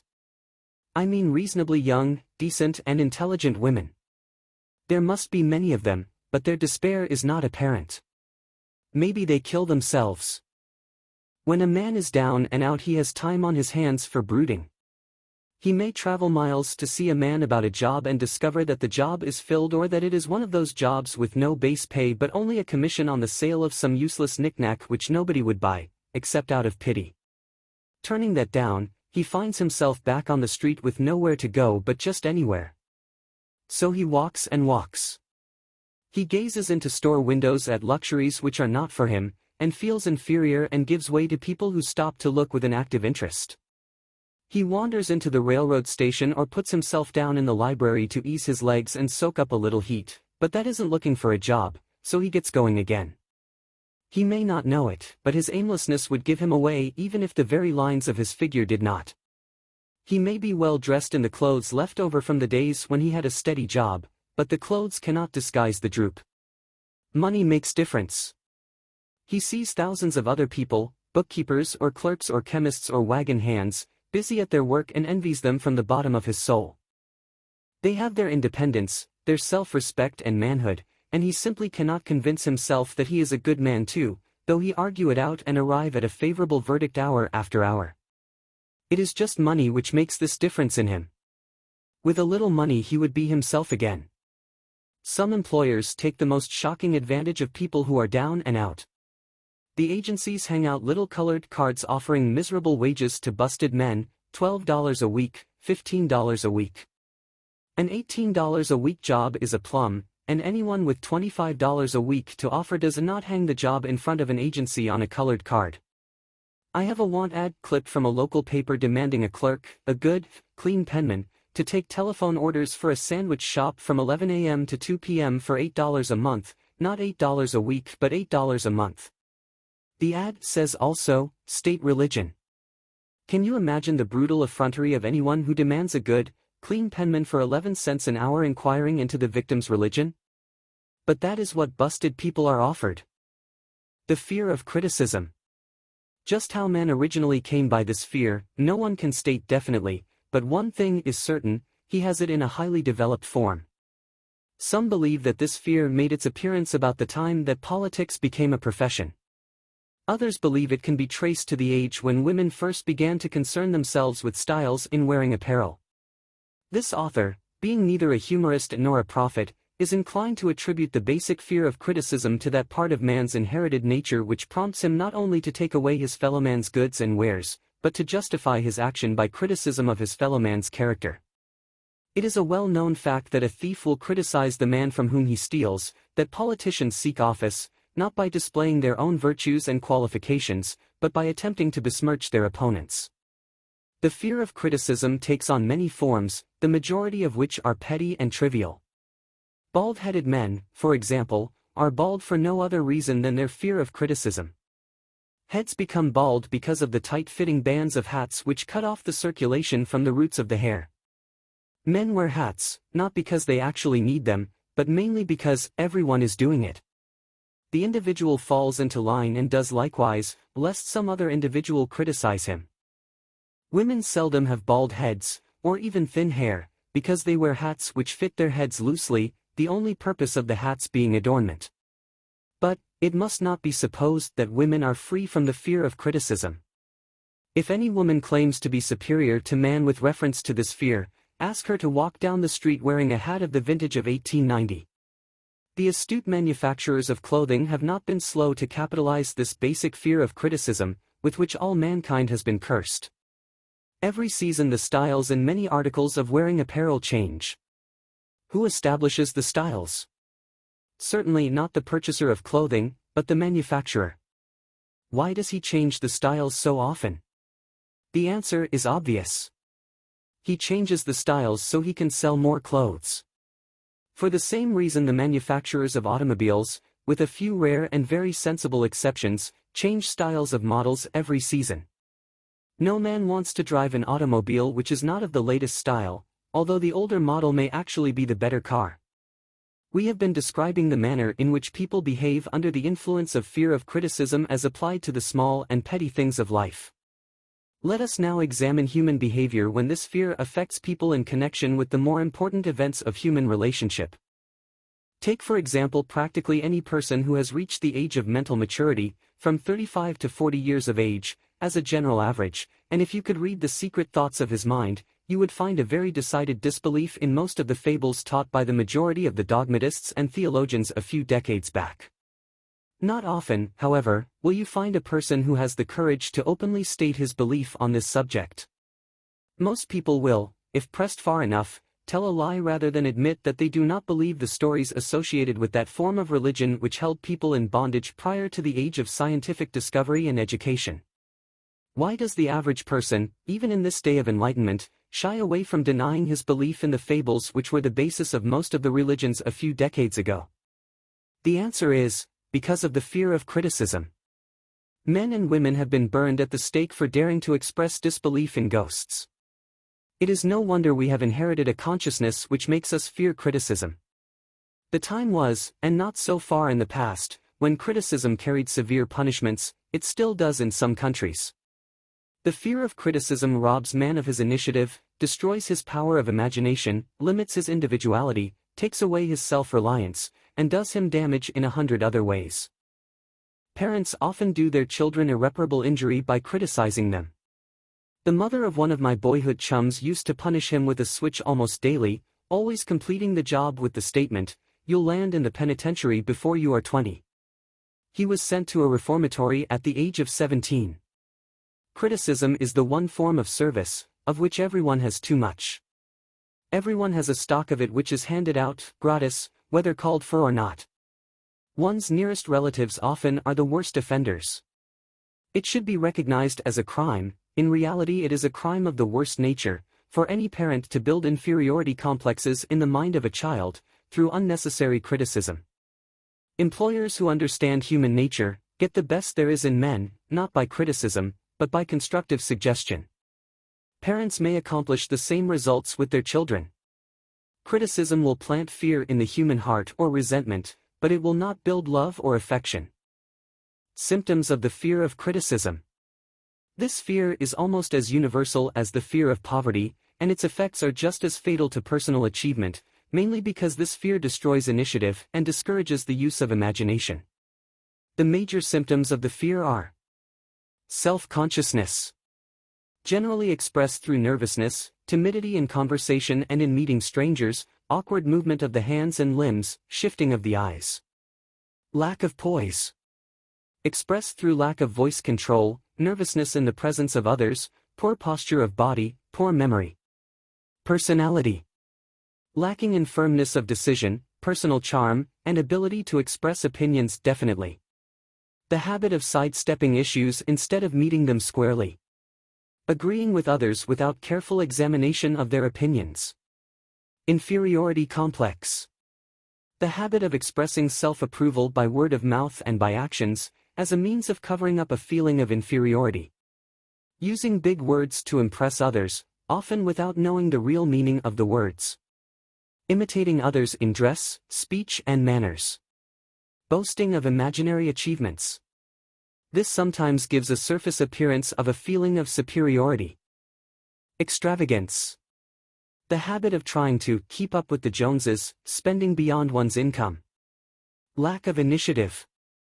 Failure to embrace opportunities for self-advancement, fear to express opinions, lack of confidence in one's own ideas, giving evasive answers to questions asked by superiors, hesitancy of manner and speech, deceit in both words and deeds. Lack of ambition.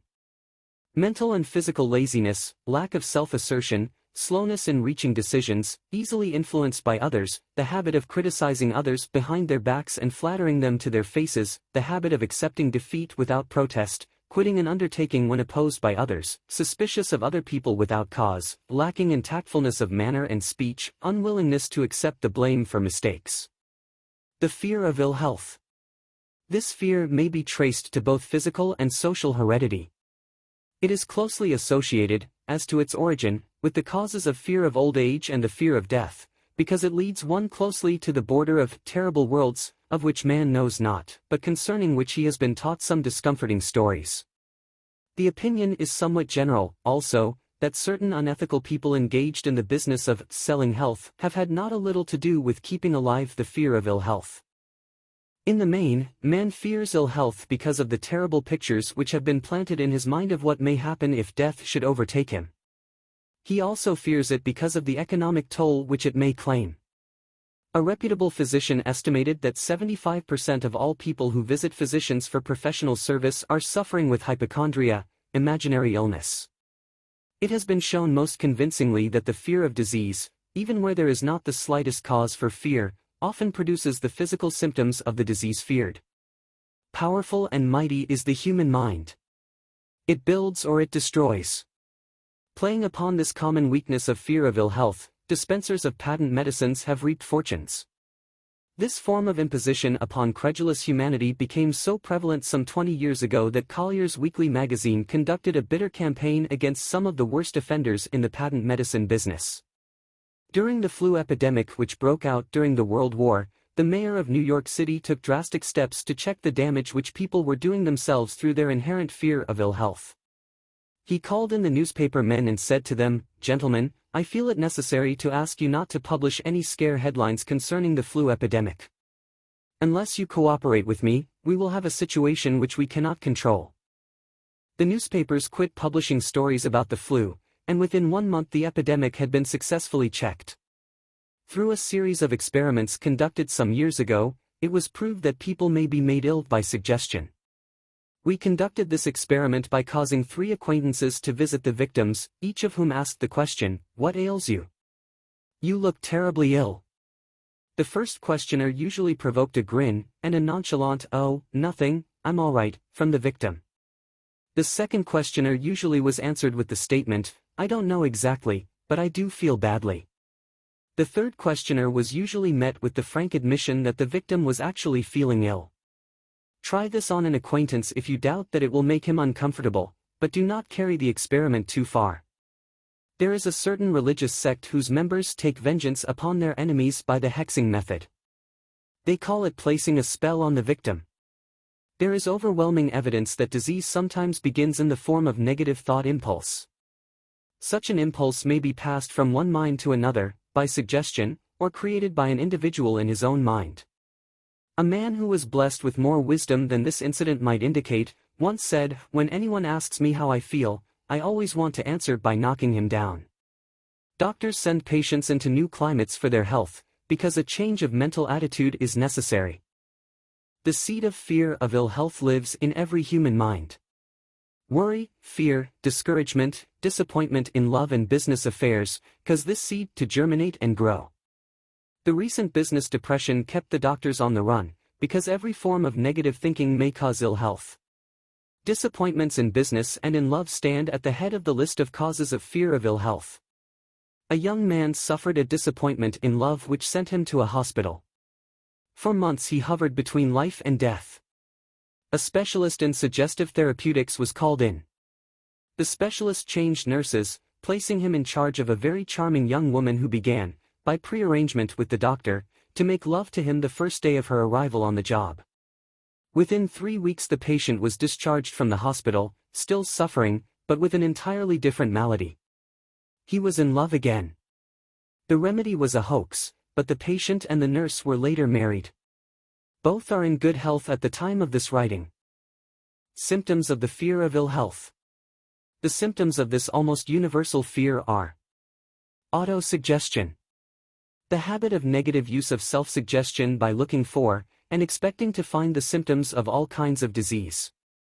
Enjoying imaginary illness and speaking of it as being real. The habit of trying all fads and isms recommended by others as having therapeutic value. Talking to others of operations, accidents and other forms of illness. Experimenting with diets, physical exercises, reducing systems, without professional guidance. Trying home remedies, patent medicines and quack remedies. Hypochondria. The habit of talking of illness, concentrating the mind upon disease, and expecting its appearance until a nervous break occurs. Nothing that comes in bottles can cure this condition. It is brought on by negative thinking and nothing but positive thought can effect a cure. Hypochondria, a medical term for imaginary disease, is said to do as much damage on occasion as the disease one fears might do. Most so-called cases of nerves come from imaginary illness. Exercise. Fear of ill health often interferes with proper physical exercise, and results in overweight, by causing one to avoid outdoor life. Susceptibility.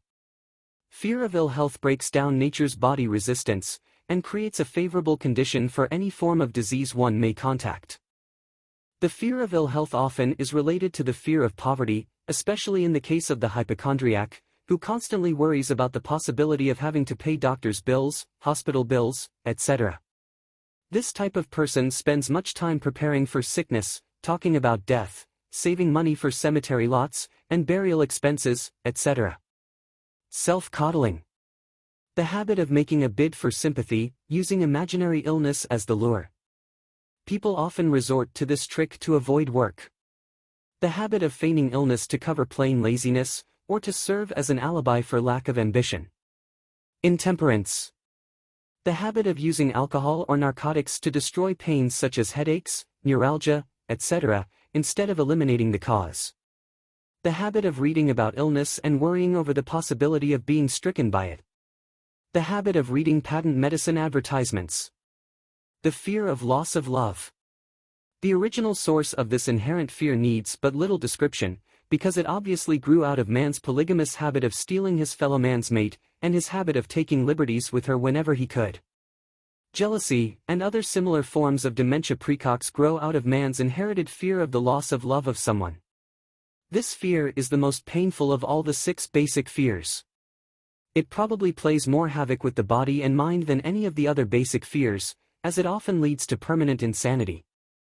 The fear of the loss of love probably dates back to the Stone Age, when men stole women by brute force. They continue to steal females, but their technique has changed.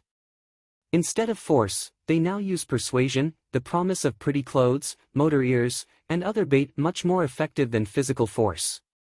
Man's habits are the same as they were at the dawn of civilization, but he expresses them differently. Careful analysis has shown that women are more susceptible to this fear than men. This fact is easily explained. Women have learned, from experience, that men are polygamous by nature, that they are not to be trusted in the hands of rivals.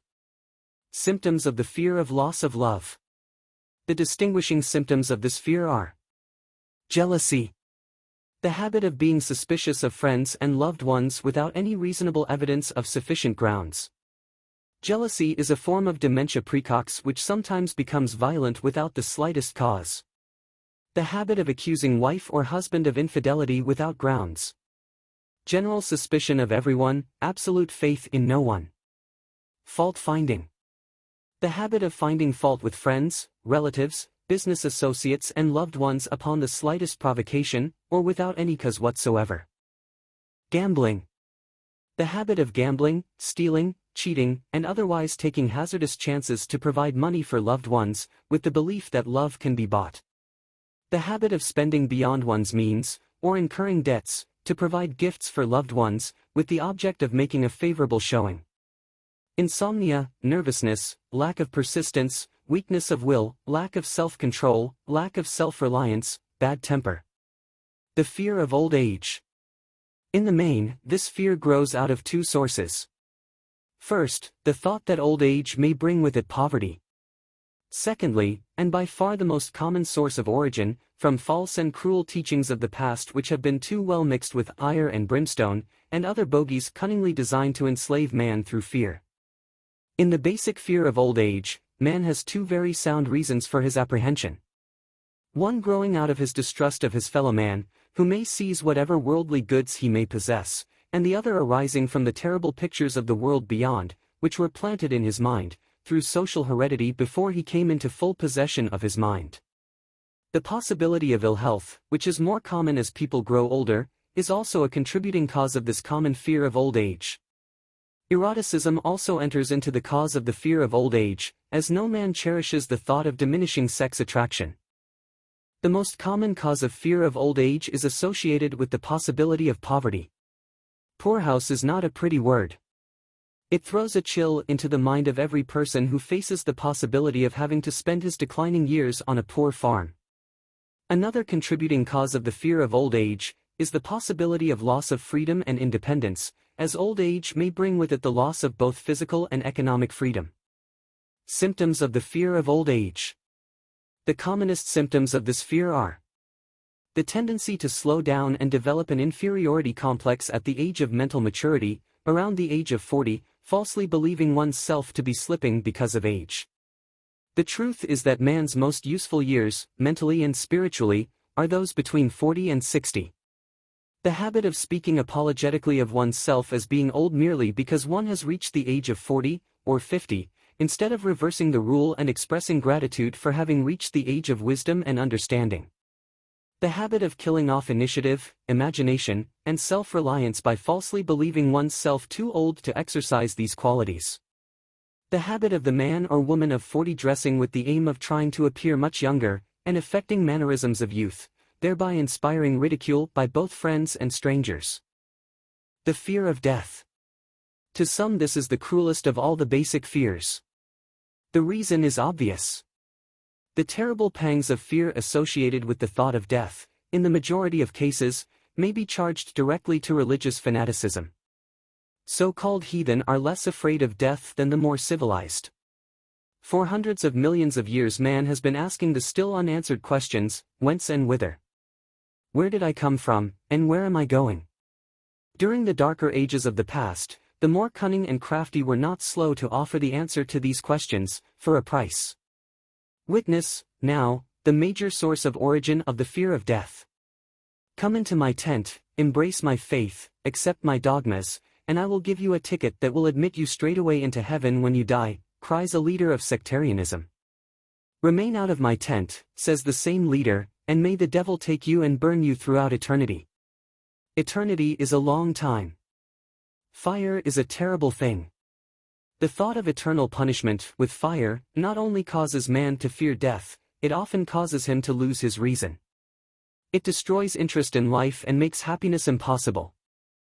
During my research, I reviewed a book entitled A Catalogue of the Gods, in which were listed the 30,000 gods which man has worshipped. Think of it. 30,000 of them, represented by everything from a crawfish to a man. It is little wonder that men have become frightened at the approach of death. While the religious leader may not be able to provide safe conduct into heaven, nor, by lack of such provision, allow the unfortunate to descend into hell, the possibility of the latter seems so terrible that the very thought of it lays hold of the imagination in such a realistic way that it paralyzes reason, and sets up the fear of death. In truth, no man knows, and no man has ever known, what heaven or hell is like, nor does any man know if either place actually exists. This very lack of positive knowledge opens the door of the human mind to the charlatan, so he may enter and control that mind with his stock of legerdemain and various brands of pious fraud and trickery. The fear of death is not as common now as it was during the age when there were no great colleges and universities. Men of science have turned the spotlight of truth upon the world, and this truth is rapidly freeing men and women from this terrible fear of death. The young men and young women who attend the colleges and universities are not easily impressed by fire and brimstone. Through the aid of biology, astronomy, geology, and other related sciences, the fears of the Dark Ages which gripped the minds of men and destroyed their reason have been dispelled. Insane asylums are filled with men and women who have gone mad, because of the fear of death. This fear is useless. Death will come, no matter what anyone may think about it. Accept it as a necessity, and pass the thought out of your mind. It must be a necessity, or it would not come to all. Perhaps it is not as bad as it has been pictured. The entire world is made up of only two things, energy and matter. In elementary physics we learn that neither matter nor energy, the only two realities known to man, can be created nor destroyed. Both matter and energy can be transformed, but neither can be destroyed. Life is energy, if it is anything. If neither energy nor matter can be destroyed, of course life cannot be destroyed. Life, like other forms of energy, may be passed through various processes of transition, or change, but it cannot be destroyed. Death is mere transition. If death is not mere change or transition, then nothing comes after death except a long, eternal, peaceful sleep, and sleep is nothing to be feared. Thus you may wipe out, forever, the fear of death. Symptoms of the fear of death. The general symptoms of this fear are the habit of thinking about dying instead of making the most of life, due, generally, to lack of purpose, or lack of a suitable occupation. This fear is more prevalent among the aged, but sometimes the more youthful are victims of it. The greatest of all remedies for the fear of death is a burning desire for achievement, backed by useful service to others. A busy person seldom has time to think about dying. He finds life too thrilling to worry about death. Sometimes the fear of death is closely associated with the fear of poverty, where one's death would leave loved ones poverty-stricken. In other cases, the fear of death is caused by illness and the consequent breaking down of physical body resistance. The commonest causes of the fear of death are ill health, poverty, lack of appropriate occupation, disappointment over love, insanity, religious fanaticism. Old man worry. Worry is a state of mind based upon fear. It works slowly, but persistently. It is insidious and subtle. Step by step it digs itself in until it paralyzes one's reasoning faculty, destroys self-confidence and initiative. Worry is a form of sustained fear caused by indecision, therefore it is a state of mind which can be controlled. An unsettled mind is helpless. Indecision makes an unsettled mind. Most individuals lack the willpower to reach decisions promptly, and to stand by them after they have been made, even during normal business conditions. During periods of economic unrest, such as the world recently experienced, the individual is handicapped, not alone by his inherent nature to be slow at reaching decisions, but he is influenced by the indecision of others around him who have created a state of mass indecision. During the Depression, the whole atmosphere, all over the world, was filled with Firenze and worryitis, the two mental disease germs which began to spread themselves after the Wall Street frenzy in 1929. There is only one known antidote for these germs: it is the habit of prompt and firm decision. Moreover, it is an antidote which every individual must apply for himself. We do not worry over conditions, once we have reached a decision to follow a definite line of action. I once interviewed a man who was to be electrocuted 2 hours later. The condemned man was the calmest of some 8 men who were in the death cell with him. His calmness prompted me to ask him how it felt to know that he was going into eternity in a short while. With a smile of confidence on his face, he said, "It feels fine. Just think, brother, my troubles will soon be over. I have had nothing but trouble all my life. It has been a hardship to get food and clothing. Soon I will not need these things. I have felt fine ever since I learned for certain that I must die. I made up my mind then, to accept my fate in good spirit. As he spoke, he devoured a dinner of proportions sufficient for 3 men, eating every mouthful of the food brought to him, and apparently enjoying it as much as if no disaster awaited him. Decision gave this man resignation to his fate. Decision can also prevent one's acceptance of undesired circumstances. The 6 basic fears become translated into a state of worry, through indecision. Relieve yourself, forever, of the fear of death, by reaching a decision to accept death as an inescapable event. Whip the fear of poverty by reaching a decision to get along with whatever wealth you can accumulate without worry. Put your foot upon the neck of the fear of criticism by reaching a decision not to worry about what other people think, do, or say. Eliminate the fear of old age by reaching a decision to accept it, not as a handicap, but as a great blessing which carries with it wisdom, self-control, and understanding not known to youth. Acquit yourself of the fear of ill health by the decision to forget symptoms. Master the fear of loss of love by reaching a decision to get along without love, if that is necessary. Kill the habit of worry, in all its forms, by reaching a general, blanket decision that nothing which life has to offer is worth the price of worry. With this decision will come poise, peace of mind, and calmness of thought which will bring happiness. A man whose mind is filled with fear not only destroys his own chances of intelligent action, but he transmits these destructive vibrations to the minds of all who come into contact with him, and destroys, also, their chances. Even a dog or a horse knows when its master lacks courage. Moreover, a dog or a horse will pick up the vibrations of fear thrown off by its master, and behave accordingly. Lower down the line of intelligence in the animal kingdom, one finds this same capacity to pick up the vibrations of fear. A honeybee immediately senses fear in the mind of a person. For reasons unknown, a bee will sting the person whose mind is releasing vibrations of fear, much more readily than it will molest the person whose mind registers no fear. The vibrations of fear pass from one mind to another just as quickly and as surely as the sound of the human voice passes from the broadcasting station to the receiving set of a radio, and by the self-same medium. Mental telepathy is a reality. Thoughts pass from one mind to another, voluntarily, whether or not this fact is recognized by either the person releasing the thoughts, or the persons who pick up those thoughts. The person who gives expression, by word of mouth, to negative or destructive thoughts is practically certain to experience the results of those words in the form of a destructive kickback. The release of destructive thought impulses, alone, without the aid of words, produces also a kickback in more ways than one. First of all, and perhaps most important to be remembered, the person who releases thoughts of a destructive nature must suffer damage through the breaking down of the faculty of creative imagination. Secondly, the presence in the mind of any destructive emotion develops a negative personality which repels people, and often converts them into antagonists.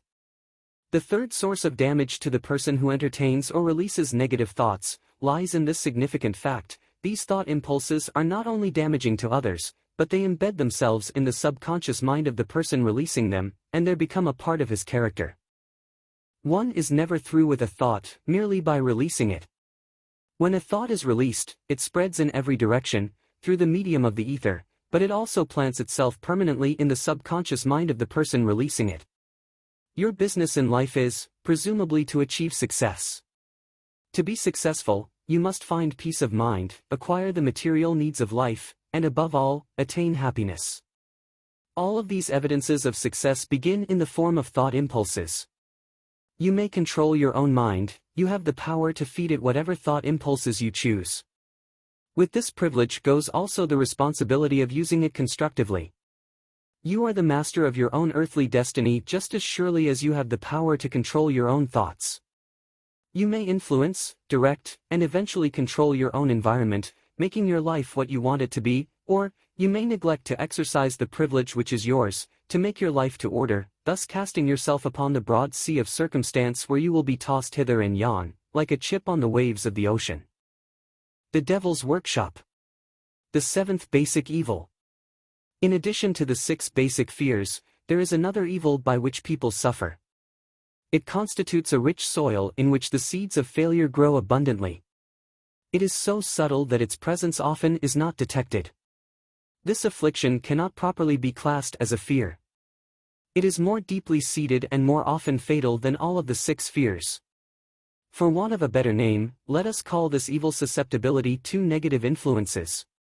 Men who accumulate great riches always protect themselves against this evil. The poverty-stricken never do. Those who succeed in any calling must prepare their minds to resist the evil. If you are reading this philosophy for the purpose of accumulating riches, you should examine yourself very carefully, to determine whether you are susceptible to negative influences. If you neglect this self-analysis, you will forfeit your right to attain the object of your desires. Make the analysis searching. After you read the questions prepared for this self-analysis, hold yourself to a strict accounting in your answers. Go at the task as carefully as you would search for any other enemy you knew to be awaiting you in ambush, and deal with your own faults as you would with a more tangible enemy. You can easily protect yourself against highway robbers, because the law provides organized cooperation for your benefit, but the seventh basic evil is more difficult to master, because it strikes when you are not aware of its presence, when you are asleep, and while you are awake. Moreover, its weapon is intangible, because it consists of merely a state of mind. This evil is also dangerous because it strikes in as many different forms as there are human experiences. Sometimes it enters the mind through the well-meant words of one's own relatives. At other times, it bores from within, through one's own mental attitude. Always it is as deadly as poison, even though it may not kill as quickly. How to protect yourself against negative influences.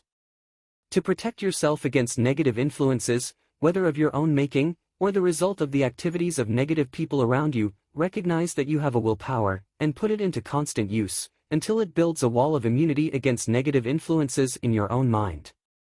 Recognize the fact that you, and every other human being, are, by nature, lazy, indifferent, and susceptible to all suggestions which harmonize with your weaknesses. Recognize that you are, by nature, susceptible to all the 6 basic fears, and set up habits for the purpose of counteracting all these fears. D. With a more tangible enemy.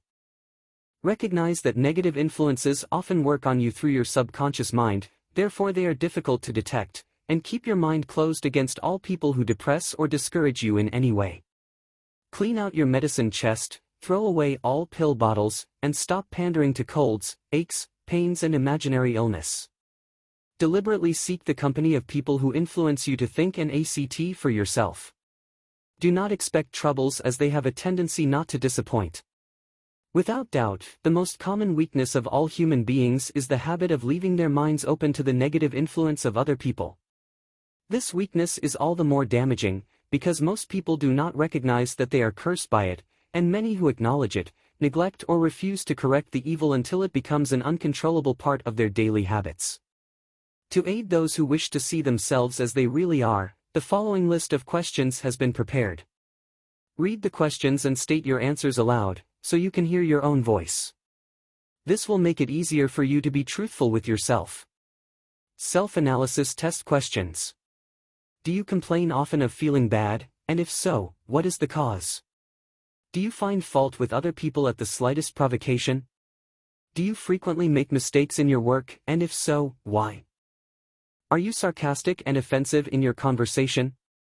Do you deliberately avoid the association of anyone, and if so, why? Do you suffer frequently with indigestion? If so, what is the cause? Does life seem futile and the future hopeless to you? If so, why? Do you like your occupation? If not, why? Do you often feel self-pity, and if so, why? Are you envious of those who excel you? To which do you devote most time, thinking of success, or of failure? Are you gaining or losing self-confidence as you grow older? Do you learn something of value from all mistakes? Are you permitting some relative or acquaintance to worry you? If so, why? Are you sometimes in the clouds, and at other times in the depths of despondency? Who has the most inspiring influence upon you? What is the cause? Do you tolerate negative or discouraging influences which you can avoid? Are you careless of your personal appearance? If so, when and why? Have you learned how to drown your troubles by being too busy to be annoyed by them? Would you call yourself a spineless weakling if you permitted others to do your thinking for you? Do you neglect internal bathing until auto-intoxication makes you ill-tempered and irritable? How many preventable disturbances annoy you, and why do you tolerate them? Do you resort to liquor, narcotics, or cigarettes to quiet your nerves? If so, why do you not try willpower instead? Does anyone nag you, and if so, for what reason? Do you have a definite major purpose, and if so, what is it, and what plan have you for achieving it? Do you suffer from any of the 6 basic fears? If so, which ones? Have you a method by which you can shield yourself against the negative influence of others? Do you make deliberate use of auto-suggestion to make your mind positive? Which do you value most, your material possessions, or your privilege of controlling your own thoughts? Are you easily influenced by others, against your own judgment? Has today added anything of value to your stock of knowledge or state of mind? Do you face squarely the circumstances which make you unhappy, or sidestep the responsibility? Do you analyze all mistakes and failures and try to profit by them, or do you take the attitude that this is not your duty? Can you name 3 of your most damaging weaknesses? What are you doing to correct them? Do you encourage other people to bring their worries to you for sympathy? Do you choose, from your daily experiences, lessons or influences which aid in your personal advancement? Does your presence have a negative influence on other people as a rule? What habits of other people annoy you most? Do you form your own opinions or permit yourself to be influenced by other people? Have you learned how to create a mental state of mind with which you can shield yourself against all discouraging influences? Does your occupation inspire you with faith and hope? Are you conscious of possessing spiritual forces of sufficient power to enable you to keep your mind free from all forms of fear? Does your religion help you to keep your own mind positive? Do you feel it your duty to share other people's worries? If so, why? If you believe that birds of a feather flock together, what have you learned about yourself by studying the friends whom you attract? What connection, if any, do you see between the people with whom you associate most closely, and any unhappiness you may experience? Could it be possible that some person whom you consider to be a friend is, in reality, your worst enemy, because of his negative influence on your mind? By what rules do you judge who is helpful and who is damaging to you? Are your intimate associates mentally superior or inferior to you? How much time out of every 24 hours do you devote to A. Your occupation, B. Sleep, C. Play and relaxation, D. Acquiring useful knowledge, E. Plain waste? Who among your acquaintances A. Encourages you most, B. Cautions you most, C. Discourages you most, D. Helps you most in other ways? What is your greatest worry? Why do you tolerate it? When others offer you free, unsolicited advice, do you accept it without question, or analyze their motive? What, above all else, do you most desire? Do you intend to acquire it? Are you willing to subordinate all other desires for this one? How much time daily do you devote to acquiring it? Do you change your mind often? If so, why? Do you usually finish everything you begin? Are you easily impressed by other people's business or professional titles, college degrees, or wealth? Are you easily influenced by what other people think or say of you? Do you cater to people because of their social or financial status? Whom do you believe to be the greatest person living? In what respect is this person superior to yourself? How much time have you devoted to studying and answering these questions? At least one day is necessary for the analysis and the answering of the entire list. If you have answered all these questions truthfully, you know more about yourself than the majority of people. Study the questions carefully, come back to them once each week for several months, and be astounded at the amount of additional knowledge of great value to yourself you will have gained by the simple method of answering the questions truthfully. If you are not certain concerning the answers to some of the questions, seek the counsel of those who know you well, especially those who have no motive in flattering you, and see yourself through their eyes. The experience will be astonishing. You have absolute control over but one thing, and that is your thoughts. This is the most significant and inspiring of all facts known to man. It reflects man's divine nature. This divine prerogative is the sole means by which you may control your own destiny. If you fail to control your own mind, you may be sure you will control nothing else. If you must be careless with your possessions, let it be in connection with material things. Your mind is your spiritual estate. Protect and use it with the care to which divine royalty is entitled. You were given a willpower for this purpose. Unfortunately, there is no legal protection against those who, either by design or ignorance, poison the minds of others by negative suggestion. This form of destruction should be punishable by heavy legal penalties, because it may and often does destroy one's chances of acquiring material things which are protected by law. Men with negative minds tried to convince Thomas A. Edison that he could not build a machine that would record and reproduce the human voice, because, they said, no one else had ever produced such a machine. Edison did not believe them.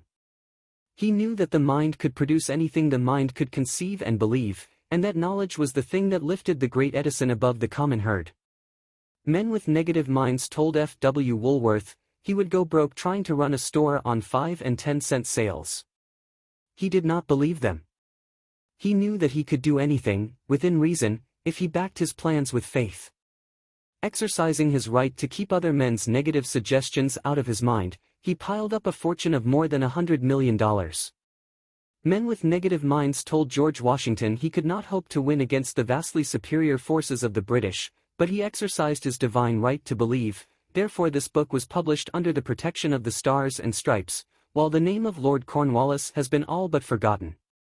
Doubting Thomases scoffed scornfully when Henry Ford tried out his first crudely built automobile on the streets of Detroit.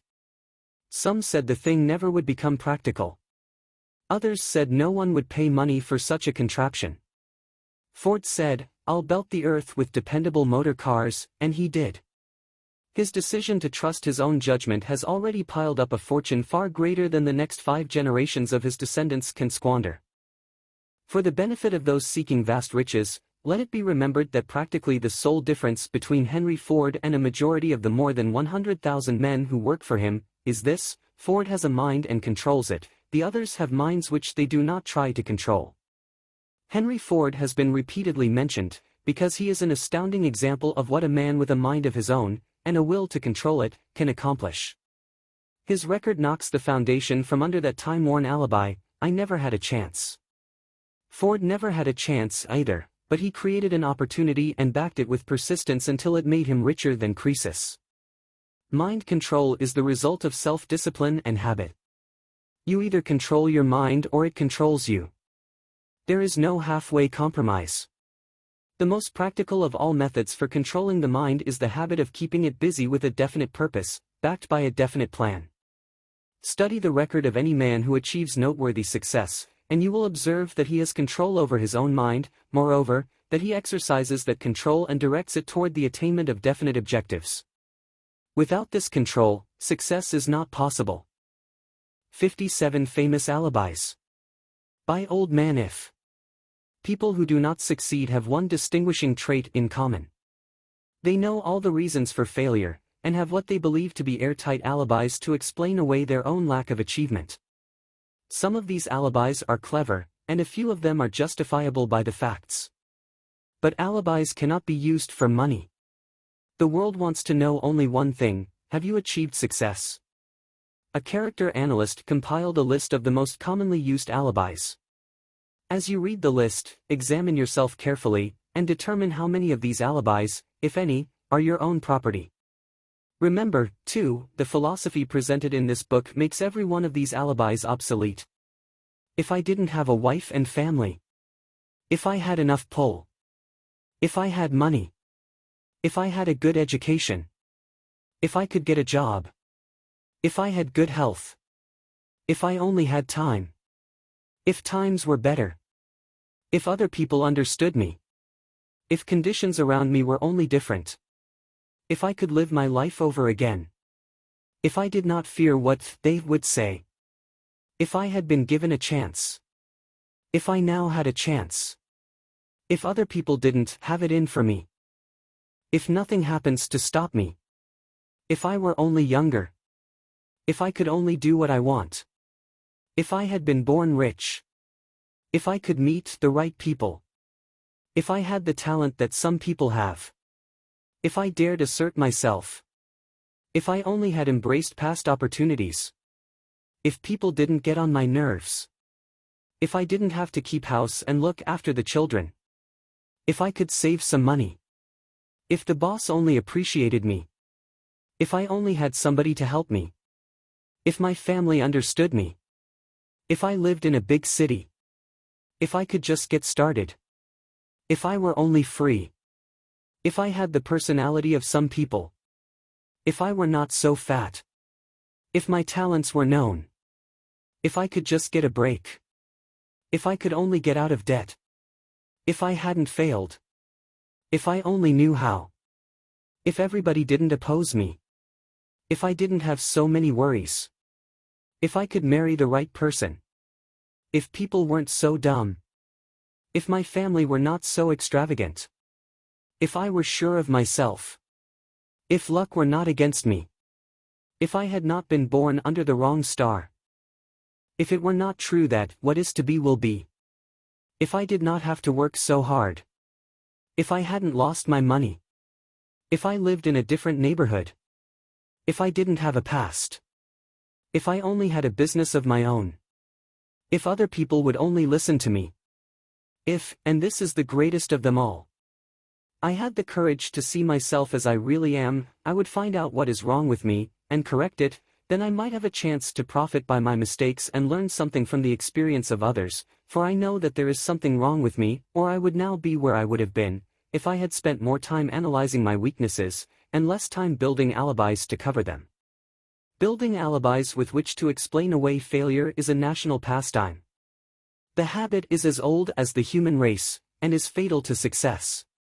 Why do people cling to their pet alibis? The answer is obvious. They defend their alibis because they create them. A man's alibi is the child of his own imagination. It is human nature to defend one's own brainchild. Building alibis is a deeply rooted habit. Habits are difficult to break, especially when they provide justification for something we do. Plato had this truth in mind when he said, "The first and best victory is to conquer self." To be conquered by self is, of all things, the most shameful and vile. Another philosopher had the same thought in mind when he said, "It was a great surprise to me when I discovered that most of the ugliness I saw in others was but a reflection of my own nature." It has always been a mystery to me, said Albert Hubbard, why people spend so much time deliberately fooling themselves by creating alibis to cover their weaknesses. If used differently, this same time would be sufficient to cure the weakness, then no alibis would be needed. In parting, I would remind you that life is a checkerboard, and the player opposite you is time. If you hesitate before moving, or neglect to move promptly, your men will be wiped off the board by time. You are playing against a partner who will not tolerate indecision.